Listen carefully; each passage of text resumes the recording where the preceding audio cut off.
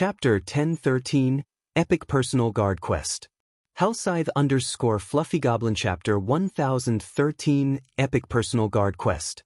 When Shifeng heard the system notification, he was dazed for a long moment. He had never thought that he could obtain an advanced title like this. It was already difficult to obtain a basic title, let alone an advanced title. Now, just by spending 1,400 gold, not only had he dealt with the eyesores in the city, but he had also earned himself an advanced title. No one would believe this in the past. Many large guilds had willingly spent over 10,000 gold for an accurate clue that led to an advanced title, not to mention the method of obtaining one city protector. While Shifeng was relatively familiar with the basic titles throughout God's domain, his understanding of advanced titles was quite shallow. After all, advanced titles were extraordinary. Nobody would casually reveal information about them. City protector, advanced title, a hero that has protected the city from the dark forces' influence. Wielder enjoys the benefits of a major noble in every human city. At the same time, personal guards can accept one epic quest per week. In addition, personal guards receive a 5% increase to quest success rate as expected of an advanced title. It actually allows my personal guards to pick up one epic quest each week. Shifeng could not help his surprise. Personal guards' development speeds depended on the quests they accepted from the Adventurers Association. The higher the quest's rank was, the better the EXP and items it would award. However, there were not many personal guard quests to choose from in the Adventurers Association. Even dark gold quests only appeared about once a week, much less epic quests. One would be extremely lucky if they picked up an epic quest once a month. If his personal guards could complete an epic quest once a week, their improvement speed would be unimaginable. They also had a 5% success rate. Even if he allowed dark gold guards like Kite and Anna to challenge a dark gold quest, their success rate was only 50%. If they were very well equipped, their success rate could top out at 80%. As Shifeng understood it, even extremely well-equipped dark gold guards only had a 30% chance of completing an epic quest. Otherwise, ordinary dark gold guards only had a 20% chance for success. As for fine gold guards, even with top-tier equipment, they'd be lucky if they had a 10% success rate. Hence, the City Protector title's 5% increase to his guard's quest success rate was amazing. Thinking up to this point, Shifeng immediately replaced his Spirit Slayer title with the City Protector title. He then summoned Kite and Anna to his side. Both Kite and Anna had leveled up significantly after some time away from Shifeng. The last time he saw the two NPCs, both were only level 60. Now, however, both had reached level 65. Meanwhile, Aqua Rose and Fire Dance, who stood beside Shifeng, were shocked upon seeing Kite and Anna. How are they so strong? Aqua Rose asked curiously. She had long since become a Viscount of White River City and could recruit her own personal guard. After mobilizing the guild's strength and Shifeng's guidance, she had managed to recruit a fine gold guard. Moreover, this fine gold guard was a guardian knight, which was an excellent match for her class. She had been overjoyed when she found this personal guard. After that, she had spared no effort to nurture her personal guard, helping the NPC accept all sorts of high-ranking quests. Her personal guard had only recently reached level 60. Who knew how many more quests the NPC had to complete to reach level 65? However, the NPC was already considered very high level. After all, the personal guards that other guilds' upper echelons recruited were usually around level 55 to 58. In terms of strength, those personal guards were nowhere near a match for hers. Right now, not only had both of Shifeng's personal guards reached level 65, but the NPC's auras felt like that of two level 65 great lords. Aqua Rose felt as if she were suffocating in their presence. After summoning his two personal guards, he spent 200 gold for both of them to accept an epic quest together. The Adventurers Association's epic personal guard quests could be completed by more than one person. Moreover, by forming a party, the guards' success rates increased. However, only personal guards that belonged to the same player could form a party. Multiple players' personal guards could not form parties together. With both Kite and Anna challenging the epic quest, the displayed success rate had increased substantially. Including the benefits from Shifeng's title, their current success rate was 37%. That percentage was high enough to excite many players, But Shifeng was not satisfied. Although a 37% success rate seemed relatively high, Shifeng knew that Kite and Anna might only succeed one of 5 attempts, rather than the theoretical one of 3. However, these NPCs could only accept 1 epic quest each week. In other words, it could take 5 weeks for Kite and Anna to complete 1 epic quest to Shifeng, who started in God's domain with nothing and had not had the support of any corporation. This efficiency wasn't favorable. It seems that I'll have to use it. Shifeng opened his bag and looked at the rainbow fruit that sat quietly inside as a divine artifact. The rainbow fruit could increase a player's potential, setting a sturdy foundation for challenging their Tier 4 and Tier 5 promotions. The boost might even help with one's Tier 6 promotion. After all, the 4 major hidden attributes were incredibly important. It was extremely difficult to increase any of those attributes by 1 point, not to mention improving all 4 by 15 points or more. However, using the rainbow fruit to nurture a near-invincible personal guard was also not a bad idea in the past. Despite Kite's growth potential of 92 points, he had been practically invincible among Tier 5 classes. Only Tier 6 God-ranked players could take him down a notch. If Shifeng nurtured a Tier 6 personal guard, he could stroll through God's domain unhindered. However, getting an NPC to Tier 6 was far more difficult than getting a player to Tier 6. It was not a problem that could be solved with money alone. Luck, opportunity, and strength were all necessary to raise a personal guard to Tier 6. Kite's potential is at 94, while Anna's is at 96. Although Anna is no match for Kite in a head-on fight, it will be safer to let Anna use the fruit. After giving it some thought, Shifeng decided to let Anna consume the rainbow fruit. After Anna ate the fruit, the room's mana grew rampant. However, this phenomenon was different from a high-tiered spell. It felt as if someone were deliberately controlling the surrounding mana.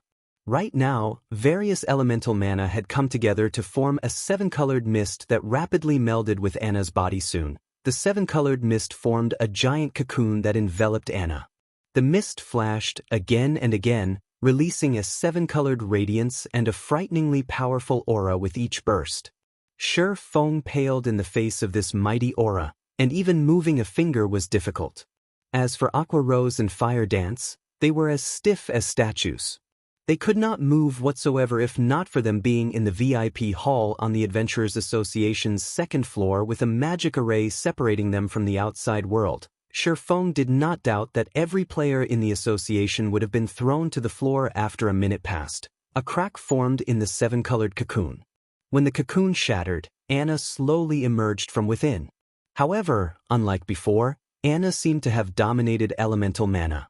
The surrounding mana could not help but submit to her. Was it a success? Shifeng anxiously examined Anna's statistics. Chapter 1014, Promotion to Epic Guard. Hellscythe_Fluffy Goblin Chapter 1014, Promotion to Epic Guard. The frightening mana circulating in the room drove everyone's gazes to Anna. Despite having the same level and items, Anna's aura had undergone an earth-shattering change. What's going on? Guild leader, what did you do? Aqua Rose's eyes widened in shock as she looked between Shifeng and Anna. She had no idea what Shifeng had done to transform his personal guard. Previously, she had felt Anna radiate a powerful pressure. Now, however, she felt nothing from the woman. This was not the first time she had experienced such a situation, so she knew full well what had caused the change. The greatest danger was one that you couldn't sense. To put it simply, Anna's new strength was outside her range of perception. While Aqua Rose and Fire Dance were shocked, Shifeng was extremely anxious. The rainbow fruit was a divine artifact. It was likely that he would never obtain another. If Anna remained a dark gold guard after consuming the fruit, the loss would be tremendous. Shifeng took a deep breath before taking a look at Anna's statistics. Anna, Yifeng's personal guard, level 65 loyalty, 95 growth potential, 105. Epic rank. She reached epic rank. Shifeng was ecstatic. He had never heard of an epic guard. As to whether or not epic guards had existed in the past, he had no idea. He had merely been the guild leader of a second-rate guild back then. He had not been privy to many of God's domain's secrets. However, he was certain of one thing: even among epic guards, one would be hard-pressed to find one with a growth potential as high as 105 points in God's domain. The importance of an NPC's growth potential grew as they reached higher levels. At higher levels, Even an extra point would result in a massive boost to the guard's attributes with each level up. Hence, even personal guards of the same rank and level could have drastically different attributes. Take Kite for example. Although his growth potential was only 2 points higher than it had been after he reached the same level and tier that he had been in the past, his strength would surpass his past self by a minimum of 10%. If it came down to a battle, the present Kite could easily suppress and defeat the past Kite within a short time. Moreover, this was only a 2-point difference for Dark Gold rank. There was even less need to mention Epic rank. There had not been any clear standards in the past for Epic guards. Any NPC whose growth potential exceeded 100 points was considered an Epic guard. Currently, Anna's growth potential exceeded Kite's by a whopping 11 points. By the time Anna reached level 70 or 80, he had no doubt that she would defeat Kite even in a melee battle. In terms of combat power, even the current Anna could defeat Kite. As both NPCs continued to level, the gap between them would only grow wider. In the end, even Kite would have to look up to Anna. Amazing. Anna's promotion to Epic rank has raised the Epic Quest's success rate to 67%. I doubt even a full party of Dark Gold guards could achieve such a percentage. Feng was speechless with her promotion. Anna had learned many new skills. She now had 3 Tier 2 curses, one more than before. Most importantly, she had learned a Tier 2 domain skill. With this domain skill, Anna was practically invincible among Tier 2 classes. Unless the other party also possessed a domain skill, even 2 Kites were no match for Anna. Following which, Feng had Kite and Anna set out to complete their Epic quest. The sooner they completed it, the more they could improve their strength. Guild leader, I've just received news that Blackwater has dispatched many of their top players. From the looks of it, it seems that they were sent to help those dark guilds. Meanwhile, the members of the various dark guilds have joined forces. Not only are they targeting parties, but they've also begun ambushing 100-man teams, Aqua Rose reported once she received this information. In addition, Blackwater has opened another shop in White River City and is selling cast steel armor kits and mana mixtures in large quantities. They've even reduced their prices. They've already lured a lot of players to their shop. They've also started purchasing rare herbs and ores at high prices from all over Starmoon Kingdom. It looks like they're getting serious. Getting serious, huh? Feng smiled. Since they want to play this game, then we'll get serious as well. Saying so, Feng purchased 100 cloaking scrolls from the Adventurers Association. The cloaking scrolls were unique to the Adventurers Association. Only 3-star adventurers could purchase them, and each scroll cost 20 gold. The cloaking scroll were considerably useful to players adventuring in the fields. When used, the scroll provided a cloaking buff to players within a 20-yard radius, which prevented them from being tracked, searched, and perceived. It also increased these players' movement speeds by 10% for 2 hours. This was a must-have tool for escaping and pursuing enemies. Unfortunately, only the person who purchased items from the Adventurers Association could use them. 2-star adventurers could purchase a scroll similar to the cloaking scroll, but the scroll was only effective on themselves. Following which, Feng gathered the Dark Gods Legion's members and Zero Wing's main force in the guild hall. He then used the Blood Aura Crystal and Cloaking Scroll. Everyone immediately obtained a buff. White River City Region, Snowy Forest. The Snowy Forest was a level 40 to level 50 high resource map. Usually, White River City's various large guilds came here to level. Now, however, this had become the main battlefield in the war between Zero Wing and the various dark guilds. Godfire, you really are amazing.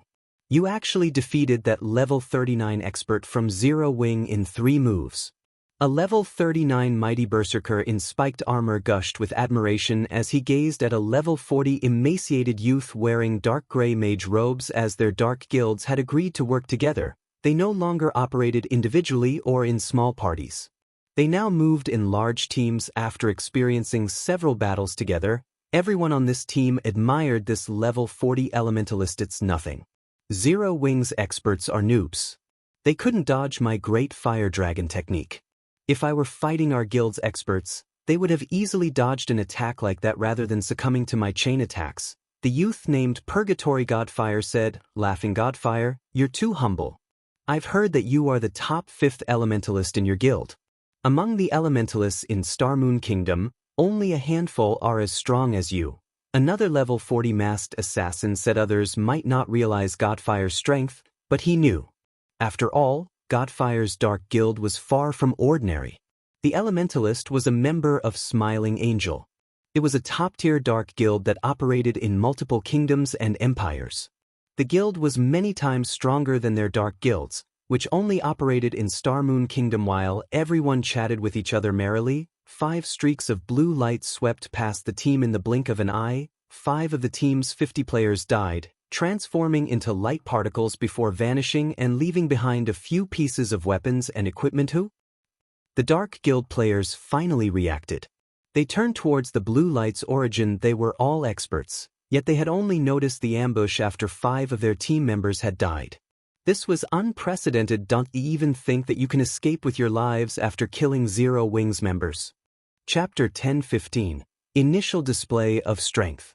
Hellscythe _ Fluffy Goblin. Chapter 1015. Initial Display of Strength.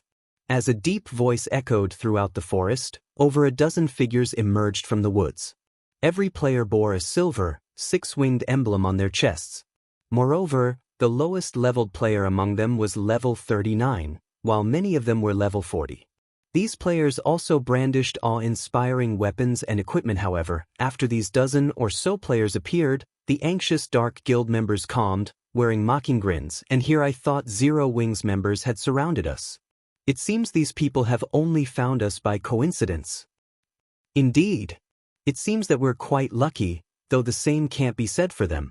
With so few, we won't even break a sweat. A team of Zero Wings core members. If we get rid of them, we'll earn more excellent equipment. These are Zero Wings experts? With just a dozen or so players, they dare to ambush us? Their foolishness knows no bounds.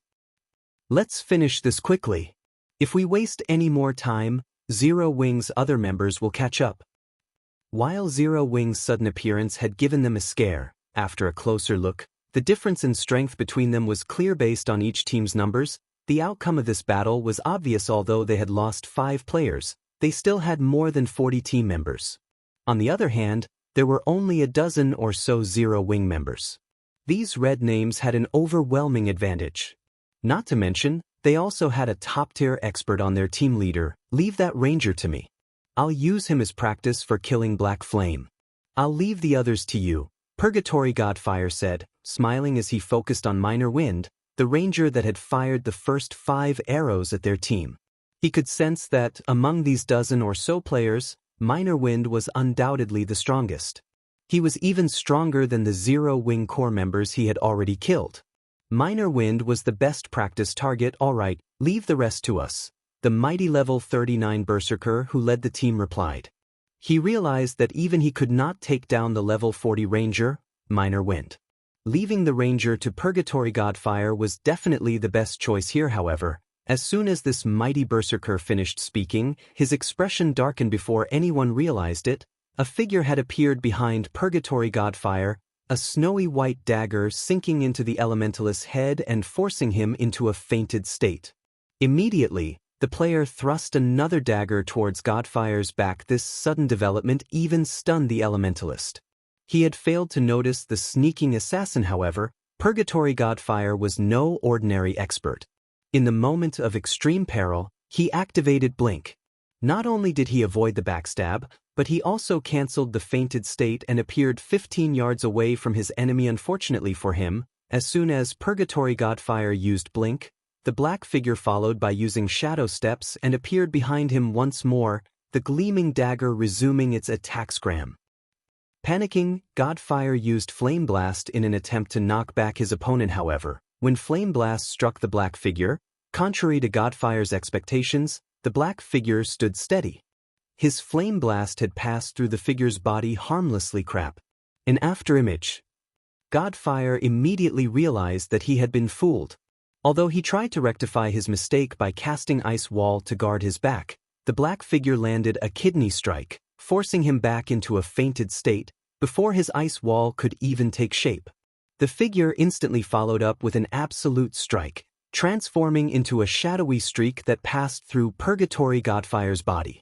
When the figure reformed, It spun in the air and launched backstab on Purgatory Godfire's side, stealing the Elementalist's last strand of HP. How are you so fast? Could you be Zero Wings #1 expert? Fire Dance. It seems that I truly have rotten luck. As Godfire's HP was about to reach zero, his eyes focused on the black-robed assassin.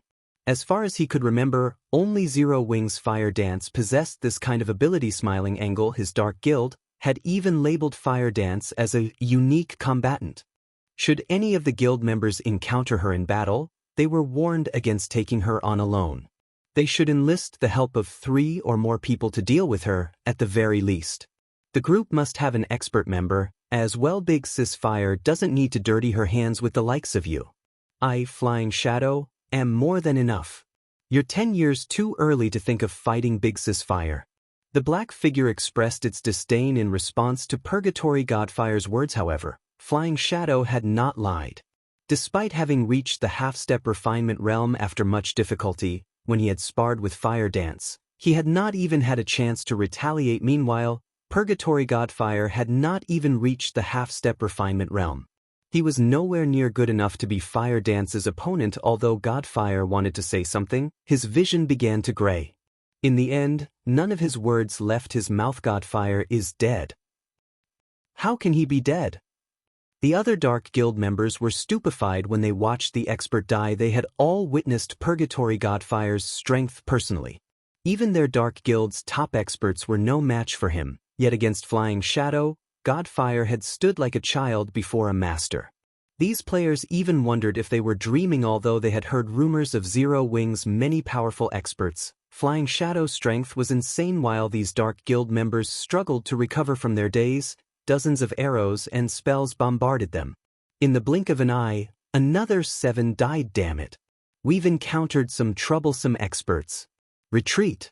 The leading berserker commanded. After examining the situation on the battlefield, he understood the difference between their teams. Although they had a numerical advantage, it was only temporary. If the battle dragged on, more Zero Wing members would arrive. This was an extremely unfavorable situation. However, as soon as he issued his command, Minor Wind fired 9 blue arrows from a distance, sealing his path of retreat. Don't even think about killing me that easily. As one of the Dark Guild's team leaders, he had the strength to earn the position. Immediately, he activated Whirlwind Slash to block the incoming arrows. Ping. Ping. However, when the Berserker's battle axe collided with the 4th arrow, the weapon was repelled. The remaining arrows then struck this team leader, eliminating his HP. Without a leader, the surviving Dark Guild members fell into chaos. After all, most of them were from different Dark Guilds. They were barely familiar with each other, much less in sync. Not that they lacked someone in command, Zero Wings members swept them down like flies. Although some had tried to escape, none could outrun Flying Shadow and Minor Wind. After a short moment, the Dark Guild team consisting of nearly 50 players died at the hands of Zero Wings' team at the same time, inside Snowy Forest. A large number of teams formed by the various Dark Guilds were also being ambushed by Zero Wings' Dark Gods Legion and main force. As the Dark Guild members died, Shipyard posted their death count on the official forums in less than an hour. A total of 3,586 Dark Guild members operating near White River City died. Moreover, this number continued to climb by the minute. Chapter 1016. Unsealing the Advanced Book of Magic. Hellscythe under the Fluffy Goblin. Chapter 1016. Unsealing the Advanced Book of Magic. Shortly after Shipyard publicized the death count on the official forums, players throughout Starmoon Kingdom were in an uproar. The various guilds, who watched from the sidelines and planned to take advantage of Zero Wings' misfortune, were particularly stupefied. Dark Guilds were famous for their abstinence and resilience. Although they had few members, taking down a Dark Guild in a field battle was extremely difficult for regular guilds unless they wanted to invest far more players and resources into the endeavor. Unfortunately, that was just too costly. Furthermore, on the off chance that the operation failed, the guild would suffer. This was why most regular guilds avoided provoking Dark Guilds. Yet, not only had Zero Wing lured over half of the Dark Guild members into a death trap, but the guild had also begun to plow over the remaining members like a bulldozer. These Dark Guilds were toothless and clawless beasts against Zero Wing. They posed no threat to the guild whatsoever. Zero Wing's methods were truly incredible. Most importantly, until this point, Zero Wing had suffered little to no losses during its hunt for the Dark Guild members. At the end of the day, strength decided the field battle's victors.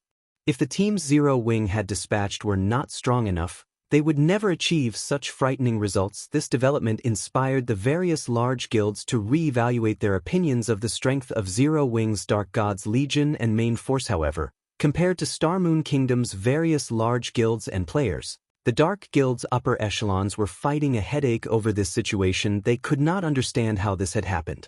They were famous for their stealth and evasion techniques in the fields, yet Zero Wing had arbitrarily slaughtered their forces.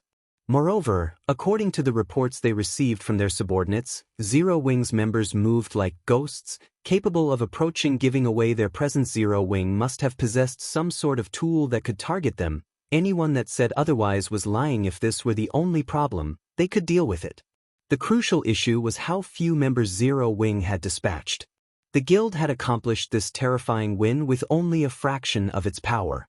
To dark guilds like theirs, who usually won their fights through quality over quantity, this was humiliating. They had become a laughingstock throughout the kingdom. What should we do now? Do we continue fighting Zero Wing?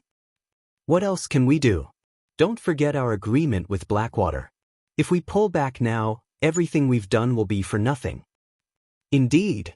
Our only choice is to continue the operation. However, we don't actually need to fight Zero Wing. Our job is simply to keep them busy. As long as we pin down Zero Wing's Dark Gods Legion and main force, we will have fulfilled our part of the bargain. When the time comes, we simply need to watch as Zero Wing loses Stone Forest Town. Without Stone Forest Town, Zero Wing can't afford to sustain its development. We can strike then. I want to see just how they plan to fight our dark guilds. That's right. We'll let Zero Wing maintain its arrogance for now. I want to see their faces when they realize we're only bait. The various dark guilds' upper echelons held a secret meeting to discuss their current predicament. As for facing Zero Wing head-on, that was just a dream. Although Blackwater had dispatched quite a few expert and elite players to assist them, White River City was Zero Wing's territory. A direct confrontation with the guild here was suicidal. Even if the Blackwater Guild were willing to pay the price for such a confrontation, it would only result in heavy damage to Zero Wing's strength and reputation. If Zero Wing wanted to stage a comeback, it had everything it needed. However, if Blackwater captured Stone Forest Town and severed Zero Wing's main source of income, Blackwater would only need to suppress Zero Wing financially, and it would eventually collapse into itself. When the Dark Guild representatives concluded their meeting, the various Dark Guild members around White River City split up, acting independently. With this, Zero Wing would have a harder time dealing with them. After the Dark Guild's weak behavior, the various large guilds that had watched the situation began to withdraw to their own territories, afraid that they would suffer the same circumstances as these dark guilds. Despite Blackwater clearly being the mastermind behind all of this, Zero Wing had deliberately chosen not to target Blackwater's members. Rather, it had decided to teach the assisting dark guilds a vicious lesson. After realizing this, they had no desire to take that risk. Guild leader, your plan is brilliant. The guilds that have been watching from the shadows are too afraid of becoming our next target and have withdrawn, Aqua Rose said. She hadn't been able to hide her smile when she received the report. The players from the various large guilds have split up. Although they are somewhat more bothersome to deal with now, if we invest a little more time, we'll eradicate them sooner or later. Even if the dark guilds intend to oppose us, I'm afraid they won't be able to. Not only had the Dark Guild's defeat increased Zero Wing's morale, but it had also improved the world's evaluation of Zero Wing. Some major companies, which had been pessimistic about Zero Wing's chances, had begun to express their interest in cooperation. Only, Shifeng rejected all of these offers. However, he had not done so because he no longer lacked money. Rather, these corporations demanded a cut of Zero Wing's shares in exchange for their cooperation. Shifeng would not tolerate that. Crap. Zero Wing is too arrogant. Do they really think that a small guild like Zero Wing can stand against the Blackwater Corporation? Without our support, the Blackwater Corporation will, sooner or later, reduce Zero Wing to nothing.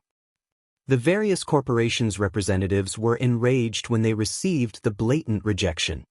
Guild leader, should I utilize my family's authority to invest some of the Star and Moon Group's funds? Aqua Rose asked somewhat worriedly. The Blackwater trading firm dropped its prices, again and again. They were now taking a loss with almost every item they sold. However, Aqua Rose had to admit that it was quite effective. The Candlelight trading firm had been losing profits as a result. In addition, Zero Wing had recently established 2 more branch guilds. It cost a considerable amount of coins to maintain the additional main forces. Furthermore, a battle raged in Lake Heart City. No need. I'll find a way to earn more coins. Shi Feng shook his head. He had already upgraded Icarus's heart to epic rank. He had even filled the necklace's life force storage. This was a good opportunity to show what the necklace was capable of. If he became a master forger, not only would he have a higher success rate when forging the fine gold-ranked magic light set equipment, but he would also unlock the next item in the advanced book of magic, the advanced mana armor kit. Previously, the strongest armor kit Shi Feng had been able to produce was the intermediate mana armor kit. One of these kits could increase the wearer's attributes by over a dozen points. With 3, the total attribute boost was the equivalent of an additional piece of dark gold equipment. However, the advanced mana armor kit was more astounding. It was also the strongest item one could learn from the advanced book of magic. In the past, countless players had gone crazy over the advanced mana armor kit. This kit was precisely the reason that a small guild had risen in the massive world of God's domain. Chapter 1017, Advanced Mana Armor Kit. Hellscythe_Fluffy Goblin Chapter 1017, Advanced Mana Armor Kit. Star Moon City, Heaven's Burial's residence.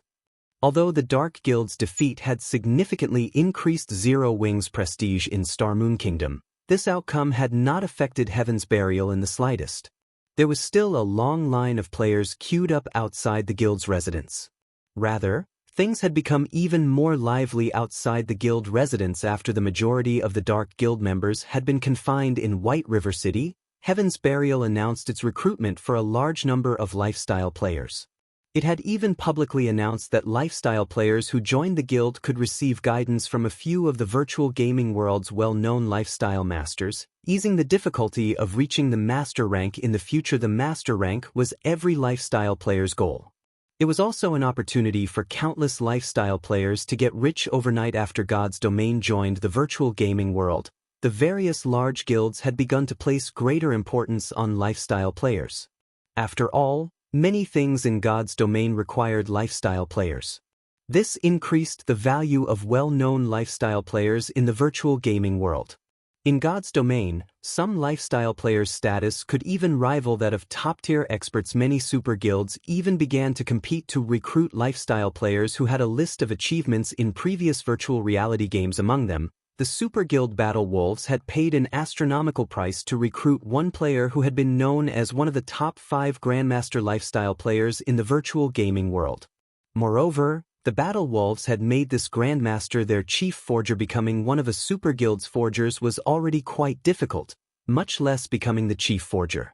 A chief forger's status was the equivalent of the Vice Guild Leaderess. Although they did not dream of such a lofty position, if they could become master lifestyle players in God's domain, they would be set for life. However, reaching the master rank in God's domain was easier said than done. If they were guided by someone with experience, though, it would be easier to become masters in the future. This was precisely the reason that Star Moon Kingdom's lifestyle players had flocked to join Heaven's Burial. Not only that, but other kingdoms' lifestyle players also began to rush towards the guild after hearing about its recruitment. Uncle Seven, why are you in such a hurry to meet me? If you had something urgent to say, couldn't you have just called me? Why make the trip back? Singular Burial asked, chuckling as he looked at the 50-plus-year-old man as he frantically rushed into the guild leader's office. If this were something that could have been conveyed in a call, I would have done so. This is important enough to make the trip. I also have a surprise for you, Seven Treasures said, laughing. A surprise? Singular Burial responded skeptically. I knew you wouldn't believe me. Here, take a look. What do you think this is? Seven Treasures retrieved a design from his bag and placed it on the table. This is... Singular Burial was stunned after reading the design's introduction. Although the design was very common, The words, Light Stone, attracted Singular Burial's attention as the guild leader of Heaven's Burial. Not much surprised him. Even an epic weapon wouldn't faze him. However, he had to admit that the light stone forging design that Seven Treasures had laid before him had been a surprise. The light stone was practically the Candlelight trading firm's symbol. Despite Heaven's Burial and Blackwater working together, neither of their guilds had been able to damage the Candlelight trading firm overmuch. This was due to the light stones who in God's domain did not want to level up faster. However, when darkness fell over God's domain, the fields became much more dangerous. If one were not an elite or expert player, they would struggle. And if one were unfortunate enough to lose their life, their progress would go to waste. Hence, light stones were a must-have item to level up at night in God's domain. In addition, as the light stone's price was quite low, it became a must-have tool for ordinary players. This secured the Candlelight trading firm's position, leaving no room for competition. However, now that Heaven's Burial had the light stone forging design, the Candlelight trading firm would no longer hold the monopoly over the light stones. Uncle Seven, where did you find these? Singular Burial asked. Only one forging player could learn from a single forging design, and the number of light stones one person could produce was limited. The Heavenly trading firm still wasn't a threat to the Candlelight trading firm. This would barely impact Candlelight's business in the Towers of Death. One of our guild's teams obtained one by accident while grinding monsters there, Seven Treasures said, laughing merrily.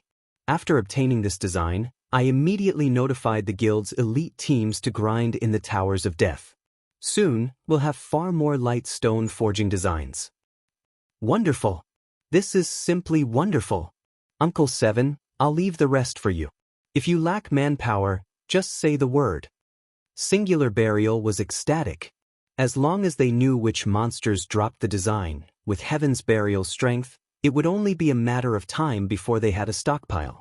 Once we have enough designs, we will extinguish Candlelight. Without the financial support from both the Candlelight trading firm and Stone Forest Town, Zero Wing will be finished. Isn't that why I'm here, trying to borrow some of the Funeral Legion's members? The monsters are too high-leveled. Our ordinary elite's grinding speed is too slow. They need experts to lead them, Seven Treasures explained, nodding. The Funeral Legion was Heaven's Burial's strongest player force. It was similar to Zero Wing's Dark God's Legion. Heaven's Burial had invested the majority of its resources into nurturing this legion, and every member was extremely powerful. In the eyes of ordinary players, they were definitely experts. However, only the guild leader could command the Funeral Legion. They would ignore anyone else's orders. Sure, no problem. I'll give you command of 400 members. Without hesitation, Singular Burial notified the Funeral Legion's commander, instructing him to dispatch 400 members to the Towers of Death immediately. Inside one of the Candlelight trading firm's special forging rooms in White River City. After sacrificing 500 units of life force to activate Icarus's Heart's God's Blessing skill, Shifeng began forging advanced mana armor kits. One after another. Not only had Shifeng forcefully raised his forging standard to master rank, but the effect also lasted 3 full hours. Meanwhile, God's Blessing's cooldown was only 4 hours. With this buff, he was practically a bona fide master lifestyle player. The only downside was that God's Blessing cost too much life force to sustain. Regardless, Shifeng was satisfied with this result. As a master forger, he could learn the advanced mana armor kit's production method. By utilizing various tools, he also increased his success rate with the advanced mana armor kits to 41%, which allowed him to succeed 1 out of 3 tries in 3 short hours. Shifeng had successfully forged 31 advanced mana armor kits. Although the production volume could not compare to the intermediate mana armor kits, the advanced version's attributes trampled over the intermediate versions. Chapter 1018, Master Forger. Hellscythe _ Fluffy Goblin. Chapter 1018, Master Forger. There were many kinds of armor kits in God's domain. However, few armor kits were suitable for high-tiered players. The advanced mana armor kit was one. Armor kits suited for high-tiered players also had another name: extraordinary armor kits. While armor kits such as the intermediate mana armor kit and the cast steel armor kit were acceptable for Tier 1 and Tier 2 players, to Tier 3 players and above, The attributes those armor kits provided were simply too pitiful to the point of being negligible. After all, as players reached higher tiers, they received far more free attribute points with each level. At Tier 0, players received 4 free attribute points with each level, while at Tier 1, they received 8 points. After reaching Tier 2, however, players would receive 15 points. The difference was obvious at a glance. Because of this, the earlier players completed their promotion to a higher tier, the more of an advantage they had. If a player completed their Tier 1 class promotion 3 or 4 levels later than others, they would have fallen behind by over 10 free attribute points. This gap would widen if the same situation occurred at Tier 2, and beyond this was where the extraordinary armor kits came in. Even among extraordinary armor kits, the basic attributes, the advanced mana armor kit's basic attributes were on the higher end of the spectrum. Hence, many high-tiered players preferred these. It seems my luck is quite good.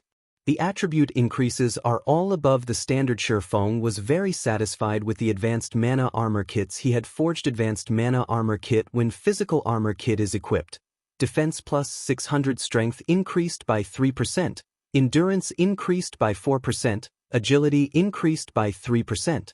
Maximum binding limit per character. 3 cannot be bound to level 40 equipment or below when magical armor kit is equipped. Defense plus 240, intelligence increased by 3%, endurance increased by 4%, vitality increased by 3%. Maximum binding limit per character. 3 cannot be bound to level 40 equipment or below when 3 kits were equipped. They would increase each of a player's basic attributes by roughly 10%. This was a considerable increase for ordinary players, not to mention expert players, who wore full sets of excellent equipment. A 10% increase to a player's basic attributes could increase one's combat power by roughly 20% to 30%. With such a huge boost to combat power, a player with 3 advanced mana armor kits could easily defeat a player possessing the same combat standards, weapons, and equipment, who did not have any armor kits equipped. Hence, many high-tiered players would flock to purchase the advanced mana armor kits. What a pity! Shipyard felt a twinge of sadness as he looked at the advanced mana armor kits he had produced. Although the advanced mana armor kit was very good, its flaws were obvious. These armor kits took significantly longer to produce than the intermediate mana armor kits. Moreover, only he could produce them. Its production volume was fated to be low. He'd be lucky to produce enough for Zero Wings core members at most. He could use the advanced mana armor kits to attract players to the Candlelight trading firm.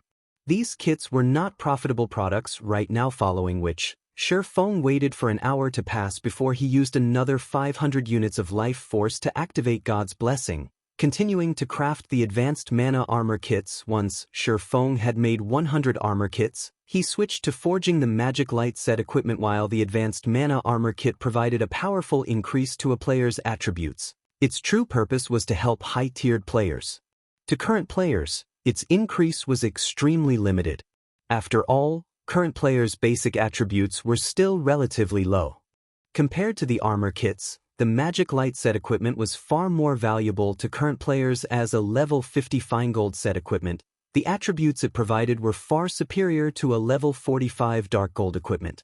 The set's total attributes could even put a Tier 1 set equipment to shame. Although Shipyard had obtained the Magic Light set equipment forging design, he had been an advanced forger. He hadn't been confident of successfully forging the level 50 fine gold set equipment.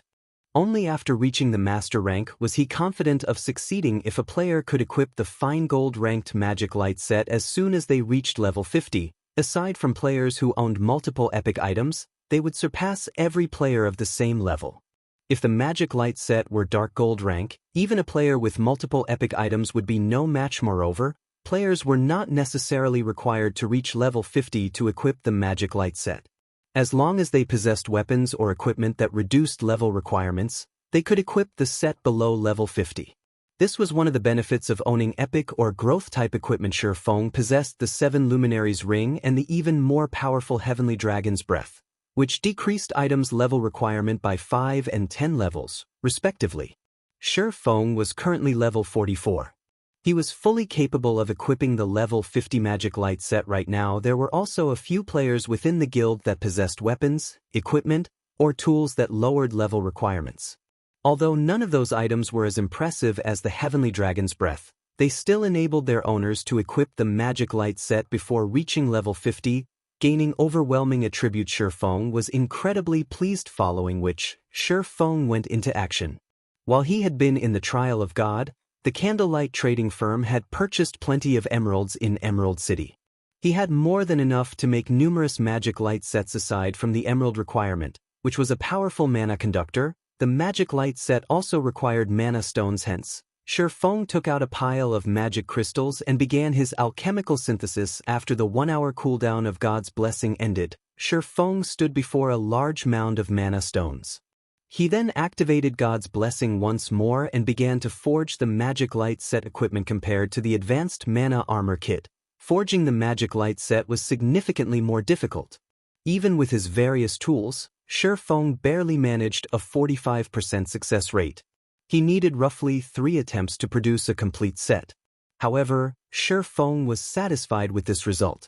If any other master forger attempted to craft the set, they'd be lucky if they achieved a 35% success rate. Rather than producing 1 set out of 3 tries, they should thank the high heavens if they produced 1 set out of 5 tries. Forging 1 complete fine gold ranked Magic Light set required 18 mana stones. Meanwhile, 50 magic crystals were needed to synthesize 1 mana stone. According to Magic Crystal's current market price, each Magic Light set would need 225 gold's worth of magic crystals. With the other materials, crafting the Magic Light set was abhorrently costly. If an ordinary master forger tried to forge the set, their production cost would be well over 1,000 gold. There were not many guilds throughout God's domain who could afford such a steep price. Fortunately, Shifeng had a sufficiently high success rate. When he was lucky, he could forge 1 set every 2 tries. With his normal luck, he produced 1 set in 3 tries. By crafting these himself, Shifeng saved hundreds of gold. After 3 hours, maybe due to his high luck attribute, he produced a total of 5 Magic Light sets with his 9 attempts. As for the remaining 4 sets, they were defective products at secret silver rank. Even so, he could still make decent money from these defective products. After all, once players reached level 50, secret silver set equipment would still be relatively rare. Even guild elites would generally wear level 50 mysterious iron equipment. As Shifeng had nothing better to do while he waited for God's Blessing's cooldown, he took out the epic treasure chest he had obtained from the Trial of God. He hadn't carried any mana stones on him while he had been in the trial. Now that he had a pile of them, he could use this opportunity to open the treasure chest. The last epic treasure chest Shifeng had opened had surprised him. It was especially true for the Beastmaster's Compendium. Now that he had obtained another epic treasure chest, Shifeng grew nervous. Silently, he began to pray, "Please don't be an epic item. Please don't be an epic item." Epic items were the most worthless items one could obtain from an epic treasure chest. The truly valuable items were designs and recipes. Following which, Shifeng sacrificed 200 units of life force and activated Divine Providence, instantly increasing his luck by 70 points. He then activated the epic treasure chest. Chapter 1019, Unbelievable Luck. Hellscythe _Fluffy Goblin Chapter 1019, Unbelievable Luck. When Shifeng opened the epic treasure chest, a purple radiance enveloped the forging room. Had he opened the chest in the middle of White River City, he would have attracted everyone's attention. As the purple light faded, the room's mana density increased significantly and remained that way for quite some time. There were a total of 3 items in the epic treasure chest. One item was luxurious red armor fashioned with white detailing. The armor was encrusted with 7 gemstones, neatly arranged to form a miniature magic array. The surrounding mana gathered around this magic array, condensing into a thin layer of 7-colored mist, which made the armor extraordinarily eye-catching. When he saw the finished product, even Shifeng was shocked. This was definitely the most visually appealing armor he had ever seen. What kind of armor is this? Shifeng wondered. This was the first time he had seen equipment that could increase the surrounding mana density. Despite not wearing the armor, his mind felt much clearer than before. The special forging room's mana was even denser than the basic meditation room. If a player's mind could be this clear all the time, it would massively help their training and battles. Following which, Shifeng clicked to check the armor's introduction. 7 Luminaries Battle Armor. chest plate, fragmented legendary rank, equipment requirement, strength 1000 class requirement, berserker when equipped. Defense increased by 100 asterisk player's level. All attributes increased by 3 asterisk player's level. Strength increased by 60%. Agility increased by 40%. Endurance increased by 60%. Magic resistance increased by 30%. Ignore levels plus 20. All berserker skills plus 5 levels. All item level requirements reduced by 10 levels. Additional passive skill 1, 7 Luminaries Protection. Decreases incoming damage from players of a lower tier by 70%, players of the same tier by 40%, and players of a higher tier by 20%. Grants immunity to control skills. Additional passive skill 2, Magic Reinforcement. Increases the strength of wearer's attacks by 50% and improves wielder's physique by 30%. Additional active skill 1, Sky God's Glory. Grants immunity to all magical damage, decreases physical damage received by 80%, and increases movement speed and attack speed by 100% for 10 seconds. Cooldown, 1 hour. Additional active skill 2, 7 Luminaries Domain. Effective radius of 50 yards. Decreases all enemies' reaction speed within affected area by 30%, movement speed by 40%, and attack speed by 40%. Wearer can also control up to 3 7 Luminary Spears. Each spear contains 200% of wearer's strength and causes 500% holy damage. Duration, 2 minutes cooldown, 5 hours. Skill is currently tier 1. Skills tier will increase with player's tier. The 7 Luminaries Battle Armor was a legendary item created by the blacksmith god, Soros. During the Great Ancient War, it had been greatly damaged by the Lord of the Abyss. However, as the battle armor's core remained intact, its repair only requires 10 God Crystals. Current number of absorbed God Crystals, 0/10. Shifeng was dazed for a long moment after reading the armor's introduction. He had never thought that it was possible to obtain a fragmented legendary item from an epic treasure chest. It was even a considerably powerful fragmented legendary item. Whoever equipped the 7 Luminaries battle armor would watch their combat power soar. Unfortunately, only berserkers could equip this armor. If he could equip it, it was very likely that he wouldn't find a single player throughout God's domain that could match him. After all, if he had 2 fragmented legendary items equipped, not only would he have an overwhelming advantage in terms of attributes, but he would also possess absurdly powerful skills. If his opponent didn't have a similar lineup of equipment, he would be invincible. Although the battle armor had its own glaring flaws, repairing it would be easier than repairing other fragmented legendary items. There was a much higher chance that he could repair it and transform it into a true legendary item. Aside from the battle armor, 2 plain, old books lay within the epic treasure chest. As Shifeng was already satisfied with the 7 Luminaries battle armor, he hadn't paid much attention to the 2 old books. However, when Shifeng read their introductory texts, he was shocked once more. Icarus's heart's effects are unbelievable. Shifeng was speechless as he held the 2 books of the 2 books. One was an alchemy secret journal, while the other was the design for the magic tower in God's domain. Both books were treasures that could only be obtained with luck. Among the 2 books, the alchemy secret journal recorded the recipe for an exotic potion. However, only a maximum of 10 alchemists could learn the recipe. There were many types of potion in God's domain. Most generally lasted only 1 or 2 hours. Moreover, the effects would disappear upon death. However, exotic potions were different. Not only did they have long durations, but their buffs would remain after the player died and resurrected. Furthermore, these were only exotic potions. Side effects: exotic potions were the product of the hard work of God's domain's craftsmen alchemists. Every exotic potion was extremely powerful. The secret journal Shifeng held contained the recipe to produce an exotic potion named Exotic Stamina Potion. When consumed, the potion increased players' maximum stamina by 10% and stamina recovery rate by 80% for 10 hours. Stamina was indispensable for players. Regardless of whether players fought or ran, they consumed stamina. Only, the amount consumed was different. If players ran out of stamina, even if their HP were full, they would lose the ability to move. Hence, most players generally took a break after grinding monsters for a certain time, using the opportunity to recover their stamina. If a player's stamina recovery rate and maximum limit increased, they would become far more efficient when grinding. Hence, in God's domain, all items capable of increasing a player's stamina or their stamina recovery rate were extremely valuable. Although the exotic stamina potion was not as effective as the blood refining crystal's life essence, its effects were still considerably good.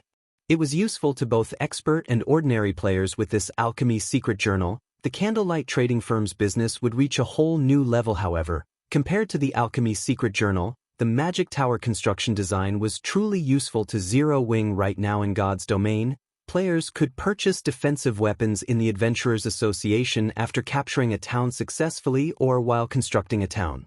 Defense turrets were one of the most common defensive weapons.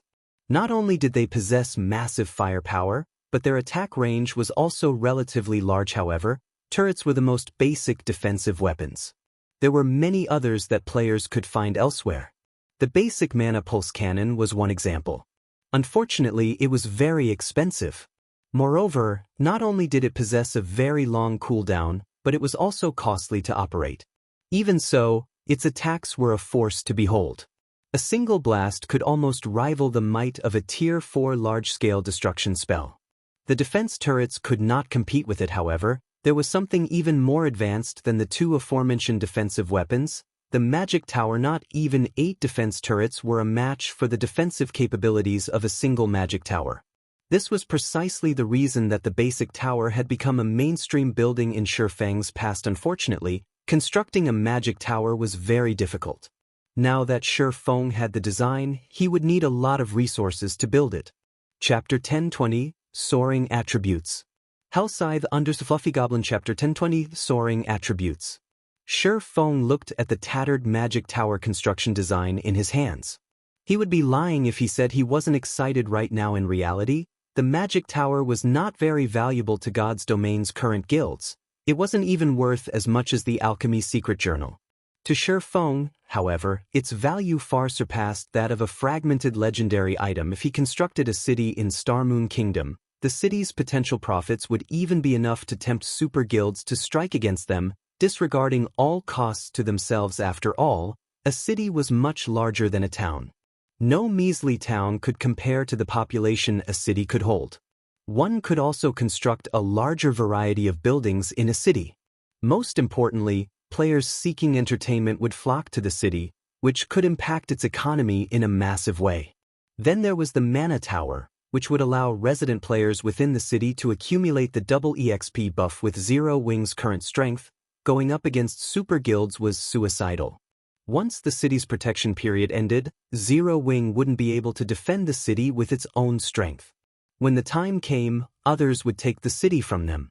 Shifang didn't want to see that happen. That was the reason that Shifang wouldn't construct the city right now, regardless of whether or not he could afford to. Without sufficient strength, excessive wealth only invited disaster. He would not naively believe that those super guilds would kindly offer to cooperate with Zero Wing. To begin with, these existences were playing virtual reality games to earn money, not to have fun.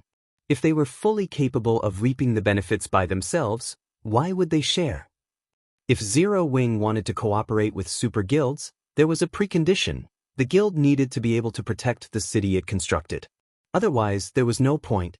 It was similar to the encounter with the Dragon Phoenix Pavilion. Shifang had been worried about his city's defense. Acquiring the magic tower design was undoubtedly good news. Once he constructed his city, he simply needed to construct a few magic towers to protect it. At that time, with Zero Wing's constantly rising strength, defending a single city should not be a problem. However, like a teleportation magic array forging design, the magic tower design had limited uses. Up to 5 magic towers could be constructed with one design. This was enough for Shifang. I had planned to add several more turrets to stabilize Stone Forest Town's safety. It seems that won't be necessary now. Shifang smiled. He then contacted Aqua Rose, instructing her to collect the necessary materials and lifestyle players to construct the magic tower in Stone Forest Town. Unlike other items production, the magic tower's construction did not require specific lifestyle classes. In fact, any player could construct the magic tower. It was only a matter of speed and efficiency. However, To construct the magic tower's core, players needed to be capable of drawing an intermediate magic array. After all, the tower's most important components were the magic array and the mana circuit for Shifeng, who was capable of manufacturing intermediate magic arrays. Constructing the magic tower's mana circuit would be a piece of cake. As for the magic light set equipment, Shifeng put the project on a temporary hold. In any case, no one else in the guild could equip the set right now. The number of sets he had already produced was more than enough for the moment. Shifeng then replaced his Tier 1 set equipment with the fine gold-ranked magic light set equipment. Following which, he replaced all 3 of his intermediate mana armor kits with the advanced versions. Immediately, his basic attributes soared to a new level. His strength instantly broke past the 1,200-point threshold. He was significantly stronger than a lord of the same level. His HP also soared to 32,550, while his defense could probably render even Zero Wings number 1 MT, Cola, speechless. With this set of equipment, I can likely solo an ordinary level 50 lord without any berserk skills. When Shifeng clenched his fist, he could feel that his combat power had reached a new realm. He had to admit that there was a massive difference between level 50 and level 45 equipment in terms of attributes. After Shifeng switched into his new equipment, he used the demon mask to alter the magic light set's appearance, using his previous appearance. This way, outsiders would not notice any changes to his weapons or equipment, and they would not be able to gauge his strength without fighting him. As Shifeng arrived downstairs and was about to rearrange the counters in the Candlelight trading firm's first-floor hall, he noticed that the number of players in the hall had decreased significantly. Moreover, a few of the players here scoffed at the trading firm's products. The Candlelight trading firm is unreasonable. Both the Heavenly trading firm and the Blackwater trading firm are selling their light stones for 80 copper each, yet Candlelight is still selling them for a silver each. I think I'll be better off shopping at the other 2 trading firms. Isn't the light stone supposed to be the Candlelight's specialty product? What? You don't know? Not long ago, both the Heavenly trading firm and the Blackwater trading firm announced that they are selling light stones. Moreover, they're selling each stone for only 80 copper and have declared that they will never raise its price, unlike a certain Blackheart trading firm who only wants to wring us dry. What? They're so cheap. If I had known, I wouldn't have purchased so many light stones from Candlelight. While these several players chatted loudly, the surrounding players that overheard their conversation promptly changed their minds about purchasing light stones from the shop. They began to filter out of the Candlelight trading firm in search of a better deal. It was obvious that they were going to investigate the Heavenly trading firm and Blackwater trading firm's new products. Even 20 copper coins was a significant sum of money to ordinary players. If they used 5 light stones in a day, they could save up to 1 silver coin each day. That was enough money for independent players to buy themselves several drinks at the bar. If they saved up for a few days, they could also afford a nice piece of bronze or mysterious iron equipment. They sure are quick to extend their hands. Shifeng glanced at the several independent players who conversed with each other. He then called up the shop's system interface and teleported these players out of the shop. He banned them permanently from all of Candlelight's shops. It was very obvious that these people had no intentions of purchasing anything from Candlelight. They were either hired by Heaven's Burial or Blackwater to come here and steal customers. Otherwise, why would these people bother coming to Candlelight if they knew that the Heavenly trading firm and Blackwater trading firm sold light stones? Instead of blabbering on in the shop, showing no signs of leaving, anyone who heard the news would likely rush out of the shop as the previous customers had. Crap, why can't I enter the shop? What kind of trading firm is this? They dare to chase away their customers. I'm never coming back. After Shifeng banished several independent players from the Candlelight trading firm, those players stood outside the shop, cursing in indignation. Very quickly, they attracted passers-by's attention. The Candlelight trading firm is outrageous. How can they randomly kick people out of their shop?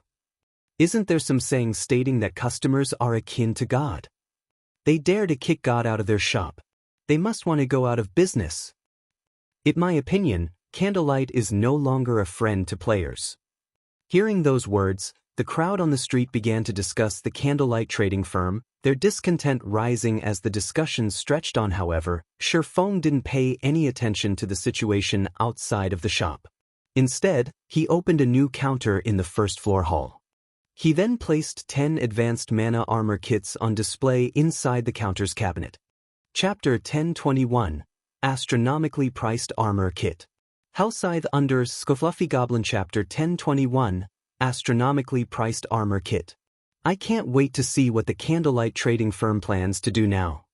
As several players felt triumphant, thinking that their actions would damage the Candlelight trading firm's business, they noticed that the player traffic entering the firm gradually began to increase, rather than decrease. Moreover, among these players, there were even members from various large guilds. A flood of advanced horse carriages also began to stop near the shop's entrance. Quick! If we're late, they will sell out. One after another, guild players alighted from the carriages. What's going on? The independent players who had been banned from the shop realized that something was off, but they had no idea what was wrong. Although they wanted to enter the shop to investigate the situation, no matter how hard they tried, they could not take one step into the building. They could only stare at the establishment from outside. Fellow brother, do you know what's going on inside the Candlelight trading firm? It seems that Candlelight has revealed a new product in the first-floor hall. After hearing what a friend told me, I stopped what I was doing and hurried over immediately. The new product is called the Advanced Mana Armor Kit, and I heard that its attributes trump the intermediate version.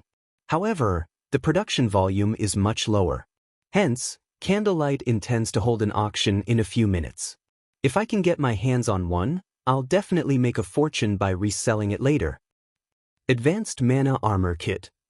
The several players that Shifeng had chased out were stupefied. They had been tasked to observe the Candlelight trading firm and to cause some trouble while they were at it. Yet, as soon as they had been kicked out of the shop, the Candlelight trading firm began to sell the Advanced Mana Armor Kit. Everyone in Starmoon Kingdom and the several surrounding countries knew about the Mana Armor Kits. However, due to their rarity, very few players could actually get their hands on them. For the intermediate Mana Armor Kits, only Zero Wings members had reliable access to them with their guild contribution points. Even then, elite members were only allowed to purchase one kit, while only core members were allowed to purchase 3. Because of this, the various large guilds were forced to purchase the intermediate Mana Armor Kits from Zero Wings members secretly and at a high price. Moreover, only their guild's top-tier experts qualified to use the kits. Now that Zero Wing was selling the superior Advanced Mana Armor Kit, it would cause an uproar throughout Starmoon Kingdom. It was no wonder why the various large guilds had frantically dispatched their representatives to Candlelight.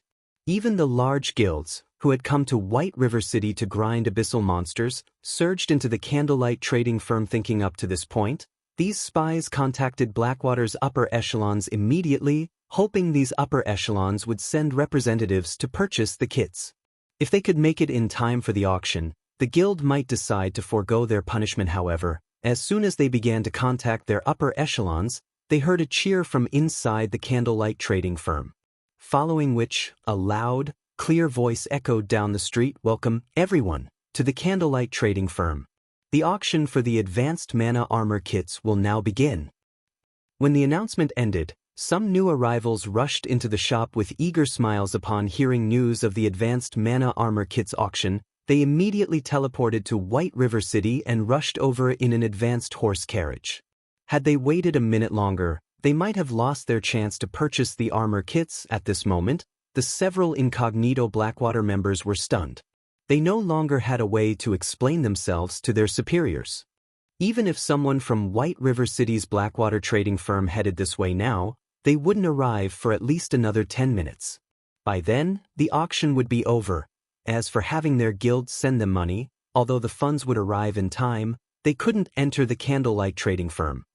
Meanwhile, inside the Candlelight trading firm, the various guild members and independent players began to yell out their bids. The Advanced Mana Armor Kit's starting bid was 10 gold. Everyone was surprised. No one had expected the Candlelight to sell these kits so cheaply. Even the intermediate Mana Armor Kits cost more than 10 gold per piece. Every player here had seen the Advanced Mana Armor Kit's attributes for themselves. If a player equipped 3 of the kits could increase their basic attributes by roughly 10%. This might not be a lot to Tier 1 players, but once players reach Tier 2 or above, the boost would be massive when everyone thought about how they could use the Advanced Mana Armor Kit after reaching their Tier 4 and Tier 5 classes. The passionate light in their eyes blazed as they looked upon the kits. This time, a total of 10 armor kits were up for auction, with each lot containing one kit.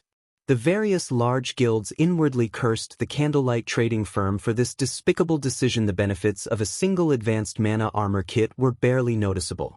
If one wanted the most benefits out of the kits, they had to collect 3 of them.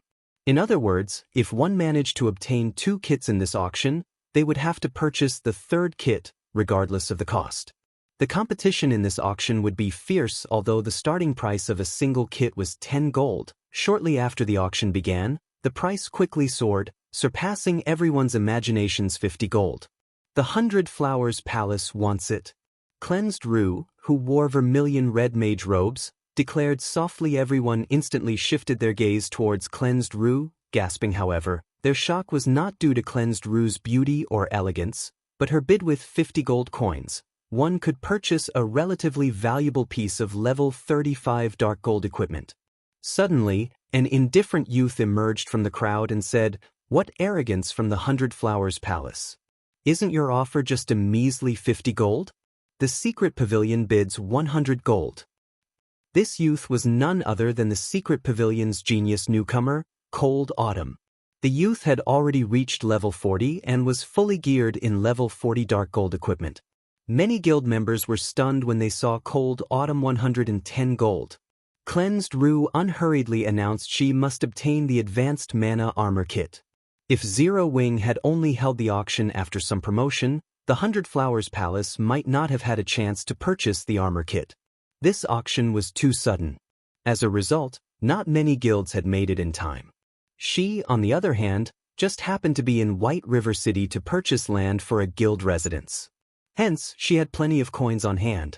She definitely had what it took to compete with the secret pavilion. However, Cold Autumn did not give up as he shouted his next bid. Within a short moment, the Advanced Mana Armor Kit's price rose to 150 gold, causing most players to give up on the item. Although the Advanced Mana Armor Kit was impressive, one would only have around a 10% increase to their basic attributes after gathering 3 kits. It was not worth that much money. Just as everyone thought that the Advanced Mana Armor Kit would go to the 100 Flowers Palace, a woman wearing green mage robes raised her hand and called out, "I bid 200 gold." Chapter 1022, Candlelight's Large-Scale Auction. Hellscythe_Fluffy Goblin. Chapter 1022, Candlelight's Large-Scale Auction. 200. She is insane. With that much money, I'd rather buy a level 40 dark gold weapon. Everyone inside the hall looked towards the woman who had placed the latest bid. What they saw, however, stunned them. The woman who placed the bid was level 41. Among the crowd in the hall, there were only a handful of players who had reached level 40. Meanwhile, every one of these players was an expert from a powerful guild such as Cleansed Rue from the 100 Flowers Palace and Cold Autumn from the Secret Pavilion. Even among their own guilds, these people were top-ranking personnel. Even so, they were relatively far from level 41, yet this woman had surpassed them. More importantly, such a powerful expert did not wear a guild emblem on her person, which was truly surprising. Alluring Summer. Who is she? When she saw the woman, who was no less attractive than herself, Cleansed Rue was astonished. She had practically memorized all of the well-known experts' names in Starmoon Kingdom. She also knew about many powerful experts who hid from the public eye in the various large guilds. However, logically, it was impossible for an ordinary expert to be able to reach level 41 at this stage of the game, much less an independent player. Cleansed Rue wasn't the only one surprised by Alluring Summer's presence. Even Cold Autumn was shocked. The Secret Pavilion's information network was extensive.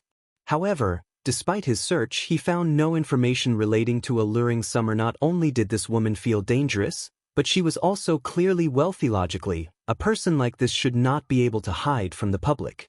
The Secret Pavilion's records even included the notable achievements players from some cities had accomplished, yet they included nothing about Alluring Summer.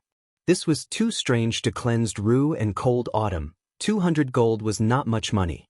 However, neither of them was a fool. At this point, the advanced mana armor kit's price was already way above its actual value. Hence, in the end, they decided to let Alluring Summer have it, following which, the auction for the advanced mana armor kits became a bidding competition between these three players. In the end, however, Alluring Summer purchased the second and third armor kit for 200 gold each, astounding everyone who took part. It would have been fine if a guild player had purchased the armor kits for such a high price. After all, large guilds like the 100 Flowers Palace and the Secret Pavilion had many members. Naturally, they could get their hands on a lot of money. To ordinary players, however, 200 gold was undoubtedly astronomical. Even expert players could not produce that much money yet. An independent expert like Alluring Summer had spent 600 gold on just 3 advanced mana armor kits. Her wealth invoked questions about her origins. Moreover, judging by the woman's expression, it did not seem as if she particularly minded spending 600 gold. For a time, everyone was concerned about Alluring Summer's identity.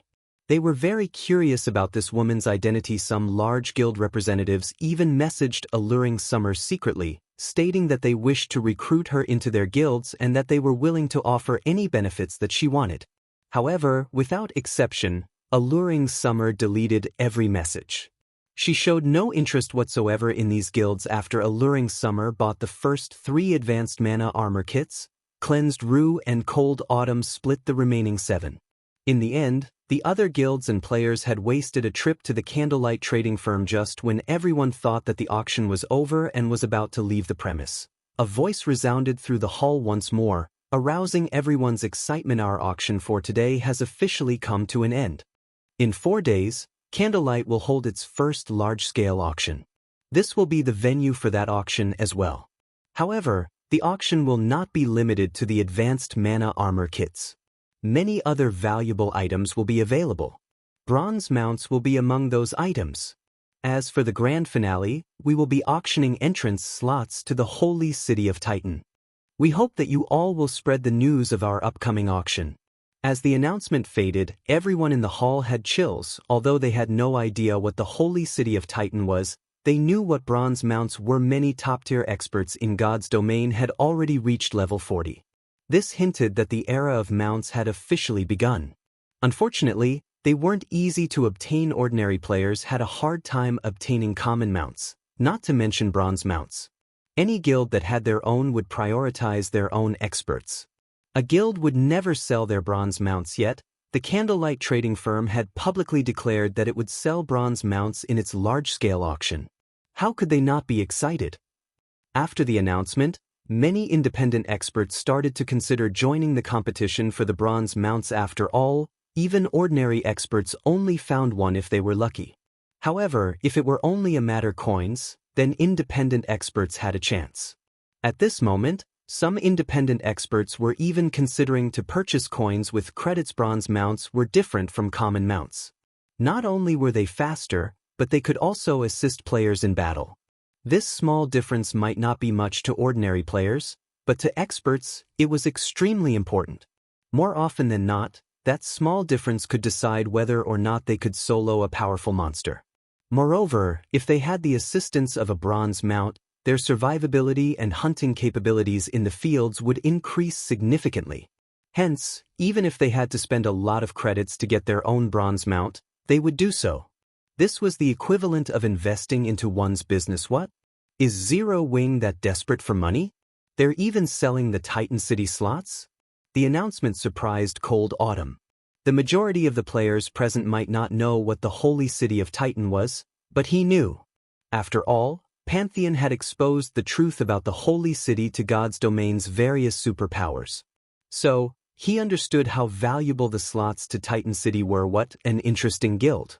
Everyone believes that Zero Wing will succumb to Blackwater's attack. It seems that they have underestimated Zero Wing's foundations. Cleansed Rue smiled upon hearing this announcement, her interest in Candlelight's large-scale auction growing. After the auction, players left the Candlelight trading firm, one after another. However, once outside the shop, they found that a group of level 39 expert players radiating killing intent had surrounded the trading firm's entrance. Every one of these players wore Blackwater's guild emblem. Seeing this, Ordinary players moved out of these players' way, afraid of attracting their attention suddenly. A tall, robust man wearing silver battle armor stepped into Alluring Summer's way and asked sternly, "Are you the one who purchased the advanced mana armor kits?" Chapter 1023, Intense Battle at the Entrance. Hellscythe_Fluffy Goblin Chapter 1023, Intense Battle at the Entrance. When Blackwater's members blocked Alluring Summer's path, the people on the street turned to watch what was happening. Setting aside Alluring Summer's great beauty, her level 41 drew everyone's admiration. Between that and Blackwater's menacing players, this group had no difficulty attracting attention. So, he's Laughing Drunkard of Blackwater. Cold Autumn's gaze chilled when he saw the leading silver-armored man. Laughing Drunkard was one of the few experts who had risen to prominence in the Blackwater Guild. Although his battle record was limited, he had, single-handedly, defeated the Star Alliance's Purple Eye and a dozen or so experts, wounding the first-rate guild. He already ranked within the top 1,000 on the God's Domain experts list. Moreover, it was obvious that Laughing Drunkard had not used his full strength in his last battle. Due to this, the secret pavilion had investigated this man thoroughly. Even now, Cold Autumn could remember Yuan Tiexin's words, warning him that, should he encounter Laughing Drunkard in the fields, caution would be best. His safest option was to step aside and take a long way around. Now, after observing Laughing Drunkard in detail, Cold Autumn discovered that the man radiated quite a pressure. Laughing Drunkard wore a full set of excellent level 40 dark gold equipment. The man also carried a snow-white spear across his back. Overall, the man looked like a daunting general on a battlefield. However, with his current strength, he shouldn't need to fear Laughing Drunkard to the point of avoiding contact. This left Cold Autumn confused about Yuan Tiexin's warning. While Cold Autumn watched Laughing Drunkard, the man shot the youth a look, revealing a sneer, as if he had sensed Cold Autumn's gaze. He then ignored Cold Autumn and returned his attention to the woman before him. Watching Laughing Drunkard and the others, Alluring Summer nodded and said, "That's right. What business do you have with me?" "Good. We'll give you 150 gold. Sell us all of your advanced mana armor kits," Laughing Drunkard said in a commanding tone after confirming that he got the right person. "Of course, you can choose not to sell them. But I can't guarantee you will leave White River City with your life." As soon as Laughing Drunkard made the threat, the dozen or so level 39 players beside him encircled Alluring Summer, sneering at the woman. Laughing Drunkard had not spoken softly. Almost every player watching his group had heard him clearly. Many players instantly voiced their complaints that woman spent 600 gold to buy those 3 kits, yet he wants to buy them all for 150 gold? Blackwater's members are too much. Has Blackwater lost its mind? They dare extort others in broad daylight. Are they not afraid of the guards? Sure enough, independent players shouldn't stand out. I've heard that Blackwater members even dared to attack Ouroboros's guild leader, Gentle Snow, in the middle of the city. That beauty has no choice but to concede. Many players began to pity Alluring Summer. Everyone understood that, rather than targeting Alluring Summer specifically, Blackwater's true intention was to demonstrate its might in White River City. Blackwater was currently engaged in an all-out war against Zero Wing. Now that Zero Wing had declared its large-scale auction in 4 days, Blackwater had to do something to suppress Zero Wing, preventing the guild from making a comeback. An independent player like Alluring Summer, who had purchased the Candlelight trading firm's items and wasn't particularly strong, would undoubtedly be Blackwater's best target for a demonstration. Whether Alluring Summer handed over the items willingly or they took the items by force, the act would send a message that anyone who purchased items from Candlelight would suffer the consequences. "You're going to attack me if I refuse?" Narrowing her eyes, Alluring Summer smiled as she said, "I want to see if your Blackwater is strong enough to do so, then. You must want to die." A level 39 black-robed assassin suddenly appeared behind Alluring Summer, his eyes containing bloodlust. The assassin thrust his dagger towards the back of Alluring Summer's head, giving the woman no room to dodge or counter. Despicable! Cleansed Rue, who stood by the side, inwardly cursed this sight. While Laughing Drunkard had been talking, he had sent an expert assassin to approach Alluring Summer stealthily and attack her should the negotiations fail. This was truly despicable behavior, as everyone thought that Alluring Summer was done for. They watched the level 39 assassin's dagger pass through the woman's body harmlessly. Rather than finding its target, the assassin's attack struck Alluring Smiles. After mature reaction time is so fast. Cold Autumn's eyes widened, shocked at Alluring Summer's speed.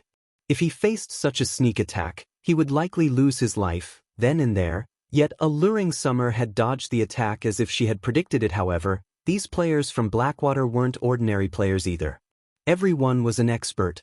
After realizing that his attack had failed, that assassin turned to where Alluring Summer had aimed her blink. After discovering the woman, he used shadow steps. In the blink of an eye, the assassin appeared behind Alluring Smile once more. With a backhand swing, he sent a backstab at Alluring Smile, the fluidity of his movements impressing many of the guild experts who watched the fight. Ping. Before anyone realized it, an ice wall had appeared behind Alluring Summer. When the dagger struck the wall and subsequently slowed, Alluring Summer tilted her body forward slightly, deftly dodging the assassin's backstab. Following which, she turned and before anyone realized it, completed chanting and tracing the runes for another spell. She then pointed her finger at the assassin. Immediately, an arc of blue lightning shot from Alluring Summer's extended finger and struck the assassin before her. However, the assassin was no fool. Understanding that the lightning attack was quite powerful, he immediately activated Vanish, utilizing the brief 1-3-second invulnerability to block the attack. It seems this chick is quite strong. Seeing that Alluring Summers was extraordinarily strong, Laughing Drunkard turned to one of the swordsmen beside him and said, "Bullet, go, help take care of that chick. After this, I'll ask the boss to help you apply for training at the main headquarters." "Thank you, leader.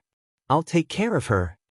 The swordsman named Bullet licked his lips before activating Windwalk and charging towards Alluring Summer. Cleansed Rue frowned when she saw the expert assassin and expert swordsman working together against Alluring Summer. She could tell that both the assassin and the swordsman could easily rank near the top of 100 Flowers Palace's players with their combat standards. If their coordination was good, even Cleansed Rue herself was not confident of defeating them. When Bullet arrived before Alluring Summer, the latter turned suddenly once more and pointed her finger at the swordsman. Shio. Another arc of lightning flew from Alluring Summer's finger. Moreover, the lightning was even faster than before. The attack was far more powerful this time. Before anyone realized it, 3 ice walls had appeared around Bullet, preventing him from moving sideways or backward and leaving him with no choice but to defend against the attack. Ping. Bullet quickly activated parry to block the attack. However, the instant his weapon met lightning, his body was launched like a cannonball, crashing through the ice wall behind him and landing over 20 yards away. The massive power within Alluring Summer's attack made everyone shudder involuntarily. Such skilled double casting. Alluring Summer's performance surprised Cold Autumn. "It's no wonder why you dared to challenge us. So, you have a few tricks up your sleeves. Ghost, join them. I want to see how long she can hold up," Laughing Drunkard ordered. "Understood." At this time, a large, tanned berserker named Smoking Ghost stepped forward. Without hesitation, he used charge on the fatigued Alluring Summer. Just when this level 39 berserker's weapon was about to hit Alluring Summer, a 3-meter-tall skeletal claw appeared beside the berserker without so much as a sound.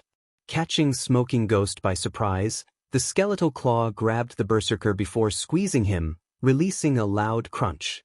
Smoking Ghost's body transformed into a pile of ash that fell through the skeletal clawed fingers.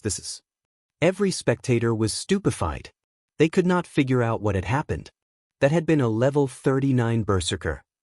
Even Cold Autumn and Cleansed Rue were shocked. They could not believe that such an expert had died in a single move. Suddenly, a clear voice resonated down the street. "This is Zero Wings territory. Do you people from Blackwater think you can do whatever you want here?" The crowd turned towards the voice's owner. They were speechless. The person who had spoken was none other than Zero Wings' Vice Guild leader, Aqua Rose. Chapter 1024, Mage God. Hellscythe under Fluffy Goblin. Chapter 1024, Mage God. So strong. As expected of Zero Wings Goddess. Aqua Rose's Tier 1 curse, Soul Annihilation, shocked every player on the street. Many female players were even mesmerized. She's Zero Wing's vice guild leader? Cleansed Rue's eyes widened in shock as she saw Aqua Rose. Although she had been in White River City for a time and had seen photos of Aqua Rose and watched many of the woman's videos, this was the first time she had seen her in person. However, the Aqua Rose she stared at was different from her guild's reports based on the information her guild had provided.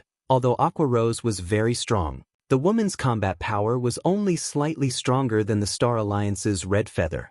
Although Aqua Rose had improved as time progressed and had even defeated Thousand Blades, one of the Glorious Lions battle team's apex experts, in the Dark Arena, she was not strong enough to kill a level 39 top-tier expert with a single attack. Ordinary players might not realize how strong that level 39 berserker was, but as the vice guild leader of a first-rate guild, Cleansed Rue, this level 39 berserker's timing was even better than the assassin and swordsman who had attacked first. He was definitely a half-step refinement realm expert. Moreover, based on Laughing Drunkard's tone, it was obvious that he was relatively confident in this berserker's strength. A half-step refinement realm expert was no noob. In a first-rate guild, said expert would rank near the top of the guild.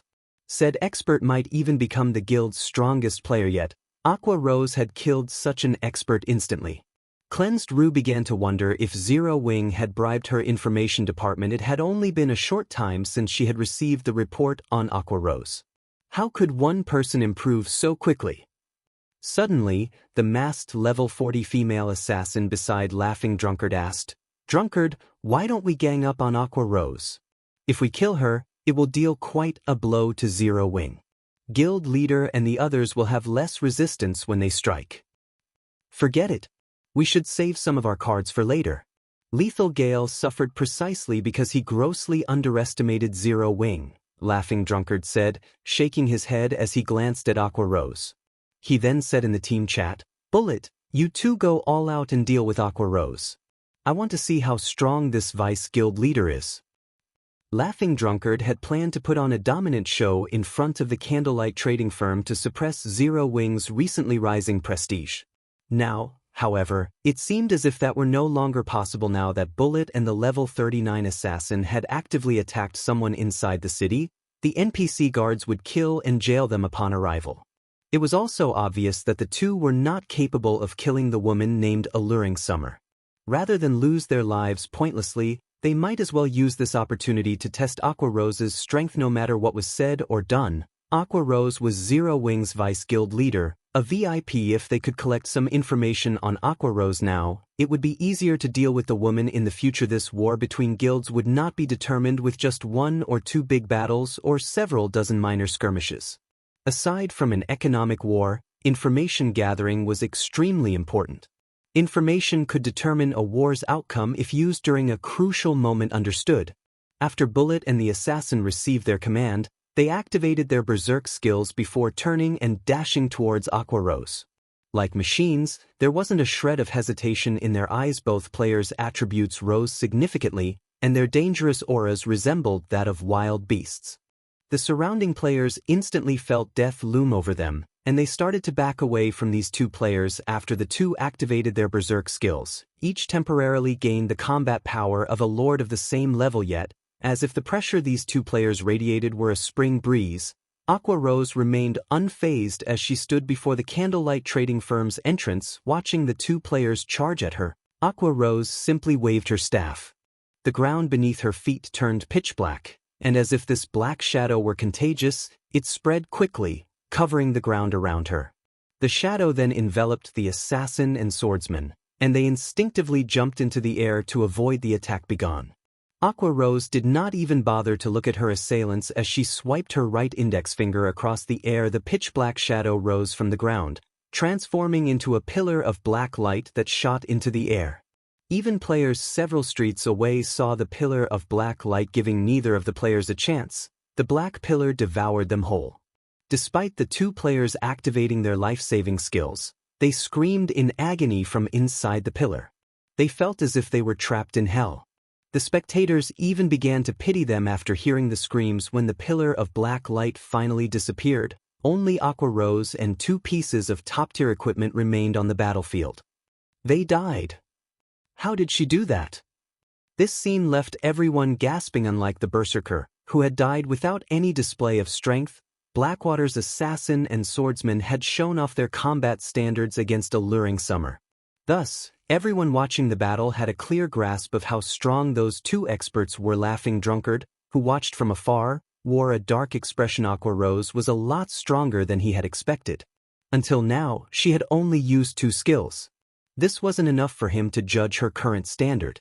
Moreover, the information he gleaned from the Pillar of Black Light was not enough to reach a conclusion. The assassin and swordsman had died for nothing. After Aqua Rose finished collecting her loot, she looked towards Laughing Drunkard and said, "If you still want to fight, attack me together. I don't have time to waste on fighting you one by one." Currently, she was in a relatively good mood. She had only used 2 skills to earn 2 pieces of level 35 dark gold equipment. She could probably make close to 100 gold if she sold these 2 items. Unfortunately, Blackwater's members had swiftly retrieved the equipment the Berserker had dropped. Otherwise, she could have earned more money.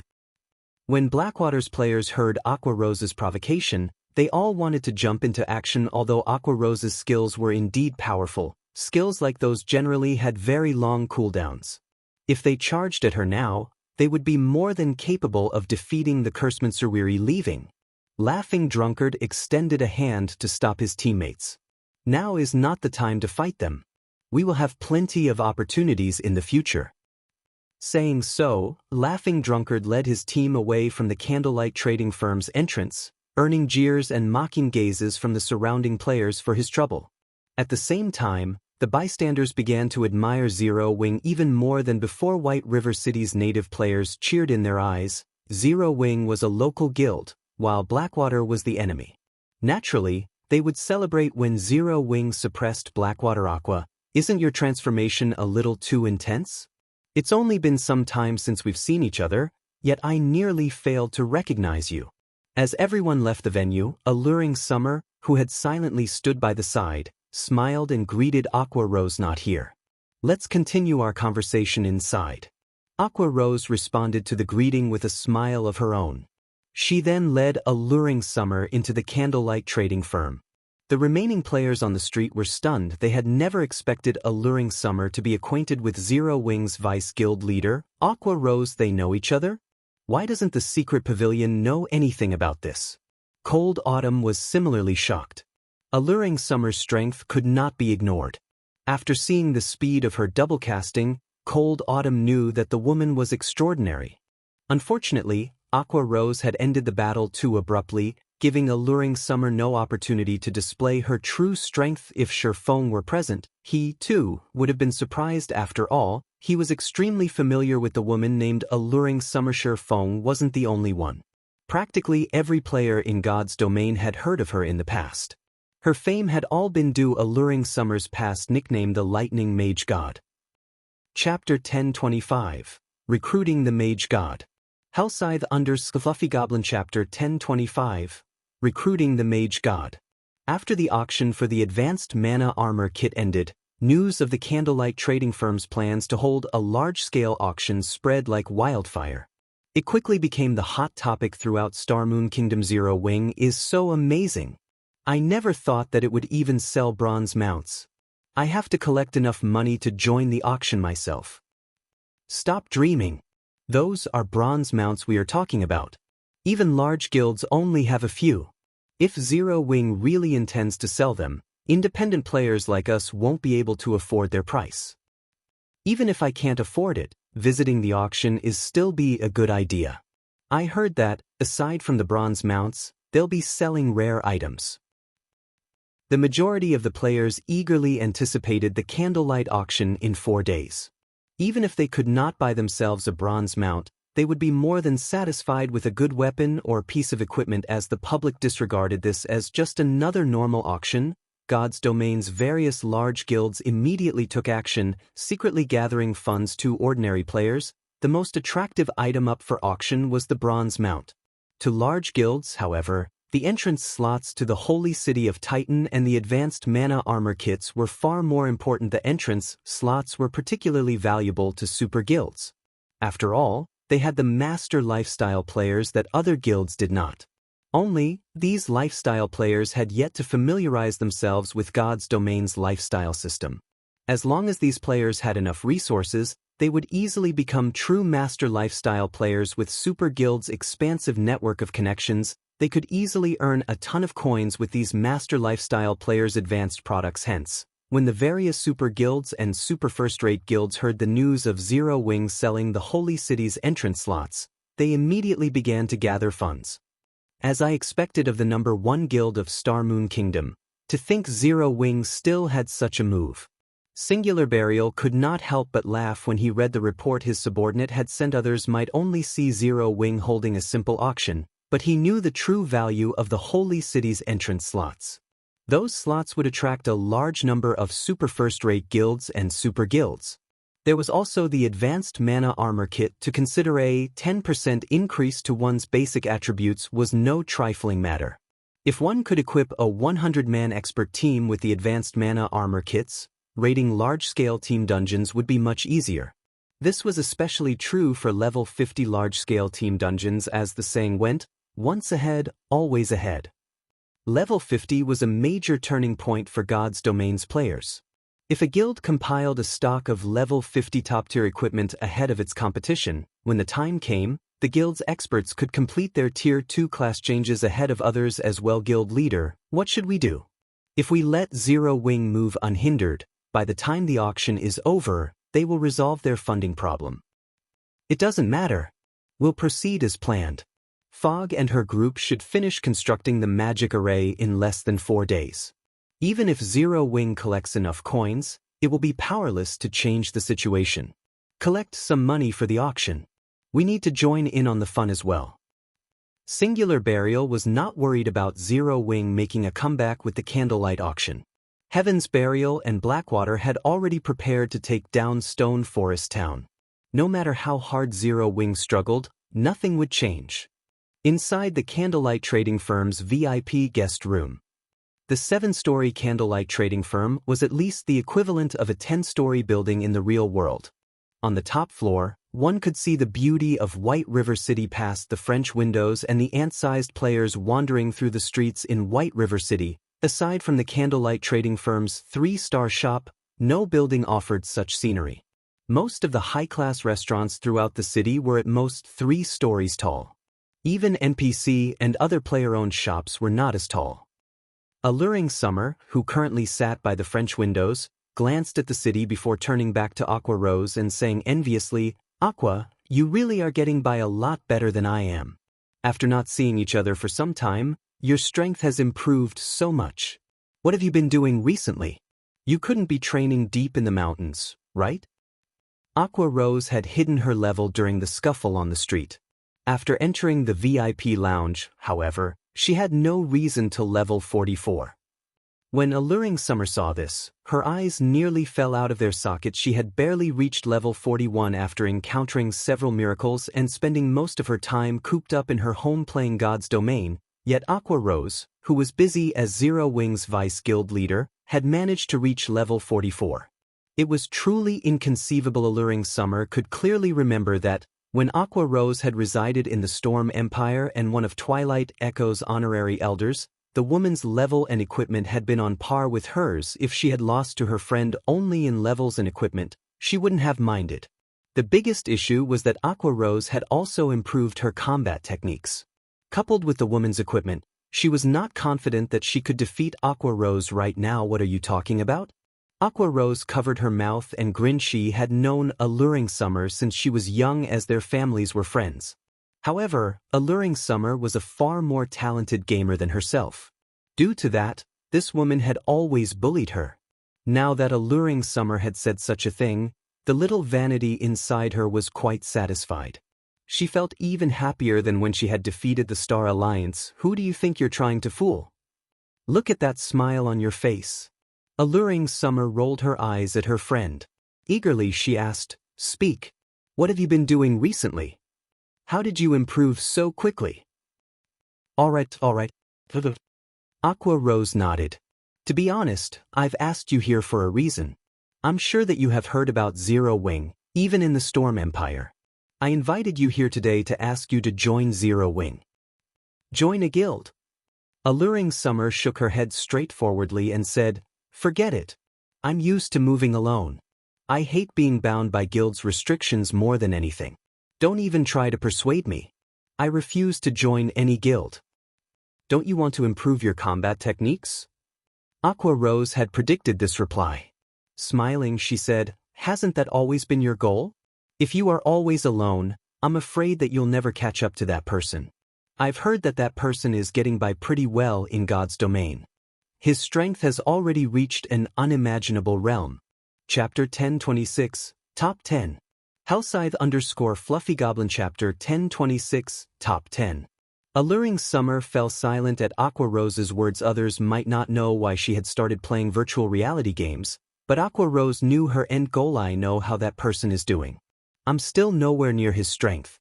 However, I recently accepted a hidden class quest. If I can complete the quest and obtain a hidden class, I might have a chance of catching up in the future," Alluring Summer said seriously. "I believe that you are familiar with his standards. Can you say with certainty that I can surpass that person by joining Zero Wing?" Before she arrived in Star Moon Kingdom, she had researched Aqua Rose's guild thoroughly. She had to admit that it was miraculous that a small, unknown guild had grown to become Star Moon Kingdom's #1 guild in such a short time. However, Star Moon Kingdom wasn't much when compared to the whole of God's domain. There were hundreds of kingdoms. Star Moon Kingdom was only slightly above average kingdom. Meanwhile, empires stood far above kingdoms. Based on what she knew, there were other small, unknown guilds that had taken control of entire kingdoms. There was even a third-rate guild that dominated an empire, though said third-rate guild possessed an extraordinary background. On the other hand, Zero Wing had yet to take control over Star Moon Kingdom fully. Among the many rising small guilds in the game, it merely ranked among the top. It did not rank #1. Furthermore, the recently established Blackwater Guild was an extremely tough opponent for Zero Wing. In the real world, the Blackwater Corporation had begun to gather all sorts of resources. It was clear that the corporation planned a major move in God's domain to seize some of the shares in God's domain's Marquetas, an international corporation. The amount of resources the Blackwater Corporation wielded was beyond imagination.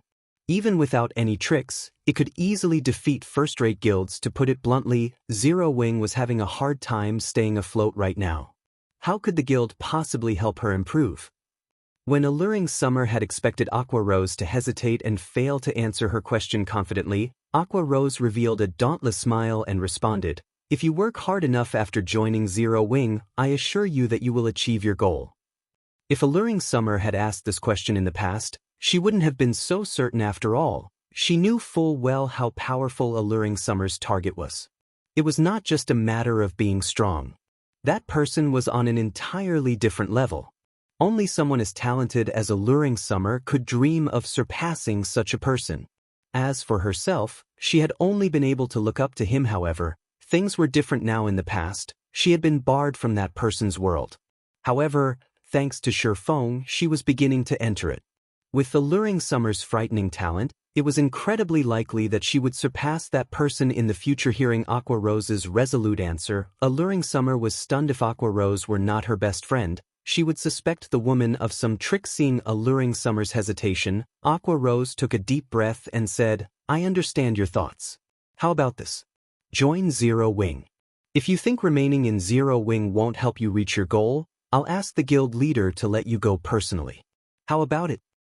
In reality, she had not asked Alluring Summer here only because she wanted to add her strength to Zero Wing, but also because she wanted to help her friend realize her dream. Firstly, she planned to recruit Alluring Summer as a Zero Wing core member and expose her to the guild's training. This was the greatest concession she could offer right now. After all, Zero Wing was not hers. She could not selfishly offer the guild's resources to an outsider. Really? Alluring Summer asked warily. She knew that as players were given access to more resources in a large guild, they would be bound by more restrictions. It was impossible to up and leave for no reason. Take Aqua Rose for example. If not for the Sun and Moon Group position as one of Twilight Echo's major shareholders, she wouldn't have been able to leave the guild so easily. Don't you believe me? Aqua Rose rolled her eyes at Alluring Summer. These are your words. Don't regret them later. If I sense that there is no point to remaining in Zero Wing, I won't hesitate to walk away. Alluring Summer stated seriously. That's fine, Aqua Rose said, smiling bitterly. If you don't have any other issues, sign this contract. Once you sign it, you'll be one of Zero Wing's core members and can enjoy all of the benefits that come with the position. Alluring Summer then read the system-approved contract. Indeed, as Aqua Rose had said, the conditions were lax. She could leave the guild anytime she wanted. However, she would not be permitted to share any information relating to Zero Wing with others. Otherwise, she would be banished from God's domain. Alluring Summer understood the clause. After all, every guild had its secrets. After finding no faults with the contract, she signed at the bottom. After Aqua Rose confirmed that the main god system had acknowledged the contract, she sent her friends several battle videos. Since you're a core member, you are allowed to learn from these.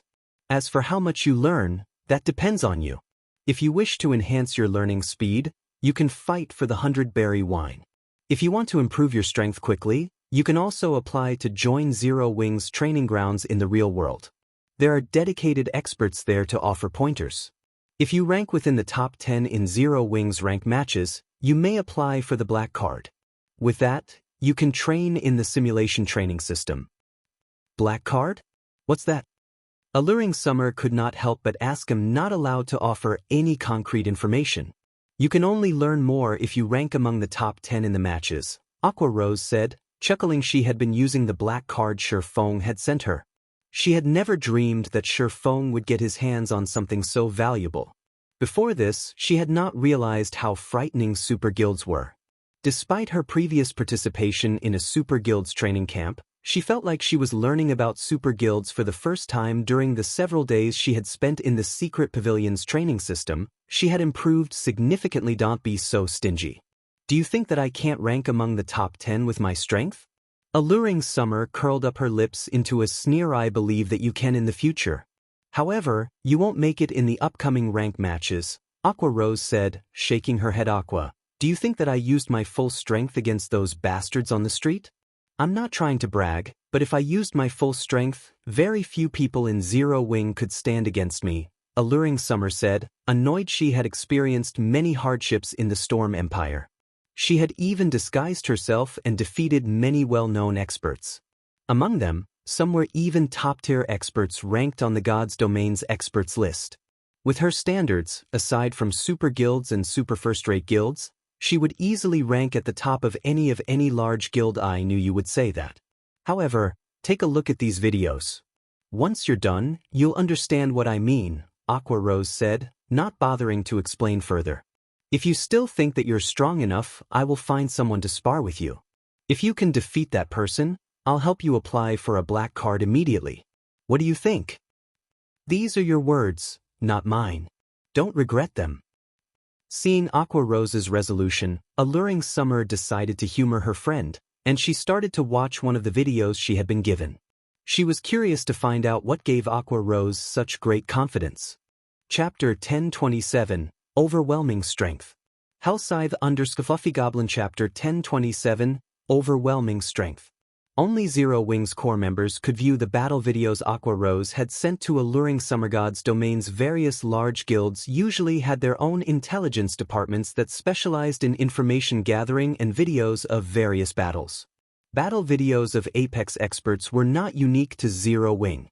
However, the battle videos Aqua Rose had sent were somewhat special. These battle videos could not be found anywhere on the market. The majority of these videos were of Shifeng fighting other Apex experts. Moreover, they had been recorded from Shifeng's point of view, not from a third party's. In addition, they had been recorded with the holographic simulation mode. Rather than watching the video on a flat screen, one could experience the fight themselves. Among the recorded opponents, the weakest were in the refinement realm, while the strongest had been an old monster in the domain realm. One could say that this was the classical collection of Shifeng's battles. As for opponents that had not reached the refinement realm, those had not qualified. After all, there were too many expert players who had yet to reach the refinement realm. Those videos were easy to find. Referencing those videos had no value aside from Shifeng's PvP battle videos. Alluring Summer also had access to his battle videos from the secret pavilion's battle tower. The battle tower was the most direct method of testing a player's combat standards. These videos could help a player summarize their deficiencies. These videos were precisely the reason that Zero Wing's core members improved so quickly. Alluring Summer had not paid much attention when she had started to watch the videos. However, when the fight began, she couldn't pull her eyes from the recording before she realized it. She had already watched all of the videos Aqua Rose had sent her. After Alluring Summer finished watching the videos, she took a deep breath to calm herself. Excitedly, she turned to look at Aqua Rose and asked, "Aqua, do you have other videos like these?" Although she had only watched a few and none of these videos lasted long, she had to admit that they were inspiring. Shifeng's battles gave her a glimpse of an entirely new world. She had never thought that players could fight in such a way. These videos are the best we have. There are some others stored in the guild's database. The most exciting of those are the battles between core members. However, regarding combat standards, they are no match for the videos you just watched. Aqua Rose said they are no match? Alluring Summer was disappointed. Although she had only watched the videos for a short time, she already felt that she had improved in a way. If she could watch more recordings of such high combat standards, she could improve faster than relying on trial and error. Are you disappointed? Aqua Rose asked, giggling. Of course. I usually collect battle videos of God's domain's experts, too. However, compared what you have given me, those experts are no more than children playing house. At this moment, Alluring Summer still couldn't get enough of those videos. To be honest, you don't need to feel so disappointed. If you fight your way into the top 10 in the rank matches and obtain a black card, you'll develop even faster. Aqua Rose chuckled. One could fight all sorts of experts in the simulation training system. Experience would help one grow stronger much faster than watching videos. Really? Alluring Summer's excitement was immediate. Didn't you say that if I defeat a particular person, I can apply for a black card immediately? Call them here. I want to find out what this black card is. After watching the battle videos, while she admitted that she was absolutely no match for Shifeng, she did not believe that, with her current strength, she could lose to anyone else in Zero Wing. After all, she had secretly defeated the 766th ranked expert on the God's Domain's experts list. Furthermore, although she acknowledged that Aqua Rose had grown stronger after watching her friend fight, she believed that she had roughly a 40% chance of defeating the Vice Guild leader. All right, then. I'll contact them, Aqua Rose said, smiling helplessly. She knew full well how confident Alluring Summer was of her own strength. She also knew that Alluring Summer was a capable expert. Had Alluring Summer visited a few days earlier, with her current strength and techniques, she likely would have ranked among the top 10. In addition to her status as Vice Guild leader, it shouldn't be hard to get Alluring Summer a black card. Now, however, things had changed some time ago. Gentle Snow joined Zero Wing with a bunch of Ouroboros's top players, increasing Zero Wing's strength significantly. Right now, she was not certain of how well Alluring Summer would fare in Zero Wing. After all, she was not particularly familiar with the strength of Gentle Snow's people. However, since her friend was eager to fight, she might as well accommodate the woman. She could use this opportunity to determine how much her friend had improved while they had been apart. Following which, Aqua Rose contacted Violet Cloud and led Alluring Summer to the Divine Colosseum. Aqua, you're kidding me, right? You're having me fight a cleric? Aren't you underestimating me a little too much? Alluring Summer frowned at the young Violet Cloud before her. Before arriving, she had thought Aqua Rose would find some middle-aged uncle to face her. She never thought that her opponent would be such a young girl. It was common knowledge that improving one's techniques in virtual reality games was not as easy or convenient as improving one's weapons and equipment. One needed to invest a lot of time to accumulate combat experience. Aside from those extremely talented youths, very few youths became experts. Most of the famous experts in God's domain were over 25 years old. Violet Cloud was also a cleric. Alluring Summer's victory was practically guaranteed. Just fight her.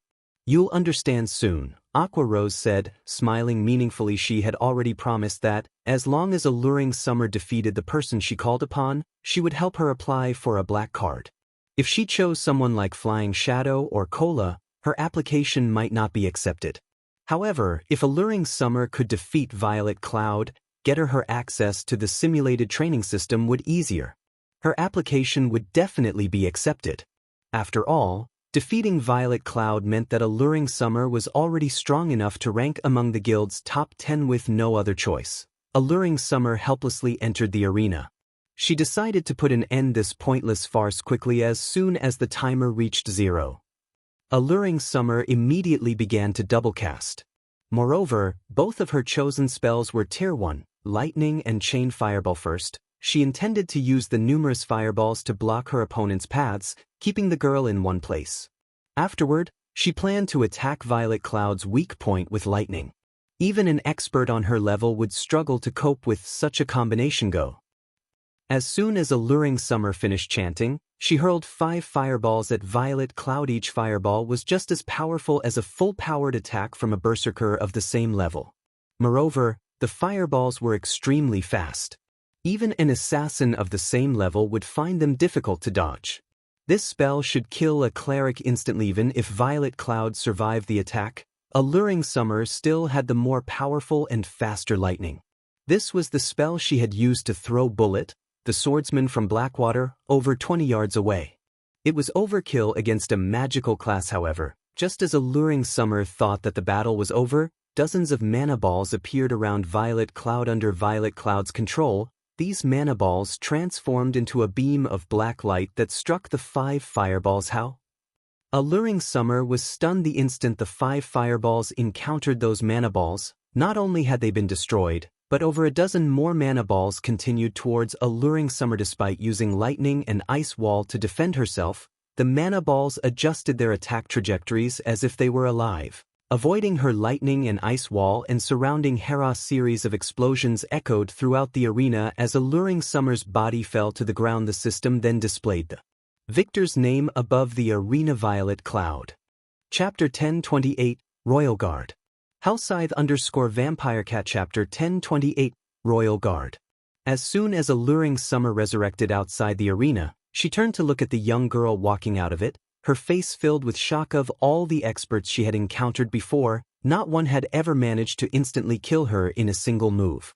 She also had not believed that such a person existed. Not to mention, said person was a little girl. Why is there such a huge gap? Alluring Summer was baffled by this outcome. Standing to one side, Aqua Rose could not help but reminisce when she saw the stunned look on her friend's face. Back when she had seen the strength Shifeng displayed, she had been thoroughly stupefied. Now, Alluring Summer was experiencing a similar situation. The outcome of this match came as no surprise whatsoever to Aqua Rose. Although they were all playing the same game, the disparity in strength had made her wonder whether they were truly playing the same game. Alluring Summer was most likely pondering this same question at the moment, utterly confused by this situation. However, this was reality, an extremely cruel reality. This was the most unreasonable aspect of games. In ordinary virtual reality games, the gradual accumulation of attributes made it very easy for a gap to appear between players. Meanwhile, God's Domain was even more special than the usual virtual reality games. Not only was there the gap of attributes, but there was also the gap of combat experience and techniques, reaction speed, observation power, skill utilization, grasp of timing, and many other aspects. If one was just a tad stronger than their opponent in all these aspects, in a situation where both fighters possessed the same attributes, there would still be a massive difference in the combat power displayed. This battle was undoubtedly the best proof in terms of attributes. Violet Cloud, who was currently level 44, completely surpassed Alluring Summer. In terms of combat techniques, Violet Cloud, who had already entered the refinement realm, was also superior to Alluring Summer, who was only at the half-step refinement realm. The result of this combination of advantages was a one-hit KO. After falling into a daze for quite some time, Alluring Summer turned to look at Aqua Rose and asked curiously, "Aqua, tell me honestly, what's her rank within the guild?" This was Alluring Summer's first time encountering such a powerful cleric since she started playing God's Domain. She did not believe that Violet Cloud ranked only within the top 10 of Zero Wing. Based on her estimation, the girl should be among the top 3 at the very least. If a guild could have 3 of such experts, it was no wonder Zero Wing was considered Star Moon Kingdom's #1 guild, probably within the top 5. Aqua Rose could not say for sure as far as she knew. Shifeng had not held back in nurturing Gentle Snow and the others after they joined Zero Wing. Moreover, Aqua Rose had heard that Gentle Snow had already entered the refinement realm even before she joined Zero Wing. The weapon she wielded was even a magic weapon. She also had a hidden class that enabled her to use twofold Berserk. In addition, there was Thoughtful Rain, who did not participate much in guild activities. The girl was very strong and was another one who had a special legacy. She's so strong, yet she's only ranked within the top 5. Alluring Summer exclaimed in shock.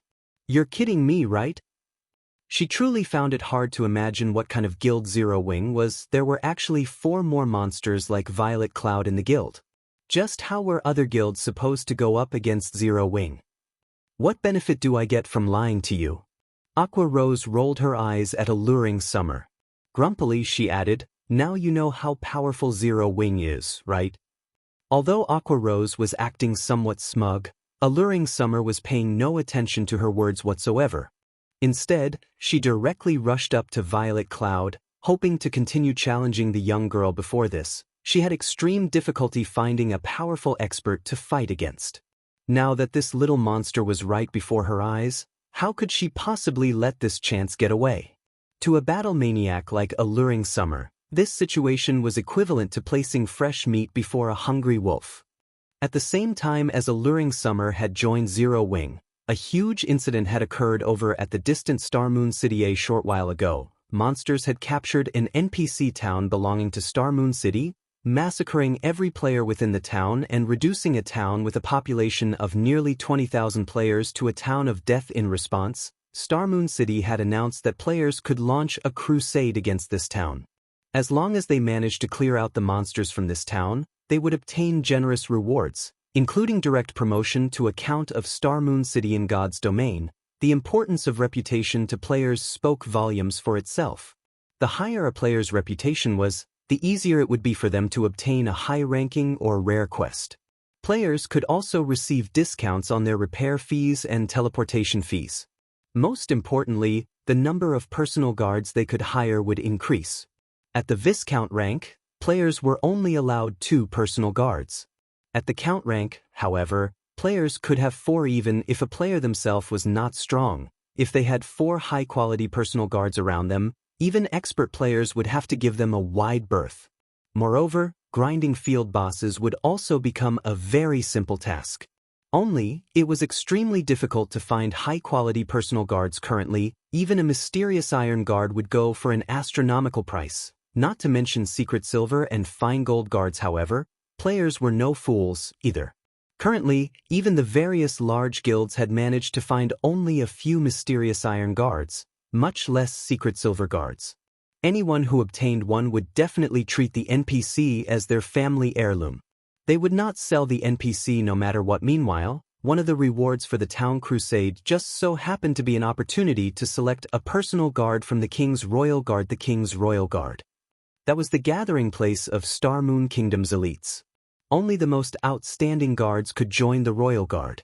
Their growth potential would naturally be significantly better than that of the NPCs players could find on the streets. Even if an ordinary player managed to obtain only a mysterious iron guard, they could immediately resign from their jobs in the real world and rely solely on God's domain to sustain themselves. If one obtained a secret silver guard and directly sold the NPC to a large guild, they would no longer have to worry about living expenses for the rest of their lives. Hence, the moment news of this was released, the entire Starmoon City went into an uproar. Both independent and guild players formed teams one after another and embarked on an expedition to take back the town. Many guilds and workshops even started preparing siege tools. Guild leader, should we send some men over as well? In any case, that town is not very far away from Stone Forest Town, Blackie suggested softly as he looked at Shifeng, who was currently overseeing the construction of the magic tower. No need to hurry. It'll be fine even if we head out after the tower is constructed, Shifeng replied, shaking his head. In reality, though, even he was greatly tempted by this reward. The NPCs in the Royal Guard were dragons among men. Generally, only players who had reached the Marquis rank had the opportunity to choose a personal guard from the Royal Guard. Even then, they would be required to complete a quest whose difficulty was no less than an epic quest. Extremely few players were capable of completing it. Fortunately, this quest belonged to the category of pure reward quests, so players would not incur any punishment even if they failed. At most, they would lose their opportunity to recruit a royal guard, yet now, players only needed to capture a town in order to receive such a reward. Shifeng was somewhat puzzled by this situation. Chapter 1029, Mythic Monster. Hellscythe _ Vampire Cat. Chapter 1029, Mythic Monster. Upon hearing Shifeng saying so, Blackie had no choice but to give up on taking a look at the monster town. After all, Zero Wing was truly very busy right now.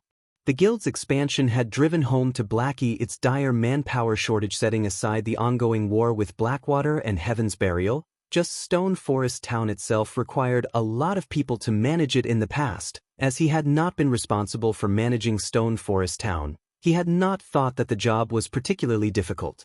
Recently, however, Shifeng had handed him some of the responsibility for the town, which finally made him realize how wrong he was. While the town had still been in its protection period, the task of maintaining the town's security could be left fully to the NPC guards to handle. After the protection period was over, however, problems started cropping up one after another. The first headache was the matter of patrolling the town, a daily task in player towns. Zero Wing needed to arrange for some players to patrol Stone Forest Town and maintain its security. However, this need was not because of players but NPCs. Ever since Stone Forest Town's protection period ended, a constant flow of NPC visitors from other towns had started trickling in. Among them included merchants, adventurers, and various other kinds of NPCs.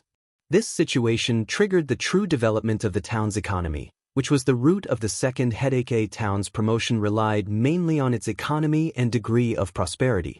Meanwhile, these two factors depended on the number of resident players and NPCs. In terms of players, Stone Forest Town had long since exceeded the target requirement and was already qualified for promotion to a medium-sized town. In terms of NPCs, however, Stone Forest Town was not even close to reaching the required number of 10,000 NPCs.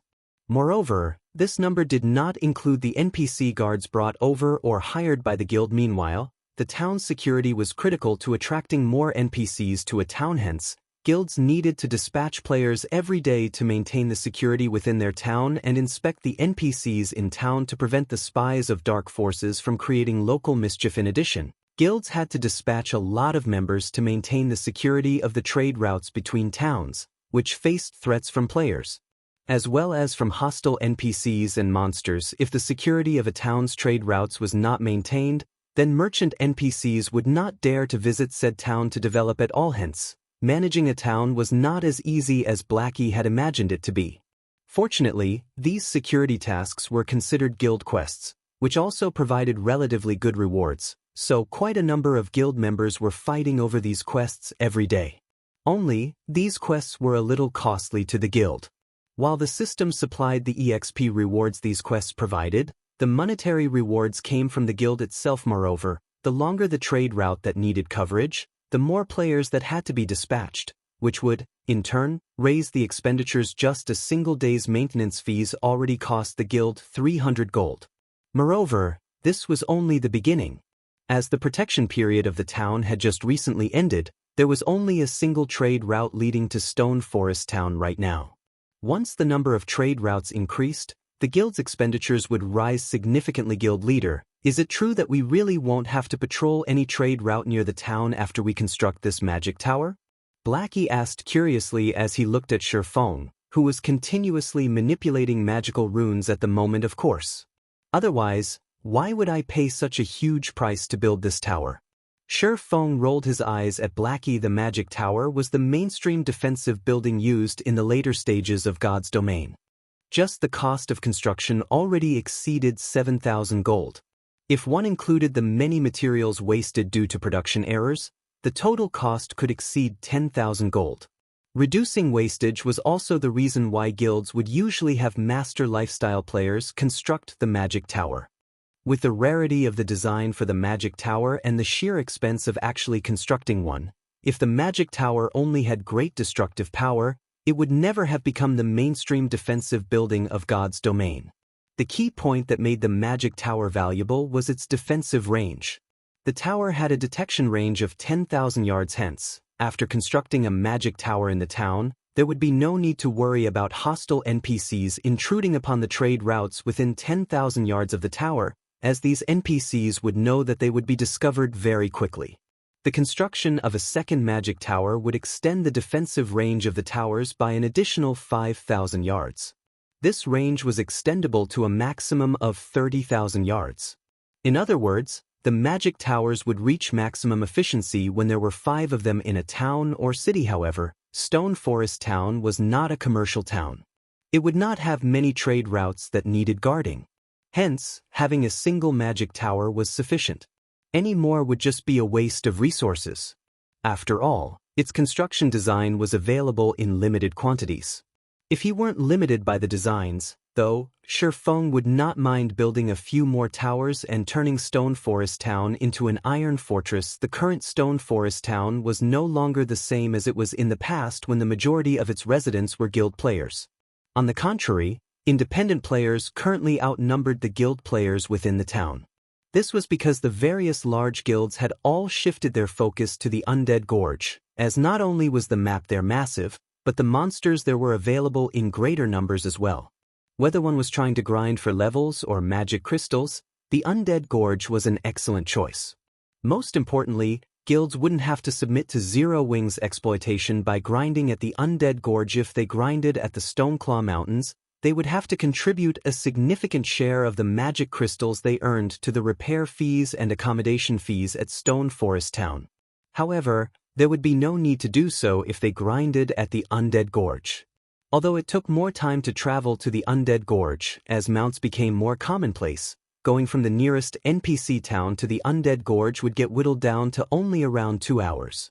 Hence, the various large guilds had placed all their focus on the Undead Gorge. However, independent players were different. Firstly, their levels were not comparable to those of elite members of guilds. Secondly, they would suffer at the hands of the guilds grinding at the Undead Gorge. Hence, the Stoneclaw Mountains had become the best option for them currently. If one looked at the streets of Stone Forest Town, one would find that nearly 70% of the players there were independent players. The town was even more prosperous than it was in the past. During the time Shifeng was completing the runes for the Magic Tower, news regarding the various large guilds' crusade against the monster town had spread all over the official forums. A level 60 mythic monster had actually appeared in Black Ridge Town. All guilds participating in the crusade were defeated. What?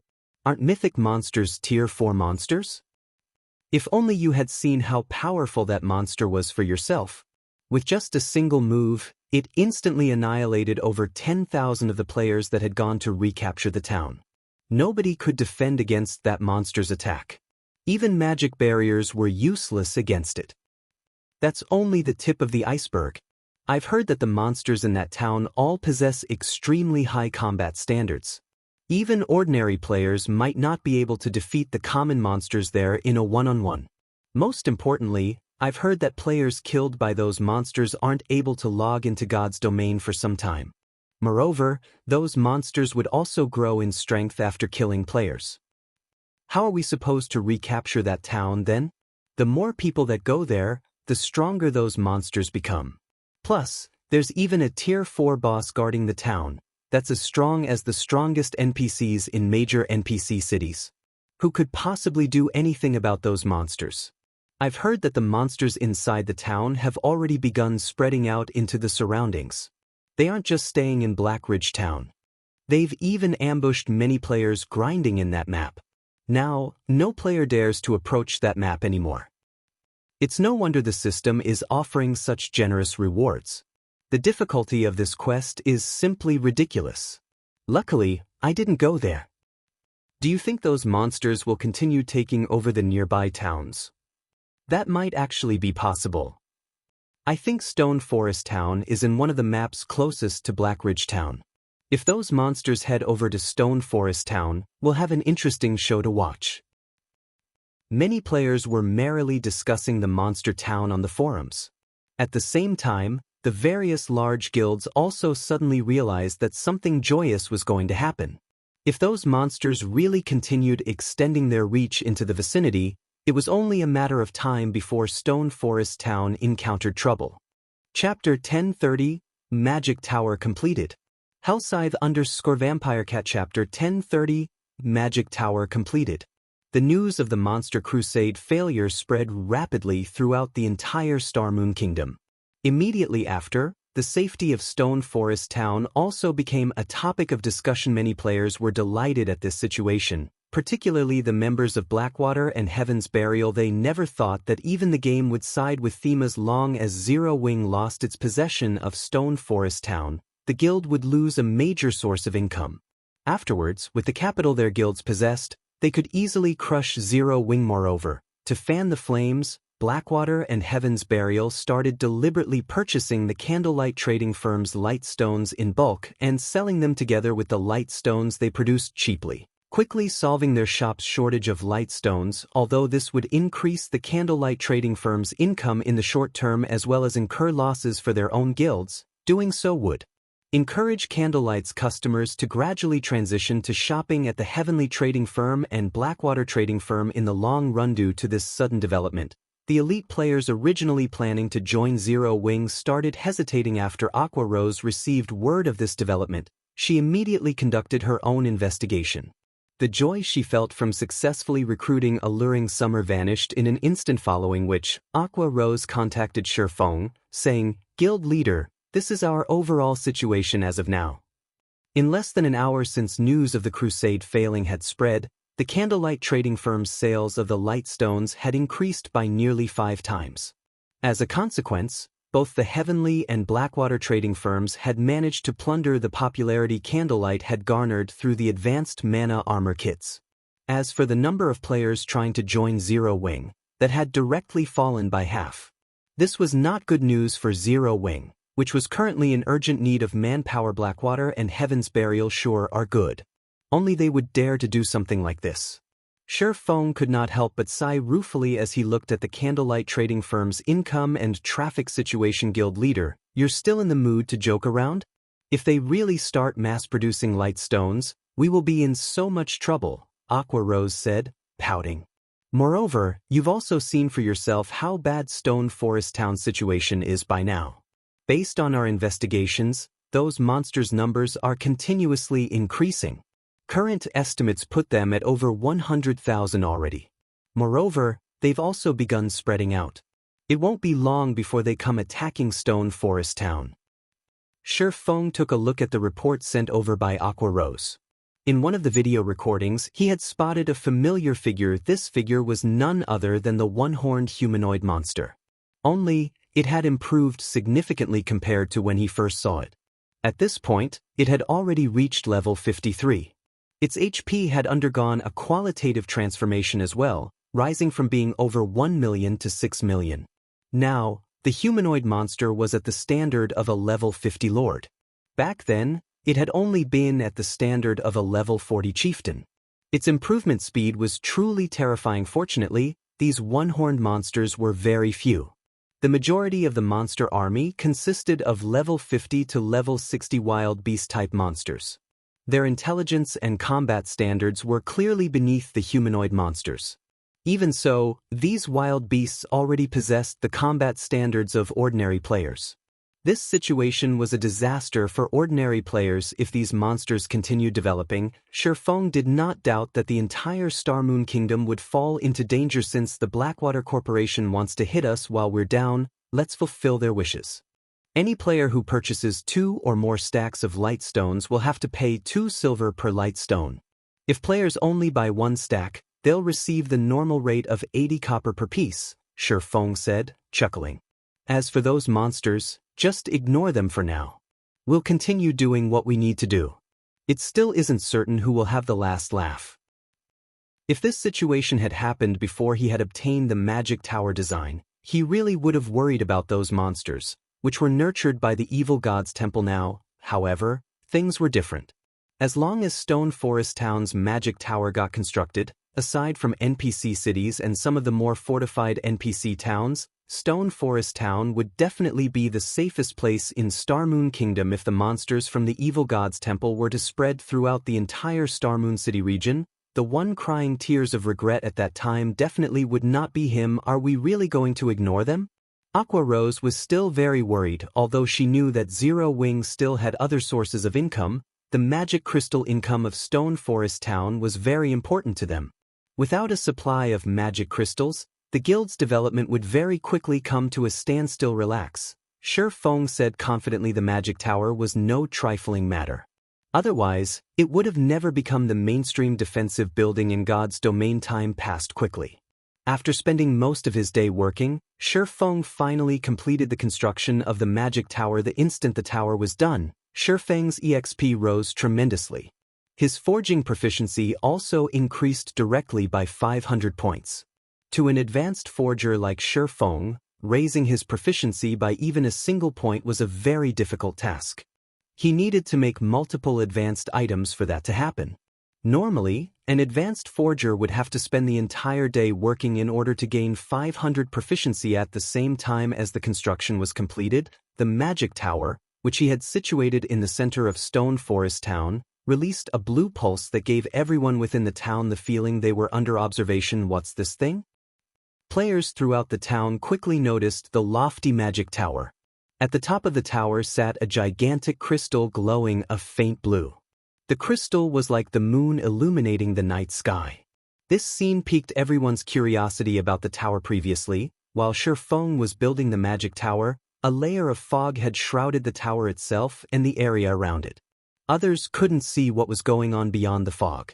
They only knew that something was under construction. After seeing this tall building, everyone was fascinated by the magic tower's appearance. Meanwhile, Shi Feng himself was currently standing atop the magic tower, one hand resting on the giant crystal. He then started activating the magic tower. The magic tower had a total of 3 functions. The first function was attacking distant targets. The power of the magic tower's attacks rivaled that of the basic mana pulse cannon. However, unlike the latter, the magic tower's attacks had a very short cooldown, roughly similar to that of defense turrets. The second function was reconnaissance. The tower was capable of locating any target within a 10,000-yard radius. The third function was also the favorite function of the various large guilds: mana density improvement. The magic tower's mana density improving capabilities were far from comparable to those of a mana tower, which could be constructed only in cities. The total effectiveness of 5 magic towers was not even 1/3 of that of a mana tower. Even so, this result was already plenty good for a town. After all, the process of promoting a town to a city was a long and arduous one. The magic tower was equivalent to a transitional building system. Do you wish to activate the magic tower? Activating the tower will cost 1,000 magic crystals, while maintaining the tower's mana-gathering function for a day will cost 500 magic crystals. Activate. Shi Feng clicked the Activate button without hesitation. Chapter 1031. When water rises, the boat rises with it. Hellscythe Understand Chapter 1031. When water rises, the boat rises with it. After Shi Feng tapped on the semi-transparent light blue screen before him, 1,500 magic crystals instantly disappeared from his bag. Immediately, the gigantic crystal atop the magic tower released a dazzling light blue beam that shot 400 yards into the air before bursting apart and spreading over the entire Stone Forest town like an opened umbrella. This spectacular sight stunned all the players within the town. What's going on? Is Zero Wing setting up a magic barrier? Everyone could not help but start discussing the magic tower. However, while most people were chatting, a few expert players with sharp senses suddenly discovered that the density of the ambient mana was actually rising gradually. Are you guys feeling it? The mana density in the town seems to be rising. Yeah, now that you mention it, my mind does feel a lot clearer than before. Wait, take a look at your status windows. There's an extra buff in mine. As experts voiced their findings in surprise one after another, more and more players also noticed the changes that had occurred to the town. When someone mentioned the appearance of a buff in their status window, everyone promptly called out their status windows as well. Ample mana state stamina and concentration recovery improved significantly. Player will be able to maintain a clear state of mind at all times while in this state. This buff is too amazing. Hooray, Zero Wing. Ha! This is too awesome. My current recovery rate already rivals the recovery rate inside a hotel. With this, I won't have to rest in a hotel anymore. What a fool. I just came out from a hotel. Resting in one is way better. Not only is the recovery rate there faster, but as long as you rest for 5 hours, once you exit from the ample mana state, your EXP acquisition rate will be 30% higher for 2 hours. If you rest for 10 hours, you get 4 hours worth of 30% bonus EXP. What? That amazing! You'll know once you go test it out. I have to work during the day, so I'll definitely have to rest over 10 hours in a hotel. With this, I won't have to worry about falling behind in levels. After the players in the town realized the effects of the magic tower, many of them couldn't hold back their excitement and started cheering loudly in the streets. The majority of the players in Stone Forest Town were independent players. Unlike guild players who had guild residences, they did not have the opportunity to accumulate the double EXP buff. Hence, independent players generally lagged behind guild players in levels. However, as many independent players disliked the restrictive rules of guilds, they would rather level up at a slower pace than join a guild. That way, they could enjoy a free and comfortable lifestyle as well as the exciting adventures God's domain had to offer. However, now that they could also enjoy an EXP increase buff by resting in hotels, how could they not get excited? With this, they could have their freedom and level up quickly at the same time. Their originally bustling hotels suddenly became jammed with players. Every independent player in town had rushed to the nearest hotel in the hopes of renting a room for themselves. Previously, everyone had angrily cursed that the hotel rates of Stone Forest Town were daylight robbery, as the town was charging nearly triple that of other places, and only by paying with magic crystals would they receive the normal rate. Now, however, everyone thought nothing of it. Instead, they felt that this price was a bargain after all. After resting for 10 hours, one would have a 30% increased EXP acquisition rate for 4 hours. Crap. This is a scam. I'm already using magic crystals to pay, so why are the rates still triple the normal hotel rates? If you can't afford it, get lost. Can't you see that there's still a bunch of people waiting to rent a room? Ha! Luckily, I was smart enough to rent a room for 10 days before this situation happened. I've saved a fortune this time. Currently, every hotel within Stone Forest Town was packed with independent players. Although many were disgruntled at the price markup, the 30% EXP buff was just too important. Hence, they had no choice but to grit their teeth and rent a room. Moreover, every player would rent for at least 10 days. Otherwise, when demand for the hotel room skyrocketed in the future, they might not get an opportunity to rent one. Guild leader, this magic tower is simply amazing. It's only been a few minutes, but every hotel in Stone Forest Town is already at capacity. Right now, many players are even complaining that there are too few hotels in town and are demanding that we build more, Blackie reported, smiling. Originally, renting a room for a day in one of Stone Forest Town's hotels cost only 50 copper. Now, even after jacking up the price to 1 silver, 50 copper, the many hotels in town still could not keep up with demand. Moreover, this price was for transactions in magic crystals. If players were using coins, they would have to pay 3 silver per day. Ignore the matters regarding the hotels for now. Prioritize constructing a battle arena. That's where the money will really come from, Shifeng said, shaking his head. Although hotels seem to be very profitable, in reality, these establishments did not earn a lot of money. Hotels simply took up too much space. Moreover, Zero Wing would only gross a maximum of 1 silver, 50 copper per day from each player. After deducting the cost of hiring NPCs to manage the hotels, the guild was earning roughly 1 silver, 20 copper from each player. Currently, the hotels in Stone Forest Town could accommodate a maximum of 20,000 people only. In other words, Zero Wing could earn 240 gold per day at most through the hotels, a large sum of money to ordinary large guilds, but to Zero Wing, this was a drop in the bucket. Moreover, 20,000 players were not even 1/10 of Stone Forest Town's population. Even so, the current number of hotels occupied over half of the town's lands. Originally, The reason why Feng had constructed so many cheap hotels was to earn magic crystals. However, now that he had the magic tower, there was another building that could earn him even more money. The battle arena. The battle arena was a place where players could fight against each other due to the magic tower. The mana density in the entire town had increased. This situation would be of great assistance to players. Just like in the trial tower of the Divine Colosseum, under the effects of Stone Forest Town's environment, players could maintain a very clear state of mind. Fighting under such a state would be of great help in improving their strength. However, inside a player-constructed town, PvP was prohibited. The only place players could fight against each other in a town was at a battle arena. When the time came, the 200,000 or so players residing in Stone Forest Town would definitely head to the battle arena to improve themselves through PvP. At that time, the money Zero Wing could earn through the battle arena would no doubt far surpass the income they were currently making from the hotels. I'll get it done right away. Blackie's eyes glowed when he heard Feng's explanation. At the same time, the matter regarding Stone Forest Town gradually spread throughout the entire Starmoon Kingdom. As a result, independent players who were tempted to head to the Undead Gorge started having second thoughts. Getting 4 hours of 30% increased EXP acquisition rate was no laughing matter, particularly for independent elite and expert players. This was a rare opportunity to level up quicker.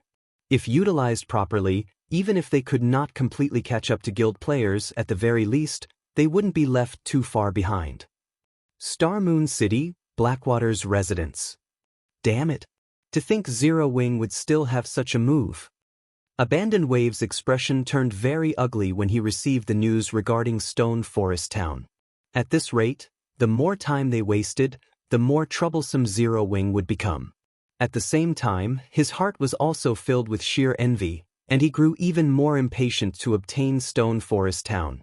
Following which, he looked at the subordinate standing beside him and commanded, "Immediately notify Singular Burial's side. Tell them that there's a change of plans. We're going to take action ahead of time." Chapter 1032, Independent Players' Holy Land. Hellscythe _ Fluffy Goblin. Chapter 1032, Independent Players' Holy Land. The several upper echelons inside Blackwater's guild leader's office were shocked when they heard Abandoned Wave's command. Though they could understand Abandoned Wave's train of thought, Stone Forest Town's latest transformation made it all the more tempting. Stone Forest Town had been, at most, a tool that Blackwater could use to defeat Zero Wing, but now, the town was a mountain of gold and silver that could massively help Blackwater's establishment in God's domain to current guilds. Magic crystals were incredibly important if a guild wanted to nurture and improve its members' techniques quickly. Sending them to the Divine Colosseum's trial tower was undoubtedly the fastest way. In order to do so, they needed magic crystals. Unfortunately, magic crystals were too difficult to procure. Even with the massive wealth and connections the Blackwater Corporation possessed, they could only procure a limited amount. In the end, the guild could only supply its experts and a small number of elite members with magic crystals. In Blackwater, there was no lack of talented players. As long as they had enough magic crystals, they could nurture large groups of experts as they wished. Now that Stone Forest Town's mana density had increased and players could acquire a 30% EXP buff from the town's hotels, the town would attract swarms of independent players. Unlike when these players' choices of leveling areas had been limited, now, they could go to Stone Forest Town if they wanted to level quickly. The sooner Blackwater took control of Stone Forest Town, the sooner it could officially start its conquest of God's domain. Boss Wave, we still have a lot of preparation. If we take action now, it might be difficult to take down Stone Forest Town, Laughing Drunkard advised. Moreover, Big Sis Ling has set out to negotiate with Pantheon. If Pantheon agrees to lend us their experts, it will be easy to take the town. We don't need to be in such a hurry. You're right. I was a little impatient, Abandoned Wave admitted as he took in a deep breath. He then laughed and said, I was still angry about Zero Wing's actions. Now, however, it would seem that I should thank them. They've even gone ahead and sent me a gift in their final moments. Let's give them another 2 days to live, then. However, you should head to Stone Forest Town and investigate the new building. The town's sudden transformation is definitely related to that tower. I want to know how we can construct one for ourselves as soon as possible. He had been somewhat impatient. the sealing magic array in the Stoneclaw Mountains was still incomplete. Without it, capturing Stone Forest Town would be quite difficult. However, once the magic array was complete and they persuaded the Super Guild Pantheon, Zero Wing wouldn't be able to hold the town, regardless of the guild's capabilities. As Blackwater planned to wait for the sealing magic array's completion, the independent players throughout Starmoon Kingdom were in an uproar. As a result, many major companies, which had doubted Zero Wing's future, began to regret their decisions due to the Magic Tower. Stone Forest Town's potential and value had increased exponentially to companies like theirs. Nothing was more important than sufficient players. Initially, they had been certain that Stone Forest Town's player population would never be high enough. However, things had changed. With the town's favorable environment, it was only a matter of time before its population multiplied by several times. If they set up a virtual store in Stone Forest Town, their businesses would definitely gain a following. If their companies could occupy a portion of the virtual market ahead of their competition, they would have a brighter future in God's domain. Suddenly, Aqua Rose contacted Shurfong. Happily, she said, "Guild leader, some of the companies that were hesitating have contacted me stating that they want to discuss cooperation with you." Previously, she had worried that Shurfong had been too arrogant and that none of the companies would be willing to work with them. Now, however, over 20 companies had contacted her. Moreover, every one of these companies was far more powerful than the few that had tried to take advantage of their predicament. Oh, they sure are quick to decide. Unfortunately, there are still matters that demand my attention. Arrange a meeting with them for 4 hours from now in White River City's Candlelight trading firm, Shurfong instructed her after some thought. It had been quite some time since Blackwater had annexed Ouroboros. This should be the best time to purchase the guild's training center. If he waited any longer, something unexpected might happen. Previously, he had learned a lot about the training center from Gentle Snow. He had to admit that Ouroboros was indeed a veteran first-rate guild. The fact that the guild had dominated multiple virtual reality games over the years was not without reason. Its training center alone was impressive. Not only was the training center fully equipped with everything a guild needed to nurture expert players, but it was also larger than the Big Dipper training center. Moreover, the training center had been built in the downtown area of a first-tier city with an extremely large population. Every inch of that real estate was probably worth its weight in gold if not for Gentle Snow holding a considerable amount of the training center's shares, which allowed her to mark down the price. He wouldn't have been able to get his hands on it, even if he paid double. Right. Guild leader, one more thing. It seems Phoenix Rain has gotten wind of this and wishes to join the discussion as well. Should we invite her? Aqua Rose asked Phoenix Rain. Shurfong was slightly surprised. He then said, "All right, call her." Phoenix Rain was a pavilion master in the Dragon Phoenix Pavilion. She should have considerable status in the real world too. The fact that Phoenix Rain had qualified to send a battle team into the Dark Arena showed that the power backing her was extraordinary. She clearly had her own, abundant wealth. Her interest in these negotiations was nothing but good news for Shurfong. Elsewhere, a 50-man team fought a pack of level 45 grassland ice wolves in a grassy field. There were over 200 of these elite-ranked ice wolves with a level 45 chieftain leading the pack. However, this group gradually exterminated these elite monsters like a well-oiled machine. Even against a level 45 chieftain, the leading level 40 guardian knight tanked the boss by himself. Boss, I heard that we can get a 4-hour 30% EXP bonus buff by resting in Stone Forest Town. Should our Snowfall team head there? Stone Forest Town is very close to the Stoneclaw Mountains. With a 30% EXP buff, we'll level faster in the dungeon than out here in the field. We can reach level 40 sooner than planned. Moreover, with our adventurer team's strength, grinding monsters in the dungeon's inner area shouldn't be a problem. We'd be better off going to the Stoneclaw Mountains than the Undead Gorge. That's right, leader. Snowfall is one of Starmoon Kingdom's top adventurer teams. If we let the newer adventurer teams catch up to us, we'll become a laughingstock. All right, Snowfall will continue our development in Stone Forest Town then.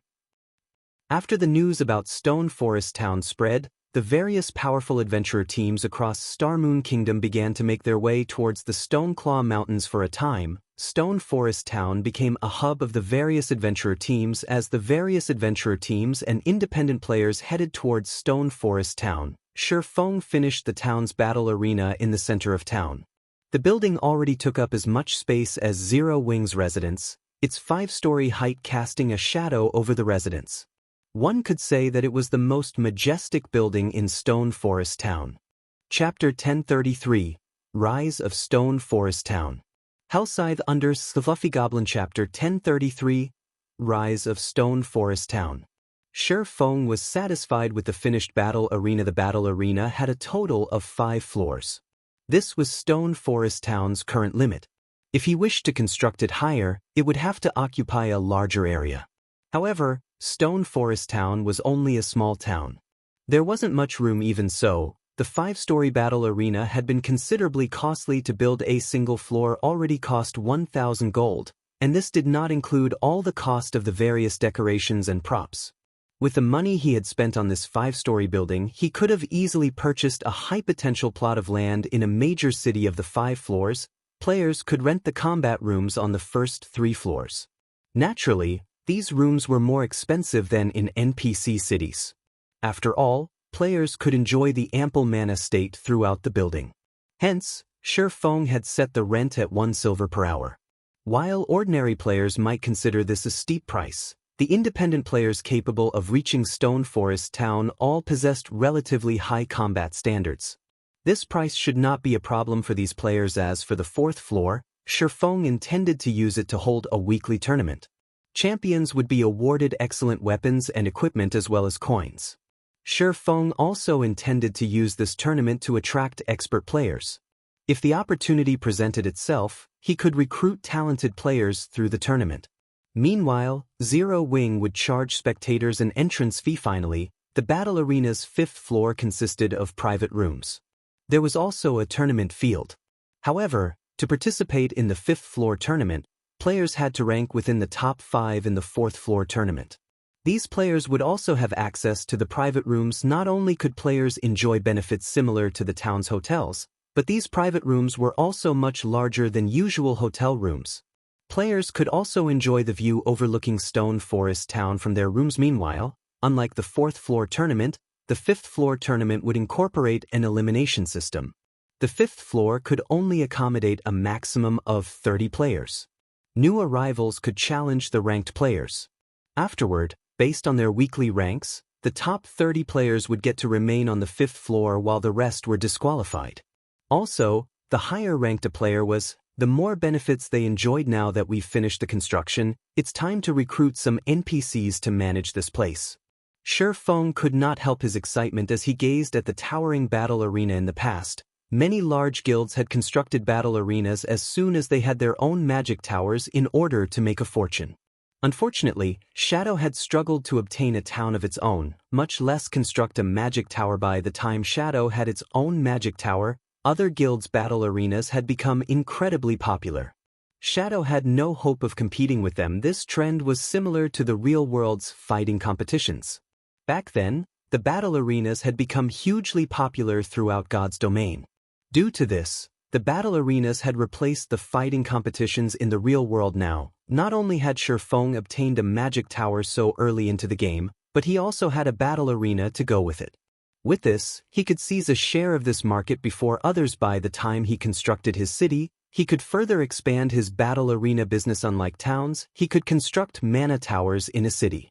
Moreover, a city's buildings could be much taller. In the past, a super guild that had specifically constructed a massive tower meant for combat, the combat tower. Countless players had gone crazy over the combat tower. Many experts had even made a goal of reaching the tower's peak. If they could reach the top of the combat tower, guilds would instantly target them for recruitment.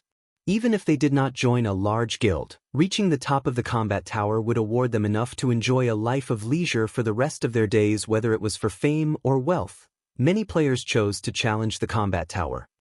Now that Shifeng had constructed his first battle arena, the first stage of his project was complete.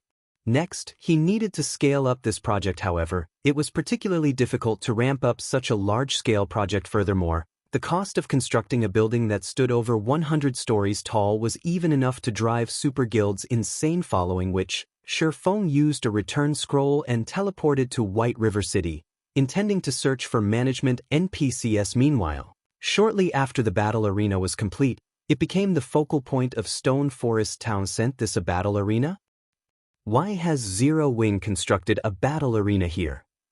Are you a fool? Don't you know that PvP is not allowed in player towns?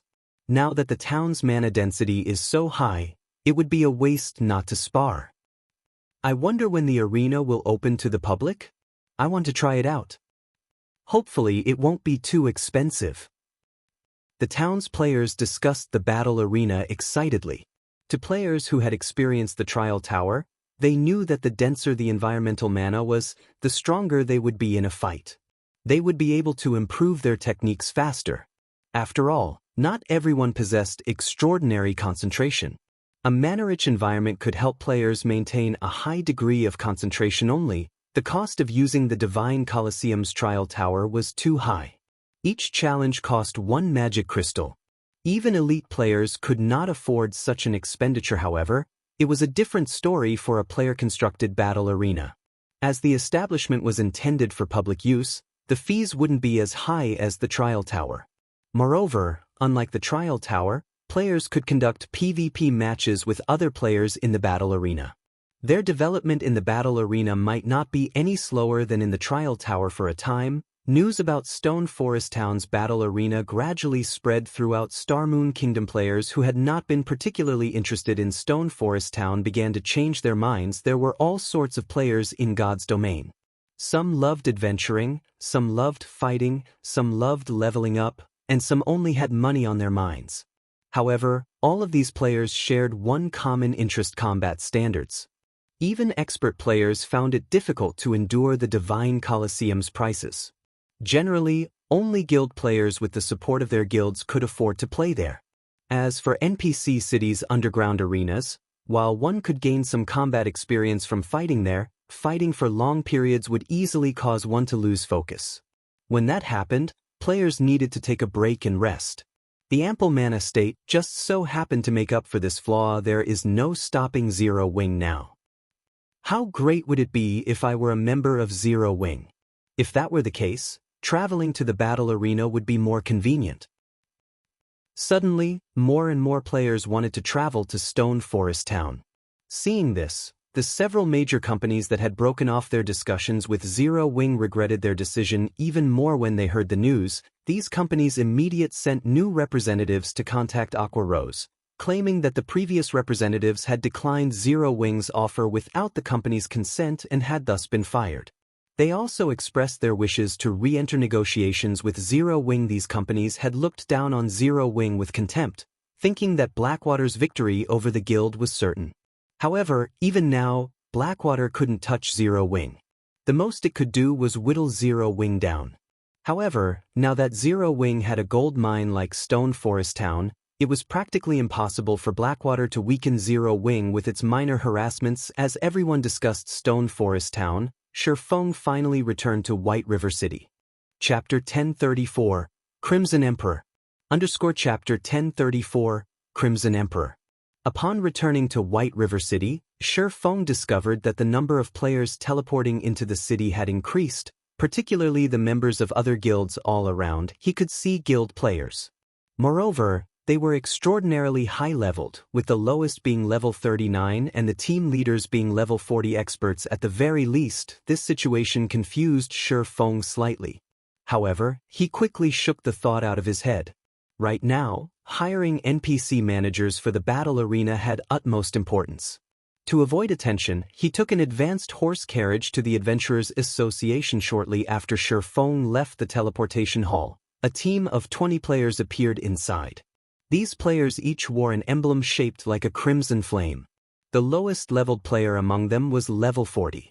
The equipment they wore also radiated the glowing effects unique to dark gold equipment. The white-haired man standing at the head of the group was even a level 41 Guardian Knight, whose appearance suggested that he had experienced the vicissitudes of life. The man carried a diamond-shaped shield with a dragon printed on it slung on his back and a blood-red longsword inserted inside the shield. Despite this long sword clearly being a one-handed sword, the width of its guard was wider than the man's shoulders, while the length of its hilt matched a two-handed sword's. Combined with the blade, the sword was nearly as tall as he was seen from afar. The man appeared to wield a bloody cross. As he stood in the spacious teleportation hall, he was extremely conspicuous yet, despite the eye-catching composition of this team of 20, everyone who saw this team would almost immediately shift their gazes away, not daring to take a second look. The reason for such a reaction was these players' emblem, which indicated they belonged to the Dark Knight Empire's veteran super first-rate guild, Crimson Emperor. Crimson Emperor was also the ruler of the Dark Knight Empire. No guild in the entire empire dared to make an enemy of it. The Guardian Knight leading the team was even head and shoulders above his team members. He was Crimson Emperor's top 5 Guardian Knight, Cuttlefish, also known as the Iron Wall, and someone who had witnessed Crimson Emperor's gradual growth from an ordinary guild into the super first-rate guild it was today. At this time, a middle-aged man on the team looked towards the leading Guardian Knight and asked, "Uncle Cuttlefish, we were in the middle of raiding a hell mode large-scale team dungeon. Why did you suddenly call us to come all the way over here?" "I've also just received a notice about this from the guild. It seems that some ancient ruins were found at the Twin Towers Kingdom. Currently, all guilds that have received news about it have already dispatched teams. Crimson Emperor naturally cannot let this opportunity pass." "Other?" Cuttlefish replied. Although he was already an old man in his 60s, his voice was just like a young man's, filled with energy. "Ancient ruins?" An elegant and slim female elementalist asked curiously, "Is there something special about those ruins? Is there really a need for us main force members to take action as well?" "That's right. The ancient ruins discovered are like a huge maze. It is massive inside. However, only teams of 20 are allowed. After entering, teams are immediately teleported to an area with monsters that have a chance of dropping a kind of slate fragment. Those who complete a set can exchange for a mount inside the maze. Based on what we know so far, there are even mysterious iron mounts available for exchange. Moreover, this was only in the outer area. Currently, the various guilds are frantically fighting over the monsters inside. It is very difficult to enter the ancient ruins. The requirement for personal strength is extremely high. For efficiency's sake, the guild leader is sending us to pioneer the way," Cuttlefish explained. Everyone else on the team immediately gaped in shock upon hearing this. The importance of mounts to a guild went without saying. Just the number of bronze mounts Crimson Emperor obtained was not even enough for the guild's internal experts, much less mysterious iron mounts. Yet now they could obtain mysterious iron mounts just by grinding in the outer area of some ancient ruins. Naturally, the upper echelons would freak out over this opportunity. However, before we head to the ruins, we need to establish a stronghold in White River City. So, Poisoned, you'll be responsible for visiting Zero Wing's residents and negotiating with them. Based on our investigations, Zero Wing has purchased the several plots of land around the teleportation house. Tell them that Crimson Emperor is interested in purchasing one. As for everyone else, split up and purchase some potions and scrolls," Cuttlefish instructed. "Uncle Cuttlefish, Zero Wing is just an upstart guild. Is there a need for Poison to make a special trip there? We are Crimson Emperor. If we want to buy a worthless plot of land, won't it be a done deal so long as we say the word?" A level 40 assassin asked in a somewhat displeased tone. Crimson Emperor was a veteran super first-rate guild. Nobody in the virtual gaming world did not know about it. The various guilds in the Dark Knight Empire also feared it greatly. Now, their guilds simply wanted to purchase a worthless plot of land, yet they, members of Crimson Emperor's main force, were actually sent to handle the negotiations. This was making a mountain out of a molehill. If things could really be settled with just a word, I wouldn't have poisoned head over either. Cuttlefish could not help but smile bitterly. "Arthur, Poisoned, you head over and negotiate with Zero Wing. Make sure to pay attention to your attitude when negotiating with them. If they really won't sell, then there's no need to force the matter. God's Domain is unlike any other virtual reality game that has existed in the past. I believe that you guys have felt it as well.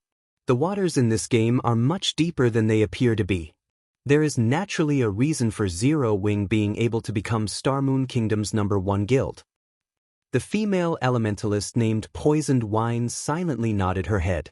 Inwardly, though, she, too, felt that Cuttlefish was making too much of Zero Wing. Inside the Adventurers Association, Shi Feng directly switched to his Spirit Slayer title and walked up to the front counter. Upon seeing Shi Feng, the blonde receptionist with green eyes immediately received him with great respect. Lord Spirit Slayer, how may I be of service to you today? The NPC receptionist asked respectfully. I wish to hire some advanced managers. Shi Feng replied, all right, then. Please follow me to the VIP room on the second floor. We'll bring the related documents over to you right away. The NPC receptionist bowed before leading Shi Feng up to the second floor. This scene immediately stupefied the players who had come to the establishment to receive quests. Who is that person? He actually got the receptionist beauty to escort him. Even a viscount of the city doesn't get to enjoy such treatment. That person is surely a top-tier expert. It would be great if I could get to know him. The players inside the main hall watched Shi Feng enviously as he walked upstairs. Shortly after Shi Feng arrived at the VIP room on the second floor, the NPC receptionist handed a file to him. The 4-star treatment really is fantastic. After taking just a glance at the first page of the file, Shi Feng was shocked. In God's domain, players who wanted to hire advanced NPCs could do so only through the Adventurers Association. However, there were differences between advanced NPCs, with some possessing higher intelligence and some lower. The higher the intelligence an NPC possessed, the more human-like they would be. NPC managers with higher intelligence would be able to manage their tasks more effectively. Some NPCs even possessed management skills that were superior to players. They were also more professional. Take Anna, for example. Her intelligence was truly extreme. She could easily manage the entire Starstreak trading firm all by herself. However, NPC managers on Anna's level could be encountered only with luck. Shi Feng had chanced upon Anna due entirely to a quest. Normally, encountering such an NPC was impossible. Generally, NPCs with more than 50 wisdom could already serve as considerably good managers, while NPCs whose wisdom reached 60 points were quite remarkable already. As for NPCs with 70 wisdom, only Tier 2 mages could achieve that standard. In the past, among the managers Shi Feng had met, even the one with the highest wisdom had only 73 points in the attribute. Moreover, that NPC had already been considerably advanced in age. Even so, Shi Feng had been quite excited when he found that old man.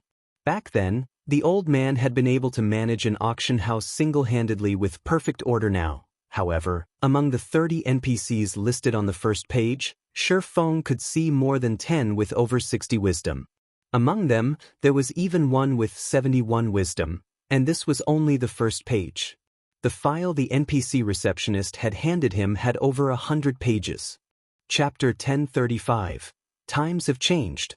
Chapter 1035. Times have changed.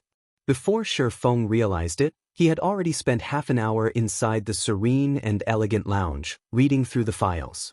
The more he read, the more shocked he felt. High-wisdom NPCs, which were usually difficult to encounter, were now available to him in the thousands. Shi Feng had even found an NPC with 80 wisdom, not for the main god system stipulating that NPCs hired from the Adventurers Association could not be made into players' personal guards. Shi Feng would very much have considered taking all these NPCs back with him to form an army of personal guards. I'll choose these 10, then.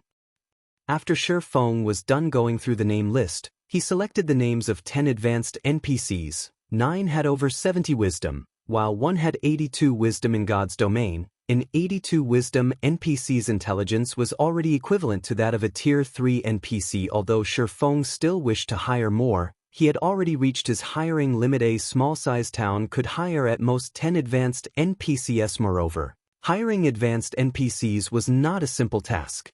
Unlike ordinary NPCs, which could be hired without limit and would only cost 2 gold coins a month in wages, one had to satisfy not only the salary demanded by these NPCs but also their conditions. Just the conditions of the 82 wisdom NPC Shi Feng had pointed out could choke an ordinary guild to death. This was because said NPC actually demanded a salary of 10 gold coins per day. Shi Feng also needed to pay a 1-month deposit in advance.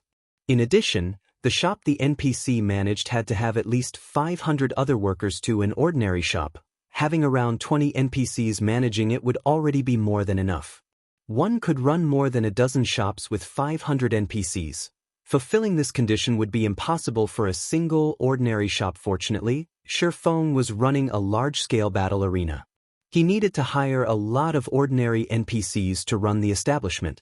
Otherwise, there would be no way to cope with the large number of players visiting the arena every day. After Shifeng confirmed his choices, the NPC beauty beside him happily tallied the bill and very quickly provided him with a figure, saying, "Lord Spirit Slayer, you have chosen to hire 10 advanced managers and 500 normal managers. You will need to pay a 1-month deposit for all of them. The total is 4,000 gold. Once you complete the payment, we will have them sent to Stone Forest Town within an hour. May I know if Lord Spirit Slayer has any other requests?" "That will be all." Shifeng nodded. He then paid the 4,000 gold deposit, his heart feeling a slight sting. The average level of players had risen considerably by now, and the money they could earn was much higher than before. However, copper coins still possessed quite a significant purchasing power, not to mention gold coins. Most likely, there was not a single guild in the entire God's domain that was as generous as himself, directly spending 4,000 gold to hire NPCs to manage just a single establishment. However, Shifeng knew that this was a necessary expenditure. It was simply impossible for players to keep up with the management of a battle arena. After Shifeng was done hiring the NPCs, he checked the time. Seeing as there was not much time left before his meeting with the representatives of those major companies, he promptly left the Adventurers Association and took an advanced horse carriage to the Candlelight trading firm. Inside the VIP room on the Candlelight trading firm's 7th floor, the representatives of the various major companies had already been waiting here for quite some time now. However, none of them showed any signs of indignation. On the contrary, expressions of shock filled their faces. At this point, White River City was the most populous city in Starmoon Kingdom. Meanwhile, the Candlelight trading firm was situated in the central business district of White River City. Aside from NPC-run establishments, the Candlelight trading firm's building was the tallest one in this area.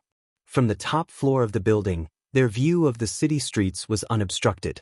They felt as if they were kings overlooking the entire city. However, this unique scenery was still only secondary when compared to the report they had just received. During this period, the number of players residing in Stone Forest Town had already hit the 500,000 mark. In the future, that number was sure to double. A player population of 1 million was equivalent to the population of a major NPC city. If they could set up a virtual store in this bustling town, said store would definitely have no lack of customers. The only problem was that Stone Forest Town was too small. If the town were a medium-sized town, then that would be perfect. However, Stone Forest Town's protection period had ended just recently. The town was only beginning to attract NPCs. It would still take a considerable amount of time to get promoted. Furthermore, Zero Wing was simply asking for too much money. With 1 billion credits, these major companies could establish a large guild of their own or invest into a second-rate guild. With the latter option, they could even obtain a considerable number of shares. By cooperating with Zero Wing, however, they would only get priority in investing into a town. They would only receive a guarantee that they could directly rent a golden land in one of the towns Zero Wing captured. The rent of these lands would be gradually deducted from this 1 billion deposit. This condition was truly a little outrageous. Of course, after they signed the agreement, if they did not wish to continue renting land from Zero Wing, they could get back their remaining deposit after half a year. However, the representatives of the various major companies still intended to negotiate this price. After all, the current situation in Starmoon Kingdom was not particularly stable. There was also the Blackwater Guild persistently plotting against Zero Wing. Hence, they intended to use this opportunity to reduce the price. Just as everyone was pondering how they should go about negotiating with Zero Wing, the doors to the lounge suddenly opened. A woman with an extraordinary figure walked into the room. Although she had hidden her face with a black cloak, judging from her graceful figure, her countenance was no doubt heavenly as well. Could this beauty be trying to cooperate with Zero Wing as well? Everyone in the room immediately started quietly discussing this beauty's identity among themselves. However, They very quickly discovered that this woman's seat was right next to the seat of honor. One could just imagine how much importance Zero Wing placed on this peerless beauty. Meanwhile, this peerless beauty was none other than Phoenix Rain. When Phoenix Rain entered the room, she, too, was momentarily surprised. She had never imagined that there would be so many companies interested in cooperating with Zero Wing. Moreover, these companies all possessed extraordinary backgrounds that rivaled even Aqua Rose's Sun and Moon group. After she entered, she also discovered that Aqua Rose had become significantly stronger. Although the Cursemancer had hidden her level, the aura she radiated was indubitable. In addition, Violet Cloud, who stood beside Aqua Rose, was even more amazing. Phoenix Rain herself felt a significant amount of danger coming from the young lady. As for Alluring Summer, on the other side of Aqua Rose, she, too, was relatively powerful. A level 41 elementalist could easily rank at the top of any guild. Moreover, Alluring Summer looked to be rather young, so she should still have great potential for growth. Is this really the Zero Wing I know? After Phoenix Rain observed Violet Cloud further, she suddenly noticed that the young lady's every motion looked very natural, and this discovery shocked her greatly. She had seen Violet Cloud fighting at the Dark Arena before. Although the young lady had not moved much at that time, Phoenix Rain could still tell that Violet Cloud had yet to reach the refinement realm. Nevertheless, after just a short time, Violet Cloud had gone directly from the half-step refinement realm into the refinement realm. Violet Cloud was clearly only a teenager, yet she had actually managed to reach the refinement realm at such a young age. If she were in the Dragon Phoenix Pavilion, she would definitely be considered one of the pavilion's top geniuses and nurtured heavily. After all, even a genius like Blue Phoenix had not reached the refinement realm at Violet Cloud's age. Shortly after Phoenix Rain took her seat, Shifeng entered through the doors. Hellscythe _. Chapter 1036, Zero Wings Foundations. Chapter 1036, Zero Wings Foundations. As soon as Shifeng set foot inside the room, everyone there automatically shifted their gaze towards him. Currently, Shifeng had already disguised himself as Black Flame using the demon mask. At this moment he was dressed in pitch-black armor and wore a black cloak. Two dazzling, blood-red swords hung from his waist, glowing a faint red. The aura his body radiated resembled that of an unsheathed sword, sharp and dangerous. The feeling he gave off was as if it wasn't a human walking into the room but a demon that had just escaped the abyss. The atmosphere in the lounge instantly grew heavy upon his appearance. When Shifeng's gaze swept over the representatives of the various major companies, they instinctively lowered their heads, due to the mental oppression they felt, none of them daring to make eye contact. Zero Wings Guild Leader, Black Flame? Isn't he a little too strong? Alluring Summer could not help but gasp upon seeing Shifeng. He's practically a monster. Haven't I already told you this before? Our guild leader is very strong, Aqua Rose said somewhat pridefully. As long as you develop yourself in Zero Wing, it is only a matter of time before you achieve that dream of yours. At this moment, Phoenix Rain's eyes had also widened in shock as she looked at Shifeng slowly walking over to her. Just how much has he improved again? During her last encounter with Shifeng, the latter only gave her the feeling of a sheathed sword. Now, however, his aura was entirely different. It was utterly overpowering, impressing on others the presence of a steamroller. Rather than calling him a player, he was practically a humanoid. Lord Shifeng did not pay much attention to Phoenix Rain's shocked reaction. He had on the level 50 fine gold ranked magic light set equipment. His basic attributes were far superior to those using level 40 or level 45 dark gold equipment. After all, level 50 equipment was meant for tier 2 players. Phoenix Rain was naturally no match for him in terms of attributes, not to mention, he also wielded a fragmented legendary item and multiple epic weapons and equipment. Strength-wise, he had long since surpassed Lord-ranked monsters of the same level. Hence, it was only normal for Phoenix Rain to feel a massive sense of oppression when he did not suppress his aura. However, Shifeng's grandiose entrance had made the various company representatives lose their composure.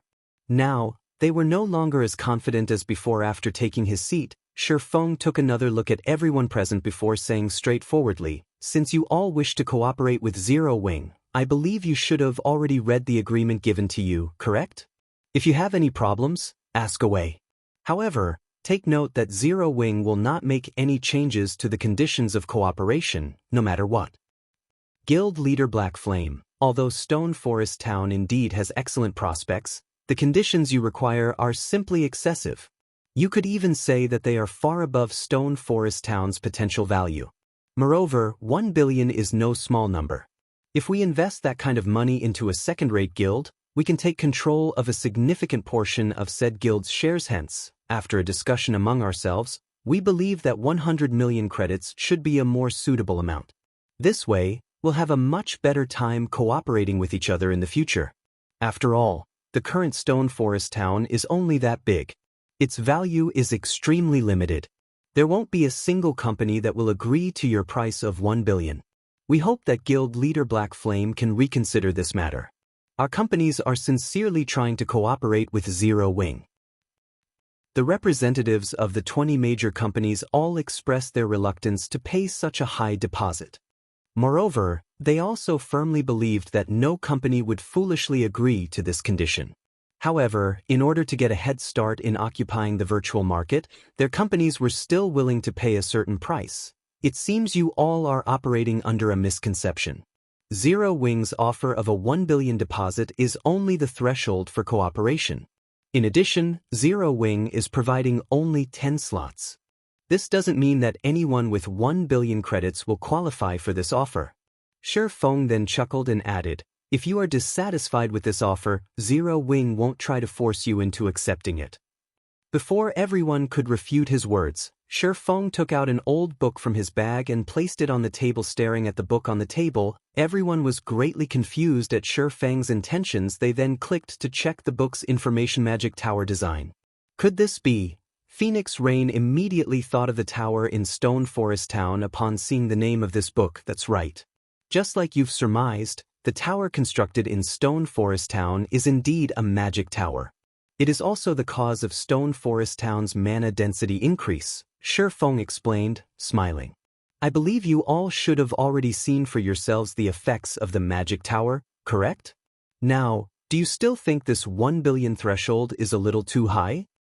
Immediately, everyone in the room fell silent. Shock plastered over their faces as they looked at the magic tower design. A hint of fanaticism gleamed in their eyes. Everyone had attributed the change in Stone Forest Town to the newly constructed tower. Hence, the people from the various large guilds as well as those from companies and corporations had immediately launched investigations into the tower. They all sought to obtain a magic tower for themselves. Unfortunately, they could not find any information regarding the magic tower whatsoever. They only knew that Zero Wing had built the tower. There were also rumors floating about that the magic tower might be a one-time use quest reward. Hence, Zero Wing had chosen to set up the tower at Stone Forest Town, using the opportunity to raise the town's value. However, they never imagined that players could actually build this thing. If Zero Wing could truly build as many magic towers as it wished and only needed to pay the production cost, then the guild's potential was indeed immense in the future. As long as the guild captured a town, it could directly construct a magic tower in it and use the higher mana density in the town to attract large numbers of players. With this, Zero Wing would have another brand new Stone Forest Town. As for Stone Forest Town being too small, that would no longer pose a problem. Either at that time, even obtaining a significant portion of the virtual market share would not be a dream for their companies. No wonder he's so confident. At this moment, Phoenix Rain was eyeing the magic tower design enviously. At the same time, she also felt fortunate that she had made this trip here with the magic tower. Trying to gather players and earning money would both be extremely easy to accomplish. Standing beside Shi Feng, Aqua Rose noticed the unflinching gazes of the various company representatives as well as their expressions, which stated that they would become Zero Wing's collaborator, no matter what. She nearly let out a laugh. Although Shi Feng had revealed the magic tower design, all everyone could see was the item's name. They could not open the book and view its actual contents. In the end, everyone had mistakenly believed that one could construct an unlimited number of magic towers with the design and did not know about the magic tower design's limitations. Of course, this could not be considered as Zero Wing being deceitful. This was simply a beautiful misunderstanding. Under the fanatic gazes of everyone, Shi Feng stored the magic tower design. Smiling, he said, "You've seen the item for yourselves. As for the qualifications for cooperation, 1 billion is the minimum requirement. Or to put it more precisely, 1 billion will only get you a plot of golden land in a town. Also, Zero Wing doesn't necessarily need 10 collaborators. If none of you have any problems, let's start the auction for the first slot. Chapter 1037, Insane Woman. Hellscythe_Vampire Cat Chapter 1037, Insane Woman. Shifeng's words caused another commotion in the room. None of the representatives had expected him to have such intentions from the very beginning.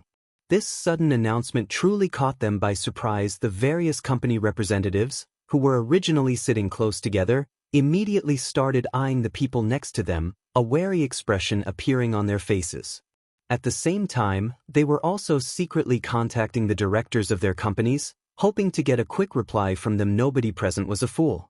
They knew just how much was at stake here. Just the value of a single town with a magic tower could practically rival that of 8 player-owned towns. Moreover, capturing 8 towns was easier said than done. Even if one managed to seize so many towns, the investments needed to develop these towns were not something an ordinary large guild could support. Most likely, only entities like super guilds would be able to operate 8 towns simultaneously at this stage of the game. However, buying a plot of land in the towns owned by super guilds was nigh impossible for their companies. That was no longer a problem that could be solved with enough money. Super guilds operated differently from ordinary large guilds. They were playing virtual reality games with the intention of monopolizing a large share of the virtual industry and were more than capable of doing so. Hence, why would they want to split their profits with someone else? On the other hand, Zero Wing only needed to capture 1 town to gain the economic benefits of 8 towns. If their companies could gain priority in investing in Zero Wing's towns, they might be able to establish themselves in God's domain's virtual industry. How could they possibly let this opportunity get away? Seeing Shifeng remaining silent for some time after his announcement, Aqua Rose could not help but asked softly, "Guild leader, are you still not going to start the auction?" "Wait a little. There's no need to rush this matter. We'll let them digest this information first. When the time comes, they'll compete with even greater ferocity," Shifeng replied, smiling as he looked at the company representatives busy contacting their superiors. Originally, this matter of cooperation had been relatively urgent. He had even made plans to risk exposing the city-building order just to gather enough funds to purchase Ouroboros's training center. The existence of a training center was simply too important to a guild. This relevance was akin to that of the current dojos. The experts nurtured in dojos would go on to participate in all sorts of competitions. Training centers were similar in this respect, where the experts nurtured in training centers would go on to participate in all sorts of virtual competitions. The only difference was that virtual competitions possessed much greater influence and competitiveness. Moreover, if Shifeng had his own training center, he could do things much more conveniently. He would have less to worry about in other matters. Most importantly, he could recruit and nurture members en masse rather than in limited numbers. He could also attract many more people to Zero Wing. This was also one of the reasons why super guilds would never have a lack of recruits each year. After all, nobody would wish to spend their entire life fighting for a half-dead guild that did not even have a proper workplace in the real world. Due to this reason, second- and third-rate guilds would often be a flash in the pan in the virtual gaming world, while first-rate guilds and above remained as steady as a mountain in the industry. After Shifeng waited for a short while, the various company representatives finally completed their tasks. They then turned to look at Shifeng, their eyes filled with appreciation for his patience. "It seems you all have prepared yourselves already. Let's begin then," Shifeng said after getting silent confirmation from everyone present. The starting bid for the first cooperation spot is priced at 1 billion credits. Every increment must be no less than 10 million. 1 billion, 20 million.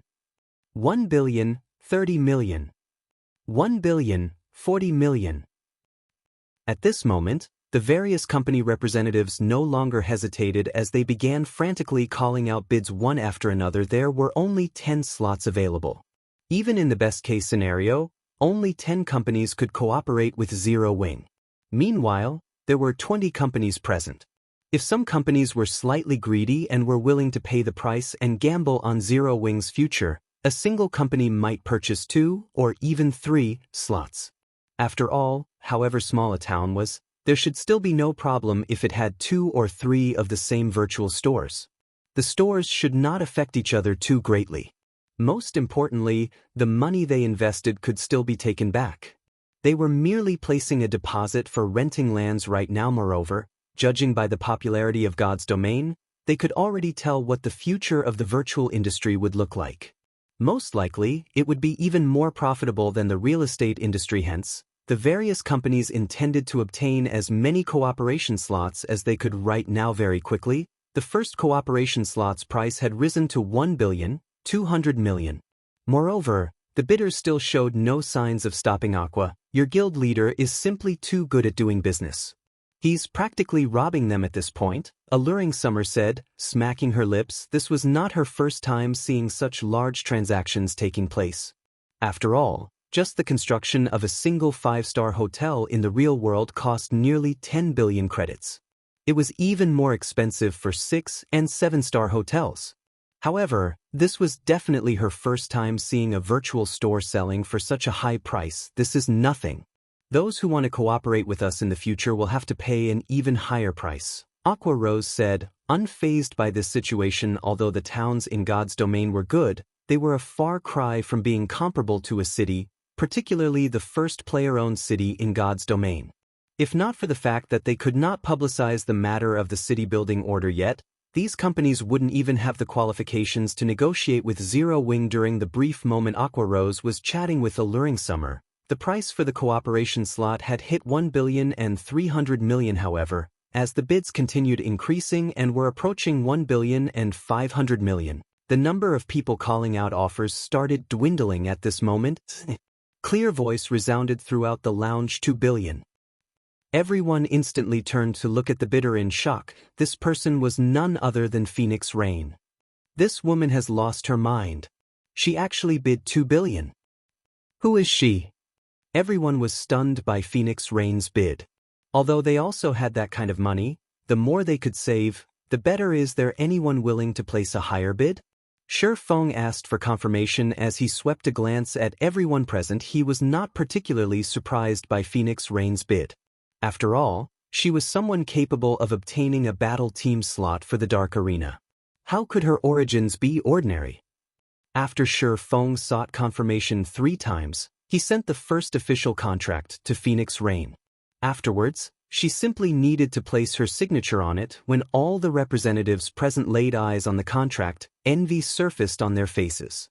They then made preparations to bid for the second contract. However, as soon as Shi Feng announced the bid for the second contract, Phoenix Rain again said softly, 2 billion. Silence fell once more. The representatives all felt hatred and frustration towards Phoenix Rain's actions. What the hell is with this woman? She is simply insane. There are 10 slots available. I refuse to believe she can take down a third one. Everyone initially thought that Phoenix Rain would hit her limit after purchasing a single slot for 2 billion. They never imagined that she would repeat her feat. However, in their opinion, Phoenix Rain should have run through the funds she had on hand after spending 4 billion. She should no longer be a threat in the following bids. Unfortunately, reality proved to be far crueler than these representatives thought. Without the slightest hesitation, Phoenix Rain bought 7 slots in succession, each for 2 billion credits. Her actions thoroughly frightened all the company representatives. They even started to suspect that Phoenix Rain was merely putting on an act for Zero Wing right now. However, just as everyone was thinking this, Phoenix Rain suddenly opened her mouth and said, Guild Leader Black Flame, there's no need to continue this auction. I want all the remaining slots. I hope that the two of us can sit down and discuss the matter of cooperation further instead of continuing to waste time here. Chapter 1038, Town of Beginnings. Hellscythe _ Cat Chapter 1038, Town of Beginnings. Although Phoenix Rain did not speak loudly, everyone was still dumbfounded by her words. As for the matter of Phoenix Rain being Zero Wing's puppet, they had long since flung that idea out of their minds. Is this the background of a super first-rate guild? Aqua Rose was greatly shocked as she looked at Phoenix Rain's calm and composed demeanor. Although she had known that a very wide gap separated first-rate guilds and super first-rate guilds in terms of overall strength, number of experts, and financial strength, She never imagined that the disparity was this massive. Phoenix Rain was actually capable of purchasing all 10 slots as if she was shopping for vegetables at the market, just as the various company representatives were about to refute Phoenix Rain's words. Feng got the jump on them, saying, "Since you are going to buy the remaining slots, we can naturally proceed with the discussions." Guild leader Black Flame, "You shouldn't make such a hasty decision." "That's right. There are still 3 more slots left. How would you know if we can't outcompete this lady?" The other companies immediately grew anxious. Previously, they had intended to wait until Phoenix Rain had exhausted her funds in order to purchase a slot for themselves as cheaply as possible. They never expected something like this to happen halfway through the auction. "I can choose to give up if any of you can offer more than 4 billion for any of the 3 remaining slots," Phoenix Rain said. The entire venue fell silent once more.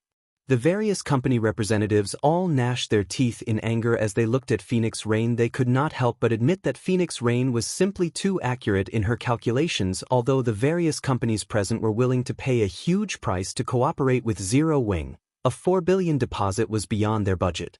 Moreover, nobody could tell what kind of future awaited Zero Wing.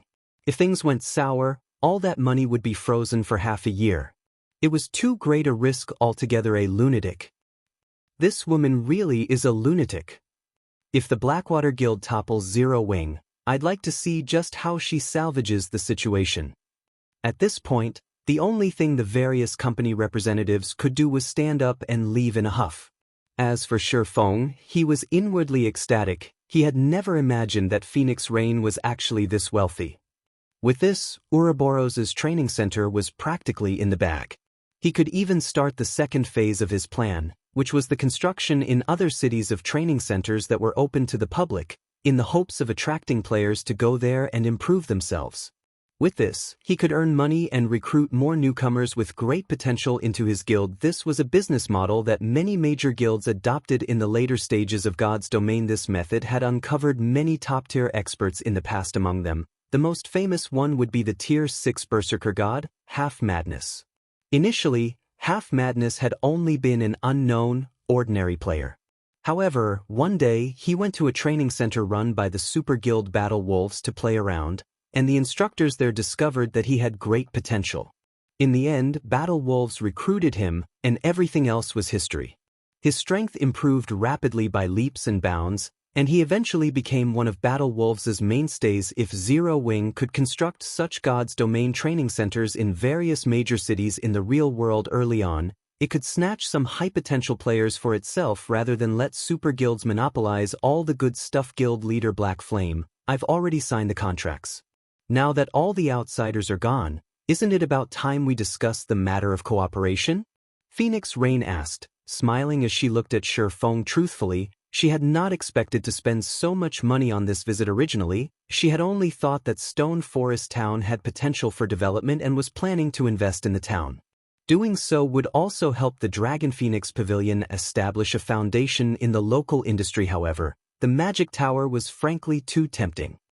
Hence, she had invested practically all the funds she had on hand right now into Zero Wing. As the manager of a guild, she knew full well just how difficult it was to develop a town. Currently, the Dragon Phoenix Pavilion controlled 5 towns in total.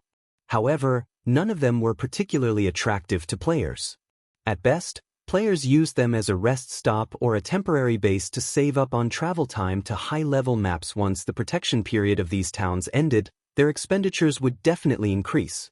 At that time, not to mention making a profit, it would be great if the towns did not incur a deficit. If one were to compare economic benefits, all 5 of the towns combined did not even equal 1/10 of Stone Forest Town. However, if these towns also had a magic tower, players would no longer treat them as just a simple rest stop. Instead, the towns would become a mecca for players who wanted to improve their strength. Seeing as Phoenix Pavilion Master has spent so much money, I believe that your goal isn't just gaining priority in investing in Zero Wings towns. Instead, it should be the Magic Tower, correct? Feng said. "That's right. I am indeed doing this for the Magic Tower. As long as you can construct a Magic Tower in a town I manage, I can give you 40% of the town's profits. How about it?" Phoenix Rain said and nodded, her words replete with temptation. The Dragon Phoenix Pavilion was a super first-rate guild. Be it the ability to capture a town or to develop one, there was no comparison. Meanwhile, Shifeng only needed to construct a single magic tower in order to receive 40% of one town's profits. This offer would tempt anyone. I want 50%. I will also help you construct only one magic tower. Moreover, the location of the town you choose must not be in any of Star Moon Kingdom's neighboring countries. Shifeng said after giving the matter some thought. He could build only 4 more magic towers right now. Meanwhile, he needed at least 3 to protect a city. Hence, the most he could spare was 1 magic tower if possible. He was more than willing to construct a few more towers for Phoenix Rain. After all, that was free money they were talking about. Moreover, the magic tower design was not unique. It was only a matter of time before other players obtained the design for it. Once the various guilds all possessed the design, the tower would no longer be valuable. Hence, he had to earn as much money off it as possible right now. As for nurturing competitors, this was simply an unnecessary worry. God's domain was just too massive. There were also countless people playing the game. On the other hand, how many players could a single town possibly contain, or even a single city? If he kept the magic tower for himself, the most he could use it for right now was as a decoration. Rather than do so, it would be much better if he converted the tower into sustained revenue. Moreover, it was much harder to operate a city than a town. The current Zero Wing would barely be able to afford the manpower and resources required. This was also the reason why he was mass recruiting members. Once he built his city, he would not have any energy to spare for managing any additional towns. However, I have another condition. You need to get it done within 3 days. Previously, Phoenix Rain still wanted to renegotiate. However, seeing Shifeng's determined demeanor, she knew that that was not going to happen. However, at the very least, she had secured 1 magic tower for herself, achieving her initial goal. That won't be a problem. Send the town's coordinates to me. When the time comes, I'll send some people over to build it. Shifeng did not mind this condition. Constructing a magic tower took only half a day, after which, he would have 1 more source of income. Then, he also would not have to worry about the construction fees for his city. After the 2 of them signed a contract reflecting their agreement, Phoenix Rain sent a set of coordinates to Shifeng. Savage Wildland, Town of Beginnings. What? You've actually discovered the Savage Wildland. Shifeng was momentarily surprised upon seeing the coordinates. Chapter 1039, Humanity's Origins. Hellscythe _ Fluffy Goblin. Chapter 1039, Humanity's Origins. Shifeng's reaction astonished Phoenix Rain. The Savage Wildland was a massive, mysterious island discovered by one of the Dragon Phoenix Pavilion's old monsters while he had been working on an epic quest. The pavilion had investigated the island in depth, and they only uncovered part of the island's secrets after much difficulty. She hadn't expected Shifeng to react as if he knew the Savage Wildland's secrets when she had sent him the location. Do you know about the Savage Wildland? Phoenix Rain asked curiously. Only after browsing the library in the Apocalypse Empire's imperial capital had the Dragon Phoenix Pavilion found some information about the Savage Wildland. However, the information was very vague. The only thing it mentioned was that the Savage Wildland was the birthplace of humans, which is why the town on that massive island had been named the Town of Beginnings. Even the weakest monsters on the island were level 40. Moreover, the monsters exhibited considerably high combat standards. Even guild elite players could not solo the area's elite monsters of the same level. They needed to form groups of 3 to take one down. Furthermore, it was very easy to come across special elite and chieftain-ranked monsters. These monsters mostly moved in groups, making it considerably difficult to level up. This also made it difficult to attract players to the Town of Beginnings. Yet, the Town of Beginnings was too important to her to utilize the town's true function. It needed to be promoted to a medium-sized town. She had been incredibly worried about this now that she had the magic tower, though attracting players would be much easier. Yes, I've read about it in a book. I have heard it's humanity's birthplace. Shifeng nodded, though he did not reveal the frightening secret the Savage Wildland hid in the past. When the Savage Wildland had first appeared, it had not attracted any attention whatsoever. First, it was simply too difficult to level up there. Rather than relying on the monsters, one would be better off grinding the useless monsters in low-resource areas.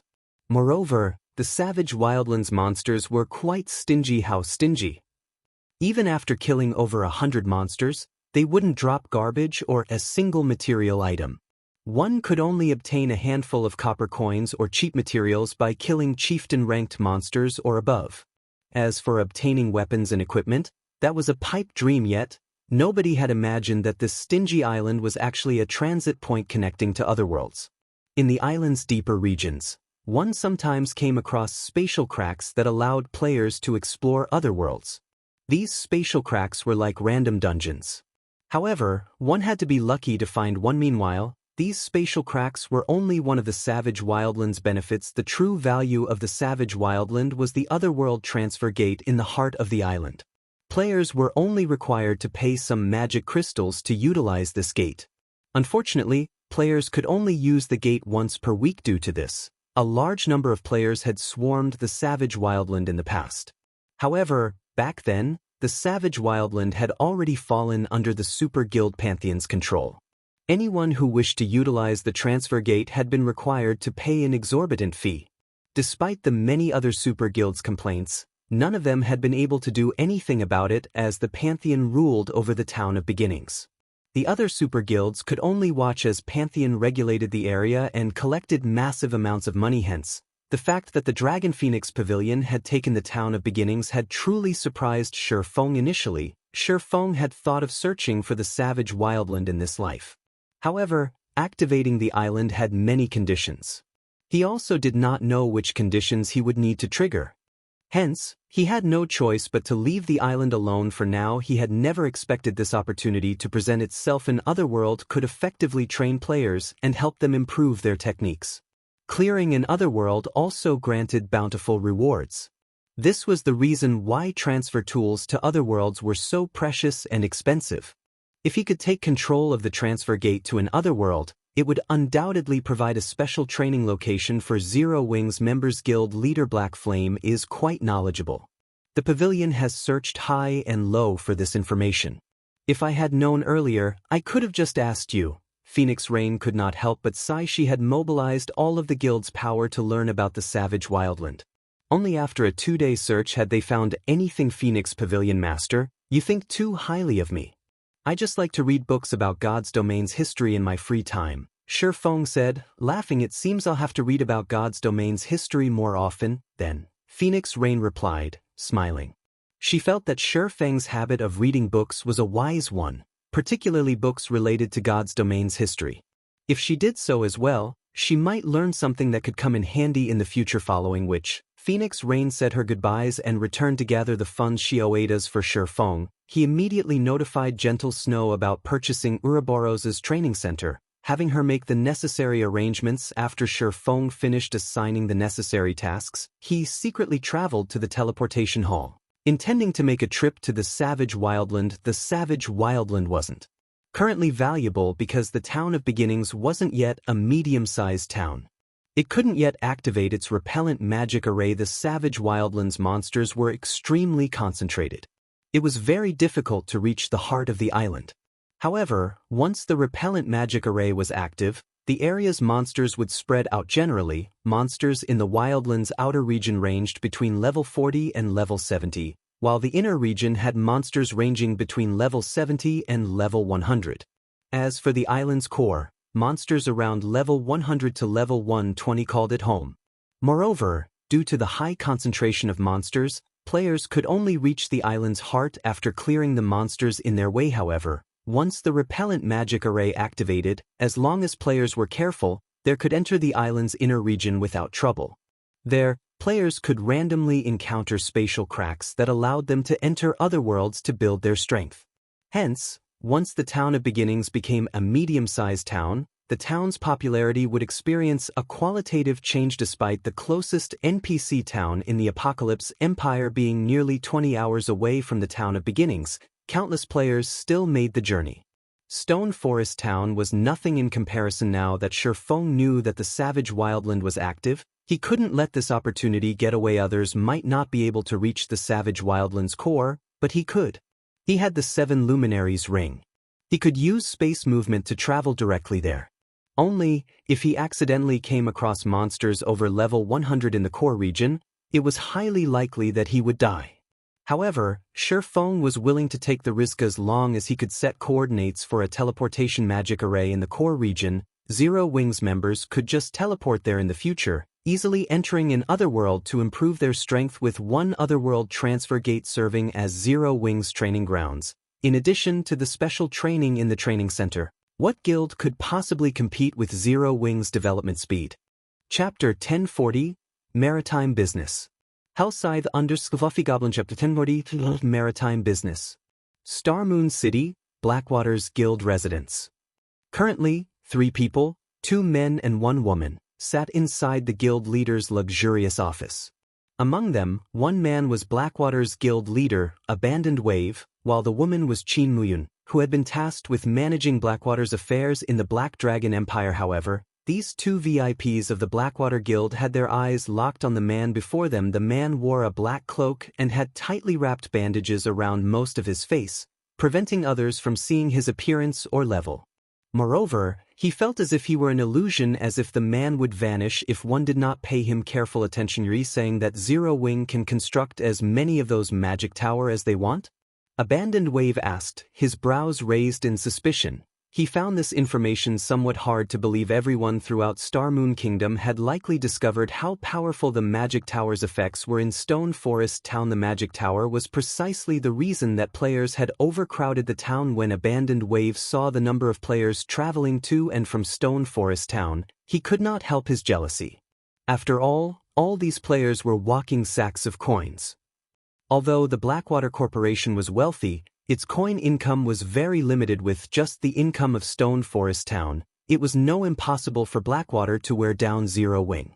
If what the bandaged man had said was indeed true, once Zero Wing captured another 1 or 2 towns, Blackwater would not be able to compete with the guild's financial strength. I can assure you that this news is true. Moreover, Zero Wing has found a powerful financial backer. I'm afraid that within this short period, Zero Wing's strength will rise explosively once more, the bandaged man declared confidently. If we don't get rid of Zero Wing soon, we will have endless trouble in the future. I understand.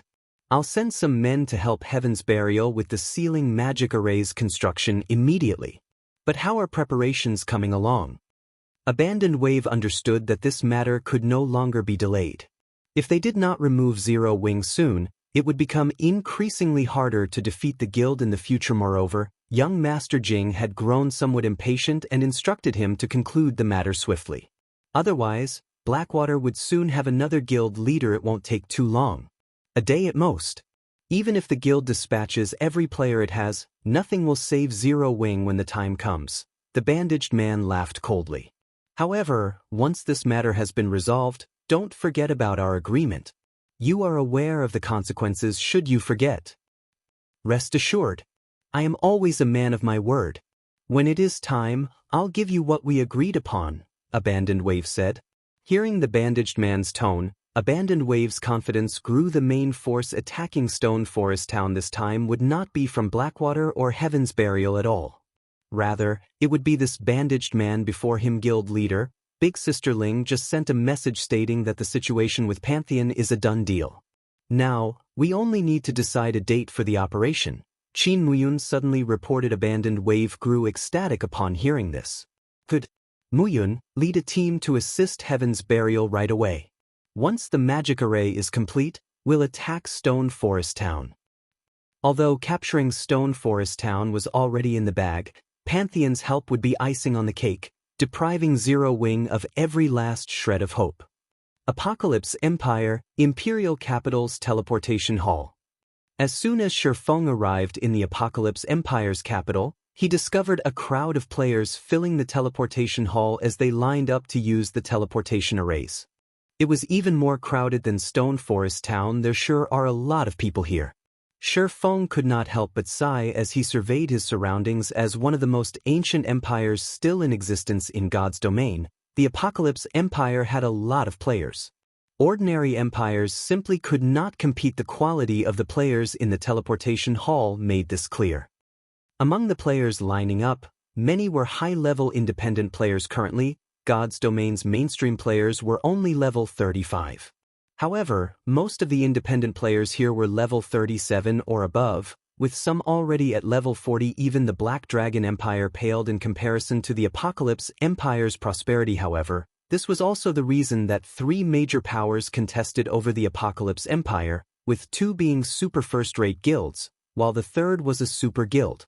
Of the 2 super first-rate guilds, one was the Dragon Phoenix Pavilion, and the other was the Miracle Guild. Battle Wolves was the super guild.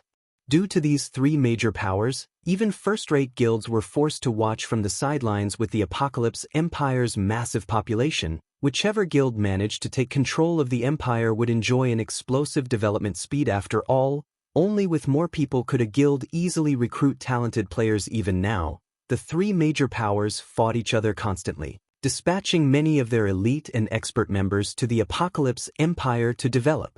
The Dragon Phoenix Pavilion's choice representative to preside over the struggle for the Empire was none other than Phoenix Rain. This time, Phoenix Rain had resolved to bet all of her cards on Zero Wings cooperation. Feng had to admit that Phoenix Rain had bet correctly. If the Town of Beginnings had a magic tower, not only could she rake in a fortune, but she could also hasten the town's promotion to a medium-sized town. The Town of Beginnings would become the cornerstone that would allow the Dragon Phoenix Pavilion to take over the Apocalypse Empire. Compared to the potential profits, the initial cost was nothing. Unfortunately, while focusing on a narrow goal, Phoenix Rain had neglected an even greater opportunity. Even without taking control of the Town of Beginnings, there was a way to access the Savage Wildlands benefits, following which Feng teleported to Ocean Viewing Town. Ocean Viewing Town was the closest coastal town to the Savage Wildland. However, due to the Wildland's location in the middle of the sea, players generally rented boats for the journey. The sea was far more dangerous than land. Players had to be extremely careful when venturing across the sea. If a player carelessly allowed their boat to be destroyed, they would have to rely on their own strength to swim the rest of the way. Compared to walking, swimming in the ocean was much more taxing on a player's stamina. It was also much slower. After running out of stamina, players would ultimately drown. Due to this, despite Ocean Viewing Town's close proximity to the Savage Wildland, the trip generally took around 20 hours. When Feng reached Ocean Viewing Town, he did not immediately rent a boat. Instead, he visited the town hall. In the past, due to the many players rushing to the Savage Wildland, Ocean Viewing Town had also prospered. Eventually, it had even been promoted from a town to a city.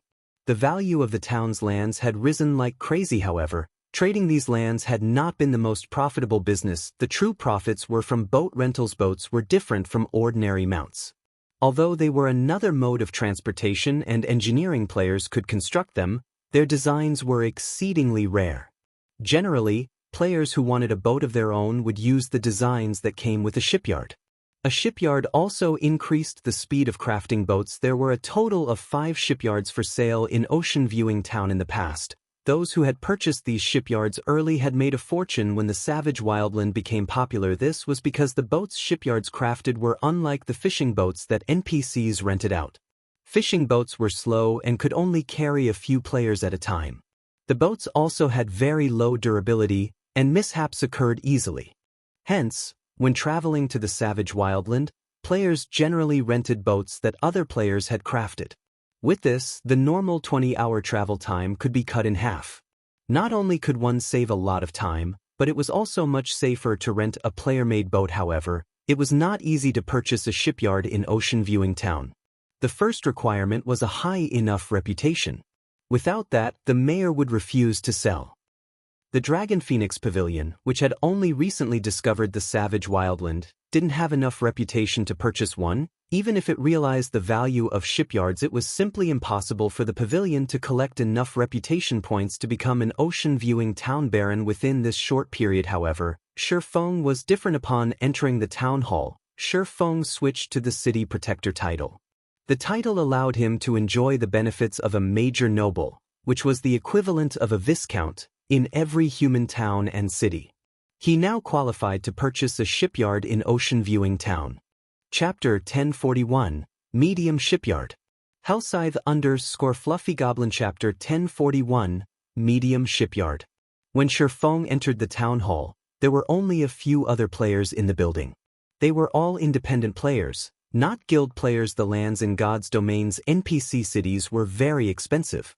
Generally, only guilds could afford them. It was practically impossible to find a lone player who could afford these lands as well. However, it was a different story for NPC towns. The lands here were many times cheaper. Take Ocean Viewing Town for example. Its normal lands only cost 200 to 300 gold, while the lands around the town center cost 500 to 600 gold. Even the most expensive land, which had an excellent view of the ocean, cost around 900 gold.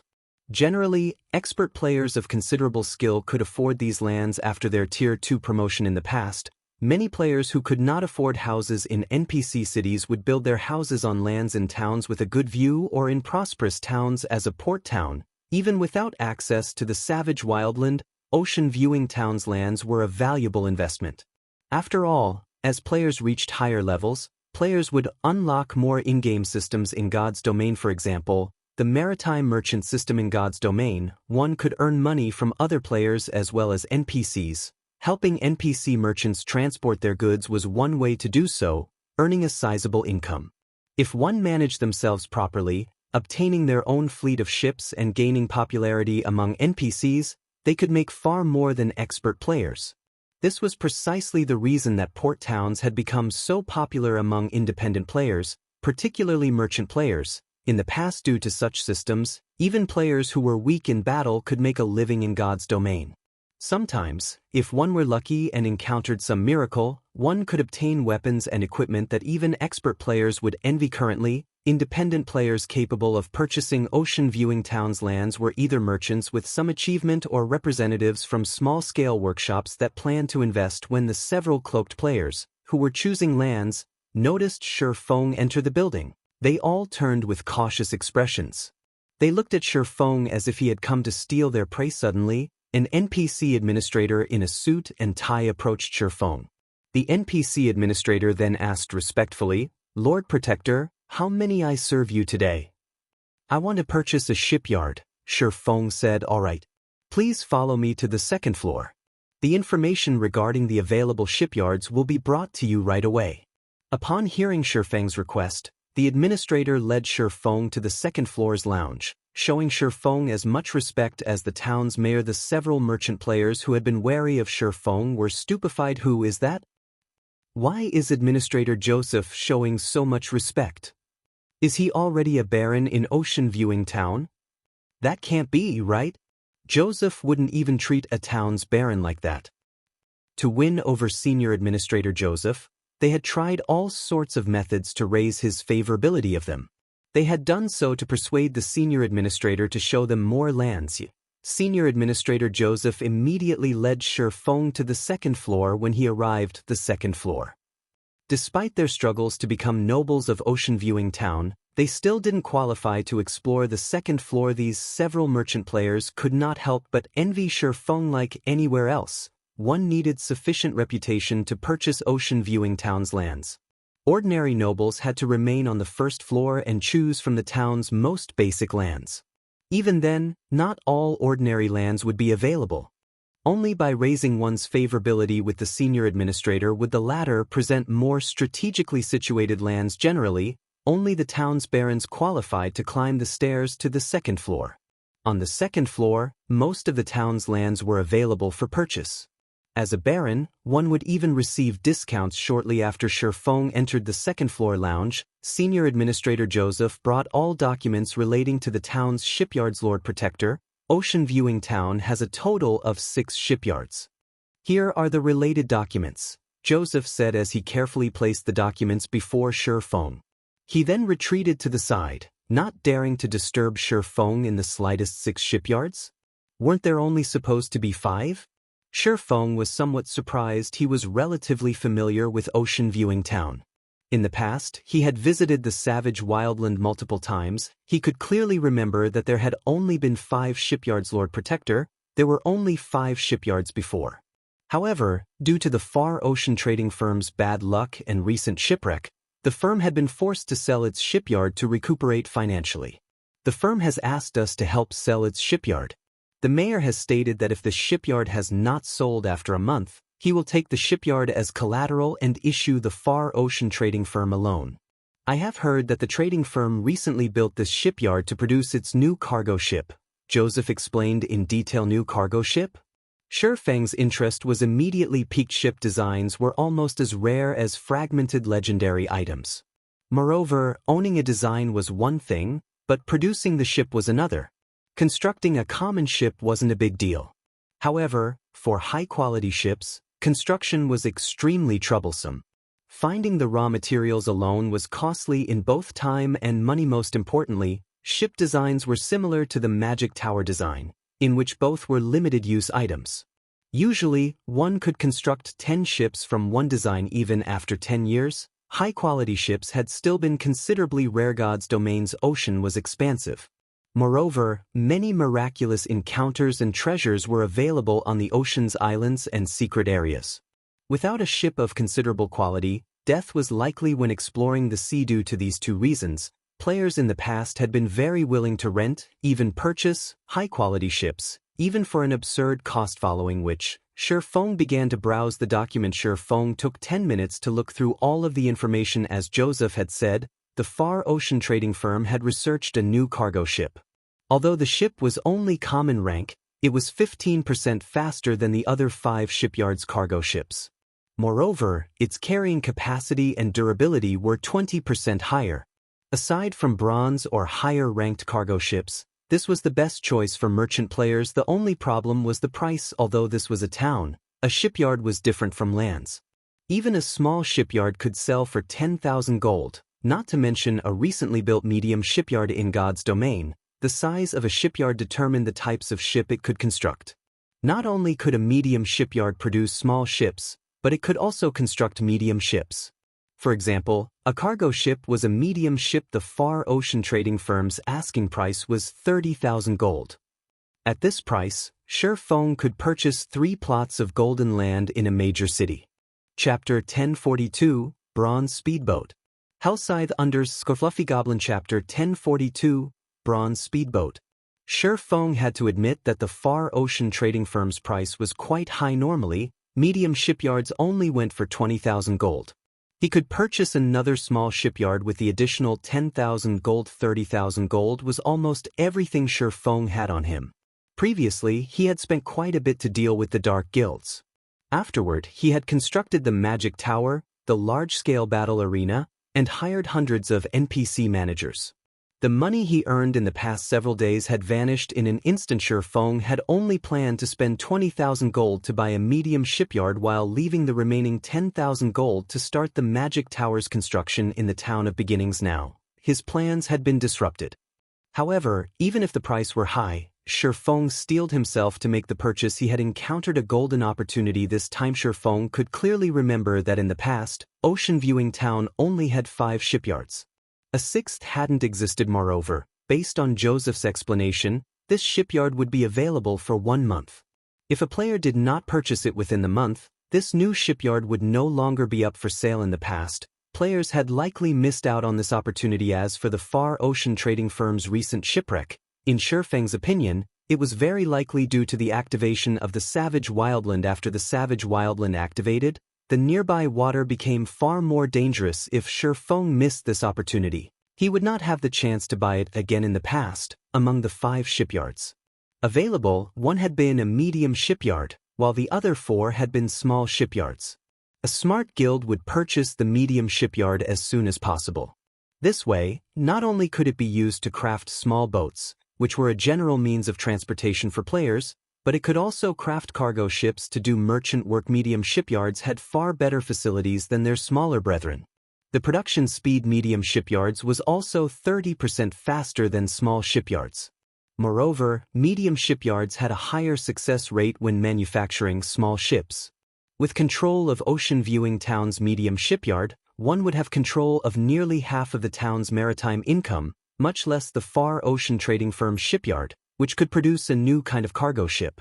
With that shipyard, Shifeng might be able to snag a share of the nearby town's market. In addition to Ocean Viewing Town, asile by the new shipyard. Then, Shifeng said softly after suppressing the excitement in his heart. Hearing this, Joseph quickly and carefully responded, "Lord Protector, As we do not own this shipyard and it has only been consigned to us, the most we can offer is a 5% discount. You will have to pay a total of 28,500 gold. A city protector's status was the equivalent of a major noble's. Even ocean-viewing town's mayor had to address Shi Feng carefully.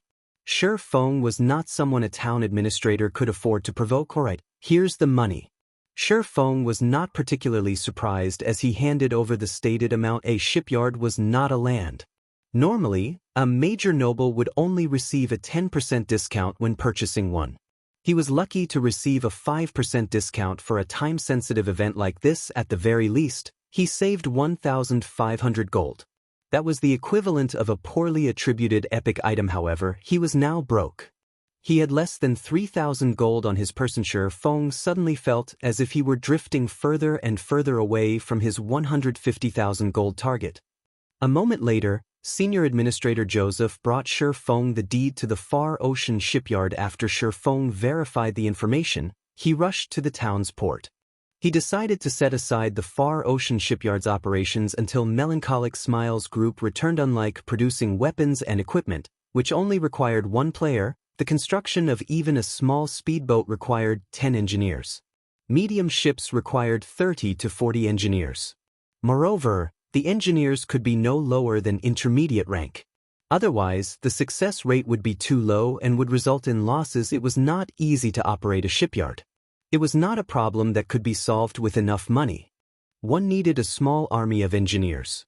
Moreover, apprentice engineers were utterly useless for this task. To run a medium shipyard smoothly, one needed at least 100 intermediate engineers. If one wanted higher production success rates, it would be best to have at least 10 advanced engineers producing the ship's core components. As for the new cargo ship the Far Ocean Shipyard had researched, it required even more than usual. The one ship required 50 intermediate engineers. In addition, the ship's core required 5 advanced engineers. Intermediate engineers did not qualify to touch the core component. Only after fulfilling these requirements could they manufacture this new cargo ship at the standard speed. Hence, Shi Feng planned to wait until Melancholic Smiles Group returned. He needed 5 advanced engineers at the very least to begin the ship's construction. Otherwise, he would have to rely on small speedboats to earn money, wasting away the advantage of the new cargo ship. When he reached Ocean Viewing Town's port, Shi Feng discovered many small fishing boats tied to the docks. Players could rent or purchase these boats only. They were somewhat expensive to purchase outright. Ordinary players couldn't afford them. Even the crappiest fishing boat, which could only accommodate a maximum of 4 people at a time, sold for 3 gold. A fishing boat that could hold up to 6 players cost 5 gold. As for fishing boats with a small sail, their prices were even more absurd, with the most common selling for 10 gold. However, one had to admit that it was worth every coin. Fishing boats with sails were 10% faster than those without. Moreover, they possessed the passive skill, sail along the wind. Players could increase their speed by another 20% with the wind in their sails. This way, players could escape sea monsters easily, avoiding the risk of losing both their lives and their ship. Renting a boat was far cheaper than purchasing one. One was only required to pay a deposit of half the value of the boat's selling price and a 5% rental fee of once every 3 days. If the boat were damaged, players were only required to cover the repair fees. In the event that the boat was destroyed completely, however, one was required to compensate the owner in full within a fixed time. If one failed to do so, the owner would place a bounty on their head. Moreover, the bounty contract would not expire, only letting the player rest once it was fulfilled. Hence, players were extremely careful with their rentals. At the same time, if they had the money, they would just buy one. Shi Feng could already see quite a few small fishing boats sailing across the ocean. These boats all carried a party of players. With a full party, players had a higher chance of surviving while they explored the islands. Players rarely explored the islands by themselves. In God's domain, small islands were like party dungeons.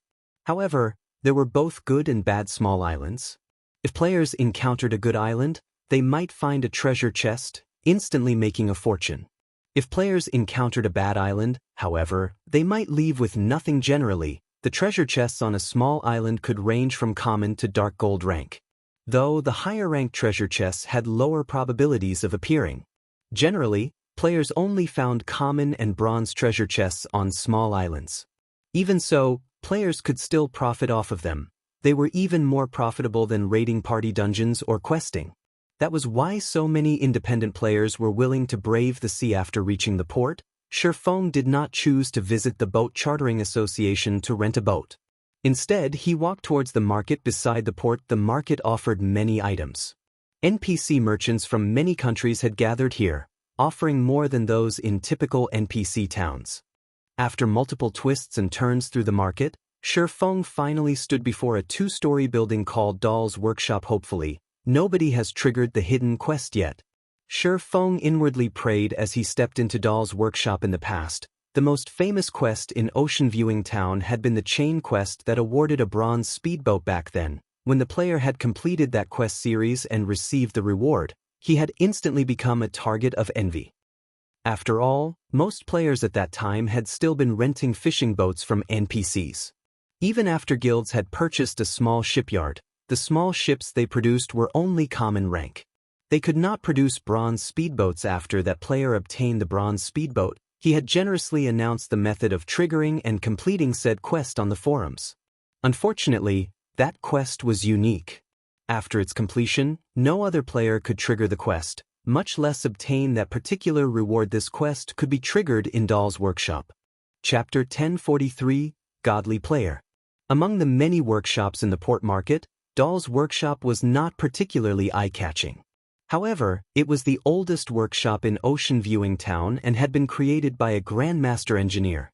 The workshop had existed for over 300 years. Logically, even if it were not famous throughout the Apocalypse Empire, a Grandmaster engineer's workshop should be the most famous in the Ocean Viewing Town. Unfortunately, its decline due to the workshop's inheritors, worse with each generation, letting the workshop to fall into its current state. At this point, almost nobody remembered Doll's Workshop's past glory. However, the workshop's current owner was quite talented. After inheriting the engineering notes from his predecessors, he had been obsessed with researching the notes to become a master engineer. Meanwhile, the hidden quest was helping the current inheritor of Doll's Workshop, Rodney, become a master engineer. If the player succeeded, they would earn a bronze speedboat in God's domain. The value of a bronze speedboat could rival that of an epic item. A common speedboat could carry up to 2 parties of 6, and it was 20% faster than fishing boats. Moreover, it came with the Accelerate skill and Braving the Winds and Waves passive skill. Both were necessary for adventuring on the open ocean. A bronze speedboat could hold a team of 20, and its speed and durability were 15% higher than a common speedboat. A bronze speedboat also possessed offensive capabilities. In terms of life-saving capabilities, the bronze speedboat was multiple times stronger than the common speedboat. The player that had obtained the bronze speedboat had formed a relatively good maritime adventurer group and had ventured into dangerous waters that other players had not dared to explore, becoming quite famous in the Apocalypse Empire. Upon entering Doll's Workshop, Shifeng discovered several other players waiting in the basketball court-sized workshop as well. When Shifeng entered the building, these players turned to him with hostile glare. Sure enough, others have discovered it.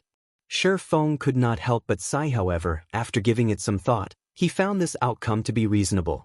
Ocean Viewing Town might not be particularly big, but there were quite a few players who traveled here to level. Among them, there was no lack of experts.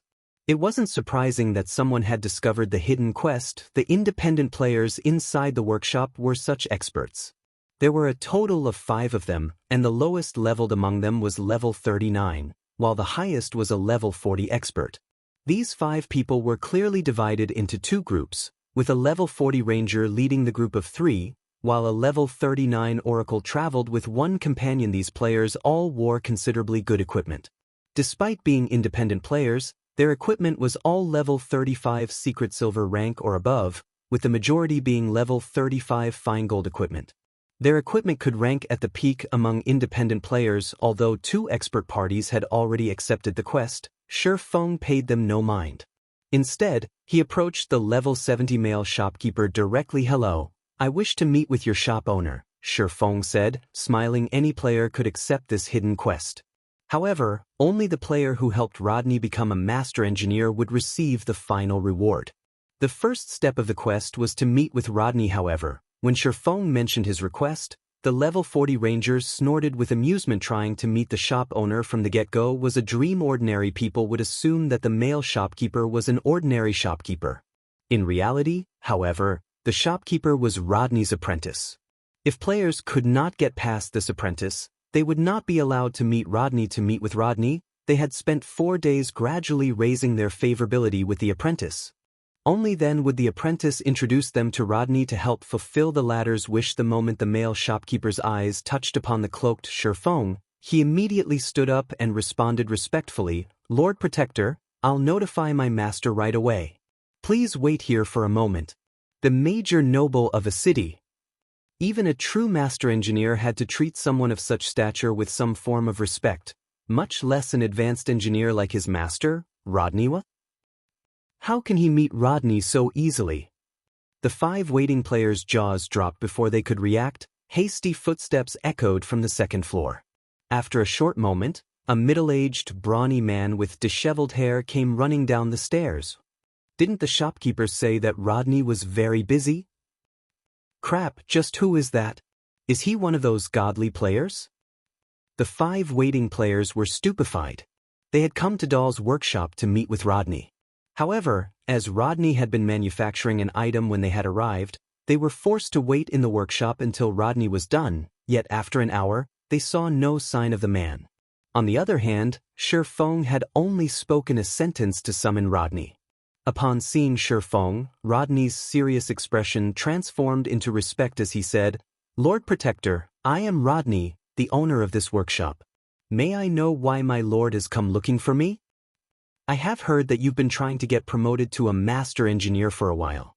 I have a method that can assist you in transitioning smoothly. May I know if you are interested?" Shifeng was not surprised by Rodney's respectful attitude. The power of an advanced title was no trifling matter. Rodney could not hope to compare to his status. Hence, there was no need to waste time on courtesy. Fawning over the NPC. Hearing Shifeng's suggestion, Rodney's eyes immediately lit up. His excitement was obvious. "Lord Protector, if you can help me with my promotion to Master Engineer, I will pay any price." Rodney answered and bowed, anticipation filling his eyes. Becoming a Master Engineer was his lifelong wish. Moreover, he wanted to revitalize Dahl's workshop with his own hands, following which, Shifeng heard the sound of a system notification system. Hidden quest, Master's Dream, triggered. Quest content: help Rodney become a Master Engineer. Rewards unknown. Let's continue our conversation upstairs. Shifeng laughed. Although his quest had a different name than the one in the past, the task was the same. "My lord, this way, please." As soon as Rodney heard this, he led the way. "That, Lord Rodney? What about us?" The 5 independent players could no longer sit by. "Wait there for a while. I have matters to discuss with my lord." Rodney dismissed them. Annoyed, the 5 immediately fell silent, afraid that their quest would be revoked should they anger Rodney. Just who was that? He's impressive even when accepting a quest. It would be great if I could make his acquaintance. I wonder if this god is accepting apprentices. Although they had accepted plenty of high-ranking quests, this was the first time they saw an NPC beg a player to accept one. After reaching the second floor, Shifeng noticed all sorts of precious materials scattered around the hall. There were also plenty of engineering tools about. After taking a seat, Rodney asked anxiously, "Lord Protector, may I know what I should do to become a Master Engineer?" Chapter 1044, Promotion Condition. Despite Rodney's excitement, Shifeng did not hurry to answer the brawny man's question. Rather, he observed the second floor quietly. While there were various precious materials present, the place was considerably shabby. The room's mana density was too low. The environment was nothing like that of a proper workshop. Take Ciliora's smithy for example. Although the woman's smithy looked shabby on the outside, numerous magic arrays coated the building's interior, constantly gathering large amounts of mana and keeping the workplace's mana density high. Yet, the second floor hall of Dahl's workshop did not have any magic arrays. The density of the ambient mana in here was the same as the building's exterior. Even a player would have a difficult time gaining the promotion to Master Engineer, not to mention an NPC. Despite working in such an environment, Rodney had eventually become a Master Engineer in the past. Rodney's talent was obvious back then. Aside from relying on the super rare materials players had collected, Rodney had become a master engineer because of his excellent engineering tools. These were similar to the hammer and flames forgers used despite Rodney's inheritance of Dahl's workshop. His current tools were only bronze rank. Hence, the Hidden Quest's final phase was to collect a set of mysterious iron engineering tools for him. To put it bluntly, Rodney's promotion to Master Engineer had taken so long despite his great talent because he was too poor. What would the deceased Grandmaster Dahl think if he learned about this? After catching a glimpse of Rodney's financial situation, Shifeng shifted his gaze back to Rodney and asked seriously, "Your promotion is simple, but before that, may I know if you are interested in consulting for my trading firm?" In God's domain, players were allowed to hire lifestyle NPCs in the same way that they were allowed to hire NPC managers to manage their shops. Only, hiring ordinary lifestyle NPCs was not particularly worthwhile. Lifestyle NPCs' production was slower than players. Although they had slightly higher success rates, when producing ordinary items which already had considerably high success rates, speed was the focus. With the few items an ordinary lifestyle NPC could produce in a day, the profits wouldn't even come close to covering the employment costs. Hence, when players hired lifestyle NPCs, they usually only hired NPC masters as they could craft rare and valuable products. The income from these products was enough to make up for the NPC's slow production speed. Unfortunately, it was extremely difficult to employ an NPC master. Every NPC master possessed status roughly on par with city's major nobles.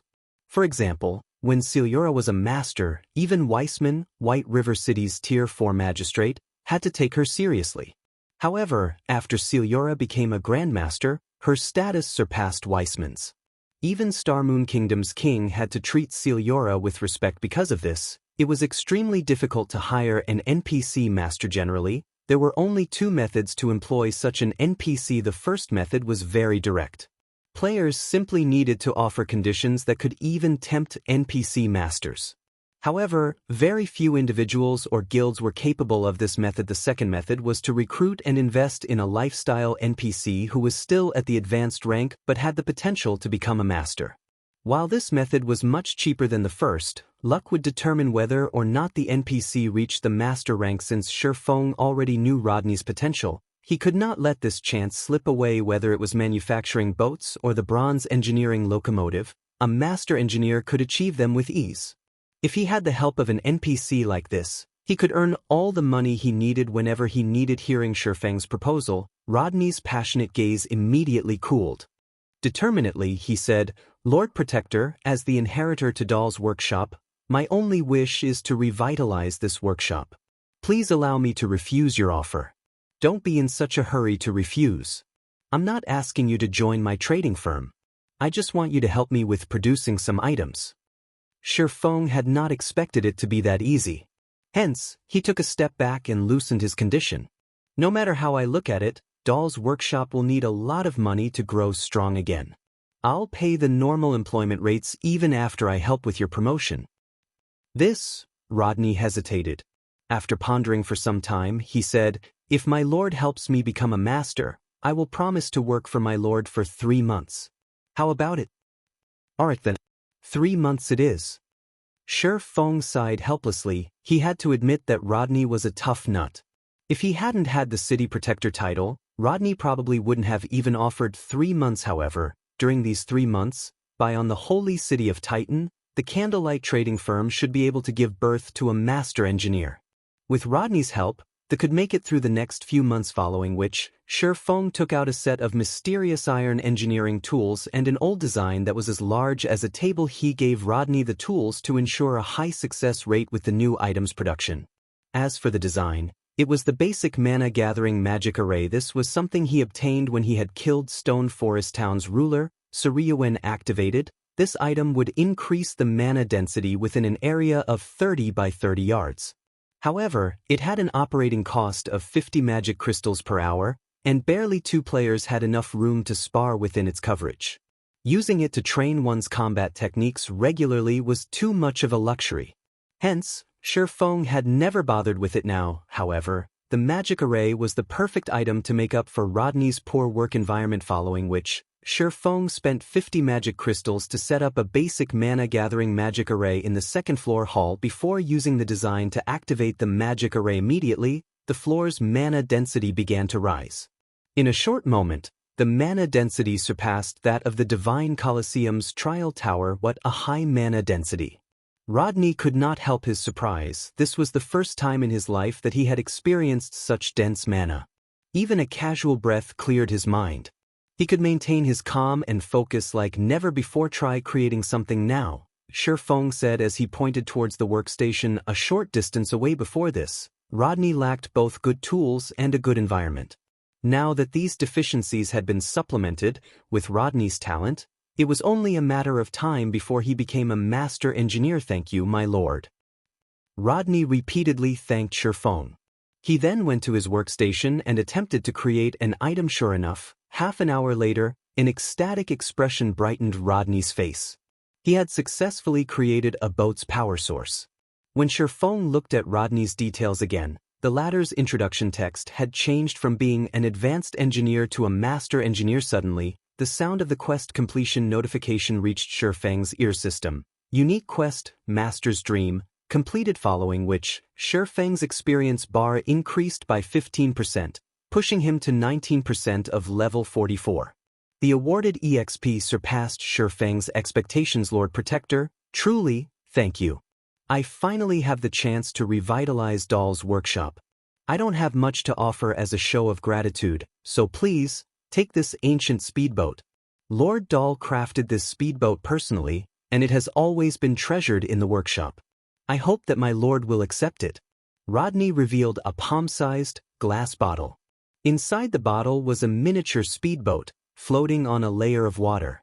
Pulsating magic patterns decorated the speedboat's body. At first glance, it was obvious that the speedboat was extraordinary. Was it supposed to be bronze rank? Feng was thunderstruck when he saw this speedboat. He couldn't take his eyes off of it. Chapter 1045, Tyrant of the Seas. What rank is it? Feng had seen the awarded bronze speedboat in the past. The speedboat back then had not possessed any magic patterns, yet this one did. In Feng's memories, any ship that possessed magic patterns had been at least mysterious iron rank, following which, Feng accepted the glass bottle and checked the speedboat's attributes. Swift Dragon Speedboat, Secret Silver rank, an item created by a Grandmaster engineer. Maximum capacity, 30 people. Durability 500/500. Additional active skill 1, Dragon Cannon. Range 1,000 yards. Deals a devastating blow to a radius of 15 yards. Cooldown, 15 seconds. Additional active skill 2, Energy Pulse. Paralyzes all enemies within 50 yards. Cooldown, 1 minute. Additional active skill 3, Accelerate. Instantly increases movement speed by 100% for 20 seconds. Cooldown, 2 minutes. Additional active skill 4, Magic Barrier. Envelopes the ship in a magic barrier, granting immunity to all spells and reduces physical damage received by 60% for 10 seconds. Cooldown, 30 minutes. Additional passive skill, Braving the Winds and Waves. When sailing with the wind, movement speed increased by 50%. When sailing against the wind, movement speed is unaffected as expected of a Grandmaster's creation. Feng was shocked. He had seen many high-ranking speedboats before. He had even seen fine gold speedboats. However, speedboats of such rank were impossible for ordinary guilds to obtain. Only super guilds had any hope of owning their own. Meanwhile, the Swift Dragon speedboat skills was in no way inferior to fine gold speedboats in the past. The best speedboat Shadow had obtained had only been mysterious iron rank. Compared to the Swift Dragon speedboat, that speedboat was garbage. With this speedboat, even delving into dangerous sea zones could be possible. As Feng held the Swift Dragon speedboat, he recalled numerous islands that had been famous in the past. These islands had offered extremely abundant resources. God's domain's sea was vast. Its islands were like secret locations or super large-scale dungeons that contained countless treasures such as ancient secret lands, treasure chests, super rare materials, and various kinds of ore. Hence, maritime exploration was no less important to the various large guilds than land exploration. However, maritime exploration was different from land exploration. Not only did Maritime exploration test players' strength, but it also had stringent hardware requirements. If a player's hardware did not meet those requirements, they would not be qualified to explore dangerous waters. This was because sea monsters were different from the common monsters on land. They were not easy to defeat. Even the weakest sea monster was the equivalent of a chieftain on land. As for their HP, it was multiple times higher than land chieftains. In addition, the water greatly enhanced these sea monsters' combat power. On the other hand, players were restricted and couldn't use their full strength. As a result, even a full party of players had to flee if they encountered a common sea monster of the same level. Fortunately, there were very few sea monsters in normal sea zones. Those players weren't nearly as dangerous. In the more dangerous sea zones, sea monsters were far more common. Parties of ordinary players were guaranteed to lose their lives. At the very least, one needed a bronze speedboat to approach dangerous sea zones. This was also why he had come to Dahl's workshop. Based on Shifeng's knowledge, there was a small island hidden in a dangerous sea zone. The island contained a manatite vein. Moreover, it was a slightly rich vein. When the vein had been discovered, it had caused a commotion throughout the Apocalypse Empire, inciting a war between the Empire's various large guilds.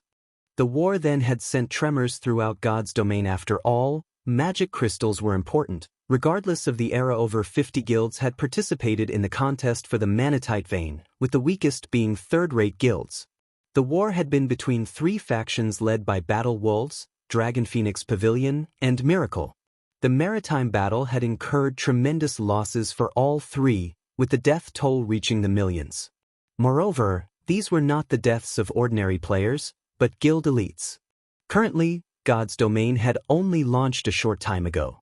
It was still impossible for current players to reach that island. Hence, before completing the hidden quest, Shifeng had planned to try traveling there. If he succeeded and claimed the manatite vein, the development issues that would plague his future city would vanish. One could not complete a city by simply constructing an empty shell. The money and resources involved in a city's operation were astronomical. Even super guilds could barely afford to run a city, much less the current Zero Wing. The most important resource, of course, was the mana crystal. Unlike the magic tower, whose daily operation only cost 500 magic crystals, the mana tower cost 4,000 magic crystals each day. There were also many other establishments that required magic crystals as a power source. Now that the town's safety had been dealt with, he had to deal with the city's construction and developmental problems. He needed to claim a manatite vein. Originally, Shifeng had not been particularly confident of reaching the island.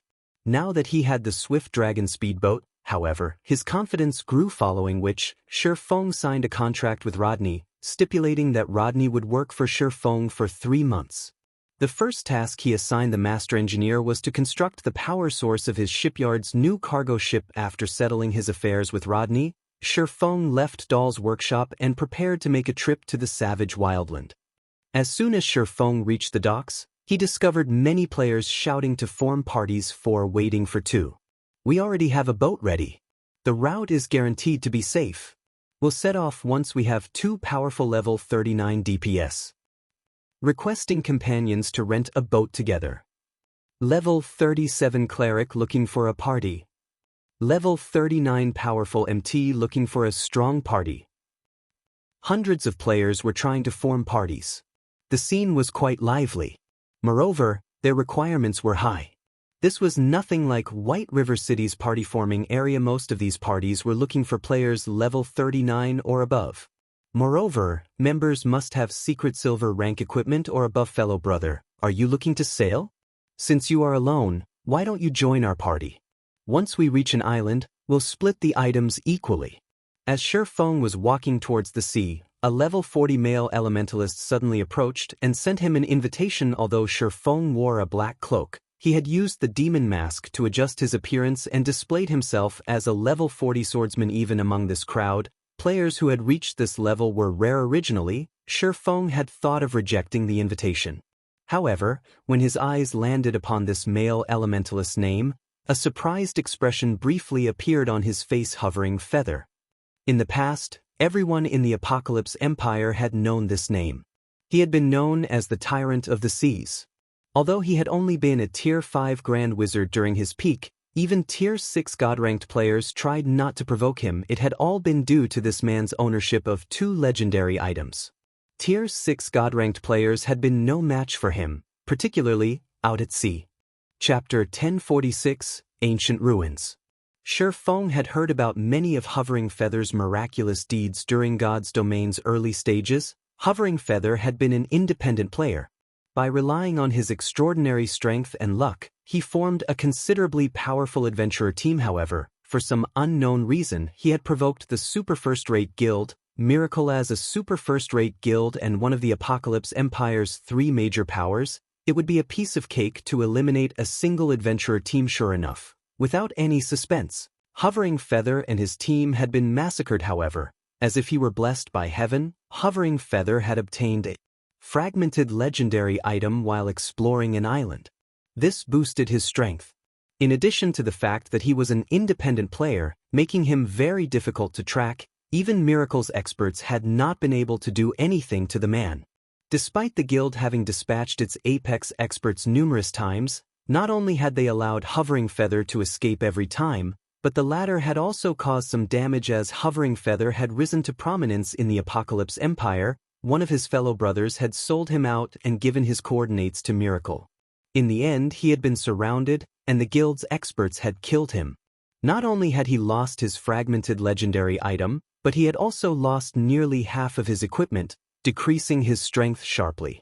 He lost the strength to contend with Miracle. As for the brother that had betrayed him, he had joined Miracle officially and became one of its core members. On the other hand, Hovering Feather's life in God's Domain had hit rock bottom.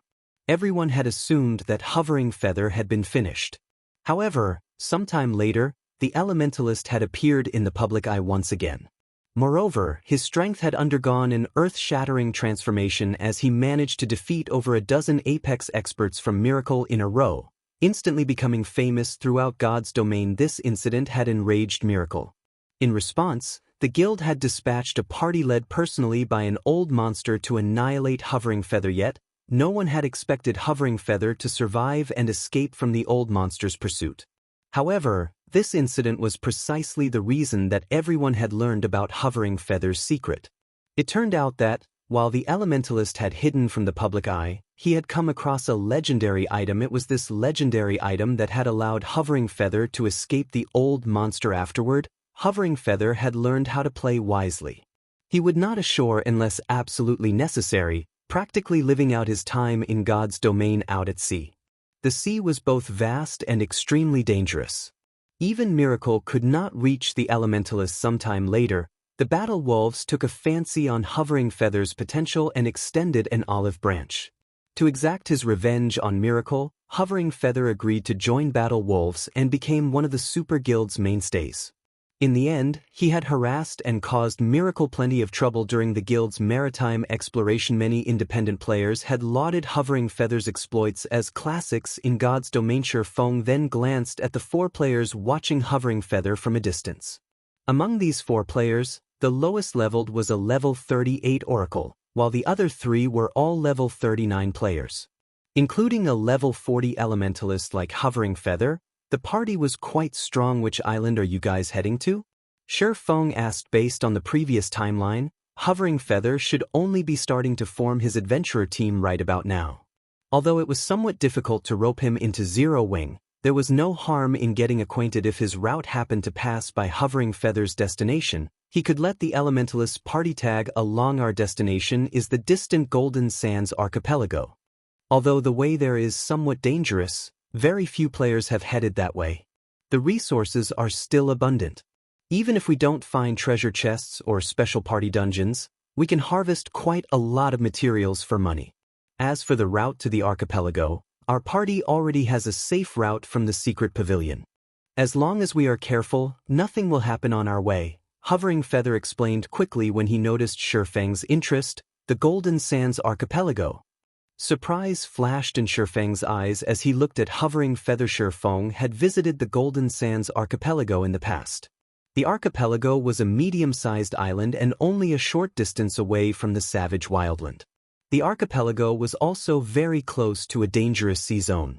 With players' current standards, the trip was very risky. However, Hovering Feather's achievements in the past had most likely been closely related to this risk-taking behavior had he played God's Domain like other ordinary players and only operated around the islands close to Ocean Viewing Town. He'd have to be absurdly lucky to achieve any notable feats. Risk and opportunity came hand in hand when exploring the sea. Meanwhile, the Golden Sands archipelago included considerably resource-rich islands. The most famous were the ancient ruins. In the archipelago's core there was a mysterious merchant inside these ancient ruins. Every week, this merchant would sell rare items. If one were lucky, they might even find the merchant while he had epic items for sale. However, the only form of currency this merchant accepted was magic crystals. Moreover, the conversion rate was not even half of the market price, making the exchange not worthwhile. Although, the merchant sometimes sold items that were worth the harsh prices. Feng had planned to make a trip to the Golden Sands archipelago after he finished constructing the magic tower. However, making a trip to the archipelago before heading to the savage wildland wouldn't be a bad idea. Either I can tag along with you. However, after we arrive at the location, I want to go off on my own. Will that be alright? Feng asked after giving the matter some thought. Hovering Feather nodded and said, I have no issues with it. In reality, reaching the destination safely by working together was the purpose of forming parties before a voyage. As for whether the party disbanded or not afterward, that was not important. After all, players could simply use the return scroll to teleport back to town, following which, Hovering Feather led Feng to convene with his other party members and introduced everyone. Currently, Feng did nothing to disguise his name. He simply used his ID of Yi Feng. His name might be famous in Star Moon Kingdom, but in the Apocalypse Empire, no one knew it, aside from the major powers experts or first-rate guilds upper echelons. Hence, Feng did not bother to mask his name. Leader, you really are impressive. You even convinced a level 40 expert to join us. With this, we'll be much safer out at sea. A female oracle sporting a ponytail joyfully praised the man. Other three members also welcomed Feng's participation among the players forming parties on the docks. The majority consisted of level 39 players, while level 40 players were extremely rare. Once players reached level 40, they could equip level 40 equipment. In terms of basic attributes, level 39 players were inferior to level 40 players by a large margin. If a party had a level 40 player, it would increase the party's overall strength significantly. With two level 40 players, even if they encountered a common sea monster, they could buy enough time to escape. With this, their party would have a much higher chance. The Golden Sands archipelago alive. Since everyone's here, let's rent a boat. I suggest we rent a fishing boat with sails. We encountered a sea monster the last time went out on a boat without a sail. If not for our scapegoat, we would have shipwrecked. If we choose a smaller boat this time, with my current reputation, we should be able to rent a boat for 4 gold. Since you're as willing to sail with us, Brother Yi Feng, you don't need to pay for the deposit or rental fee. Hovering Feather said. Nobody in the party had any issues with Hovering Feather's proposal. In Ocean Viewing Town, those who reached level 40 were extremely powerful experts. Normally, convincing such an expert to join their party was nearly impossible. How could they possibly ask Feng to pay for the boat rental as well? As Hovering Feather was about to rent a boat, Feng stopped him and said, Please, wait a minute. I have a boat, so we don't need to waste money renting one. Chapter 1047, Empire's Focus. You have a boat? Hovering Feather asked, slightly surprised. Like mounts, boats were considered luxury items currently. An independent expert would be lucky if they had 1 or 2 gold coins on them. The better equipment an expert wore, the more costly their repair fees would be. Naturally, their expenditures were higher than other players as well. Moreover, there were concerns such as potions and scrolls. In the end, it wasn't easy to save a lot of money. Hence, in Ocean Viewing Town, despite some players having reached level 40, they could not afford to buy a common mount. Hovering Feather had wanted to form an adventurer team for a while now. He had also been quite lucky recently, having found several treasure chests in a row. After selling his harvest, he had quite a bit of spare money on hand, so he planned to splurge a little today and rent a fishing boat with sails. He had never imagined that Feng was rich enough to own his own boat. Leader, you've really found us an expert. We got really lucky this time. I wonder when our adventurer team will have our own boat? If we had one, we could reduce our costs when we go adventuring. The party members turned to Shifeng enviously. Following which, under Shifeng's lead, the party reached a slightly less populated section of the portus. Everyone wondered why Shifeng had moved them so far away. Shifeng retrieved the glass bottle containing the Swift Dragon speedboat from his bag. He then began to chant an incantation to release the speedboat. A dark mist began to flow out of the glass bottle. Hovering Feather and the others' eyes nearly fell from their sockets as they watched. Generally, the mist from glass bottles holding ordinary fishing boats only expanded to about 10 yards. Even if it were a slightly larger fishing boat, the mist would, at most, expand 20 yards, yet the mist from Shifeng's bottle stretched out over a full 40 yards. That was double the size of Ocean Viewing Town's best fishing boat. Not seeing things, right? This is a speedboat. It looks so cool. Look at the ship's bow. It even has a cannon. Crap, the entire ship's covered in magic patterns. That's not right. Even the high-ranking speedboats I saw NPCs use didn't have magic patterns. Hovering Feather and the others were captivated by the Swift Dragon speedboat's elegance. Let's go. Shifeng was quite satisfied with his speedboat. The Swift Dragon speedboat had a streamlined appearance. Faint lights also circled its hull. It was the most elegant speedboat Shifeng had ever seen. Moreover, its engine was made of two parts. Without the engine, it relied on the wind in its sails. If he were not satisfied with the boat's speed, he could use magic crystals as a power source to gain more speed. However, this mode cost 1 magic crystal per 10 minutes, which was the equivalent of 25 silver every 10 minutes. That was practically a day's income for an ordinary expert. When Shifeng finished admiring his speedboat, he led the party to the boat's deck. As Shifeng released the Swift Dragon speedboat, the distant passers-by were stupefied. What kind of boat is that? Could some Super Guild's expert team have come to our Ocean Viewing Town? That boat looks amazing. I wonder which Apex Adventurer team that is? I have to join them. Swiftly, word of the Swift Dragon speedboat caused a commotion throughout Ocean Viewing Town. Upon hearing this news, members of the various adventurer teams and guilds began to ask around for information on the speedboat. When players began to approach to take a closer look, Shifeng activated the vessel. The magic patterns around the boat's hull emitted a light blue glow. As if a sharp sword had pierced the seawater, it parted away from the speedboat. Following which, the Swift Dragon speedboat began to move as a gust of wind blew by. Compared to the Swift Dragon speedboat's movement speed, the fishing boats with sails looked like snails. In the blink of an eye, the secret silver speedboat passed these fishing boats, no slower than bronze mounts on land. Rapidly, the Swift Dragon speedboat grew smaller in everyone's view before disappearing as if it had never graced Ocean Viewing Town. Sent it a little too fast. My eyes aren't playing tricks on me, right? How can a boat be that fast? Don't tell me we've encountered the legendary ghost ship? That shouldn't be it. I saw a few players boarding the ship a moment ago. It must be a speedboat that some god-ranked experts own. I wish I had a speedboat. I'd buy one even if I had to go bankrupt. With your pocket change, you can't afford that boat's rudder, much less the entire thing. The players on the docks gaped as they watched the Swift Dragon speedboat disappear, shuddering with an indescribable excitement. At the same time, news of the Swift Dragon speedboat had spread to the ears of the various large guilds' upper echelons in the Apocalypse Empire. A high-ranking speedboat? Find a way to contact the owner immediately. Our guild must have that speedboat. Almost every upper echelon of the various guilds gave out the command to find the speedboat's owner. The resources on God's domains, islands and sea were far more abundant on land. However, exploring the ocean was too difficult. This difficulty wasn't due to players' lack of strength, but their ship's lack of strength. Fishing boats couldn't contend with sea monsters.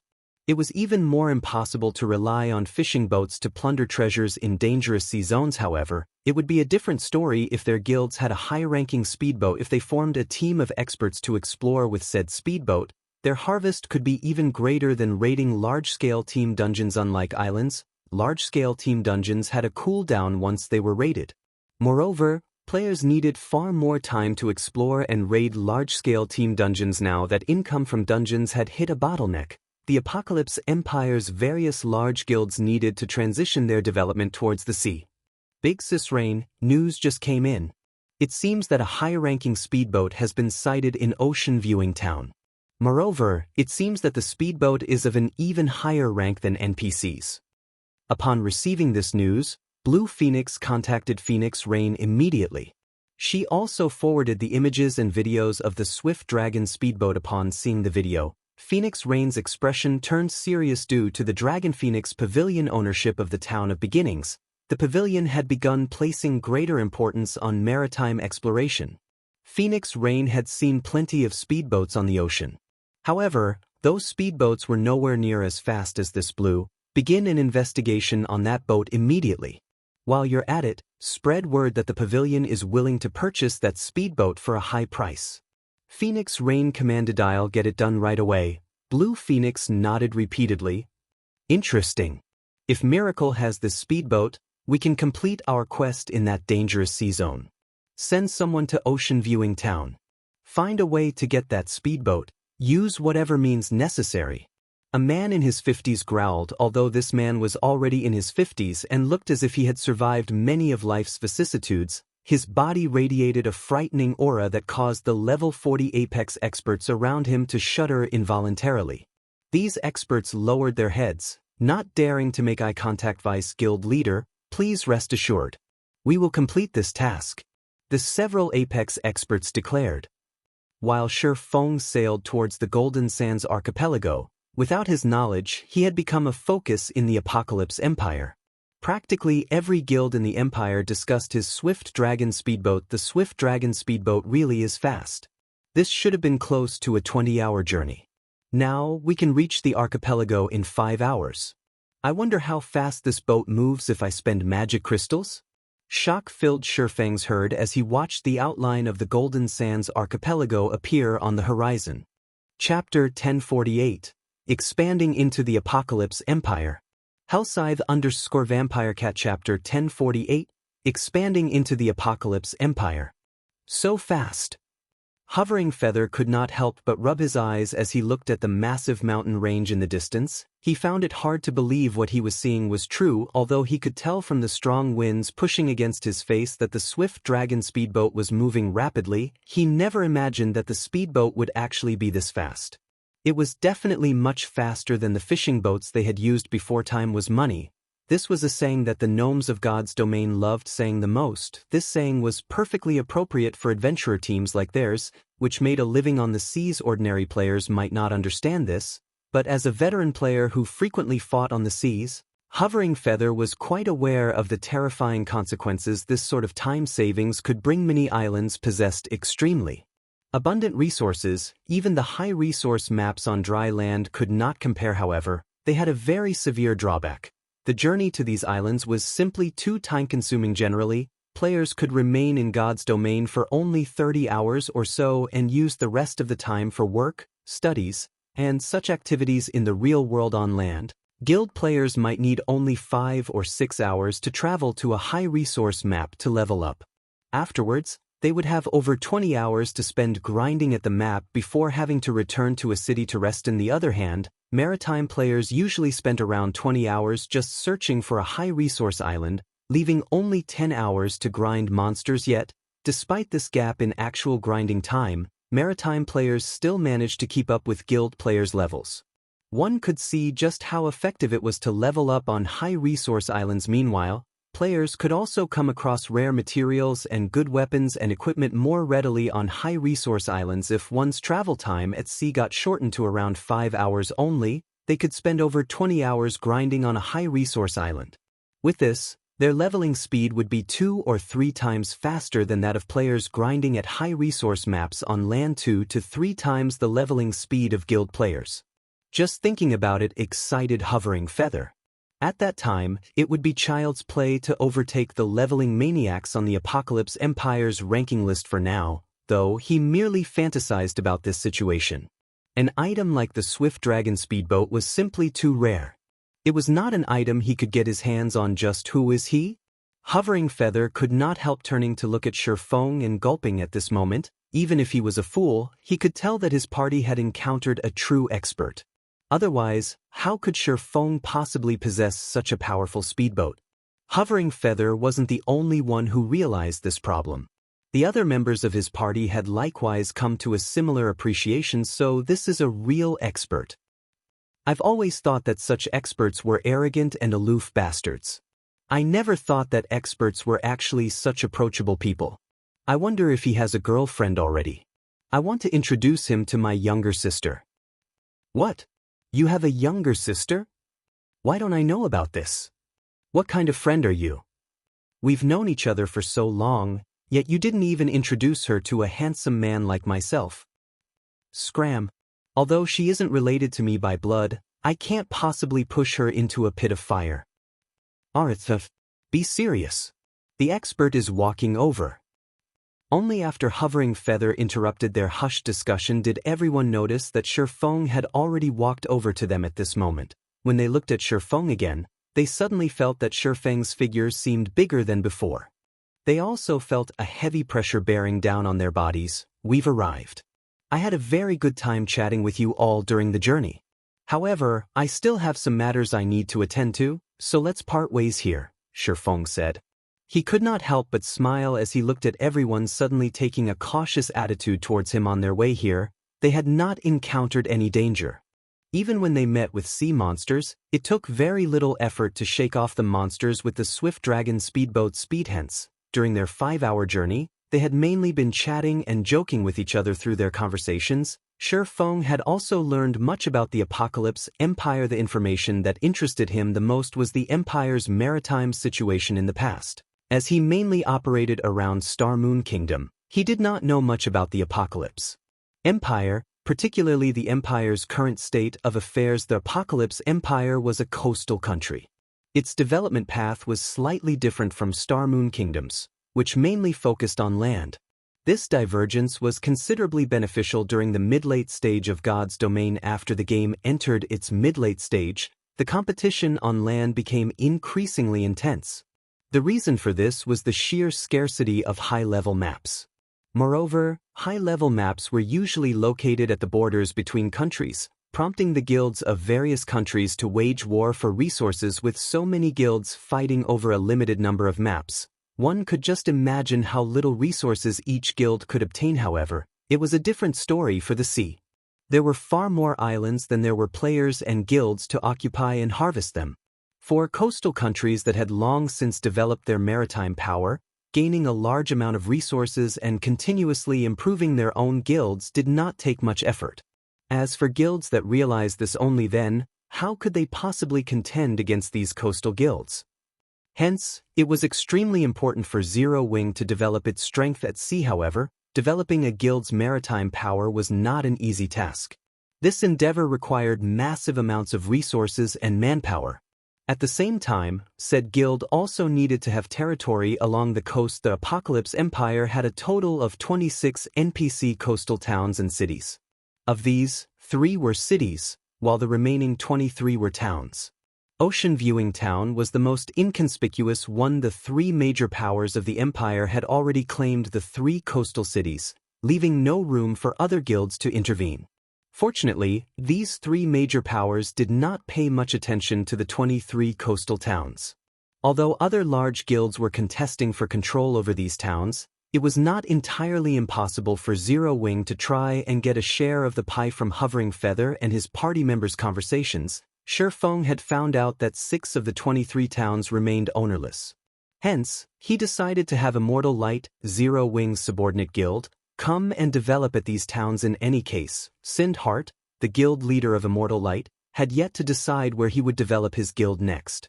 Hence, he might as well serve as Zero Wing's spearhead. If Zero Wing abruptly expanded its influence into these towns, it would no doubt attract the attention of the 3 major powers. In that case, even before Zero Wing could start developing, it would have already been squeezed to death. However, Immortal Light was different. It was a small guild that was not even considered a third-rate guild. None of the local large guilds would pay attention to it if it expanded into these towns. As for the three major powers, Immortal Light's existence was no different from heir to them with Zero Wing's current foundations. It was definitely possible to let Immortal Light take advantage of the situation if Immortal Light could establish its roots at these coastal towns. Its presence would be of great help to Zero Wing's development in the future afterwards. Feng added Hovering Feather and the others as friends. He also mentioned to them that he was willing to purchase any rare materials the party found for a high price. He was even willing to exchange using high-quality weapons and equipment. This offer fanned Hovering Feather's gratitude towards him. To independent players like them, the most difficult things to obtain were high-quality weapons and equipment. If they had these things, their adventurer team would have a much easier time developing in the future. After parting ways with Hovering Feather's party, Feng found a deserted location and used the Seven Luminaries Ring's space movement. In the blink of an eye, he arrived before a small cabin beside a lake. This mundane cabin was none other than the most famous Golden Sands exchange shop, located in ancient ruins in the Golden Sands Archipelago's core area. In the past, this place had been crowded with players. Practically every large guild in the Apocalypse Empire would send people over daily to snatch up any rare items in the exchange shop as soon as they appeared. Now, however, there was nobody here to compete with Feng over these rare items. He could take his sweet time making his picks. Just as Feng's hand grasped the handlebar and was about to push the cabin's door open, the sound of a system notification entered his ear system. Congratulations! You are the first person to have discovered the Golden Sands exchange shop. Do you wish to pay 10,000 magic crystals to become a member of the exchange shop? Chapter 1049, Popular Battle Arena. Hellscythe_Vampirecat Chapter 1049, Popular Battle Arena. Become a member? Feng's eyes immediately lit up with joy when he received this notification. The exchange shop operated by its mysterious merchant had two modes of exchange. One mode was available to all players, the other mode was limited to members of the exchange shop. In the past, Feng had yearned to become a member of the shop. Unfortunately, obtaining membership was not that easy. Based on his understanding, there were two ways to become a member of the exchange shop. The first one was very normal, and that was to achieve a certain number of transactions and trade volume with the exchange shop. One needed to make 30 consecutive transactions with the shop as well as attain a total trade volume of 5 million magic crystals. The number of transactions was not calculated based on the number of exchanges made but on the number of times the Golden Sands exchange shop refreshed its stock. The exchange shop would only refresh its stock of rare items once a week. In other words, one needed to visit the shop for 30 weeks in a row and make a huge purchase every week. If one were to stop even once midway, their count would have to start all over again. However, the number of transactions was only secondary. The key point was that the required trade volume was ridiculous. In reality, even if a player visited the exchange shop 30 times in a row and purchased plenty of items on every visit, they would still have great difficulty achieving the required trade volume. This was true even when they encountered valuable items up for exchange. There also weren't a lot of useful items up for exchange in the shop. Hence, unless one was willing to take a loss and purchase useless items at above market price, it was practically impossible to achieve the required trade volume. Moreover, magic crystals were a strategic resource to guilds. It would be foolish to spend them wastefully. Hence, Feng had never managed to become a shop member in the past. The other method to become a member was through killing the boss monsters inside the ancient ruins, which had a chance of dropping fragments of an ancient stone tablet. If one could complete a set of the fragments and hand it over to the mysterious merchant, one would likewise become a member of the exchange shop. Only, the drop rate for the tablet fragments was criminally low. In addition, there were very few bosses in the ancient ruins. The time they took to respawn was also very long. It was practically impossible for an ordinary large guild to gather enough fragments to complete a set. Feng could still clearly remember that in the past, a single tablet fragment had been worth at least 1,000 gold.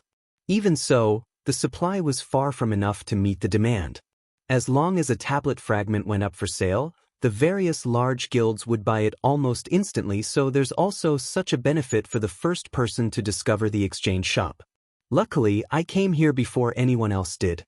Shi Feng inwardly celebrated players who became a member of the Golden Sands Exchange shop would enjoy very excellent benefits. The first benefit was that members were allowed to enter the second floor of the exchange shop and exchange for the items. Therefore, the second benefit, members would receive a 20% discount on all items on the first floor. For the third benefit, members would receive a teleportation crystal. In the future, they would no longer need to waste time traveling to the shop. Instead, they could teleport directly to it. Though the crystal had a cooldown of 12 hours, it would still provide great convenience.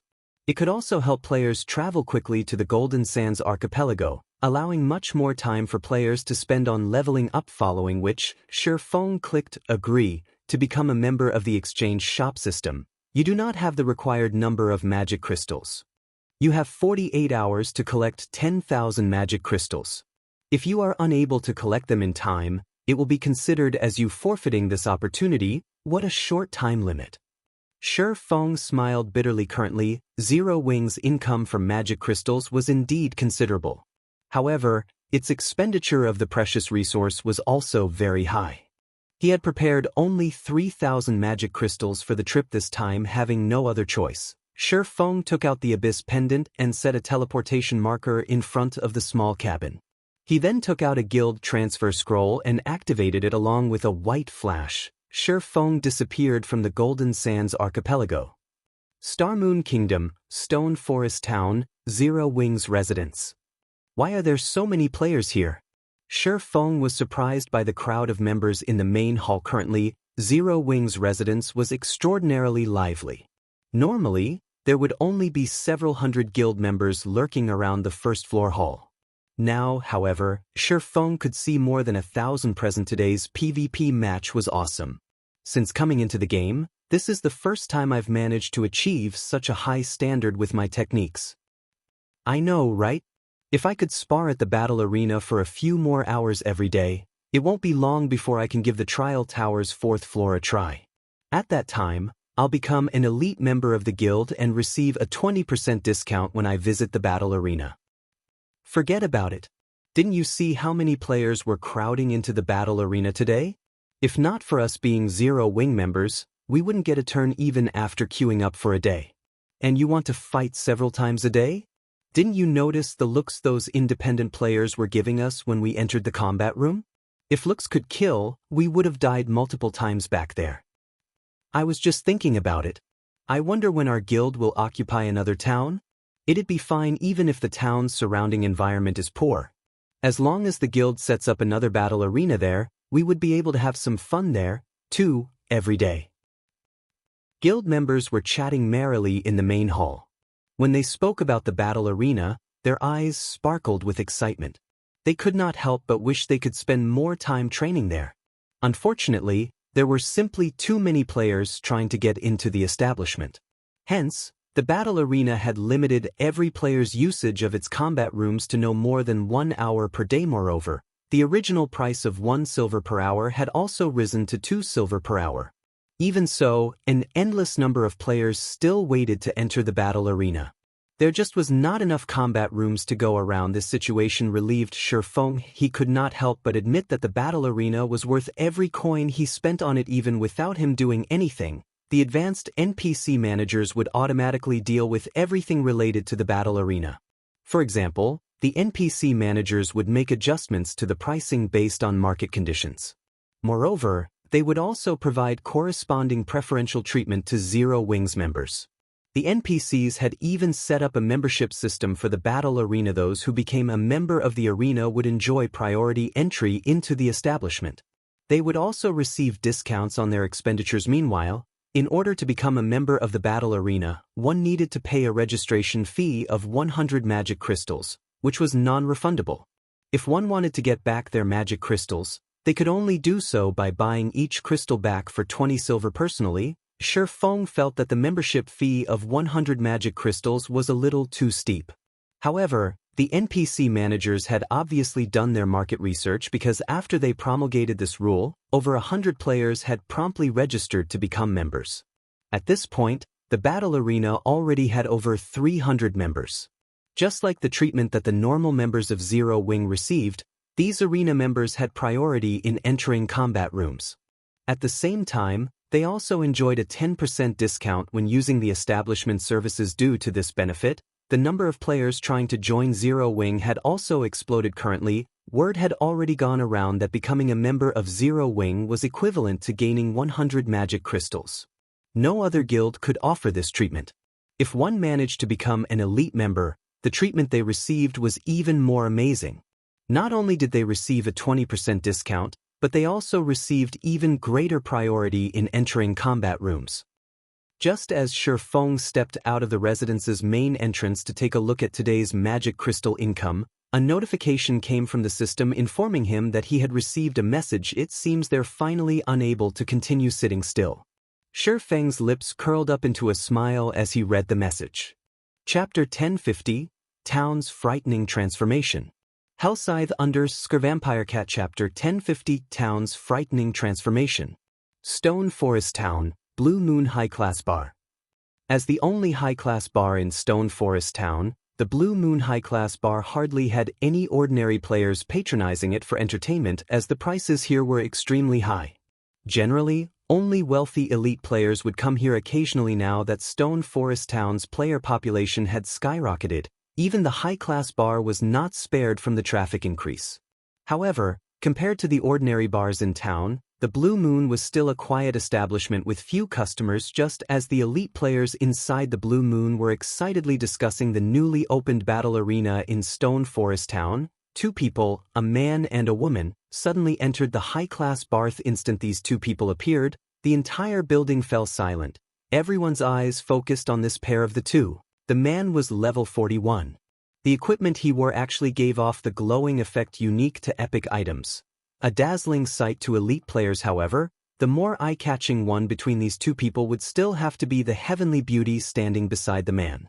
Although the woman wore blood-red armor, the armor itself failed to conceal her perfect and enchanting curves. Just looking at her body could cause one to fall into a reverie. She had a delicate, oval face and beautiful eyes. Every one of her movements also exuded a natural elegance. In addition, she carried a long sword that radiated a golden glow on her back. No one in the room could pull their gaze away from her. Who is that beauty? Why don't we go get acquainted with her? Shh. Speak softer. To think that you guys actually dare have designs on her. Are you all tired of living? We're just going to make her acquaintance. Is there a need to be so careful? Do you know her? Who is she? Do you not see the guild emblem she is wearing? That's the secret pavilion's emblem. Her name is Purple Jade. She is one of the pavilion's top experts and has been named a peerless genius by the pavilion. I heard that she managed to defeat Sacred Temple's Sword Meister, Ruthless Sky, a few days ago. Apparently, her next challenge is Miracle's Sword Freak, Miracle Dragon. Why is a genius like her here? Who knows? Maybe she's here to experience the battle arena. The players in the hall began discussing Purple Jade, who had suddenly appeared. As for Yuan Tiexin, who stood beside her, he got ignored by everyone. After all, the feat of defeating the Sword Meister Ruthless Sky was simply too amazing. The Sacred Temple was a super guild. Meanwhile, Ruthless Sky was an expert who had been famous for many years now.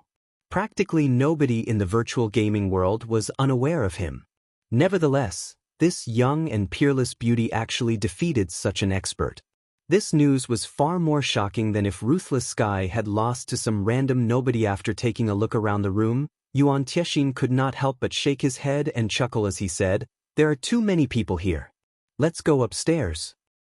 Purple Jade simply gave a silent nod in response. As for the gazes everyone inside the bar was directing at her, she paid no attention to them whatsoever. Or to put it in another way, she had long since learned to treat these players as air. After all, she had become the secret pavilion's most dazzling star the moment she joined the pavilion. Normally, there was not a single moment when she was not under close observation. She had grown used to receiving such gazes long ago. Stone Forest Town really is becoming increasingly amazing. I never thought that even a genius from the secret pavilion would come here. I know, right? Just a while ago, I saw several well-known experts of Starmoon Kingdom inside the battle arena. I'm betting that it won't be long before Stone Forest Town becomes the gathering place of expert players. I've decided. From now on, Stone Forest Town will be my main base of operations. I wonder when Stone Forest Town will sell personal houses? Even if I have to bankrupt myself, I must buy one. Stop dreaming. If Stone Forest Town really starts selling houses right now, those experts would buy them up in an instant. I heard that if you want to obtain a personal house in Stone Forest Town, there is currently only one way to do so, and that is by participating in the Battle Arenas tournament. As long as you rank within the top 5 of the 4th floor tournament, you'll get to enter the 5th floor and receive a personal room. Also, I heard that if you rank within the top 10 on the 5th floor, you'll even receive a personal advanced combat room. You don't need to tell me that. I've long since signed up for that tournament. Only, the registration fee is somewhat steep. It actually cost me half a magic crystal. If I can't survive 3 rounds, I won't even get to earn back my registration fee. I'm not aiming high. I'll be happy as long as I can survive 5 rounds and earn some money. As for reaching the top 5, I don't even dare think about it. Most likely, only those famous experts in the kingdom will be able to fight for those positions. Players like us have no chance at all. While everyone was raving about the battle arena, Yuan Tiexin, who walked by them, could not help but sigh inwardly when he overheard their conversation, a somber expression on his face compared to ordinary players. He was much more informed about Stone Forest Town's situation currently. Even ordinary players were optimistic about Stone Forest Town's prospects. One could just imagine how much development potential the town had some time ago. Stone Forest Town's value was nothing to the secret pavilion. However, due to the construction of the Magic Tower as well as the increasingly popular battle arena, the town now had an immeasurable future. Even Yuan Tiexin had to admit that hence, he and Purple Jade had also come to Stone Forest Town despite their having been gone for only a few days. Stone Forest Town had undergone an earth-shaking transformation. Even he had received a fright when he arrived in town. Just now practically all the players roaming the streets were at the standard of elite players. Among them were many level 38 and level 39 experts. At this stage of the game, this was a scene that could only be found in the imperial capitals of empires, yet such a scene had now appeared in a player-owned town.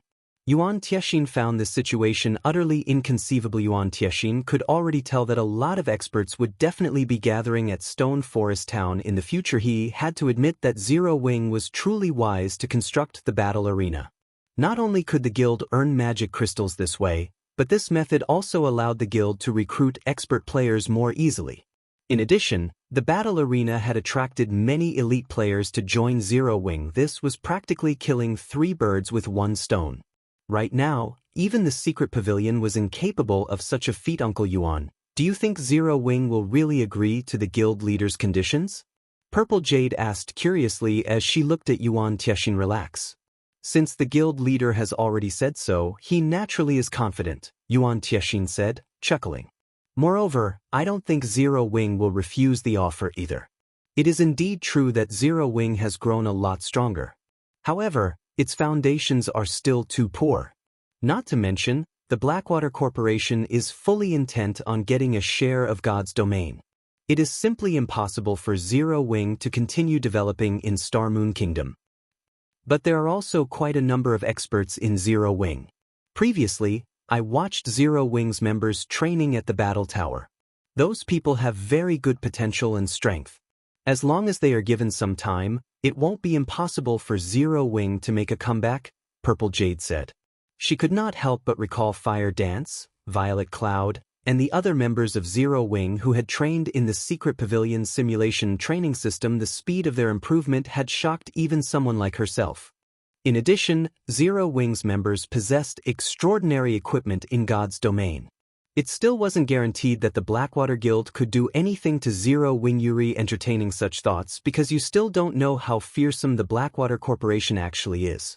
There is a reason why the corporation can boast its current achievements in the fighting industry.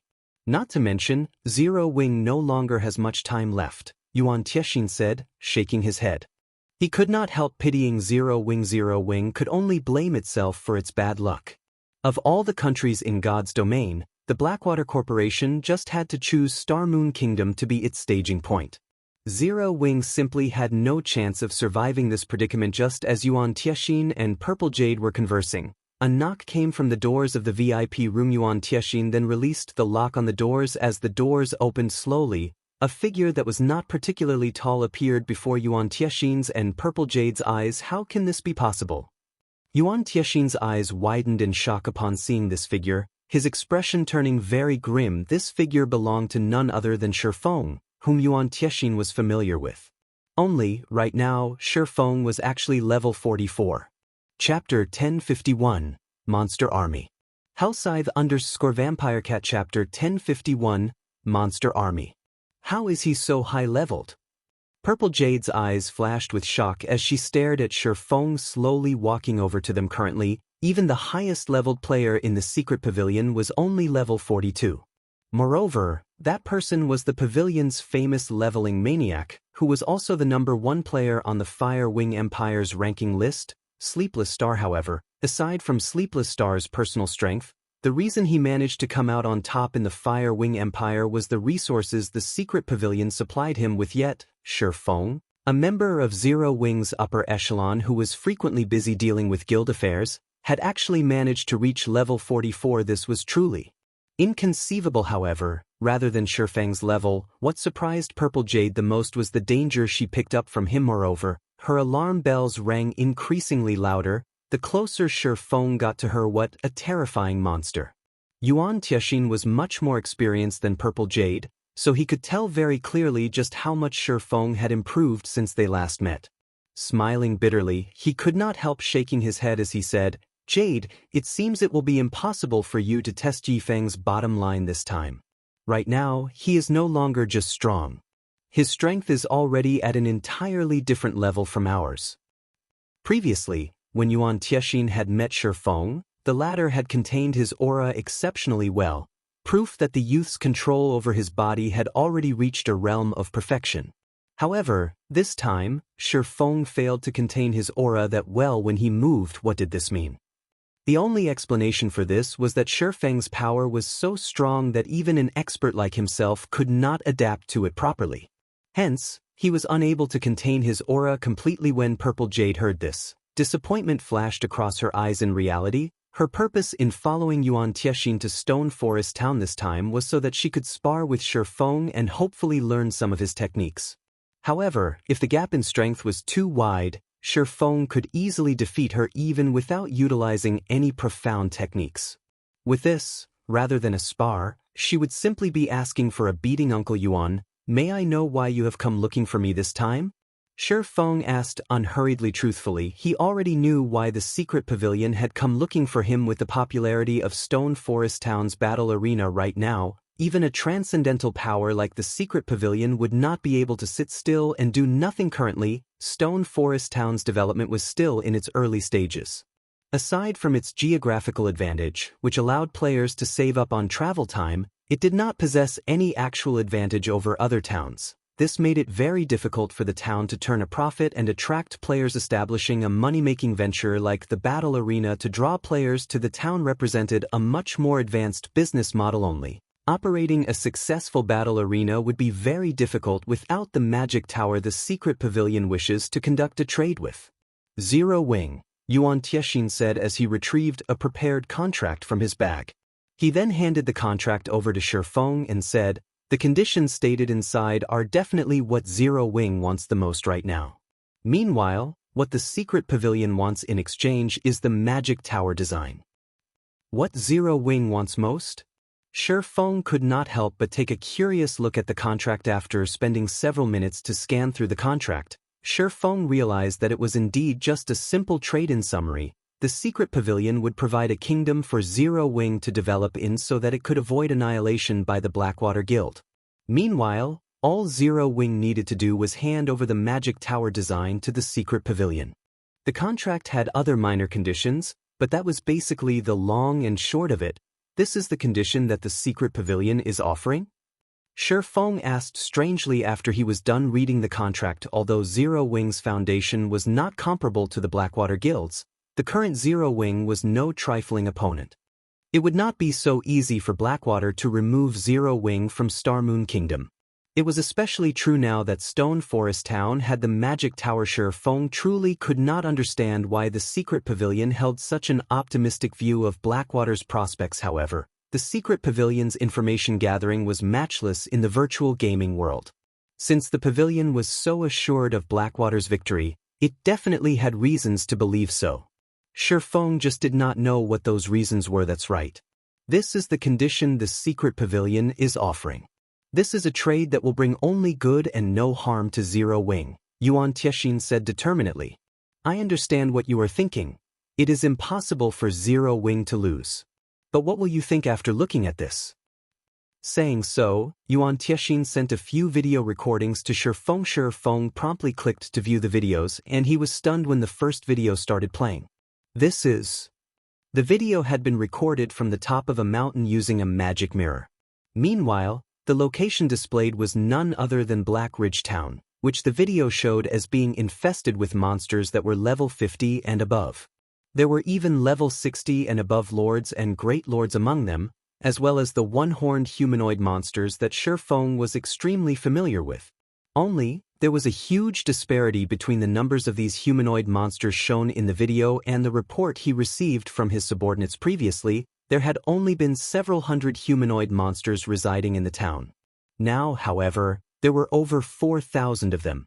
Moreover, a few of these humanoid monsters had even reached level 60 already, their HPs breaching 30 million, equivalent to a level 60 Great Lord, and there were actually 5 of them. The development speed of these monsters made even Feng shudder. Aside from these monsters, Feng could also vaguely make out a figure wearing a black cloak. Meanwhile, the next few videos showed a mysterious cloaked person conversing with Blackwater's guild leader, Abandoned Wave. Unfortunately, as the person recording these videos had been too far away, the video did not include the contents of their conversation. However, the appearance of this mysterious person was somewhat similar to the figure wearing a black cloak in Black Ridge Town. Are you trying to say that these monsters are under the Blackwater Guild's control? Feng asked Yuan Tiexin. That's right. Although we're not sure what kind of relationship the two possess, those monsters should support Blackwater's overall direction. Moreover, just recently, we've also received news that Blackwater has secretly joined hands with Pantheon. Knowing this, how long do you think Zero Wing will be able to hold on? Moreover, the longer this stalemate lasts, the more disadvantageous it will be for Zero Wing.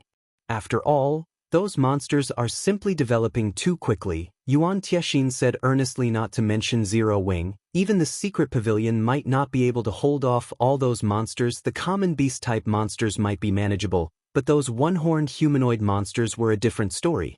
They possessed not only very high combat standards but also similarly high intelligence. It would already be very troublesome dealing with one of those humanoid monsters at the level 50 Lord standard, let alone a level 60 Great Lord with 5 of these Great Lords leading them. The 4,000-plus humanoid monsters could easily flatten a player town. What was more, there was still the endless horde of beast-type monsters. This was a force that current players simply could not contend with. In addition, the Blackwater Guild had its own forces. Combined with the monster army, Blackwater was practically invincible in Starmoon Kingdom. The only way out for Zero Wing right now was to shift its base of operations to another location. Avoiding a confrontation with Blackwater was the best option. Chapter 1052, War Approaches. Hellscythe under Vampire-Cat. Chapter 1052, War Approaches. Yuan Tiexin had anticipated seeing an expression of fear on Feng's face after his explanation. However, even after some time had passed, Feng's expression remained unchanged. Aren't you worried about Stone Forest Town's safety? Yuan Tiexin asked. You should know that Black Ridge Town is only a short distance away from Stone Forest Town. If those monsters take action, they need only 10 hours or so to gather at Stone Forest Town's entrance. With the strength of those monsters in addition to Blackwater's various experts, it is impossible for you to hold them off without level 150 guards, using just the defense turrets you've built. I believe you also know that the attacks of those turrets are very easy to see through, and are short range. At long distances, elite players will be able to avoid their attacks. Not to mention, even the most inferior of those monsters possesses the standards of elite players. The turrets will pose practically no danger to those monsters whatsoever. You should understand what those monsters are capable of. If Blackwater takes action now, Stone Forest Town has no chance of winning. If Zero Wing sells the magic tower design to our secret pavilion, we can provide you with a kingdom with a very safe environment to develop in. It will be enough to let Zero Wing recover back to its peak within a short time. Right now, the longer you delay your decision, the greater the losses you will suffer. Hopefully, Zero Wing makes a decision soon. If you wish to negotiate the conditions, contact us at any time. Following which, Yuan Tiexin left the VIP room together with Purple Jade. In Yuan Tiexin's opinion, Shifeng could not make a decision on such an important matter. The youth definitely needed to discuss things with that mysterious guild leader of Zero Wing, Black Flame. Uncle Yuan, has Pantheon really joined hands with Blackwater? Purple Jade could not help but ask. Pantheon was a bona fide super guild. If it had indeed entered into an alliance with Blackwater, Zero Wing would have no chance of victory whatsoever in the upcoming war. Although Zero Wing had a lot of powerful experts for an upstart guild, in front of Pantheon, a guild whose history spans several decades, that number of experts was not worth mentioning. The war this time would be different from when Zero Wing went up against the Star Alliance's elite army and the experts of the Flower of Seven Sins. Previously, Zero Wing's weapon of war had caught the Star Alliance's army by surprise. The Star Alliance's elite army had no way at all of defending against it. Currently, Pantheon could easily annihilate Zero Wing's experts by dispatching any one of its core legions. Moreover, Pantheon's resources were far superior to the Star Alliance's. The Super Guild would have no problem taking out a few weapons of war. In fact, just recently, Pantheon had relied on weapons of war to take down a town heavily protected by the Dark Forces, instantly establishing its position in an empire. Right now, Zero Wing's future was like a mirage that could disappear at any time. This information has already been confirmed. As long as Blackwater starts moving, Pantheon will dispatch 3 of its core legions to support Blackwater. If Zero Wing doesn't come to a decision in time, it will suffer even greater losses later on, Yuan Tiexin said, nodding. Hopefully, Zero Wing decides as soon as possible. It seems I've truly underestimated the Blackwater Corporation. Shifeng revealed a bitter smile as he scrutinized the information from Yuan Tiexin several more times, not to mention the current Blackwater Corporation. Even in the past, despite the corporation having had such a late start in God's domain, it had still managed to develop a super guild within a short time. Moreover, he never imagined that Pantheon would actually stick a hand in Star Moon Kingdom's business. With Zero Wing's current state, the guild truly did not possess many means of retaliation. It could only rely on the magic tower to defend Stone Forest Town now. However, defending against so many monsters was impossible with just a single magic tower. Fortunately, the situation was still salvageable. At the very least, he had found out the Blackwater Corporation's trump card in advance. Even if Blackwater decided to take action right this instant, its armies would need over 10 hours to reach Stone Forest Town. Following which, Shifeng contacted Melancholic Smile and instructed, Melancholic, have everyone return to the Candlelight trading firm right now. I have something that I need you all to do. But, guild leader, we still have quite a lot of time remaining. It would be a huge waste if we return now, Melancholic Smile argued. Reluctance written her face. Living in Titan City felt like heaven. Their technical skills improved significantly every day. Advanced lifestyle players also emerged in their group one after another. It would truly be a huge loss to leave the holy city before their time was up. Relax. You all still have chances to visit there in the future. Hurry up and have everyone return. Shifeng could very much understand what was going through Melancholic Smile's mind. However, they were in a race against time. In any case, he had the evolved Holy City's emblem. There would be many more chances to send players to Titan City. Really? Melancholic Smile immediately revealed an ecstatic expression.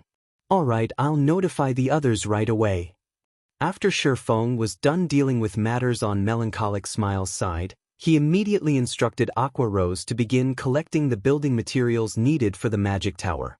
As for the necessary funds, he had her sell off the lands near the teleportation house. Although the value of those lands had yet peaked, he had purchased them very cheaply back then. Once they all sold, he should be able to earn over 10,000 gold at the very least. After Shifeng left the Blue Moon high-class bar, he rushed to the battle arena without hesitation as advanced NPCs were responsible for the entire management of the battle arena right now. The income of the establishment was stored inside the battle arena itself. If he wanted to use the funds, he had to make a personal trip there to collect them. Currently, the battle arena was crowded with players. From afar, Shifeng could see many players surging into the building.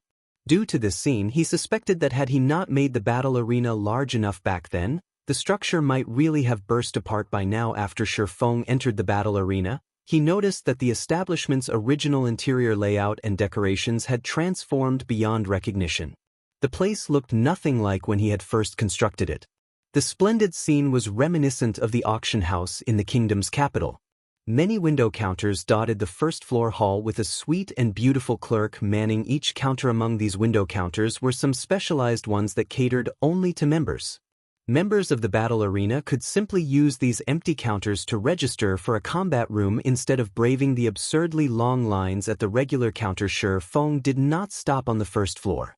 Instead, he headed directly to the fifth floor. The fifth floor of the battle arena housed not only combat halls and personal rooms for tournament winners but also a warehouse and meeting room controlled by the NPC managers. These places were off-limits to outsiders and ordinary NPCs. After entering the warehouse, Shifeng turned towards Cook, the middle-aged man currently taking account inside the warehouse, and asked, "How is the operation of the battle arena coming along?" Cook had 78 points in wisdom. Among the 10 advanced managers Shifeng hired, Cook had the second highest wisdom. In terms of management capabilities, he was superior to even Aqua Rose.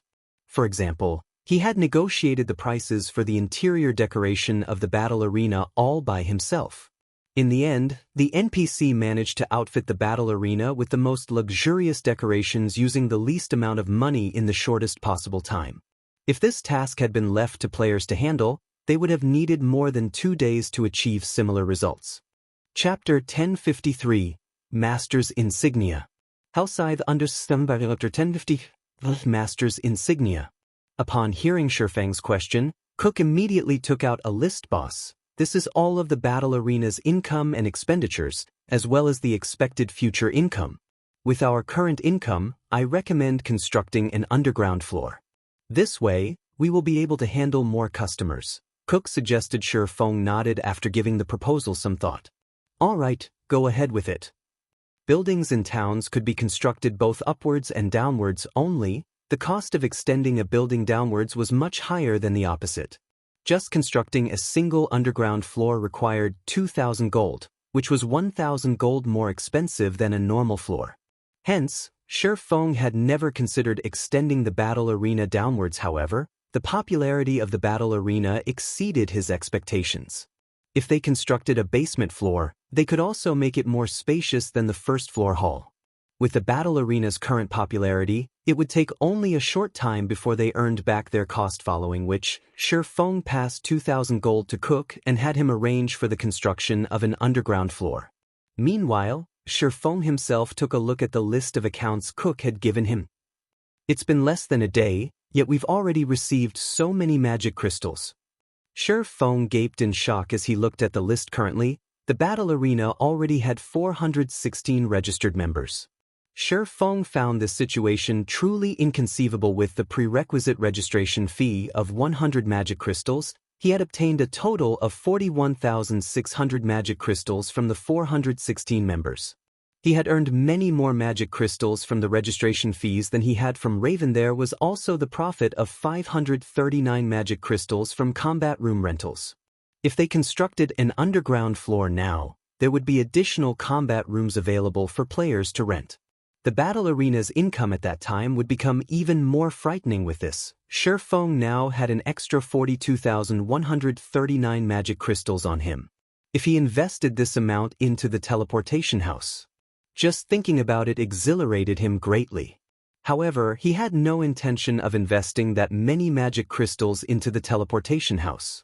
After all, he simply had too many things that he needed to spend magic crystals on right now, following which, Shifeng took these magic crystals and directly teleported back to White River City. White River City? Teleportation Hall. The moment Shifeng returned to the city, he could see many teams of guild players, who were all very high-leveled. The players leading these teams were even level 40 experts. Among these guilds were first and second-rate guilds based in other kingdoms and empires. Why would so many large guilds from other kingdoms suddenly run all the way to White River City? Shifeng was stunned as he looked at all the guild players crowding the teleportation hall. Could they be here to take advantage of Zero Wing's predicament? However, Shifeng promptly rejected this thought of his. Currently, the Blackwater Guild was only planning to deal with Zero Wing. It had not actually started taking action yet. As for the matter of the monsters at Black Ridge Town being under Blackwater's control, this was something he had learned from the secret pavilion only because the latter was trying to negotiate with him for cooperation. Hence, it was practically impossible for the large guilds of other countries to have found out about this matter. As for Blackwater's alliance with Pantheon, Pantheon obviously intended to keep this matter a secret. Otherwise, it would have long since caused a huge commotion in Starmoon Kingdom. Leader, I just received news stating that Zero Wing is willing to sell the lands around the teleportation house. Excellent. We'll hurry over there immediately. As long as we obtain a plot of land there, Freedom Wind will be able to dispatch many more members over. Our guild will then gain more opportunities at the ancient ruins over at the Twin Towers Kingdom. A tall level 40 ranger with an erect bearing said, his eyes glowing with excitement at hearing this news. The ranger wore dark gray armor and carried a blue longbow on his back. Without hesitation, the ranger led his 100-man team out of the teleportation hall. Why is Freedom Wind here as well?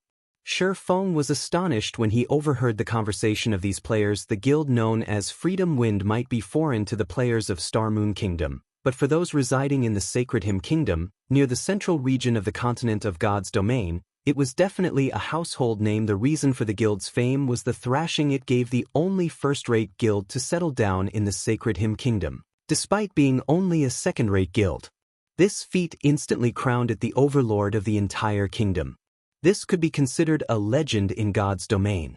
Many large guilds had even suspected that Freedom Wind possessed a powerful corporation behind it. In fact, as far as Shifeng knew, Freedom Wind's backers included not only a major corporation but also a well-known dojo in the real world. The guild could nurture experts rapidly, batch after batch. Even a relatively strong first-rate guild would readily fall to Freedom Wind. However, the Sacred Hymn Kingdom was very far from Starmoon Kingdom. The distance between the two kingdoms was even greater than that between Starmoon Kingdom and the Apocalypse Empire, which made the teleportation fee extraordinarily expensive. Despite that, Freedom Wind had still dispatched a team of 100 players over ancient ruins over at the Twin Towers Kingdom. Shifeng could not help but silently ponder on the words of Freedom Wind's members. If we're talking about ruins that can attract so many large guilds over, it seems the heaven-worshipping maze has been activated. Then the Twin Towers Kingdom was very close to Starmoon Kingdom. Hence, he was quite knowledgeable about it. There were not many ancient ruins in the Twin Towers Kingdom. In fact, Shifeng could count them on the fingers of both hands. If he had to name the ruins that current players could explore, then it could only be the heaven-worshipping maze. Since the heaven-worshipping maze was ancient ruins, the drops inside were naturally impressive. Particularly, players could exchange for mounts inside the maze. This was one of the methods for obtaining high-ranking mounts. However, entering the heaven-worshipping maze was not that easy. The maze had a very high requirement for players' individual strength. At the very least, players needed to be capable of clearing the Trial Tower's 6th floor in order to enter the maze. This requirement was impossible for many expert players. In other words, only large guilds could dispatch some players to the maze. As for small guilds, they could only stare at the maze from outside. That's right. There's still the heaven-worshipping maze. An idea popped into Shifeng's head. The heaven-worshipping maze was divided into 3 layers. The layer with the lowest difficulty was the outer area. Players could obtain tablet fragments, which they could then exchange for high-ranking mounts from the monsters killed there. After the outer layer was the Black Fog area and the temple area. At the Black Fog area, players could exchange for siege weapons used during ancient times as well as for even better high-ranking mounts. Although these were no match for current siege weapons, they were still much better than low-end tools like the defense turret. The only problem was the large number of tablet fragments required to exchange for these siege weapons. Thinking up to this point, Shifeng continued on his way to the Candlelight trading firm. Currently, the meeting room on the Candlelight trading firm's 7th floor was filled with lifestyle players, who had just returned from the holy city of Titan. At first glance, Shifeng discovered that the number of advanced lifestyle players had already increased to as many as 40. The rest might have been able to become advanced lifestyle players as well, if not for them having been asked to leave the holy city ahead of time. As for Melancholic Smile, Cream Cocoa, and the others who had already been advanced lifestyle players, they had experienced plenty of transformations as well. Despite them having been separated for only 2 days or so, the auras surrounding their bodies had undergone earth-shattering changes. A Master's Insignia? Chapter 1054 Odds. Hellscythe _ Vampire Cat Chapter 1054 Odds. Shifeng was astounded when he looked at a tall and thin youth named Burning Abyss. On this young man, Shifeng noticed a lion head emblem that was giving off a golden glow. This emblem was none other than the symbol of lifestyle masters, the master's insignia. Aside from being a symbol of one's status in God's domain, the emblem also had some good additional functions. Among them, one function increased the wielder's production success rate. Although the master's insignia was not comparable to the black steel insignia Shifeng obtained through a quest, it still provided a 3% increase in success rate. In addition, when producing items of the same level, one's production would be 10% faster. When producing items of lower levels, the increase in one's production speed would be 30%. Due to the existence of this master's insignia, the role of master lifestyle players became even more important. Guild leader, you couldn't have imagined it, right? Burning got promoted into a master engineer some time ago. Moreover, he is God's domain's first master engineer. We planned to surprise you with this news, so we didn't tell you all this time, Melancholic Smile said softly. In reality, she, too, was very shocked that Burning Abyss was actually the first player in the Candlelight trading firm to become a lifestyle master. She had expected it to be Cream Cocoa. However, like a dark horse, Burning Abyss improved by leaps and bounds as soon as he entered Titan City. He was able to create new items and tools one after another, shortly becoming a lifestyle master. On the other hand, she and Cream Cocoa were still researching the properties of various raw materials. It would still be a while before they could get promoted to the master rank. Regarding the surprise Melancholic Smile prepared for him, Shifeng did not feel annoyed by it at all. A master lifestyle player. In Shadow of the Past, lifestyle masters were pivotal existences in the guild. Not to mention, Burning Abyss's talent was simply too awesome. He might have the potential to reach the Grandmaster rank. If he did, even super guilds would be helpless against the Candlelight trading firm. Right? What about the task I previously assigned to you all? Shifeng asked. In order to fulfill his agreement with the secret pavilion, Shifeng had Melancholic Smile and the others ceaselessly produce strengthening devices and bronze engineering locomotives. Even if the engineering locomotives cost a lot of materials to make, they still had no choice but to manufacture them. We've already completed it. We have to thank Burning for this. Without him, we really wouldn't have been able to produce the 10 bronze engineering locomotives in time, Melancholic Smile explained. Shifeng could not help but breathe out a sigh of relief when he heard this. Very good. From now on, Burning Abyss will be the Candlelight trading firm's chief engineer and will enjoy benefits equal to that of Zero Wings elders. Although there was still some time before he had to make the first payment to the secret pavilion, he did not know when the Blackwater Guild would make a move right now. If he could meet the stated quota ahead of time, the following matters would be much easier to deal with. Following which, Shifeng used his identity as Black Flame to announce Burning Abyss's promotion to the Candlelight trading firm's chief engineer. In the future, the youth could also use the trading firm's basic meditation room anytime he wanted. Immediately, many advanced lifestyle players inside the meeting room looked at Burning Abyss with envy. Not only would he get to use the trading firm's basic meditation room anytime he wanted, but he would also enjoy the status of an elder in Zero Wing. As such, he would be able to choose a private room for himself in either the Candlelight trading firm or Zero Wing's guild residence. What was more, the Candlelight trading firm's private rooms were located on the shop's 7th floor, providing a view overlooking the entire trade district of White River City. That was a treatment that many people dreamed of obtaining. Since everyone's already here, I'll tell you what you all will be making next, Shifeng said. He then took out a very large design from his bag and placed it in the center of the circular wooden table. Everyone's jaws dropped when they saw the design, their breathing becoming a little ragged. A miniature ballista.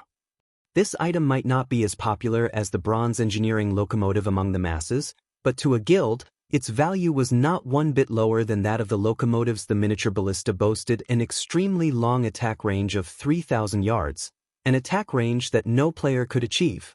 Most monsters did not have such a long attack range either.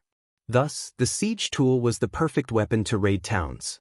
Moreover, it was very simple to operate, requiring only 3 people to move and use it. Guild leader, are we really going to make this item? Melancholic Smile asked in surprise. The miniature ballista was a considerably advanced tool. Even with advanced lifestyle players like themselves manufacturing it, the production success rate would still be frighteningly low. Meanwhile, the production cost for the siege tool was quite high. After a cursory look of the materials required, Melancholic Smile estimated that a single miniature ballista would cost at least 1,000 gold to manufacture. Meanwhile, she judged that their production success rate would be less than 20%. Even with Burning Abyss handling the ballista's core component, it would be fortunate if he could achieve a 20% success rate. In other words, there was a chance that they might not even produce a single miniature ballista after spending 10,000 gold. 10,000 gold.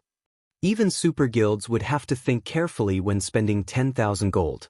If they lost this kind of money, it would greatly hamper their development speed. Of course, Burning will be responsible for making the engineering portion of the core component of the ballista, while I'll personally handle the forging portion of the core. Finally, Burning will handle the assembly of the ballista as well. If there are no problems, you all may begin working now. If you succeed in producing 5 miniature ballistas in 10 hours, depending on your personal performance, you might get another chance to visit Titan City. Hopefully you all can seize the opportunity. Shifeng said, chuckling. A single miniature ballista could deal with only a lone boss among the monsters the Blackwater Corporation controlled. There was no lack of boss-ranked monsters. A single miniature ballista would not be able to make much of a difference if they had 5 miniature ballistas. However, the siege tools would be able to affect the war situation to a certain extent. Guild leader, will we really have another opportunity to visit the holy city of Titan as long as we perform sufficiently well? Many advanced lifestyle players asked excitedly at this moment. Even Burning Abyss, who had already become a master engineer, looked at Shifeng in astonishment. After experiencing the benefits the holy city provided, it was impossible for lifestyle players not to look forward to enjoying the plentiful resources of the holy city again. Moreover, the benefits they had sampled on their visit was only the tip of the iceberg of Titan City's offerings. There were still many places that they had not gotten to see, of course. However, I'll say this first, the slots are limited. Shifeng replied, smiling. He then left the meeting room. Only after Shifeng was gone did everyone finally snap out of their daze. Immediately, every one of them rushed to check what tasks they were assigned to do, blood rushing to their eyes. Like maniacs, they then ran to their respective workshops to start working. As for Shifeng, he entered a special workshop himself and directly used God's blessing to become a master forger through the aid of his various forging tools. It took Shifeng only a little over an hour to produce 15 core components that required forging. Fortunately, I have Icarus's heart. Otherwise, I really would be finished this time. Shifeng breathed out a sigh of relief as he looked at the core components. He had wasted nearly 40 sets of materials in order to produce these parts. Had he made them as an advanced forger instead of a master forger, his success rate would have been less than 10%. In that case, wasting over 100 sets of materials would not have been surprising. Chapter 1055, Town Trade. Hellscythe _ Empire Cat. Chapter 1055, Town Trade. After completing the core components, Shifeng handed them over to Melancholic Smile. The manufacturing of the miniature ballista was extremely complex, requiring many components. However, aside from the core components, the other parts were well within the capabilities of advanced lifestyle players. As for the final assembly work, with Burning Abyss's standards, the master engineer would be more than capable of handling. As for Shifeng himself, he still had many things he needed to do. Guild leader, Both the Blackwater and Heavenly trading firms are buying increasingly fewer light stones from us recently, yet the amount they are selling on their side has been continuously increasing. It is likely they have already obtained plenty of light stone designs. Should we start lowering our selling price as well? Melancholic Smile asked worriedly after she had returned and took up the reins of the Candlelight trading firm again. She suddenly discovered that the trading firm's position in Star Moon Kingdom had become increasingly precarious, setting aside the fact that both the Blackwater and Heavenly trading firms possessed exclusive products. Just the competitiveness of the Candlelight trading firm's hottest selling product, the light stone, was already growing progressively weaker. In addition, unlike the Candlelight trading firm, which only had shops covering several of Star Moon Kingdom's important NPC cities, both the Blackwater and Heavenly trading firms had shops covering the entire Star Moon Kingdom. At this rate, it would only be a few days before they overtook the Candlelight trading firm. If that happened, Candlelight's income would take a significant hit, so even the light stones are unable to hold out any longer. Looking at the list Melancholic Smile handed to him, Feng smiled as he said, "Since it's no good already, it's about time we switch to a new main product." Change our main product? Melancholic Smile's thoughts shifted towards the strengthening device. The strengthening device was currently very popular on the market. However, due to its exorbitant price, only larger guilds could afford to buy it. In terms of market size, it was nowhere close to the light stone. Take this and have some trustworthy alchemists learn it. From now on, our main product will be this item, Feng said as he took out the alchemy secret journal from his bag. The exotic stamina potion recorded inside the journal possessed effects that all players dearly needed. Moreover, the materials used to craft the potion were not particularly precious. Hence, its selling price would not be very high, either. Even ordinary players would be able to afford it easily. Guild leader, you're too amazing. You actually managed to get your hands on this thing as well. Melancholic Smile exclaimed in excitement after taking a brief look through the journal. If we have this potion, I want to see just how the Blackwater and Heavenly trading firms are going to compete against us. When consumed, the exotic stamina potion increased a player's maximum stamina by 10% and stamina recovery speed by 80% for 10 hours. This was a must-have item for players seeking to level up quickly. Moreover, the total cost of the materials required to make the potion was roughly only 2 silver. If advanced alchemists crafted the potion, they would have a success rate of 50%. In other words, the total cost of making a bottle of exotic stamina potion was around 4 silver coins. With the excellent effects of the potion, even if they sold each bottle for 10 silver, there would still be swarms of players willing to buy it. Meanwhile, at 10 silver, it would still be cheaper than the mana mixture introduced by the Blackwater and Heavenly trading firms. In addition, the exotic stamina potion was suitable for a much wider market than the mana mixture. With this, there was no way Blackwater and Heavenly could bring down the Candlelight trading firm. The players of God's domain earned a limited income every day. As would be expected, they could spend their scant funds on only a small number of items. Hence, when players were choosing which trading firm to shop at, they would naturally choose the trading firm with the lower prices and more useful products. Meanwhile, 10 silver coins was a considerable sum to ordinary players. Even elite players could just barely afford this price. Hence, if these elite players purchased the exotic stamina potion, they would no longer have any money left for other items, which would definitely have a significant impact on the business of both the Blackwater and Heavenly trading firms. Following which, Melancholic Smile happily took the alchemy secret journal and left the special workshop to select people to learn the exotic stamina potion's recipe. As for Feng, he used the Abyss Pendant's teleportation skill to return to the Golden Sands Archipelago. At the same time, 2 major incidents had occurred in Stone Forest Town. Moreover, both situations greatly excited the local players. The first incident was that Stone Forest Town's battle arena had constructed an underground floor housing combat rooms. Moreover, the new floor's area was considerably larger than the first floor, since the battle arena only had combat rooms set up for rent in the first 3 floors of the building. The addition of the underground floor was equivalent to increasing the capacity of the battle arena by more than 1/3. Meanwhile, The second and more exciting incident was that the first group of wandering merchant NPCs had finally arrived at Stone Forest Town. Wandering merchants were a privilege that only player towns enjoyed. This visit was something that would never occur in NPC towns. Unlike ordinary NPC merchants, these wandering merchants would sell rare items that were not available anywhere else, even rare tools that were very useful to players, such as magic scrolls or special potions. However, attracting wandering merchants to a town was not an easy task.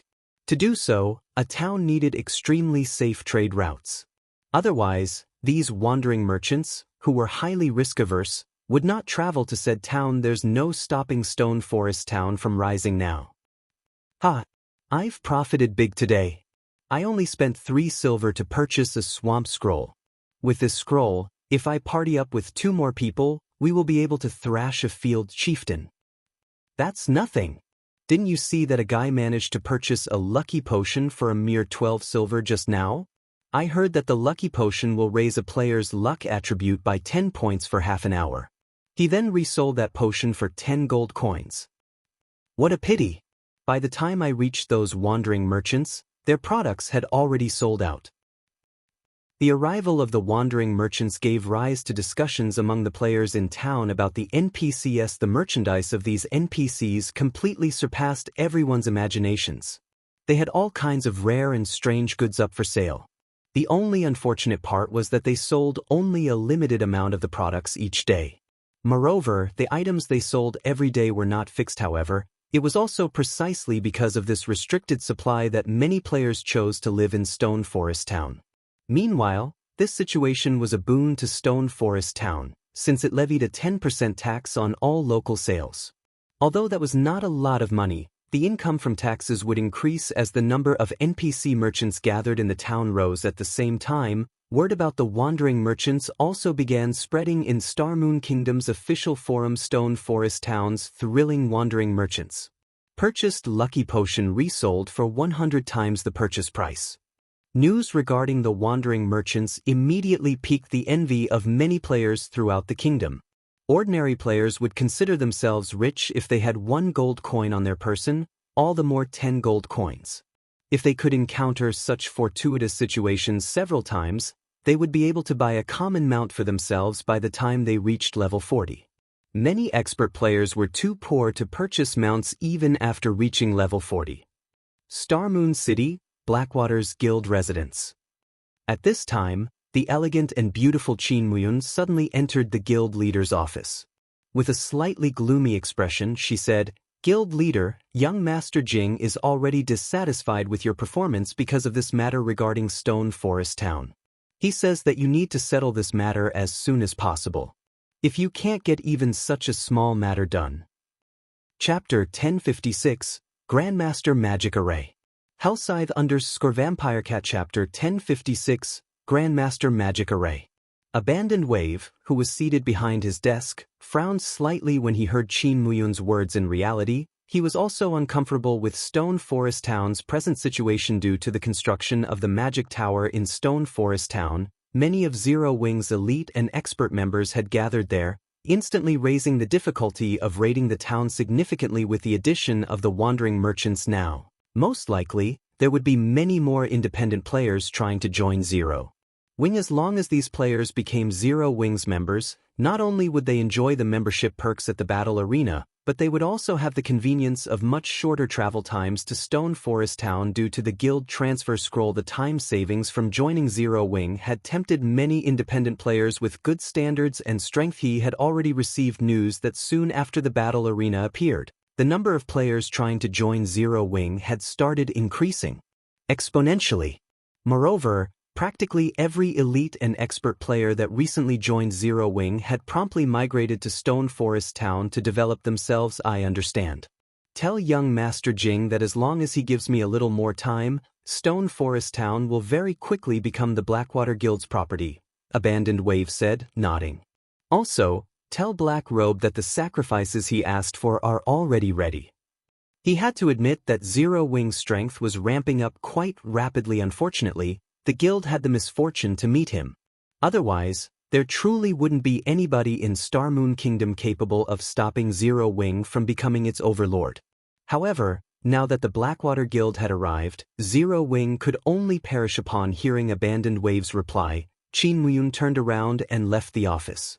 At the same time, using the Abyss Pendant, Shi Feng appeared once more before the small cabin inside the ancient ruins at the core of the Golden Sands archipelago. This time, Shi Feng immediately opened the wooden door and entered the cabin. Although the cabin looked small on the outside and appeared to have only a single floor, stepping into the cabin was like entering a completely different world. The inside was just like a player-constructed building, where the internal space was usually larger than what was visible on the outside. Only, the disparity between the wooden cabin's frontage and interior space was much more grandiose. Upon entering the cabin, Shi Feng came upon an elegant hall the size of 2 basketball courts. Exquisite glass cabinets dotted the hall. There were all sorts of rare items on display inside these cabinets, and no lack of items that could tempt even expert players. Meanwhile, 10 level 200 NPCs stood guard around the hall, with 4 stationed by the staircase leading up to the cabin's second floor. In addition to these guards, there was also a handsome and beautiful young man who seemed to be the manager of the establishment. The youth's appearance could fascinate even men. When Shi Feng looked at the youth, he could only see the youth's name, Harold, displayed. He could not see any other information about him. However, if one used an advanced identification skill on the youth, they would discover that the young and beautiful Harold was not a human at all. Harold, High Elf, Grand Wizard, level, HP, / In the past, many players often discussed which NPC in God's domain they thought was the strongest. They would also make strength rankings for NPCs, according to the NPC's tiers. In other words, only NPCs of the same tier would be compared with each other. Meanwhile, as a Tier 5 NPC, Harold's strength had always been a mystery to everyone. After reaching level 200, many players had attempted to use extremely powerful identification skills to examine Harold. In the end, however, they still failed to discern Harold's level and HP. In addition, nobody had ever seen Harold's true strength. Although there had been 6 Tier 5 experts who had attempted to rob the Golden Sands exchange shop in the past, Harold had instantly annihilated them in a single move. After those experts died, not only did they each lose 10 whole levels, but they also got jailed for over half a month. From then on, nobody else dared to provoke Harold. They only knew that this high elf was exceedingly puissant. After all, it was simply impossible for an ordinary Tier 5 NPC to defeat 6 Tier 5 players so swiftly. Even the Windbreaker, Kite, had not possessed this kind of strength at his peak. Hence, Harold's strength had always been a mystery. Regardless, his strength was publicly acknowledged to rank within the top 5 among the various Tier 5 NPCs of God's domain. After Shi Feng entered the exchange shop, Harold slowly made his way over to him in a very friendly manner. Harold handed a delicate, corolla flower-shaped emblem over to Shi Feng and said softly, "Sir, congratulations on becoming a member of our exchange shop. Here is our establishment's member's emblem. In the future, you may use this emblem to visit our shop anytime you want. In addition, you may visit our shop's second-floor hall. The items up for exchange there are all treasures carefully selected by our shop." "Thank you. I wish to take a look at the second floor, then. May I know what are the best products available for exchange this week?" Shi Feng asked, speaking as if he were an old customer. After storing the exchange shop's member's emblem after he had obtained the large quantity of magic crystals from the battle arena, he had directly paid 10,000 crystals to the system. Although he had felt a slight sting at the loss, compared to using the other methods to become a member of the exchange shop, it was already the best option. "Please follow me, sir," Harold said before leading Shi Feng upstairs. The size of the second floor's hall was somewhat smaller than the first floor's. Moreover, the number of glass display cabinets here was only 1/10 of that of the first-floor halls. Even so, the 30,000-plus magic crystals Shi Feng had on him right now was most likely insufficient to buy even 1/10 of the items displayed here. Even the cheapest item on display was priced at 2,000 magic crystals. Taking a casual glance around, Shi Feng had also discovered many items priced above 10,000 magic crystals. Sure enough, the second floor isn't a place for normal people.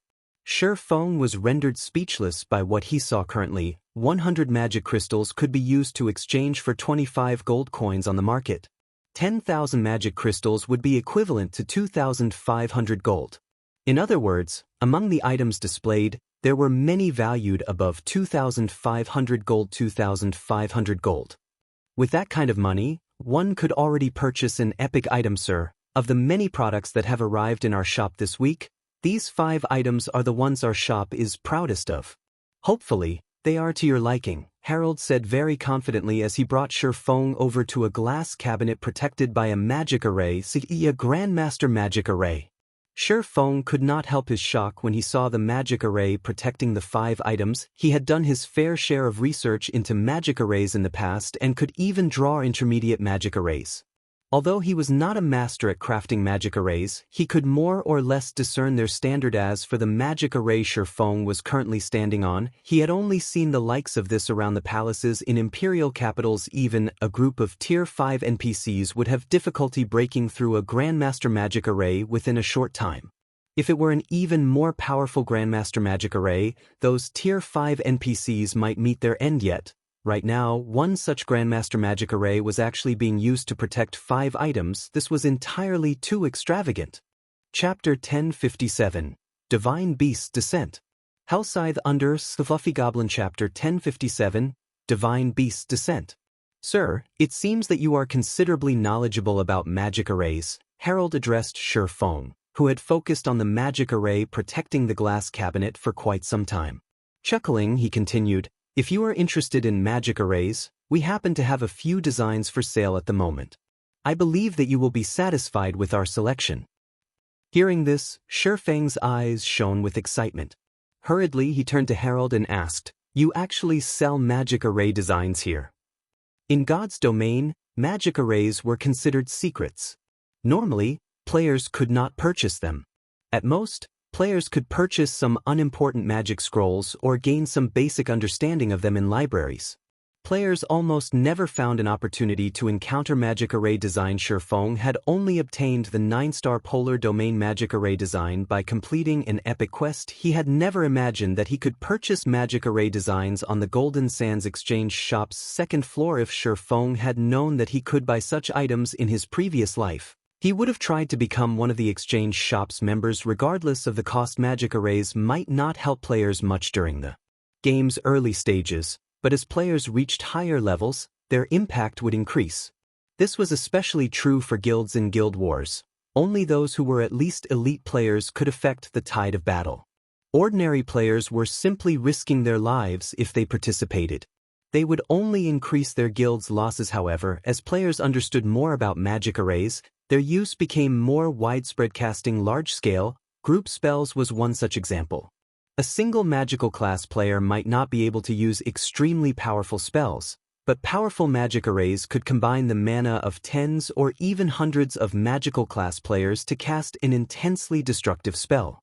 Furthermore, producing such magic arrays was far easier than producing magic scrolls that contained Tier 4 or even Tier 3 large-scale destruction spells. Because of this, even during God's domain's later stages, ordinary players could play a considerable role in large-scale wars.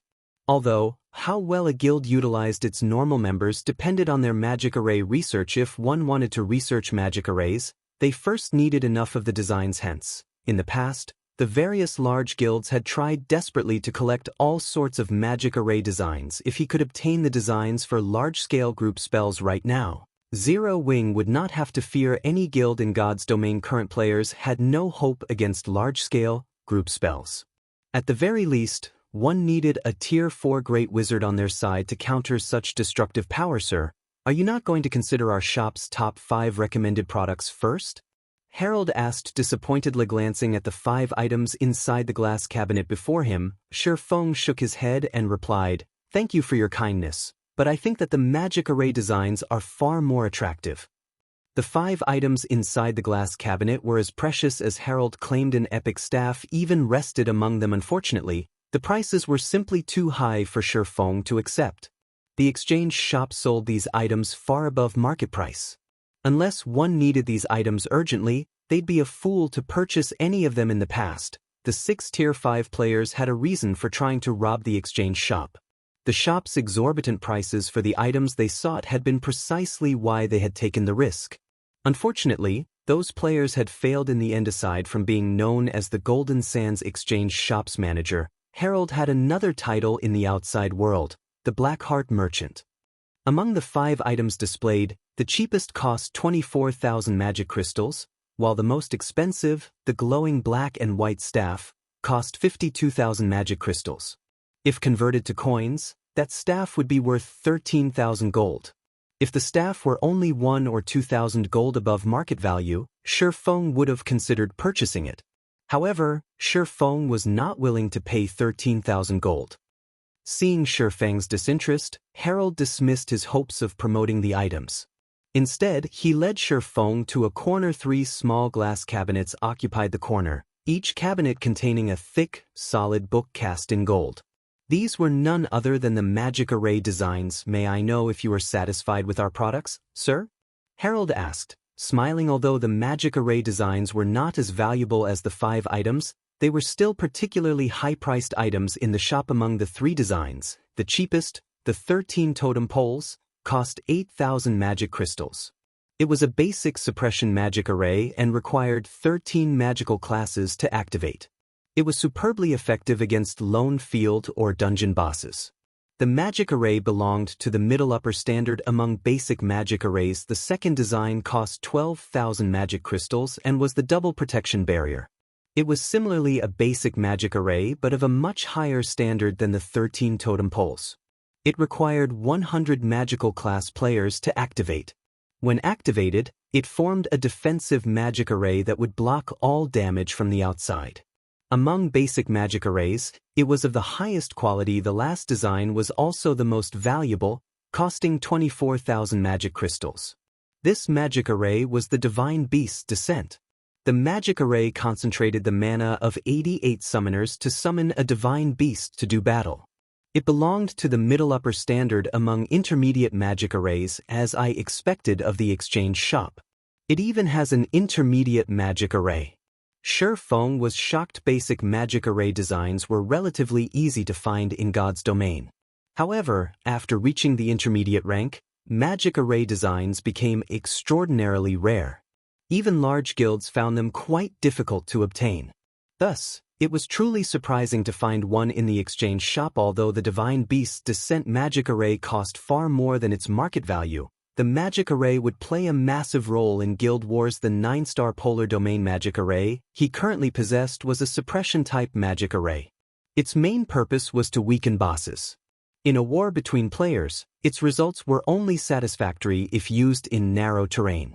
For siege battles and battles in broad, open spaces, the intermediate magic array was not particularly useful. However, the Divine Beast's Descent was a summoning-type magic array, and players could utilize powerful monsters in battle.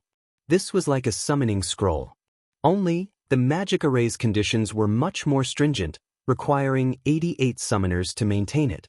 If the magic array were interrupted, the summoned creature would disappear immediately. Most importantly, it was extremely costly as it required 88 magic array scrolls to activate. These scrolls would also disappear after a single use. Even so, it was an extremely powerful tool of war. After all, ordinary players' role in these wars was simply too small. They were practically negligible. However, combining their power and transforming them into a devastating force would be terrifying. After all, ordinary players comprised the majority of a guild's members. Chapter 1058, Change in the Capital. Hellscythe_Fluffy Goblin Chapter 1058, Change in the Capital. Have any of these caught your eye? Harold asked Shifeng once more, still smiling. Although there were only 3 magic array designs and the most powerful was only intermediate rank, they were not easy to find elsewhere. Magic array designs were particularly valuable after reaching intermediate rank. Shifeng hovered between the 3 magic array designs. Although the 13 totem poles was only a basic suppression magic array and far from being comparable to the 9-star Polar Domain, as a basic magic array, more players would be capable of producing it. Even now, Shifeng was the only person capable of producing the 9-star Polar Domain. However, when would he find the time to mass-produce the magic array? However, the guild had quite a few players who could produce the 13 totem poles magic array. With this, the guild's overall strength in dungeons would increase significantly. It would be easier to obtain a plethora of good equipment. As for the double protection barrier, as a defensive magic array, it was perfectly suited for siege battles. Aside from that, it did not have much purpose. Lastly, the Divine Beast's Descent was a common type in large guild wars. All three magic arrays had their own uses. All three were also things that Zero Wing sorely needed. However, Shifeng could not afford all three due to their exorbitant prices. I want the Divine Beast's Descent and the double protection barrier, Shifeng announced after a moment of hesitation. His current priority was to defend Stone Forest Town. He had no choice but to give up on the 13 totem poles with a limited amount of magic crystals. He had to use them on what was most necessary. Alright then. The two magic array designs will cost you a total of 36,000 magic crystals, Harold said, following which, Shifeng handed over the last of the magic crystals from the battle arena. Only after including some of the magic crystals from the Candlelight trading firm's warehouse could he barely afford the total cost. This is truly fraudulent. Shifeng could not help but feel a slight sting as he handed the magic crystals over. With all of these magic crystals, he should be able to purchase 4 or 5 magic array designs from the market. Here are your magic array designs, sir, Harold said, his smile becoming even more cheerful after receiving the magic crystals. As you are a member of our exchange shop, for every 10,000 magic crystals you spend, you'll obtain 1 point. When you've accumulated 500 points, we can raise your membership status to an advanced member. You'll receive a 10% discount on all purchases on the second floor hall and a 20% discount on the first floor hall. You'll also qualify to enter our exchange shop's main branch. Currently, you've spent 36,000 magic crystals, so you have obtained 3 points. If you spend another 4,000 magic crystals right now, you'll receive 4 points instead. For a moment, Shifeng was at a loss for words. He had to admit that Harold was a crafty merchant. Fortunately, he didn't have any more magic crystals on him. Otherwise, Harold might have persuaded him to purchase another item for 4,000 magic crystals. However, this revelation confused Shifeng slightly. He hadn't expected an additional membership rank. And the advanced members even had access to the main branch. However, as far as he could remember, there had never been any mention of an advanced membership in the past. Although rare, some players had become normal members of the Golden Sands Exchange shop. Moreover, there was no real benefit in hiding this fact. Excuse me, but can every member of the exchange shop be promoted to an advanced member? Shifeng asked curiously. Harold shook his head, chuckling before he explained, not everyone receives this privilege. As you are the first heaven-blessed person to visit our shop, we have extended this benefit. Normally, members have to spend an additional 10 million magic crystals before we notify them of this option. So that's why nobody knew about the advanced membership in the past.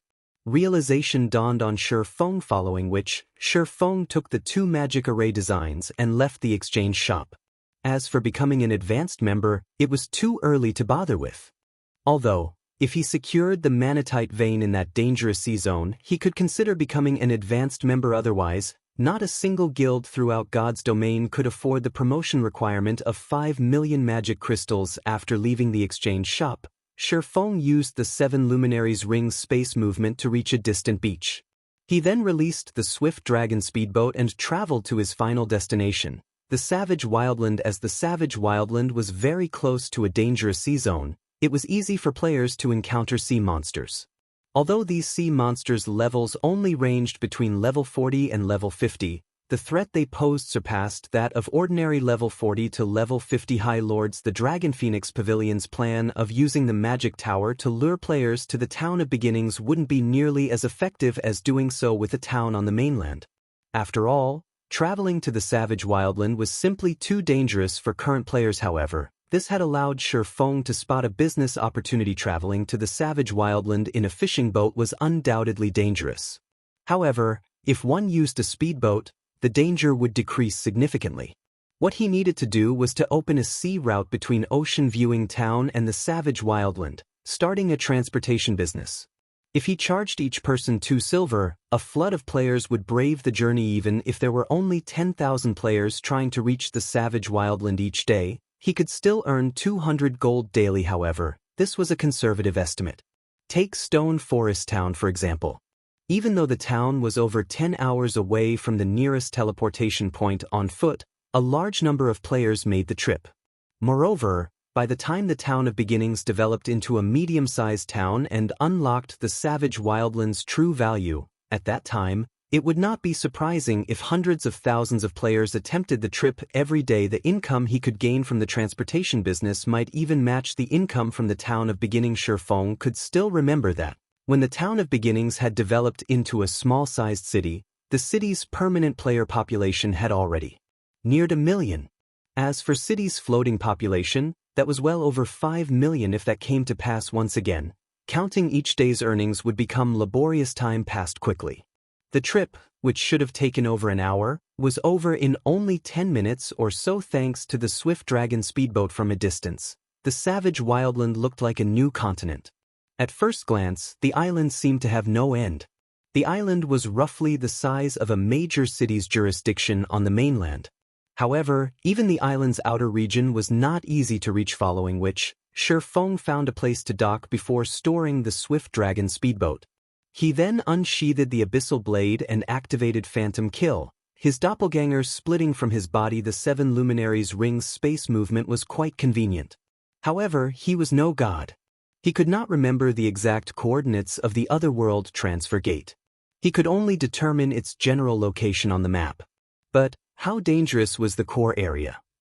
As a precaution, he could use the replace skill to avoid dying should he find any powerful monsters during his journey. As Shifeng was about to use space movement, he received a call from Aqua Rose Guild leader. "This is bad. I just received a report from the secret pavilion stating that 3 of Pantheon's core legions have snuck into Star Moon City." Chapter 1059. Passage established. Hellscythe under the Fluffy Goblin. Chapter 1059. Passage established. On the semi-transparent screen, anxiety pulled at Aqua Rose's fair, dainty face when Shifeng had told her that Pantheon had joined with Blackwater to deal with Zero Wing. She had doubted his words. Moreover, even if it were true, it should have been quite some time before Blackwater attacked Zero Wing directly. She had never imagined that Blackwater would move this quickly. If Blackwater and Pantheon had truly come for Zero Wing, she was not certain that Zero Wing could hold its ground against the guilds. After all, Pantheon was a bona fide super guild. She was not ignorant as she had once been. After experiencing the secret pavilion's simulation training system, she understood just how terrifying super guilds were. The strength these guilds normally revealed was the tip of the iceberg. However, this tip was more than enough to frighten any first-rate guild. It seems that they can no longer wait. The news didn't particularly surprise Shifeng. They could have flown under the radar if Stone Forest Town's popularity had been the only thing growing. However, Zero Wing benefited from the town's growth. Right now, the guild was continuously absorbing the elites and experts among independent players, increasing the guild's overall strength. If Zero Wing were given another 3 to 5 days, Blackwater would have to pay an even higher price to take Stone Forest Town down. If it were up to Shifeng, he would likely take action as soon as possible. As well, guild leader, should I dispatch men to Stone Forest Town? Aqua Rose asked. Try to do it as quietly as possible to avoid arousing their suspicion, Shifeng instructed after giving the matter some thought. Use the money we earned from the lands we sold to purchase the building materials for the magic tower and send those as well. This way, they won't realize that we're already on to them. Have some people start construction of the magic tower's framework. I'll try to be there as quickly as possible. This war was no trivial matter. Zero Wing could not afford to lose. It would be best if he constructed more magic towers to defend Stone Forest Town. As a precaution, if he could not even defend Stone Forest Town, his future city would also be finished. He would also have to figure out how to defend his city without magic towers. Understood.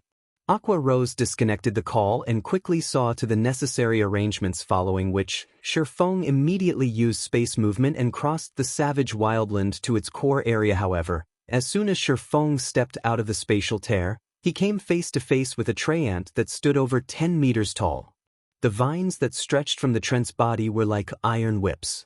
Despite one of these vines just casually striking a massive rock, the stone shattered.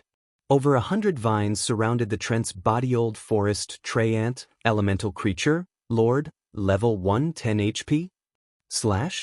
When Shifeng saw this Old Forest Tyrant, His expression turned gloomy against a level 110 lord. Even a relatively skilled, tier 2 player of the same level would have to run for their life. Roar. Upon noticing Shifeng, the old Tyrant released an angry roar.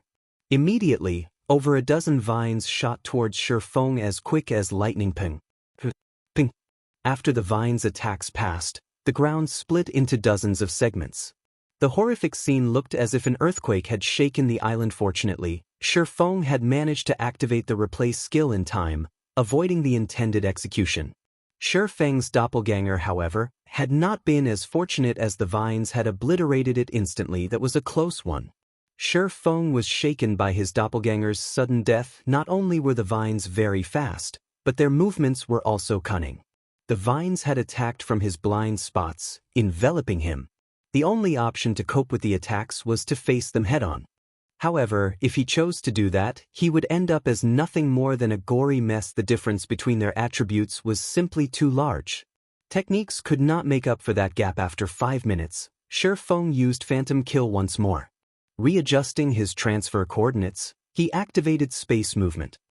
With the knowledge he had gained from his first transfer and some minor adjustments, he accurately teleported to the Otherworld transfer gate. The transfer gate was massive. Standing over 100 meters tall, it looked like a towering skyscraper. Magic arrays, which had existed since ancient times, surrounded the transfer gate. With these magic arrays, even the final boss of the Savage Wildlands core, the demonic golden elephant, could not approach the transfer gate. As long as players entered the magic array, they would be in a safe zone. Monsters wouldn't chase them once they reached that point. However, the magic array had one disadvantage. Magic arrays could not be superimposed over one another. If Shifeng wanted to establish a teleportation array, he needed to do it outside of the magic array protecting the Otherworld transfer gate. However, several monsters, all over level 100, drooled as they waited for him to leave the magic array's safety in God's domain. Setting the transfer coordinates for a teleportation array generally required 30 seconds. It was practically impossible to set the coordinates in the monster-infested core area in the past. Players had only established the coordinates for a teleportation array because Super Guild's members had cleared the area's monsters. Once the coordinates were established, Super Guilds had stationed experts near the Otherworld transfer gate to contain the monster population, allowing players to reach the transfer gate safely. Shifeng wasn't yet strong enough to kill the surrounding monsters, much less clearing them out periodically. Although Shifeng wasn't strong enough, he did have the monster repellent scroll. The monster repellent scroll would disperse the monsters within a fixed area. Once the monsters were gone, establishing the transfer coordinates would be easy. The only problem was that, when players teleported here in the future, they still had to deal with the guardian monsters. However, if players reacted quickly enough and could cross into the Otherworld in time, those monsters would be helpless to stop them scatter.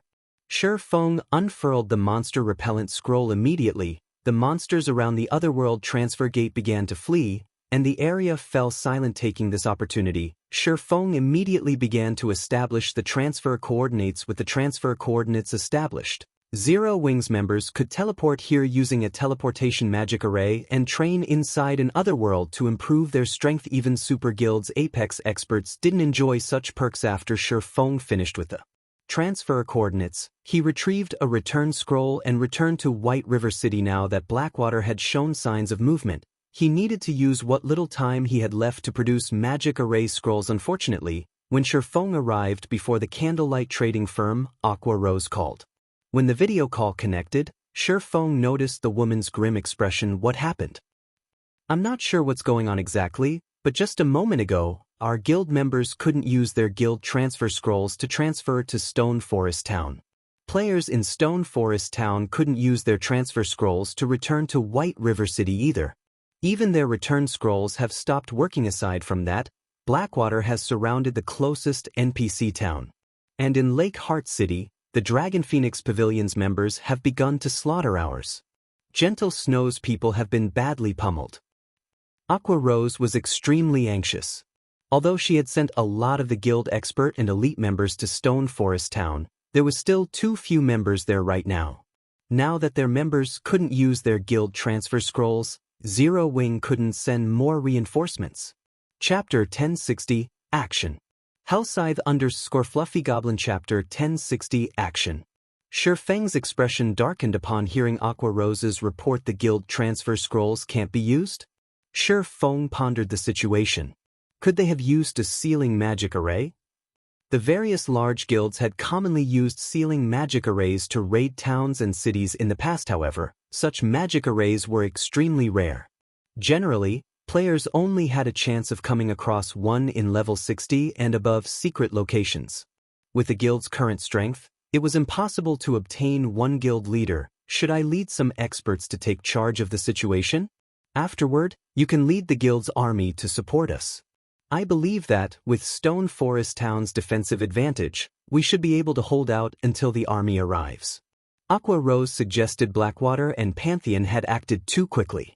Although they had begun to prepare, they had never expected Blackwater to pull such a card without the advantage of the guild transfer scrolls. It would take a considerable amount of time for Zero Wing to reach Stone Forest Town. By the time the army arrived, the siege would be underway. However, there were very few Zero Wing upper echelons in Stone Forest Town right now. Without anyone taking charge of such a large-scale guild war, the town could easily fall. Hence, they quickly needed to dispatch experts capable of leading the defense. Alright. Lead the members who have mounts and start on the town's fortifications. However, be careful of ambushes from Blackwater. Since they have gone to the trouble of sealing the entire map, they definitely have plans to prevent anyone from reaching the town, Sure Feng said, nodding. Currently, mounts were still far from being common in God's domain. Even in super guilds, only very few experts had obtained a mount. Aqua Rose's group only needed to break through Blackwater's defensive line, and they could reach Stone Forest Town without trouble. Players without mounts had no hope of catching up to them at all. Moreover, due to a fortuitous encounter, Aqua Rose had obtained and completed a quest that had awarded her with a secret silver-ranked flame horse. With the speed of a secret silver mount, even Super Guild's players with mounts would not catch up to her. After all, secret silver mounts were very rare. After Sure Feng finished assigning Aqua Rose's tasks, he entered the Candlelight trading firm's basic meditation room and activated God's blessing. Using the materials that Melancholic Smile had prepared for him, he began to produce one magic array scroll after another. Even if Blackwater's army traveled towards Stone Forest Town from the nearest teleportation point, they would have to run for over 10 hours. Moreover, after such a long run, they would have to rest before joining the battle. Otherwise, ordering an army that had nearly exhausted its stamina to raid a town would be the epitome of foolishness. Meanwhile, if Sure Feng hurried towards Stone Forest Town, he could arrive far more quickly. The sealing magic array created mana fluctuations in the affected area and prevented teleportation magic arrays from functioning properly. However, Sure Feng had the 7 Luminaries ring. Space movement was different from teleportation. Even if there were mana fluctuations in an area, the skill would not be affected. Hence, he could simply teleport to the nearest town and continue towards Stone Forest Town. In terms of speed, even someone riding a dark gold mount would be no match for him. He now had over 10 hours to prepare for war. Right now, his priority was to make as many magic array scrolls as he could. Everything else was secondary. As for organizing an army to reinforce Stone Forest Town, he had no intentions of doing so. If it came down to a direct confrontation, even if Zero Wing were 10 times stronger, it would be no match for Blackwater, as the latter controlled those one-horned humanoid monsters. Sending players against those monsters was the equivalent of sending them to their graves. Furthermore, how could Zero Wing outmatch Pantheon's expert count? Zero Wing's only hope relied on magic array scrolls and the town's defenses. Shortly after Blackwater sealed off the map surrounding the Stoneclaw Mountains, many players noticed the scent of gunpowder in the air. As Blackwater and Heaven's Burial's elite armies began pouring into the town nearest to Stone Forest Town, the various large guilds around Starmoon Kingdom realized that Blackwater intended to steal Stone Forest Town. Meanwhile, a commotion shook Starmoon Kingdom's official forums. What? They're starting to fight already? I wonder who will win this war. Do you even need to ask? It will definitely be Blackwater. Didn't you see how many players the guild has gathered? Moreover, I heard that even Pantheon is getting involved. How could Stone Forest Town be that easy to raid? Don't forget that Zero Wing has stationed many NPC guards in Stone Forest Town. In addition, the town has the normal guards that belong to the guild's members as well as the defensive turrets. Even if Blackwater has the advantage in numbers, it will still be very difficult to capture Stone Forest Town. Moreover, Zero Wing has the home ground advantage. Even after its members die, they can resurrect in the town. Blackwater's members, however, will have to travel for over 10 hours to return to the battlefield. You're right. For a time, Starmoon Kingdom's forums were cluttered with conversations about the guild war. Many players had even eagerly rushed towards Stone Forest Town after receiving news, wishing to witness this war with their own eyes. In reality, it wasn't just players who were eager to watch this war. Every guild in Starmoon Kingdom paid close attention to Stone Forest Town as well. After all, this could be considered Starmoon Kingdom's first siege war. This war's outcome was significantly important. If Zero Wing failed to defend Stone Forest Town, after losing this goldmine of a town, the guild would most likely be reduced to a second-rate guild. Blackwater might gradually devour the guild until the name Zero Wing no longer existed in Starmoon Kingdom. On the other hand, if Zero Wing repelled Blackwater's assault, after this war, Zero Wing's influence in Starmoon Kingdom would reach unprecedented levels. Within a short time, Zero Wing's strength would undoubtedly climb by leaps and bounds. Many players in Starmoon Kingdom had felt that the Blackwater Guild, which had the support of the Blackwater Corporation, had massive potential and thought that it was guaranteed to become Starmoon Kingdom's ruler. Hence, many players and companies paid close attention to this war.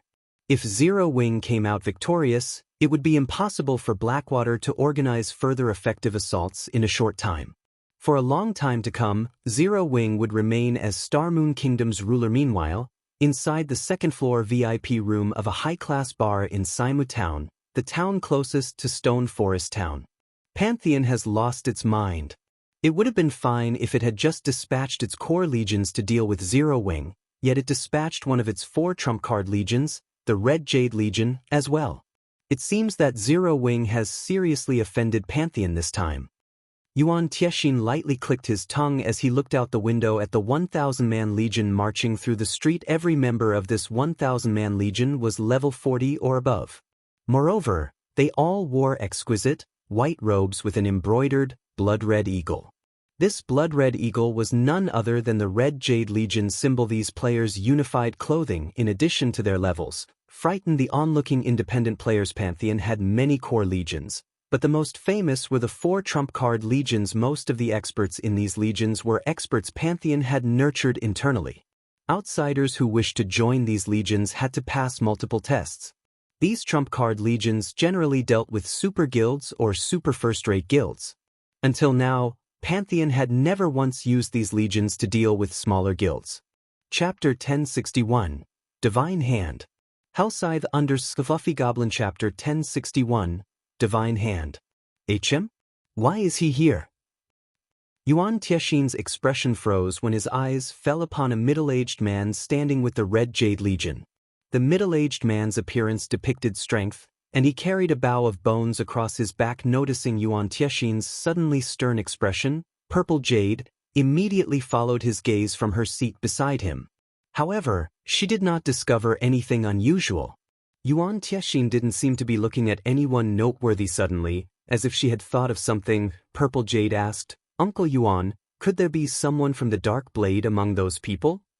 Even a super guild like Pantheon had its secrets. Hence, the guild had established a secret department called the Dark Blade. The Dark Blade specialized in tasks that others who walked in the light didn't want, such as assassinations and banditry. This department's members would also assassinate other guilds' upper echelons, disguising the deed as another guild's work and causing strife between other guilds for their profit. However, these tasks were secondary. The Dark Blade's true purpose was to assassinate enemy commanders during guild wars. To achieve this, when Pantheon nurtured these players, the selection of skills, weapons, equipment, tools, and attribute allocation were specially catered towards killing individual players. Although this was an extreme method of combat, it was suitable to deal with players who sought balance. In a one-on-one battle where both sides had equal combat standards and similar quality of weapons and equipment, the Dark Blade's members could trample such players. Of course, With such an extreme combat method, the members of the Dark Blade fared poorly against monsters in the field or a dungeon. This, in turn, greatly impacted their leveling speed. Hence, they needed other players to power level them. That's right. I'm familiar with the man wielding the massive bone bow. He is the vice commander of Dark Blade, Divine Hand 9 kills. Yuan Tiexin said, rage filling his gaze as he watched the distant, bow-carrying player. The bow-carrying man's name was 9 kills, while Divine Hand was a title he had been given by others in the industry in a past large-scale virtual reality game, due to 9 kills successfully assassinating the Secret Pavilion's third vice guild leader. At the time, the pavilion had lost a major war against Pantheon. Yuan Tiexin had been one of the guards protecting the third vice guild leader. In the end, however, 9 kills had pulled off the assassination attempt. Due to that loss, the Secret Pavilion had been forced to withdraw from that virtual reality game. That incident had become one of Yuan Tiexin's lifelong embarrassments, and he had hungered for revenge.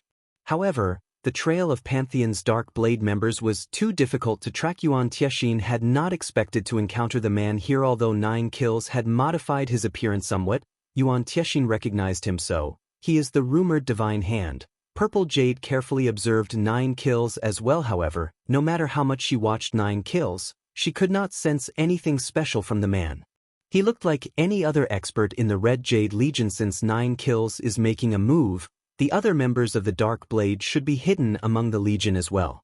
Zero Wing has no chance of victory, Yuan Tiexin said, sighing. Setting aside the army of high-intelligence monsters, just the presence of Dark Blade could ruin Stone Forest Town. If the town didn't have any commanders, it would be a piece of cake for Blackwater to raid the town. Although he believed that Shifeng was quite strong, the Dark Blade's members, who had undergone special training to kill other players, were no trifling opponents. The Secret Pavilion's vice guild leaders were not just figureheads. Without sufficient strength and talent, it was impossible to achieve this position, not to mention becoming the third vice guild leader. Yet, even with 3 guards by his side, the third vice guild leader had been killed. Although the 3 guards had eventually killed the Dark Blade member, their victory had held no meaning. Outside of Saimu Town's entrance, a large number of elite members belonging to both Blackwater and Heaven's Burial waited for their orders. These players were all level 37 or above. The independent players watching from afar were shocked by this scene. There should be at least 100,000 players, right? 100,000? Aren't you underestimating Blackwater and Heaven's Burial too much? Both guild recruited that alone during their last 2 recruitment campaigns. Not to mention, Blackwater annexed Ouroboros. Many of the experts I know are now wearing Blackwater's emblem. What's going on? The Blackwater Corporation is supporting Blackwater. The guild isn't hurting for money at all.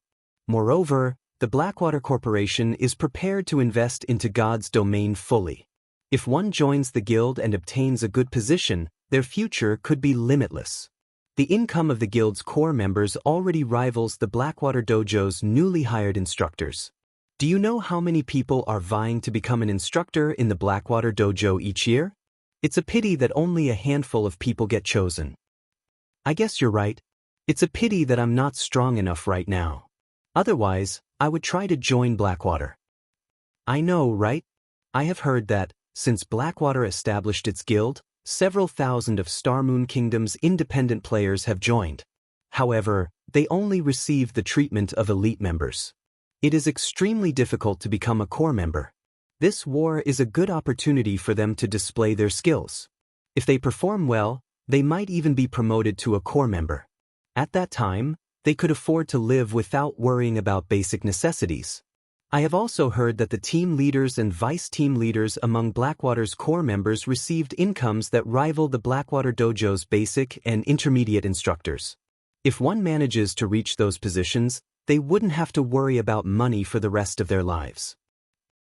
Just as the players in Saimu Town discussed the current atmosphere, a row of players atop high-ranking mounts began to lead the elite army towards Stone Forest Town. Even the most inferior among these mounts was bronze rank, while the 2 people in the lead rode mysterious iron mounts. Miss Muyun, I have truly underestimated your Blackwater Guild.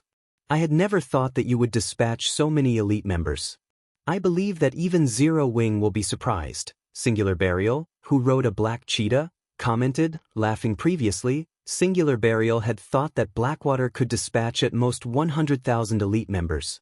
After all, the guild still faced many management issues after annexing Ouroboros. The guild still needed some elite members to maintain order in the towns and cities it ruled over. However, contrary to expectations, Blackwater had dispatched 200,000 elite members.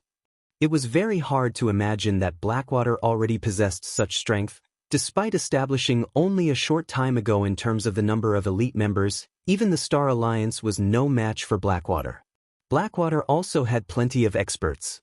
If the guild were already this strong after recently joining God's domain, it was hard to imagine how powerful it would become in the future. Whether Zero Wing is shocked or not is no concern to Blackwater.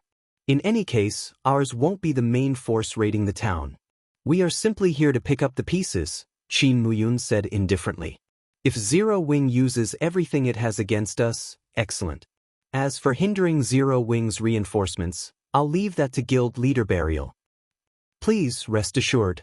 Heaven's Burial will prevent Zero Wing's army from setting foot in Stone Forest Town, Heaven's Burial confidently declared. Although Blackwater had dispatched an army of elite members, Heaven's Burial had dispatched quite a few of its own with a total of 120,000 elite members. In addition to their terrain advantage, the town would have new owners before Zero Wing's army reached it.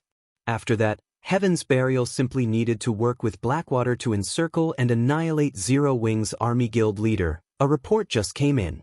Several cloaked players riding mounts have been sighted leaving Sima Town. By the looks of it, they seem to be heading towards Stone Forest Town. Daybreak Fog, who stood to a side, suddenly announced. They should be Zero Wing's upper echelons. Should we dispatch some of our experts to get rid of them? Chapter 1062, Forceful Breakthrough. Hellscythe _ Fluffy Goblin. Chapter 1062, Forceful Breakthrough. Hearing Daybreak Fog's deduction, Singular Burial fell into deep thought. Have Ghost Shadow's group stop them. Remember, don't let a single player escape. Singular Burial said strictly. We sending Ghost Shadow's group? Daybreak Fog was momentarily stunned. Aren't we making a big fuss over something so small? Ghost Shadow was Heaven's Burial's #1 expert. He was already considered a top-tier expert in previous virtual reality games. Now, during his time in God's domain, he had come across a fortuitous encounter which allowed his techniques and strength to undergo a qualitative change. Only, Ghost Shadow had been improving himself away from the public eye all this time, so not many people knew about his current strength. They had originally planned to use him to surprise Zero Wing's army, yet Singular Burial intended to expose Ghost Shadow's strength to hunt down a few players. I don't think so. Even now, Zero Wing has yet to arrange an army to head over to Stone Forest Town. Instead, they are sending a few experts with mounts over first. The only reason they would do so is most likely because there are no good commanders in Stone Forest Town right now. Among the Zero Wing members heading towards Stone Forest Town, a commander is likely among them. I believe that Ghost Shadow will be very interested in them. He might even come across Zero Wing's #1 assassin, Fire Dance. Singular Burial explained. Of course, this was only a guess. However, to make their raid on Stone Forest Town easier, he would rather mistakenly kill 1,000 players than let one escape. I'll head over as well, then. Daybreak Fog could not help her growing interest. It was a popular belief that Starmoon Kingdom's strongest female experts were in Zero Wing. Meanwhile, Aqua Rose was the most famous female player in Zero Wing. This was because she had once been an honorary elder of the first-rate guild Twilight Echo. Following Aqua Rose was Fire Dance, who had displayed frightening strength in several past battles. However, Daybreak Fog did not agree with this sentiment. Without having fought each other, how could she know which among them was the strongest? If she came across either one of these women, she would initiate a proper fight. They dare to rush at us with so few people. They aren't taking Heaven's Burial seriously. A strong, muscular level 40 assassin wearing a black mask scowled, sneering at the 5 players rushing towards him from a distance. Leader, you must leave one for me. I want to show these people that the real experts aren't in Zero Wing. They are in Heaven's Burial's Ghost Shadow Legion. Although Heaven's Burial was an upstart guild, it possessed an extraordinary background. Otherwise, Blackwater would not have bothered to cooperate with the guild. Meanwhile, in Heaven's Burial, the Ghost Shadow Legion consisted of experts from many well-known workshops only. This matter was never made public. The Ghost Shadow Legion's members leveled up and trained in secret. The guild had even invited some of the virtual gaming world's apex experts to spar and train them. In the real world, the Legion's members specifically gathered in a training complex, which Heaven's Burial used to nurture its experts. There, members of the Legion sparred with other members and underwent all sorts of vigorous training methods each day. It felt like a living hell. Correspondingly, however, their strength had undergone earth-shattering changes. As for the experts who had made a name for themselves in Starmoon Kingdom, they paid no attention to these people whatsoever. After all, even the best among those experts was only strong enough to reach the 6th floor of the Divine Colosseum's Trial Tower. On the other hand, even the weakest members of the Ghost Shadow Legion were 6th floor experts, with many of them having reached the 7th floor. As for the Legion's commander, Ghost Shadow, he had reached the late stage of the 8th floor. He had long since surpassed the record Zero Wings members had set. Only, he had kept his record hidden all this time. Sure, you'll deal with the magical classes. However, if there is a female assassin among them, leave her to me. Ghost Shadow laughed. In reality, he didn't care about the several Zero Wing members heading towards him. If not for Daybreak Fog stating that Fire Dance might be among these players, he would not have bothered coming during the rank competition between guilds in the Trial Tower. Fire Dance had humiliated him. He had been a top-tier expert in the virtual gaming world for many years, yet this little girl had defeated him. After that incident, he had vowed that he would, sooner or later, pay back the humiliation he had suffered after a fortuitous encounter. Not only had his combat standards improved greatly, but he also wielded epic ranked weapons. This was why he was so confident of defeating Fire Dance. He had walked the line between life and death to complete that quest. He had even sacrificed the lives of thousands of the guild's elite members. In his current state, he would even dare to challenge Zero Wings guild leader, Black Flame. Big Sis Aqua. I used Eagle Eyes and discovered a team of 100 players hiding along the sides of the forest path ahead. Should we circle around them? Minor Wind asked. Heaven's Burial's army was positioned all over the place. The guild had sealed off practically all of the official paths leading from Saimu Town to Stone Forest Town. However, as the map was quite massive, it was impossible for Heaven's Burial's elite army to be everywhere. As long as they moved through the forest, their party could avoid detection. The only problem was that they could attract monsters' attention. If that happened, they would have to waste a lot of time. However, fighting Heaven's Burial's members would similarly put them in a bind. We don't have that much time. Moreover, they don't have a large group. We'll force our way through. Aqua Rose decided. Oh yeah, I was waiting for you to say that. Minor Wind said. Grinning Minor Wind rendered the other 3 party members speechless. It was obvious that Minor Wind had purposefully asked that question. The Ranger clearly wanted to test out the advanced mana armor kits. He had recently equipped 3 advanced mana armor kits, provided an increase of roughly 10% to one's basic attributes. To players with excellent equipment like themselves, that was the equivalent of an additional piece of level 40 Dark Gold equipment. Ready the magic array. Ghost Shadow commanded upon seeing Aqua Rose's party of 5 approach. Once they are within 50 yards, activate it. Don't let even any of them get away. Leader, rest assured, the magic array has an effective radius of 100 yards. As long as we activate it in time, they'll have no hope of escape, a level 40 elementalist said confidently. When Aqua Rose's group was within 50 yards of Ghost Shadow's team, the latter activated their magic array suddenly. A red magic barrier that was 30 yards tall and covered a radius of 100 yards appeared in the forest. When active, the 6-star Crimson Array would lock an area within a barrier. It was a basic magic array meant for ambushing enemies. The only way to break free was to attack the barrier and deplete the caster's mana charge. Ghost Shadow shouted in the team chat. Following which, he activated his stealth skill and made his way to his targets immediately. The Shield Warriors and Guardian Knights hidden on either side of the small road took the lead and charged at the enemy's mounts, hoping to knock Aqua Rose and her teammates down. Meanwhile, the ranged classes hidden a distance away began to launch one attack after another. Chapter 1063, The Power of 5. Hellscythe _ Vampire Cat Chapter 1063, The Power of 5. The Rangers, Elementalists, Cursemancers, and Summoners hiding in the forest numbered several dozens. The spells and arrows they shot out formed a wall that drove towards Aqua Rose's party, leaving the 5 with no space to dodge at all. Boom. Boom. As a series of explosions rang out, dust and dirt went flying into the air. Everyone from the Ghost Shadow Legion felt a strong gust of wind blowing in their face. It's over? Daybreak Fog quietly looked at the dust cloud before her in doubt. Did I guess wrong, and these people aren't Zero Wings upper echelon at all? Although their frontal attack had been overwhelming, expert players could simply avoid them altogether rather than receive the attacks directly. After all, ranged attacks were not instantaneous. There was a small time lag between the launching and landing of the spell.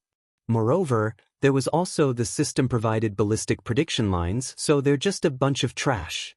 It seems Zero Wings experts only amount to that much after all. When the Ghost Shadow Legion members saw the rising dust cloud, smug smiles appeared on their faces. However, as the dust cloud dissipated, the faces of those who were still feeling proud of themselves immediately darkened. After the dust settled, what appeared was a large crater in the ground. However, this crater was actually in the shape of a semicircle.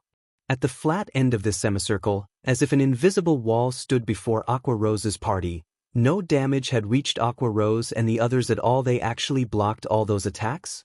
Daybreak Fog's eyes turned serious as she took in this unbelievable sight. With a closer look, she could faintly make out a translucent barrier erected before Aqua Rose's party. A moment later, this barrier shattered like glass, its fragments scattering to the ground before vanishing out of existence. Violet, this absolute barrier of yours really is strong. It actually managed to block off all those attacks. With this, we'll have to rely on you to block the ultimate moves of bosses in the future, Minor Wind said, chuckling. My absolute barrier is only a tier 1 skill. It can block tier 2 skills at most. Right now, it is only useful in fights against other players, Violet Cloud said, shaking her head. Although Violet Cloud had said so, this feat had still dealt an enormous blow to the Ghost Shadow Legion's mental state. They had considered the possibility that Aqua Rose's party would directly dodge their attacks. However, they never imagined that the latter would actually be able to receive their attacks straight on. At this moment, Daybreak Fog noticed that the elementalist standing behind Aqua Rose was in the midst of chanting an incantation. Hurriedly she shouted, "Not good. Everyone, scatter." As an elementalist herself, Daybreak Fog had a deep understanding of the class. Even without the spell's magic array taking form, she could tell what kind of spell it was just through the amount of mana the incantation was gathering. Even if it was a spell she was not familiar with, she could still judge the power of the spell. Meanwhile, Daybreak Fog's senses were currently telling her that the elementalist standing behind Aqua Rose was casting a large-scale destruction spell, and that it was already too late for them to interrupt the spell. Hearing Daybreak Fog's reminder, everyone in the Ghost Shadow Legion immediately broke into a sprint. At this time, the alarm bells in their minds were also going off, warning them that they would die if they did not flee. Don't you think it's a little too late to run now? The elementalist behind Aqua Rose giggled softly before pointing a finger to the sky. A blue streak of lightning promptly shot towards the clouds. Following which, a gigantic twofold magic array appeared in the sky, covering a 100-yard diameter. In the next moment, the blue magic array shot out a blue pillar of light that directly bombarded the rear line of the Ghost Shadow Legion. Then, the light pillar began expanding in size and devouring the escaping players one after another. Damn it. It's too fast. Although Daybreak Fog had used Blink to get away, she still could not escape the expanding light pillar. In the end, she had no choice but to use Ice Barrier, becoming immune to all damage. However, her body also couldn't move as a result. As the light pillar faded, it left a plot of scorched earth in its wake. Black smoke wafted up from the blackened ground. This scene stupefied the Ghost Shadow Legion members standing at the front lines. This scorched landscape was simply too terrifying. If not for them charging ahead, they would have already turned into ash and dust by now. Isn't this a little too strong? Minor Wind fell breathless despite himself. Big Sis Aqua, just what kind of person is your friend? This was his first time seeing a large-scale destruction spell that could expand to cover such a large area so quickly. Just this single attack had annihilated over half of the 100-man team before them. Aqua Rose looked over her shoulder to give Alluring Smile a glance. Chuckling, she said, "She's just a battle maniac." Upon hearing this, Alluring Summer could not help but stretch out her hand and pinch Aqua Rose's waist. Not only had her friend forcefully dragged her all the way out here, but she also actually called her a battle maniac. Enough. We don't have much time to waste here. Let's hurry up and move. Aqua Rose said hurriedly as she tugged on her mount's reins. At this moment, the members of the Ghost Shadow Legion were already frightened stiff by Alluring Smile's attack. Although they had seen videos showing large-scale destruction spells in use, experiencing one in person was something else altogether. When they felt the might of the large-scale destruction spell, a feeling of helplessness overwhelmed their bodies. Everyone, get a grip. Large-scale destruction spells are extremely rare. They can't possibly have another one. Even if they do, as long as we close in on them, they won't be able to use it. Daybreak Fog shouted as soon as her ice barrier ended. Although Aqua Rose's party had caught them off guard, their advantage remained unchanged. Moreover, now, she was even more certain that someone of Zero Wing's upper echelon was definitely among the party of 5. Otherwise, it would simply have been impossible for them to use a large-scale destruction spell. As long as they managed to hold back these 5 players, they would have a much easier time conquering Stone Forest Town. Later on, at Daybreak Fog's words, everyone from the Ghost Shadow Legion immediately snapped out of their daze. The melee players standing at the forefront started moving once more. Charge. Previously, it was a wall of spells and arrows that had assaulted Aqua Rose's party. Now, it was a wall of players with shields defending them from attacks and the healers in the rear line providing them with heals and protection buffs. Even Minor Wind's arrows could do little against them at this time. Shadow Sword, who was in front of Aqua Rose, took the initiative, saying, "Let me."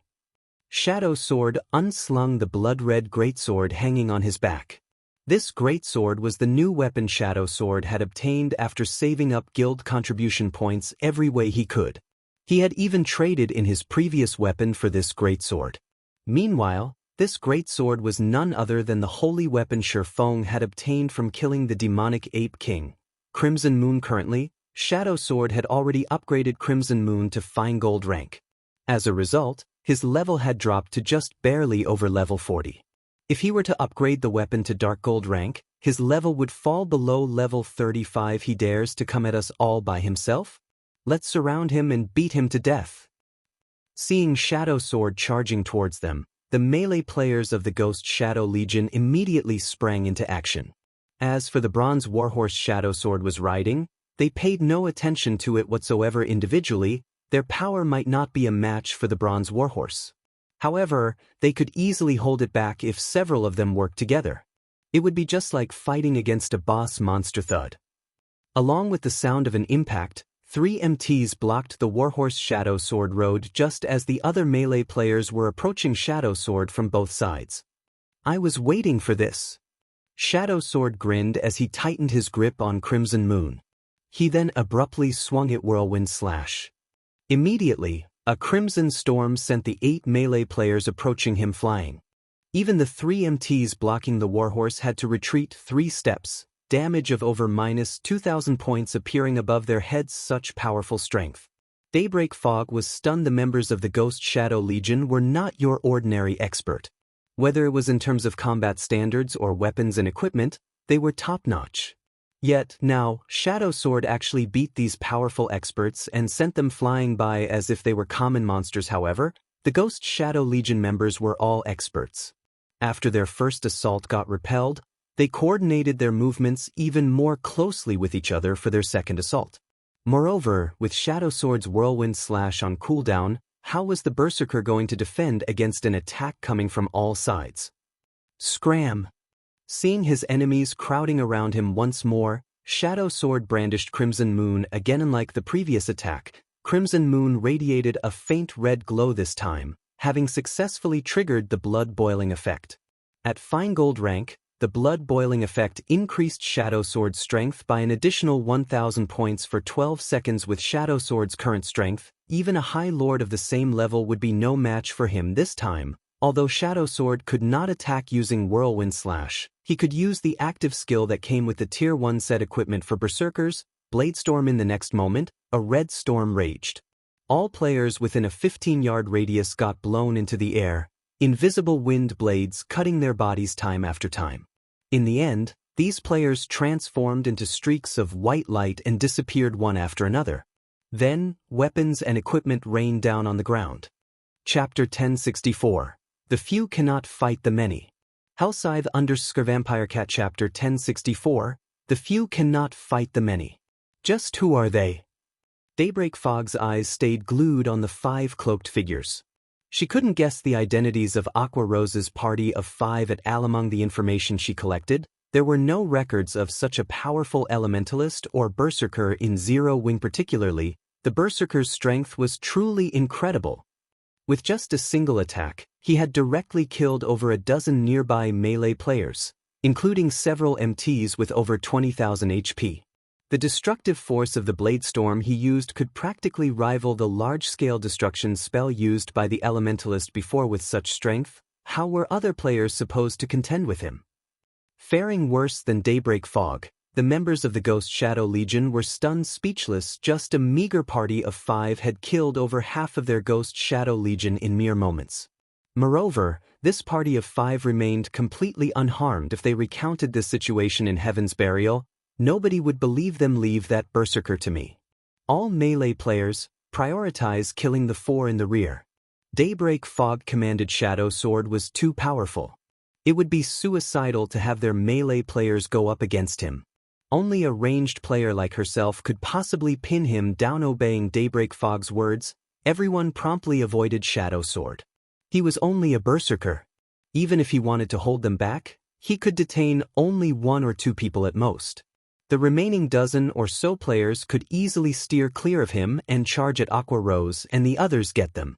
The dozen or so melee players that managed to get past Shadow Sword's blockade immediately charged at Aqua Rose and the others. When only 10 yards separated Aqua Rose's group and the melee players, over a dozen arrows shot towards the berserker leading the charge.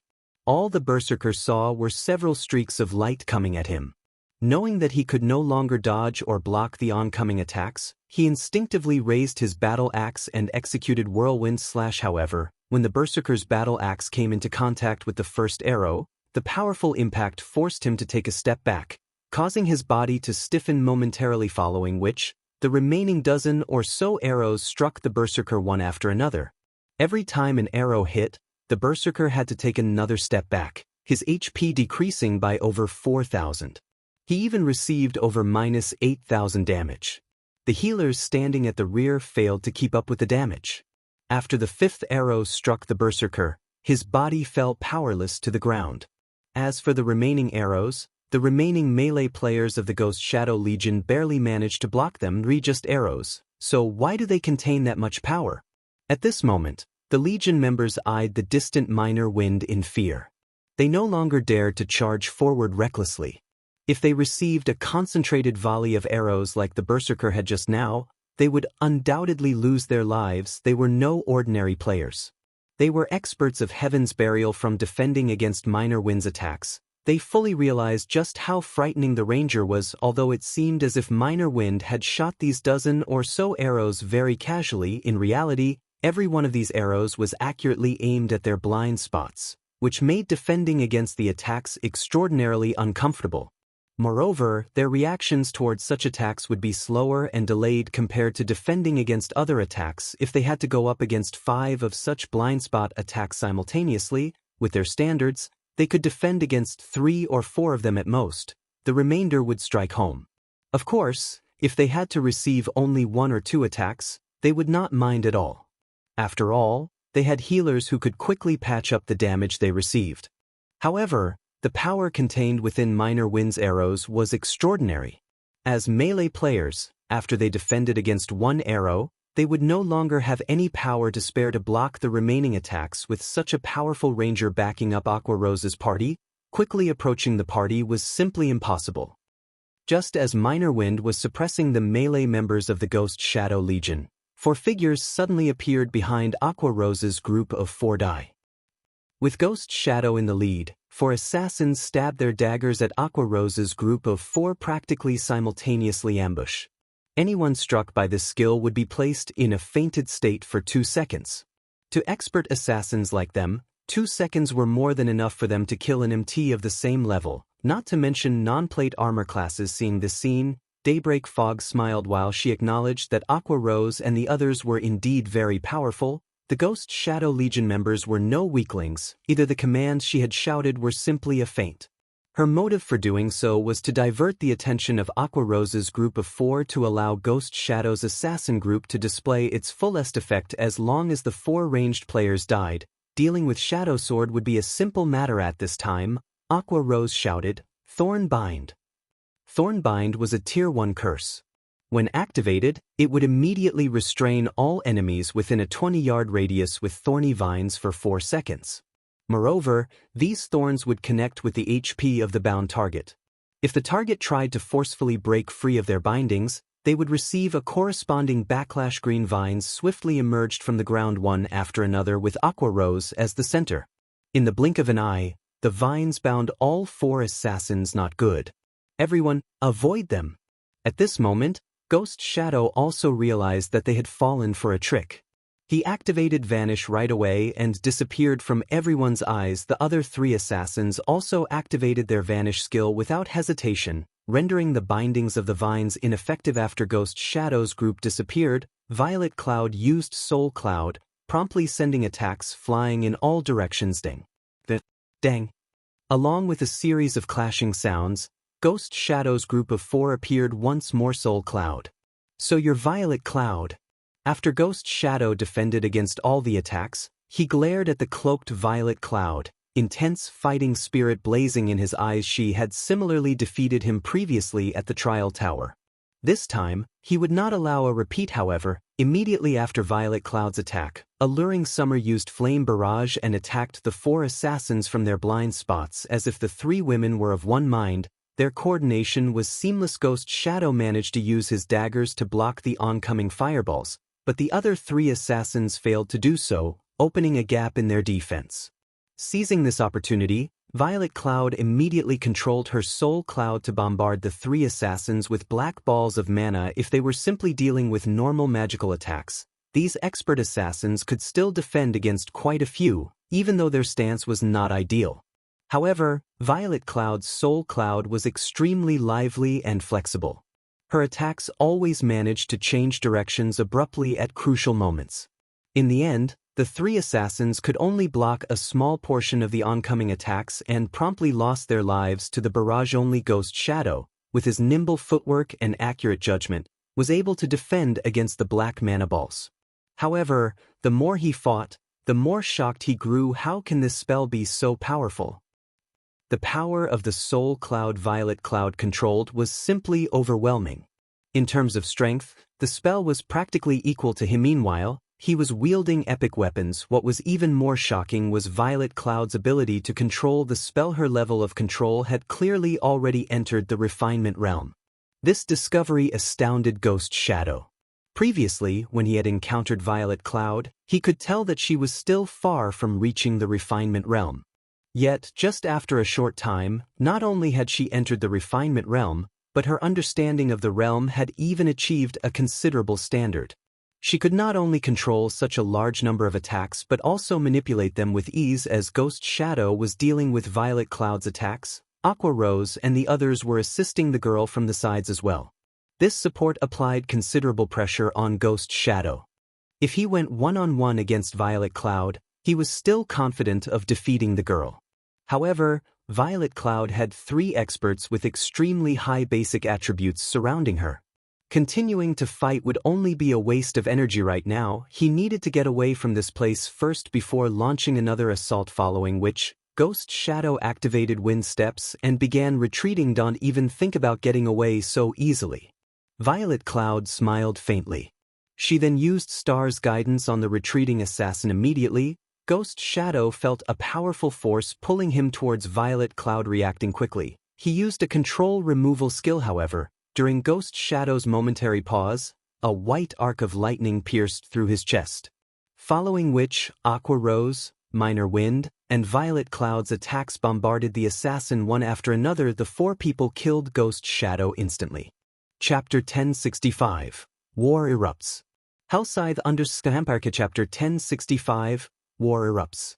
Ghost Shadow's death was like the straw that broke the camel's back. The moment he died, the other members of the Ghost Shadow Legion immediately fell into a panic, the momentum they had from before vanishing completely. The dozen or so melee players that originally were still rushing forward stopped cold. Their eyes filled with fear as they looked at Aqua Rose's group of 4. The reason why their legion was named the Ghost Shadow Legion was all because of Ghost Shadow's existence. If even someone as strong as Ghost Shadow got killed, what could they possibly do now? Looking at the current situation, Daybreak Fog gnashed her teeth as she reluctantly commanded, "Retreat." Although she was unwilling to acknowledge their defeat, if this fight continued, it would only end with their total annihilation. Rather than gift their enemies with more equipment, they would be better off withdrawing. Big Sis Aqua, they're running away. Should we give chase? Shadow Sword asked eagerly. He still had not had his fill of fighting. The battle this time was truly exhilarating, or to put it in another way, he never had so much fun before. He felt as if he were in a dream right now. None of the Ghost Shadow Legion members were weaklings. Through his battle with these people, he could tell that they possessed bountiful combat experience and extremely high combat standards. Unfortunately for them, his combat experience still surpassed theirs. In the secret pavilion's simulation training system, he had fought against all kinds of experts. Although the refinement realm experts there bullied him to no end, these fights allowed him to develop a penetrating insight. As a result, he could easily see through the weaknesses of attacks on the level of the Ghost Shadow Legion members. With that insight added to his huge advantage in basic attributes, killing the experts of Heaven's Burial was as easy as chopping up vegetables. Previously, he had been wondering whether or not he had improved at all. After all, no matter how many battles he fought in the simulation training system, they always ended with his defeat.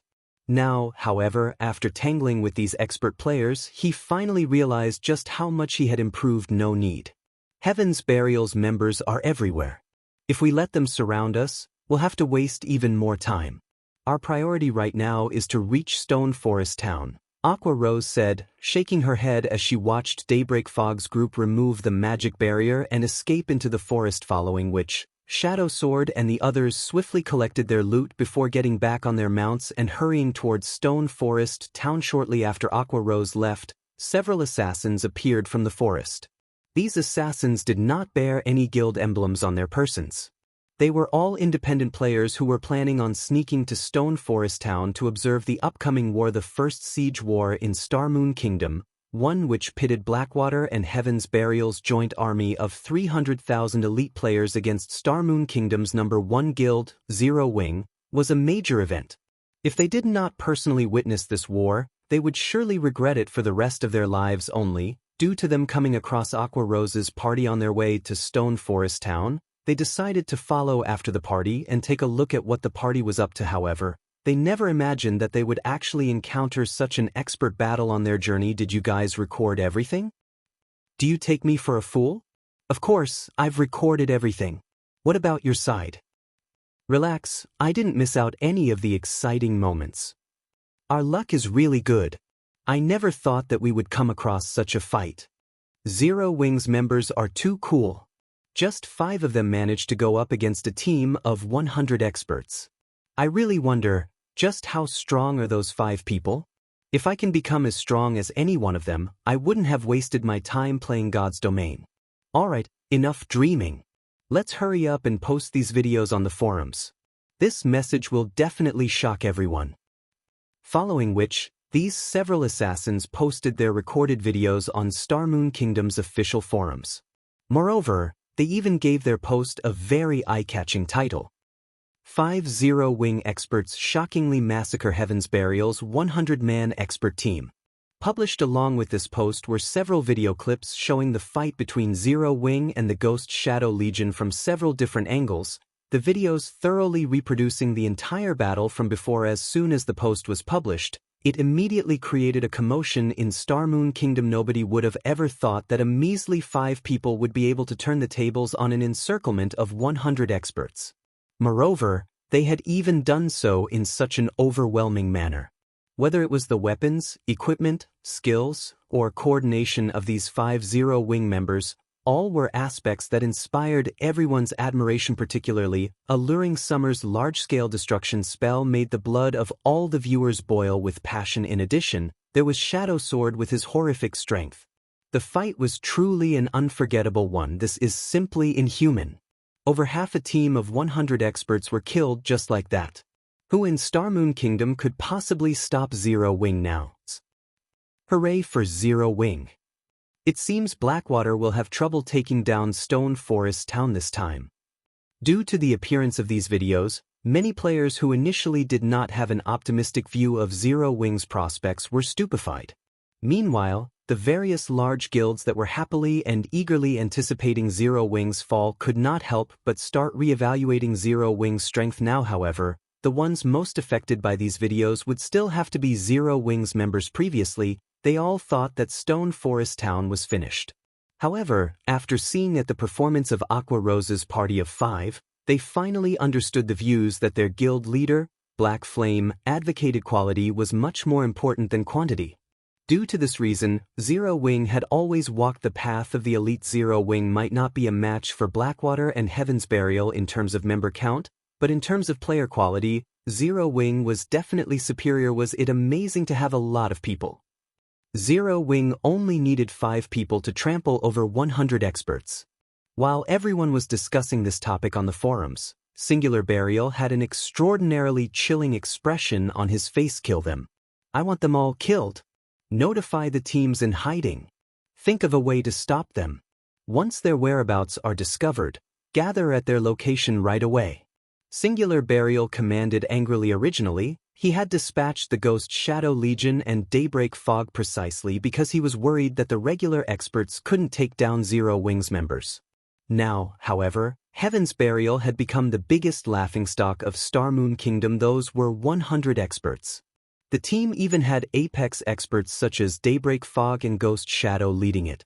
He found it truly hard to accept that Daybreak Fog and the others would lose so miserably. However, from the battle video, Singular Burial was able to clearly identify 2 of the 5 players. One was naturally Violet Cloud, whom Ghost Shadow had also identified, while the other one was Aqua Rose. If the Cursemancer leading the party wasn't her, then Singular Burial truly could not figure out which Cursemancer in Zero-Wing had the qualifications to command Violet Cloud. As long as they managed to hold back Aqua Rose, not only would they be able to repay the humiliation they suffered, but taking down Stone Forest Town would also be a piece of cake. Nevertheless, after watching the battle video, Singular Burial felt a deep chill crawling down his spine. Zero-Wing's experts were improving much too quickly. The rapidity of their improvement was to the point of being staggering. Only after paying a huge price did Heaven's Burial manage to nurture a batch of experts. However, compared to Zero-Wing's experts, those experts Heaven's Burial nurtured were practically garbage. If so many Apex experts had already appeared in the current Zero-Wing, if they really gave Zero-Wing a little more time, then the consequences would be unimaginable. Unfortunately for Heaven's Burial, its pursuit and interception mattered very little to Aqua Rose and the others. Their speed when riding mounts was unmatchable by players running on foot. Moreover, the mount Aqua Rose rode was a secret silver mount. In the end, the party of 5 managed to arrive at Stone Forest Town safely, and they promptly began commanding Zero-Wing's members in Stone Forest Town to take the appropriate defensive measures. As time went by, the atmosphere in Stone Forest Town also grew increasingly more oppressive. The usual liveliness in the streets was no longer present.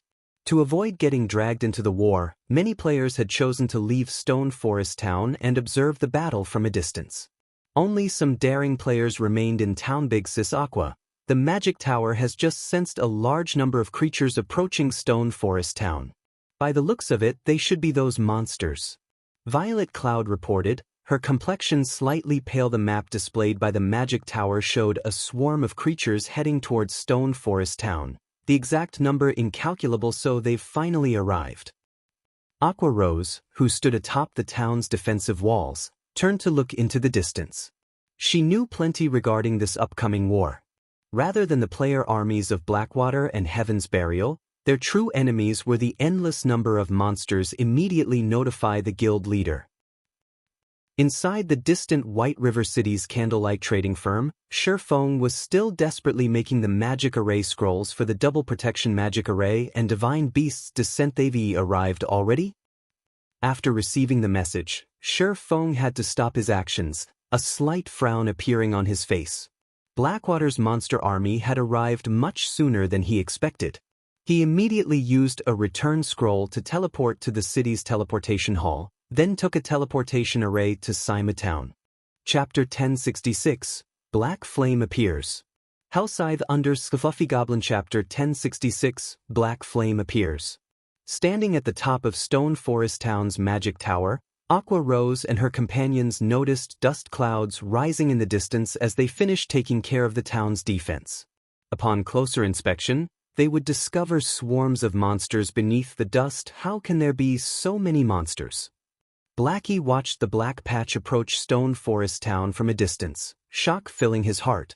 It looked as if a swarm of locust was advancing on the town. Blackie wasn't alone in his surprise. All players that witnessed this scene were frightened. Although they had seen high-level monsters before, this was the first time any of them had seen so many high-level monsters moving as a unit. The earth even shook as the monsters moved. Players were nothing in front of these monsters. These monsters were all level 60 and above. Moreover, they were, at the very minimum, elite rank. There were also plenty of massive chieftains, lords, high lords, great lords, and grand lords that were over 30 meters tall. Crap, what are those? Minor Wind cried out after using Eagle Eyes, which enhanced his vision far beyond that of normal players. Currently, ordinary players could only see the batch of monsters in the lead. They couldn't see the 3 one-eyed monsters that were over 100 meters tall walking behind the monster army. Minor, what's wrong? What's got you so scared? Aqua Rose asked curiously. Mythic monsters. Minor Wind stuttered, his complexion paling. There are 3 of them. To current players, mythic monsters were insurmountable. They were the equivalent of Tier 4 classes among players. Currently, the strongest monsters players would encounter were Grand Lords. Even then, Grand Lords required a lot of planning and sacrifice to raid. Not to mention mythic monsters. Everyone already discovered that a level 60 mythic monster resided in Black Ridge Town. They were forced to realize just how powerless they were against such an existence. Even 10,000 players were nothing in front of the mythic monster. All 3 mythic monsters were level 65. They were even stronger than the mythic monster in Black Ridge Town. How can this be? Wasn't there only supposed to be one of them? Aqua Rose frowned. To ensure their victory against Blackwater's mythic monster, she had used her connections to obtain 5 Tier 3 summoning scrolls. She had even negotiated with the secret pavilion and traded a large amount of Tier 3 gemstones for 3 Tier 3 summoning scrolls. With 8 Tier 3 summoning scrolls, they should be able to pin down a mythic monster. Yet, now, there were 3 of them. Big Sis Aqua, Blackwater's vanguard has arrived, Minor Wind reported. There seem to be 50 of them, and the leader looks like Blackwater's guild leader, Abandoned Wave. Pantheon's members are also with them. Ordinary players needed to run for over 10 hours to reach Stone Forest Town. However, players could reach the town in around 4 hours on mounts. As soon as Minor Wind announced the incoming army, everyone saw over a dozen massive magic arrays appear in the distant sky. As these massive magic arrays began to gather a frightening amount of mana, monsters that were around 20 to 30 meters tall emerged from these magic arrays. Why do they have so many Tier 3 summoning scrolls? Blackie could not help but panic. Zero Wing had only obtained 8 of such scrolls after much difficulty, yet Blackwater had easily prepared a total of 17 Tier 3 summoning scrolls. Moreover, unlike the monsters in the monster army, players controlled these summoned creatures. The threat they posed to Stone Forest Town far surpassed that of an ordinary Great Lord. Standing atop a hill some distance away from Stone Forest Town, Abandoned Wave and Peerless, the commander of Pantheon's various legions for this war, laughed as they watched the monster army before them. Against so many monsters, even an NPC city would fall. I want to see how Zero Wing deals with this. Abandoned Wave revealed a confident smile. Brother Wave, you are too excited. How can an NPC city possibly be that easy to raid? Just the level 200, Tier 4 NPC stationed in the city could easily obliterate us several times, Peerless said, rolling his eyes at Abandoned Wave. However, he had to admit that the monsters Abandoned Wave had called forth were incredibly powerful. With current player strength, it was impossible to defend against these monsters. I was only joking, Abandoned Wave laughed. However, even now, Black Flame hasn't shown himself. I'm guessing that Zero Wing has already given up on Stone Forest Town. That shouldn't be the case. Stone Forest Town is Zero Wing's goldmine. Unless absolutely necessary, they won't abandon it, Peerless said sternly. Let's hope that's the case, then. That way, I'll get to use some of the trump cards I worked hard to prepare, Abandoned Wave casually replied. To assure his victory in Stone Forest Town, he had planned very carefully. No matter how Zero Wing struggled, Stone Forest Town would eventually belong to Blackwater. Starmoon City region, Sima Town. Inside the second-floor VIP room of a high-class bar. 20 people had gathered inside this room. These people were all level 40 or higher. Moreover, they were all assassins. As for Fire Dance, this group's leader, she was level 44 guild leader. You really don't need us to go over and help? Fire Dance worriedly asked as she watched the cloaked Shifeng enter the room. She already understood the gist of the situation due to Aqua Rosato put it simply. Stone Forest Town's situation was grim. Over 200,000 monsters surrounded Stone Forest Town. Moreover, the lowest leveled monster among them was level 60. There were even plenty of chieftains, lords, and great lords in the mix as well. The measly 20,000 plus elite Zero Wing members, NPC soldiers, and guards stationed in Stone Forest Town were not enough to deter this army. These monsters acted under the command of a player. To better capture Stone Forest Town, the player controlling these monsters would be close to the battlefield. If their team of assassins could eliminate that player, the monster army would fall into disarray. This would make it easier for Zero Wing's members to defend the town. No. I have another task I need you all to do, Shifeng said, shaking his head. He then took out 10 silver magic scrolls and dozens of Tier 2 magic scrolls, handing them over to Fire Dance. The silver magic scrolls are probing scrolls. They can sense all monsters within a 3,000-yard radius. Your task is to find the anchor points for the magic array sealing the Stoneclaw Mountains. These anchor points are easy to find. As long as you see a large gathering of monsters, I'm 90% certain that it'll be an anchor point. However, Blackwater's people are not fools. They will have heavy security there. It is also very difficult to destroy those anchor points. When destroying them, use these Tier 2 magic scrolls. Once the seal lifts, our people can teleport to Stone Forest Town in droves.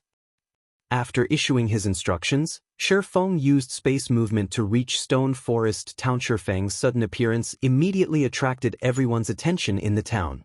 Shifeng had already used the demon mask to disguise himself as Black Flame. Even if people tried not to pay attention to him, the horrific aura he radiated made it difficult to ignore him. That is the guild leader, Black Flame? Alluring Summer could not help but size up Shifeng in surprise. Not only was the man level 44, but just by standing there, his aura resembled that of a prehistoric beast. Despite such a huge distance separating them, alarms sounding off in her mind, warning her of her imminent demise. He has arrived? Abandoned Wave quickly received news of this matter. Sneering, he said, "So what?" As Shifeng reached the top of the magic tower, he placed his hand on the massive crystal ball. Activate battle mode. Chapter 1067, Cutting Edge. Hellscythe _ Fluffy Goblin. Chapter 1067, Cutting Edge. The instant Shifeng activated the magic tower, an aqua-blue magic array appeared above the tower. A semi-transparent, protective barrier then appeared around Stone Forest Town, enclosing it within. What's going on? What is that? Despite standing so far from Stone Forest Town, both Abandoned Wave and Peerless could clearly feel the sudden change. If the town had previously been a harmless, sleeping sheep, then now, the town felt like a waking beast. Guild leader, our spies have just reported that all of Zero Wing members within the town have received a 15% boost to their basic attributes. The damage they deal has also been increased by 20%, and their movement speed has increased by 15%. Laughing Drunkard, who stood beside Abandoned Wave, announced how can there be such a huge increase? Peerless frowned when he heard the news. It seems that it'll take some more time to finish them off. After reaching their level, even a 5% attribute increase would massively increase a player's strength, not to mention a 15% increase. Moreover, there was the 20% increase in damage dealt and 15% increase to movement speed. Such improvements were enough to raise the standards of elite players to a whole new level. After factoring in the coordination between players, the rise in the combat power of Zero Wings members would be even more intense. The sudden development doubled the difficulty of raiding Stone Forest Town, so that's why Zero Wing hasn't sent for reinforcements. They still have such a hand to play. Unfortunately, monsters are their opponents this time, not players. This small buff would only make a difference if they had to face other players. Abandoned Wave chuckled. Although the sudden development had surprised him considerably, the situation was still within his control. In any case, this is a good opportunity to show Black Flame that all of his efforts are futile. That's right. They have only gained an additional buff. Against so many powerful monsters, one meager buff would not change the overall situation. Peerless nodded in agreement. Chuckling, he continued, I'll have to count on Brother Wave for the next step. Leave it to me. You can just sit back and watch the show. Abandoned Wave then gave the command to start the assault on Stone Forest Town. He ordered the monsters to attack the town from all sides. When players raided a town, in order to minimize losses, they would generally launch a powerful assault on a single location. However, these players were not concerned about the monsters' deaths. Hence, they could launch an all-around assault without worry, making Stone Forest Town even harder to defend. As the monster army began to circle the town, the Zero Wing members inside the town grew nervous. The monsters assaulting the town were different from the monsters they normally fought in the fields.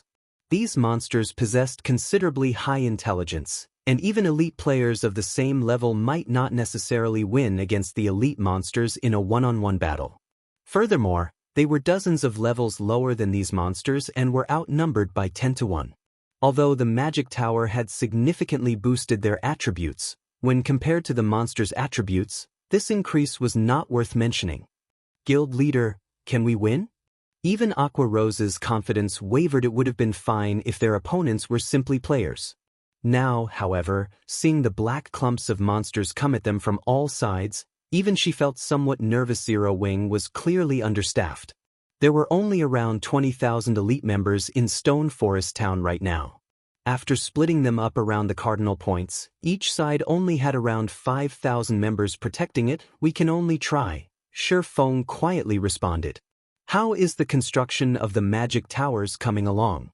The foundations have been completed. Only the core magic patterns need to be drawn, Aqua Rose reported. Good. Lead the Dark Gods Legion and deal with the Great Lord rank and above monsters first.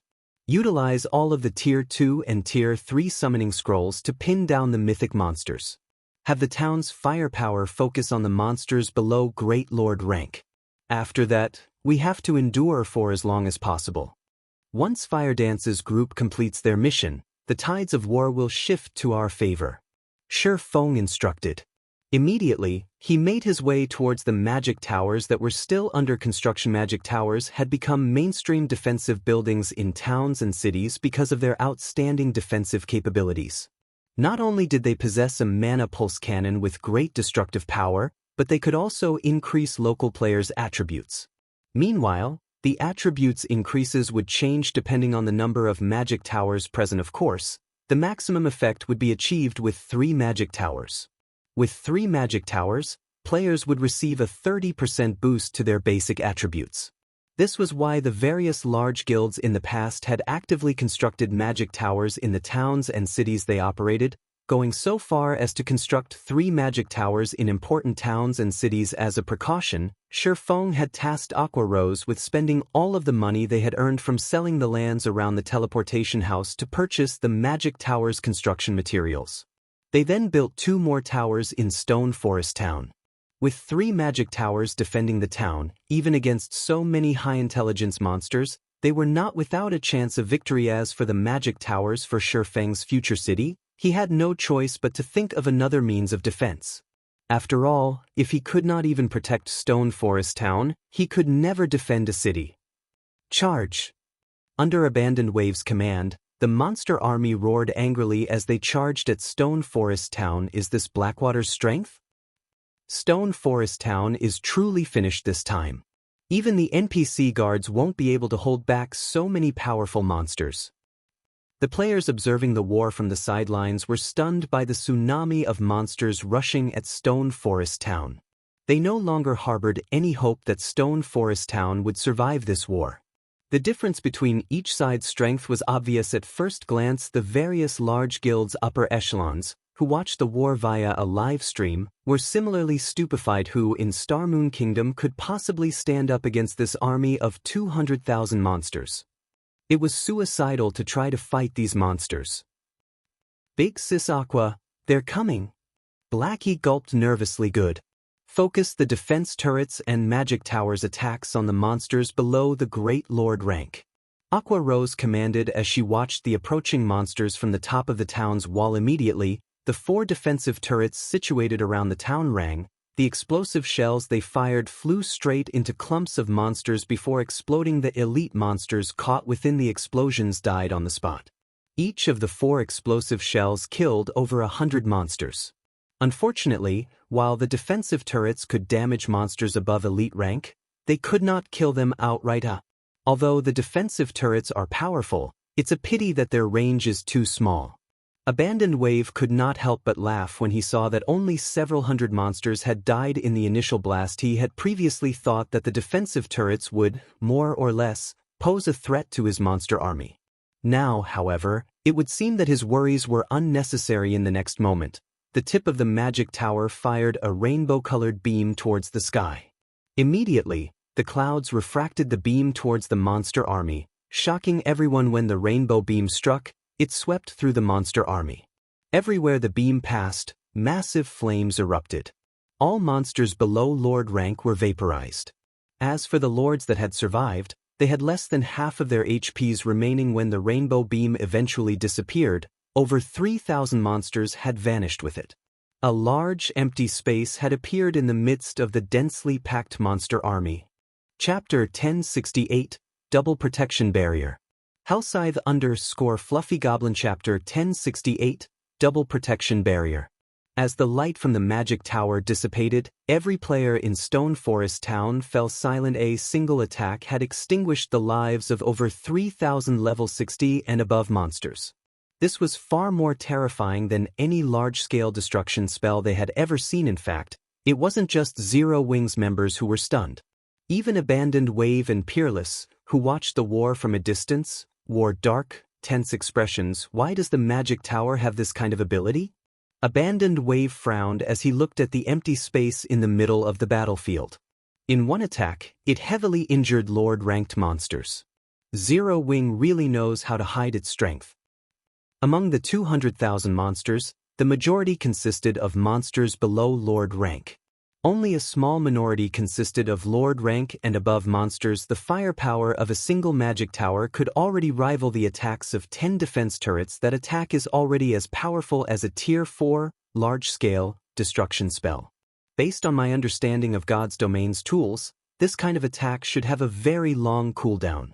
Even so, I no longer think that it's possible to take Stone Forest Town down in a short time. If we don't think of a way to deal with that magic tower as soon as possible, I'm afraid that our casualties will be severe, Peerless commented as he looked at the towering magic tower in the distance. However, the magic tower's attacks are somewhat clumsy. If players or agile monsters were charging into the town, I doubt that the magic tower would be as effective. If we send some agile monsters, we should be able to destroy it. Although losing the magic tower will be unfortunate, we have to remove it to minimize our losses. Abandoned Wave nodded, agreeing to Peerless' suggestion. Immediately, he barked in the team chat, "Drunkard, have the Tier 3 summoned creatures assault the magic tower. Think of a way to destroy it as quickly as possible." Guild leader, rest assured, I will destroy that magic tower. Laughing Drunkard confidently replied. They had a total of 17 Tier 3 summoned creatures on their side.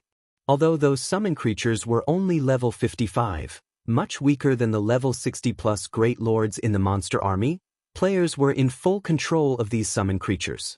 With the speed of Tier 3 summon monsters, dodging the magic tower's monotonous attacks would be a piece of cake quickly. Laughing Drunkard and his subordinates directed the 17 summon creatures to move out. Every one of the level 55 summon creatures had 50 million HP. Including their battle recovery, even if they stood still and did nothing, players would need a lot of time to kill them. There were also 17 of these creatures to contend with normally. These 17 Tier 3 summon creatures would be more than enough to destroy a town. The moment the Tier 3 summoned creatures moved, they attracted the distant, spectating players' attention. Blackwater is amazing. That's 17 Tier 3 summoned creatures. Crap. I recall that, during the last major war in the Stoneclaw Mountains, the Star Alliance had only summoned 2 of these monsters. As expected of the Blackwater Corporation, a Tier 3 summoning scroll is even more expensive than an epic item. Even then, it is near impossible to buy one. I suspect that even super guilds only have several on hand. Watching such a spectacular battle with my own eyes is awesome. Most likely, even those Apex experts looming over God's domain aren't strong enough to participate in such a battle. Indeed. It seems I did not waste my time making this trip to Stone Forest Town. The videos I've watched showing other guild wars around God's domain cannot compare to this. Zero Wings era is really coming to an end. When the spectating players saw the summon creatures, which stood over 20 meters tall, charge towards Stone Forest Town, goosebumps rose all over their bodies. The 17 summon creatures had very high movement speeds. Moreover, unlike ordinary monsters, they could change directions nimbly. The summon creatures could easily dodge the defense turrets and the magic tower's attacks. However, just as the summon creatures were about to reach the town's walls, a semi-transparent magic barrier appeared around the entire town. The summon creatures crashed into the magic barrier, one after another, and were unable to proceed a step further. Guild leader's protection barrier is so strong. Blackie exclaimed, astonished it had stopped the charge of 17 Great Lord-ranked monsters.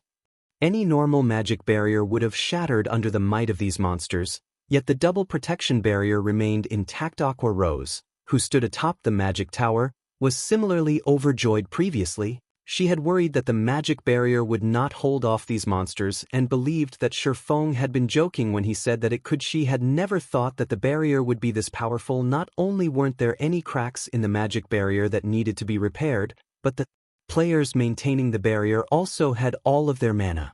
At this rate, the barrier could easily support its own recovery without any additional mana. A magic barrier? Laughing Drunkard sneered. Do you think you can hold us off with that? Following which, Laughing Drunkard's group controlled the summon creatures to start a fierce assault against the semi-transparent magic barrier, ignoring the attacks Zero Wings elite members launched from within. Although Zero Wings members were very well equipped, against level 55, Tier 3 summon creatures, the level suppression limited their attacks to around -1000 damage. This was even with the magic tower's buff. Otherwise, their attacks would only deal around -600 damage, with each attack only dealing around -1000 damage. Even with 300 or 400 players attacking simultaneously, each wave of attacks would only shave off 300,000 or 400,000 HP. Furthermore, the summon creatures had their battle recovery, which allowed them to generate 1% of their HP every 5 seconds. Even if Zero Wings elite members attacked freely, it would take a very long time before any of the summon monsters fell. However, it was a different story for the magic barrier. The magic barrier used players' mana. The more damage the barrier took, the more mana it consumed. If the players maintaining the barrier ran out of mana, the magic barrier would crumble. With the power of their 17 Tier 3 summon creatures, it would take less than 10 seconds to bring down the magic barrier. Deafening explosions shook the magic barrier, one time after another. Even those standing several thousand yards away could hear the explosions clearly. They could also see various attacks bombarding the summon creatures, rapidly depleting their HPS. 5 seconds, 10 seconds, 20 seconds. Even after 30 seconds of constant attacks, the magic barrier showed no signs of cracking. On the contrary, the 17 summon creatures had lost over 10 million HP each. This won't do. Everyone, use your ultimate moves. Laughing Drunkard yelled, grinding his teeth. Tier 3 summoned creatures possessed their own ultimate skills. However, the cooldowns were very long. He intended to save these skills to take down the magic tower. Unfortunately, at this rate, the summoned creatures' HPs wouldn't outlast the magic barrier immediately. The 17 summoned creatures released mighty roars as they began to concentrate their power, mana rapidly gathering around these creatures' claws. However, before these creatures could attack the magic barrier, 5 purple-gold magic barriers appeared and enveloped the 17 summoned creatures. The instant these magic barriers took form, the summoned creatures suffered a 40% attribute decrease, their maximum HPs dropping to 30 million. When the creatures' skills struck the purple barriers, although the barriers shuddered, they held. How is this possible? Laughing Drunkard's lips twitched as shock and confusion filled his gaze. Meanwhile, before anyone realized it, 5 miniature ballistas had appeared above the town walls, and all 5 were already aimed at the summoned creatures. Kill them all. Aqua Rose swung her hand forward fiercely. Chapter 1069, Mythic. Hellscythe under Fluffy Goblin. Chapter 1069, Mythic. With Aqua Rose's command, the 5 miniature ballistas atop the town walls fired an arrow each. The 5 arrows were extremely fast, even faster than the magic tower's mana pulse cannon. From afar, one would only see 5 streaks of blue light shooting through the magic barrier, flying towards the Tier 3 summoned creatures so fast. Laughing Drunkard, who controlled one of the summoned creatures, was surprised. His expert instincts kicking in, he willed his summoned creature to sidestep. In the critical moment, his summoned creature dodged the incoming arrow by a hair's breadth. Boom. When the arrow struck the ground, the immense power within it carved out a crater that was 20 meters in diameter. The arrow embedded itself deep into the ground. Although Laughing Drunkard's summoned creature had managed to dodge the miniature ballista's attack, his 4 companions' creatures had not. 4 summoned creatures had been nailed to the ground, each of their HPs dropping by 1 million. This amount of damage might not be much to a level 55 Great Lord, but the arrows would pin their targets down for several seconds after they hit. This put the Great Lords, which possessed the advantage of speed, at a disadvantage again. Aqua Rose commanded once more. Before anyone realized it, the miniature ballistas, which had just launched their arrows, were already reloaded. Immediately, the players controlling the ballistas fired another volley of arrows at the Tier 3 summoned creatures. Seeing the arrows fly at the summoned creatures once again, Laughing Drunkard's complexion paled. He had never imagined that the miniature ballistas would possess such a high attack rate. Dodge the arrows. Use everything you have to attack the barrier.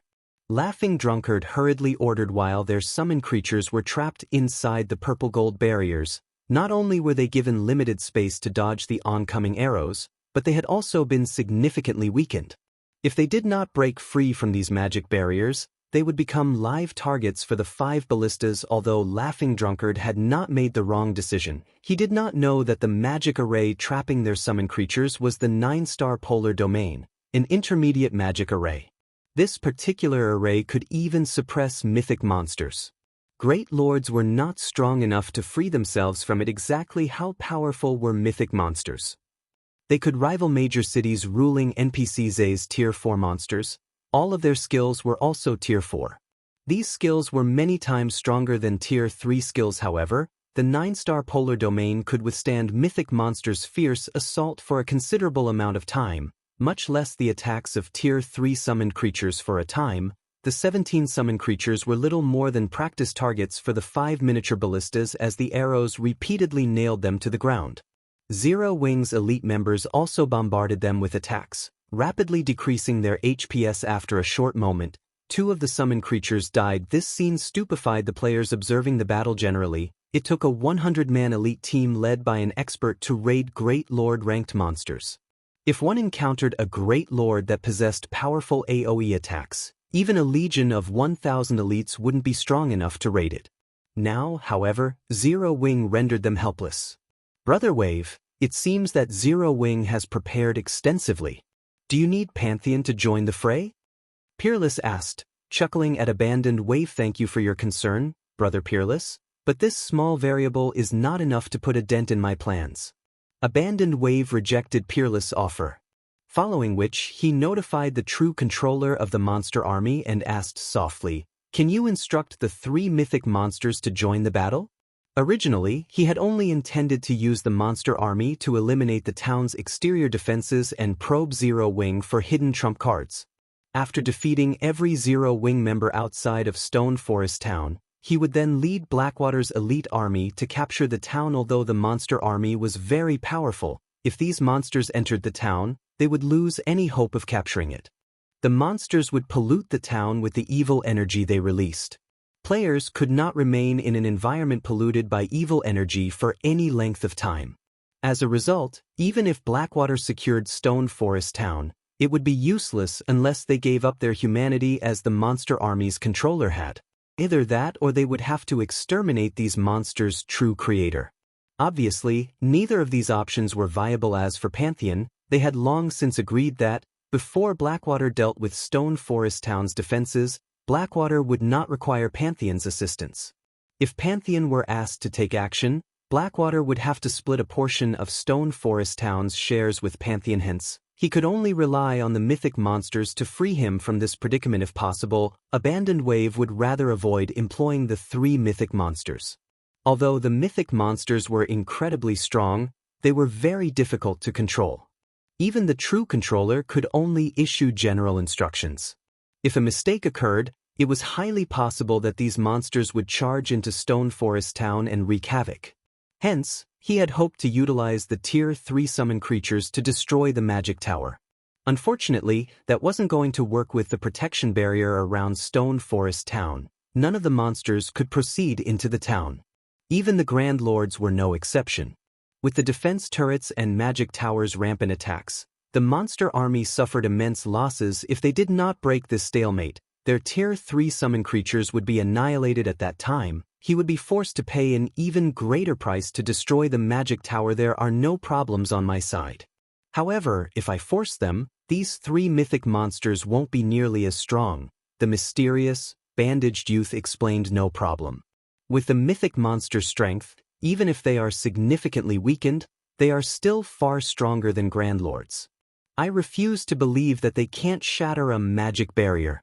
Zero Wing's magic barrier frustrated Abandoned Wave. This protection barrier had transformed Stone Forest Town into a sturdy fortress. In addition, the magic tower was on the offensive. The strength Zero Wing had displayed so far exceeded his expectations. Roar. Soon after, deafening roars echoed across the battlefield from behind the monster army. These roars shook the ground, and everyone turned towards the source of the sound. 3 massive figures, standing over 100 meters tall, gradually appeared. The Grand Lords, which were over 30 meters tall, looked like infants before these 3 towering monsters. Evil Earth Dragon, Dark Creature, Mythic. Level 65. HP 150, 000, 000/150, 000, 000. Everyone gasped when they saw the Evil Earth Dragon's information, their eyes nearly falling from their sockets. Despite watching the monsters from afar, they involuntarily trembled, and fear filled their hearts. Guild leader, Blackwater has dispatched its 3 mythic monsters. What should we do now? Aqua Rose asked nervously as she watched the approaching Evil Earth Dragon's mythic monsters. To current players, they were invincible. Although the mythic monsters' HP was only slightly higher than Grand Lords, the difference between their strengths was like the difference between heaven and earth. Once monsters reached the mythic rank, they would unlock their domains inside the domain. Not only would players' attributes be suppressed, but they would also be subjected to a powerful mental oppression. Even displaying 40% of their normal combat power would be a miracle. Moreover, players' stamina consumption would greatly increase. The battle in Black Ridge Town was the best example. The battle in Black Ridge Town had allowed everyone to realize just how frightening mythic monsters were. Even an army of tens of thousands of players would have to turn tail and run from a mythic monster. Chapter 1070, Incarnation of Disaster. Hellscythe _ Fluffy Goblin. Chapter 1070, Incarnation of Disaster. Mythic monsters? Shifeng, who was currently drawing the magic patterns for the magic tower, frowned upon hearing this. Although he had known that Blackwater had dispatched 3 mythic monsters, he hadn't expected the piling pressure he felt when it was time to face them. God's Domain's players had yet to truly understand mythic monsters. What they had seen in the battle in Black Ridge Town was only the tip of the iceberg. However, Feng had fought mythic monsters many times in the past. While mythic monsters' domains were indeed powerful, their high intelligence and combat standards were the true dangers in God's Domain. Aside from special cases, most monsters would only start developing high intelligence after reaching Tier 3. In other words, this was a concern after monsters became great lords. At that stage, monsters would be more difficult to deal with. They would often act in unexpected ways. Situations such as monsters ignoring MTs and going for the rear-line healers occurred when one dealt with monsters at this rank. In these situations, the MT's combat experience would be put to the test. Not only must MTs attract the boss's aggro, but they must also hold the boss's attention. As for DPS classes, they had to do the opposite. When attacking, they had to make sure they attracted as little attention as possible. This was why Feng had the guild's core members learn void steps. Even the weakest mythic monster was as intelligent as an ordinary human. In addition, their combat standards were roughly equal to ordinary experts. Using the trial tower as a measurement, their combat standards should put them on the 4th floor. Hence, if players wanted to defeat a mythic monster, they needed at least a team of 100 Tier 2 elite players of the same level. Right now, the 20,000 Zero Wing members in Stone Forest Town wouldn't even serve as a proper warm-up for the 3 level 65 mythic monsters. Fortunately, Feng had hired plenty of Tier 2 NPC guards. The NPCs should be capable of holding the monsters off for a while, following which, Feng contacted Alluring Summer and asked, "Summer, how are things on your side?" Before he had arrived to finish the Magic Tower's construction, he had handed the magic array scrolls he had made to Aqua Rose and Alluring Summer. Among them, Aqua Rose was tasked with managing the 9-star polar domain and double protection barrier, while Alluring Summer was tasked with the Divine Beast's Descent. Unlike the other 2 magic arrays, the Divine Beast's Descent magic array required 88 summoners to recite the predetermined incantation simultaneously to summon a Divine Beast. The requirement was much higher than ordinary summoning scrolls. Generally, players needed a lot of practice before they could pull off the summoning. In addition, the summoned Divine Beast lacked intelligence. It required a player's control. Due to time constraints, Feng only produced 1 set of Divine Beast Descent scrolls and 1 set of Double Protection Barrier scrolls. Among those currently in Stone Forest Town, Aqua Rose was needed to command the overall situation. Violet Cloud was a healer, while Alluring Summer outshined everyone else's combat standards.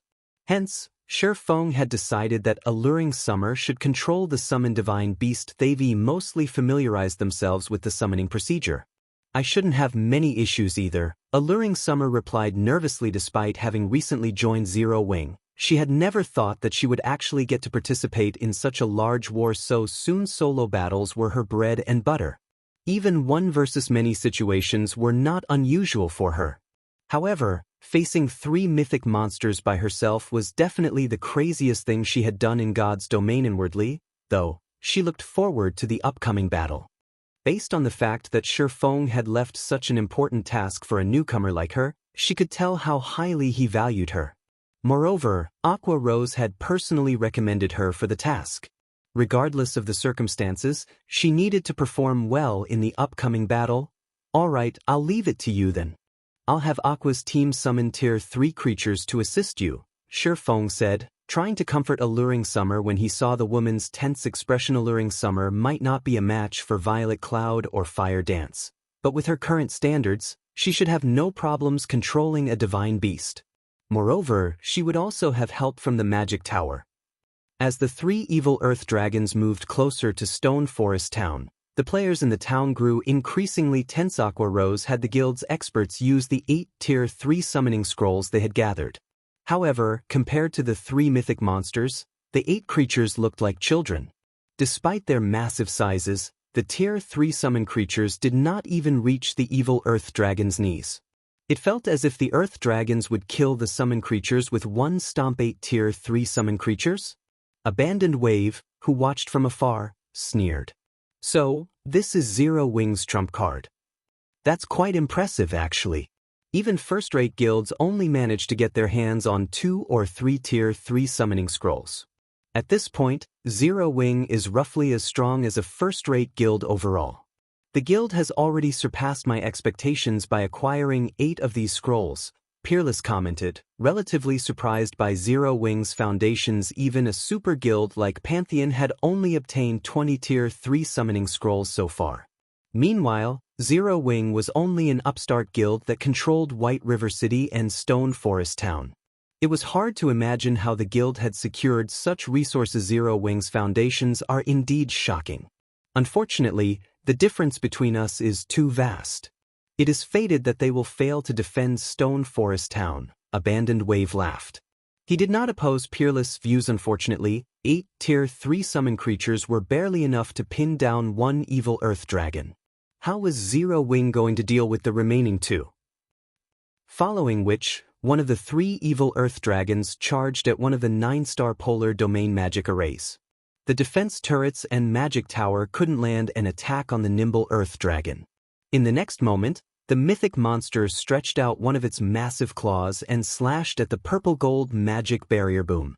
The instant the claw collided with the magic barrier, a wide tear appeared in the sturdy barrier. Meanwhile, the 9 players maintaining the attacked barrier lost 1/5 of their mana pool on the spot. This scene shook Zero Wing's members. Even Aqua Rose was surprised. Even when the numerous Tier 3 summon creatures had attacked the barrier, they hadn't inflicted any significant damage. However, a single attack from the evil Earth Dragon had nearly crumbled the barrier. The mythic monster was even stronger than they had imagined, so sturdy. The bandaged man controlling the evil Earth Dragons was slightly surprised by this outcome. Although he had taken control of the evil Earth Dragons, decreasing its combat power significantly, the monster's power was still at the mythic rank. If one of these monsters attacked a basic magic array, it could shatter the array with one attack. Yet even after the onslaught of 3 evil Earth Dragons, the purple-gold barrier remained. The mythic monsters had only torn the barrier. Moreover, the tear was quickly mending. I want to see how many hits this magic array can withstand. Immediately, the bandaged man controlled the evil Earth Dragons to attack again. Ping. Ping. After receiving a series of claw attacks, the 9-star polar domain shattered, transforming into particles of light before vanishing. The 4 summon creatures trapped within the barrier were released as another evil Earth Dragon was about to attack another 9-star polar domain magic array. A massive, golden magic array appeared above Stone Forest Town, enveloping nearly half of the town. What's that? A summon creature? Everyone could not help but look up. Before they realized it, a 100-meter-long golden dragon appeared in the sky. The dragon's wings stretched over 400 meters. With a light flap, the golden dragon sent a wind storm through Stone Forest Town. The strong wind nearly threw the players in the town to the ground. A dragon. How is this possible? Isn't that a legendary creature? Why has a dragon appeared in Stone Forest Town? Everyone's jaws fell open when they saw the golden dragon. Dragons were considerably famous in God's domain. They were the image of power and destruction. Moreover, there were very few of them. When these creatures appeared, disaster followed.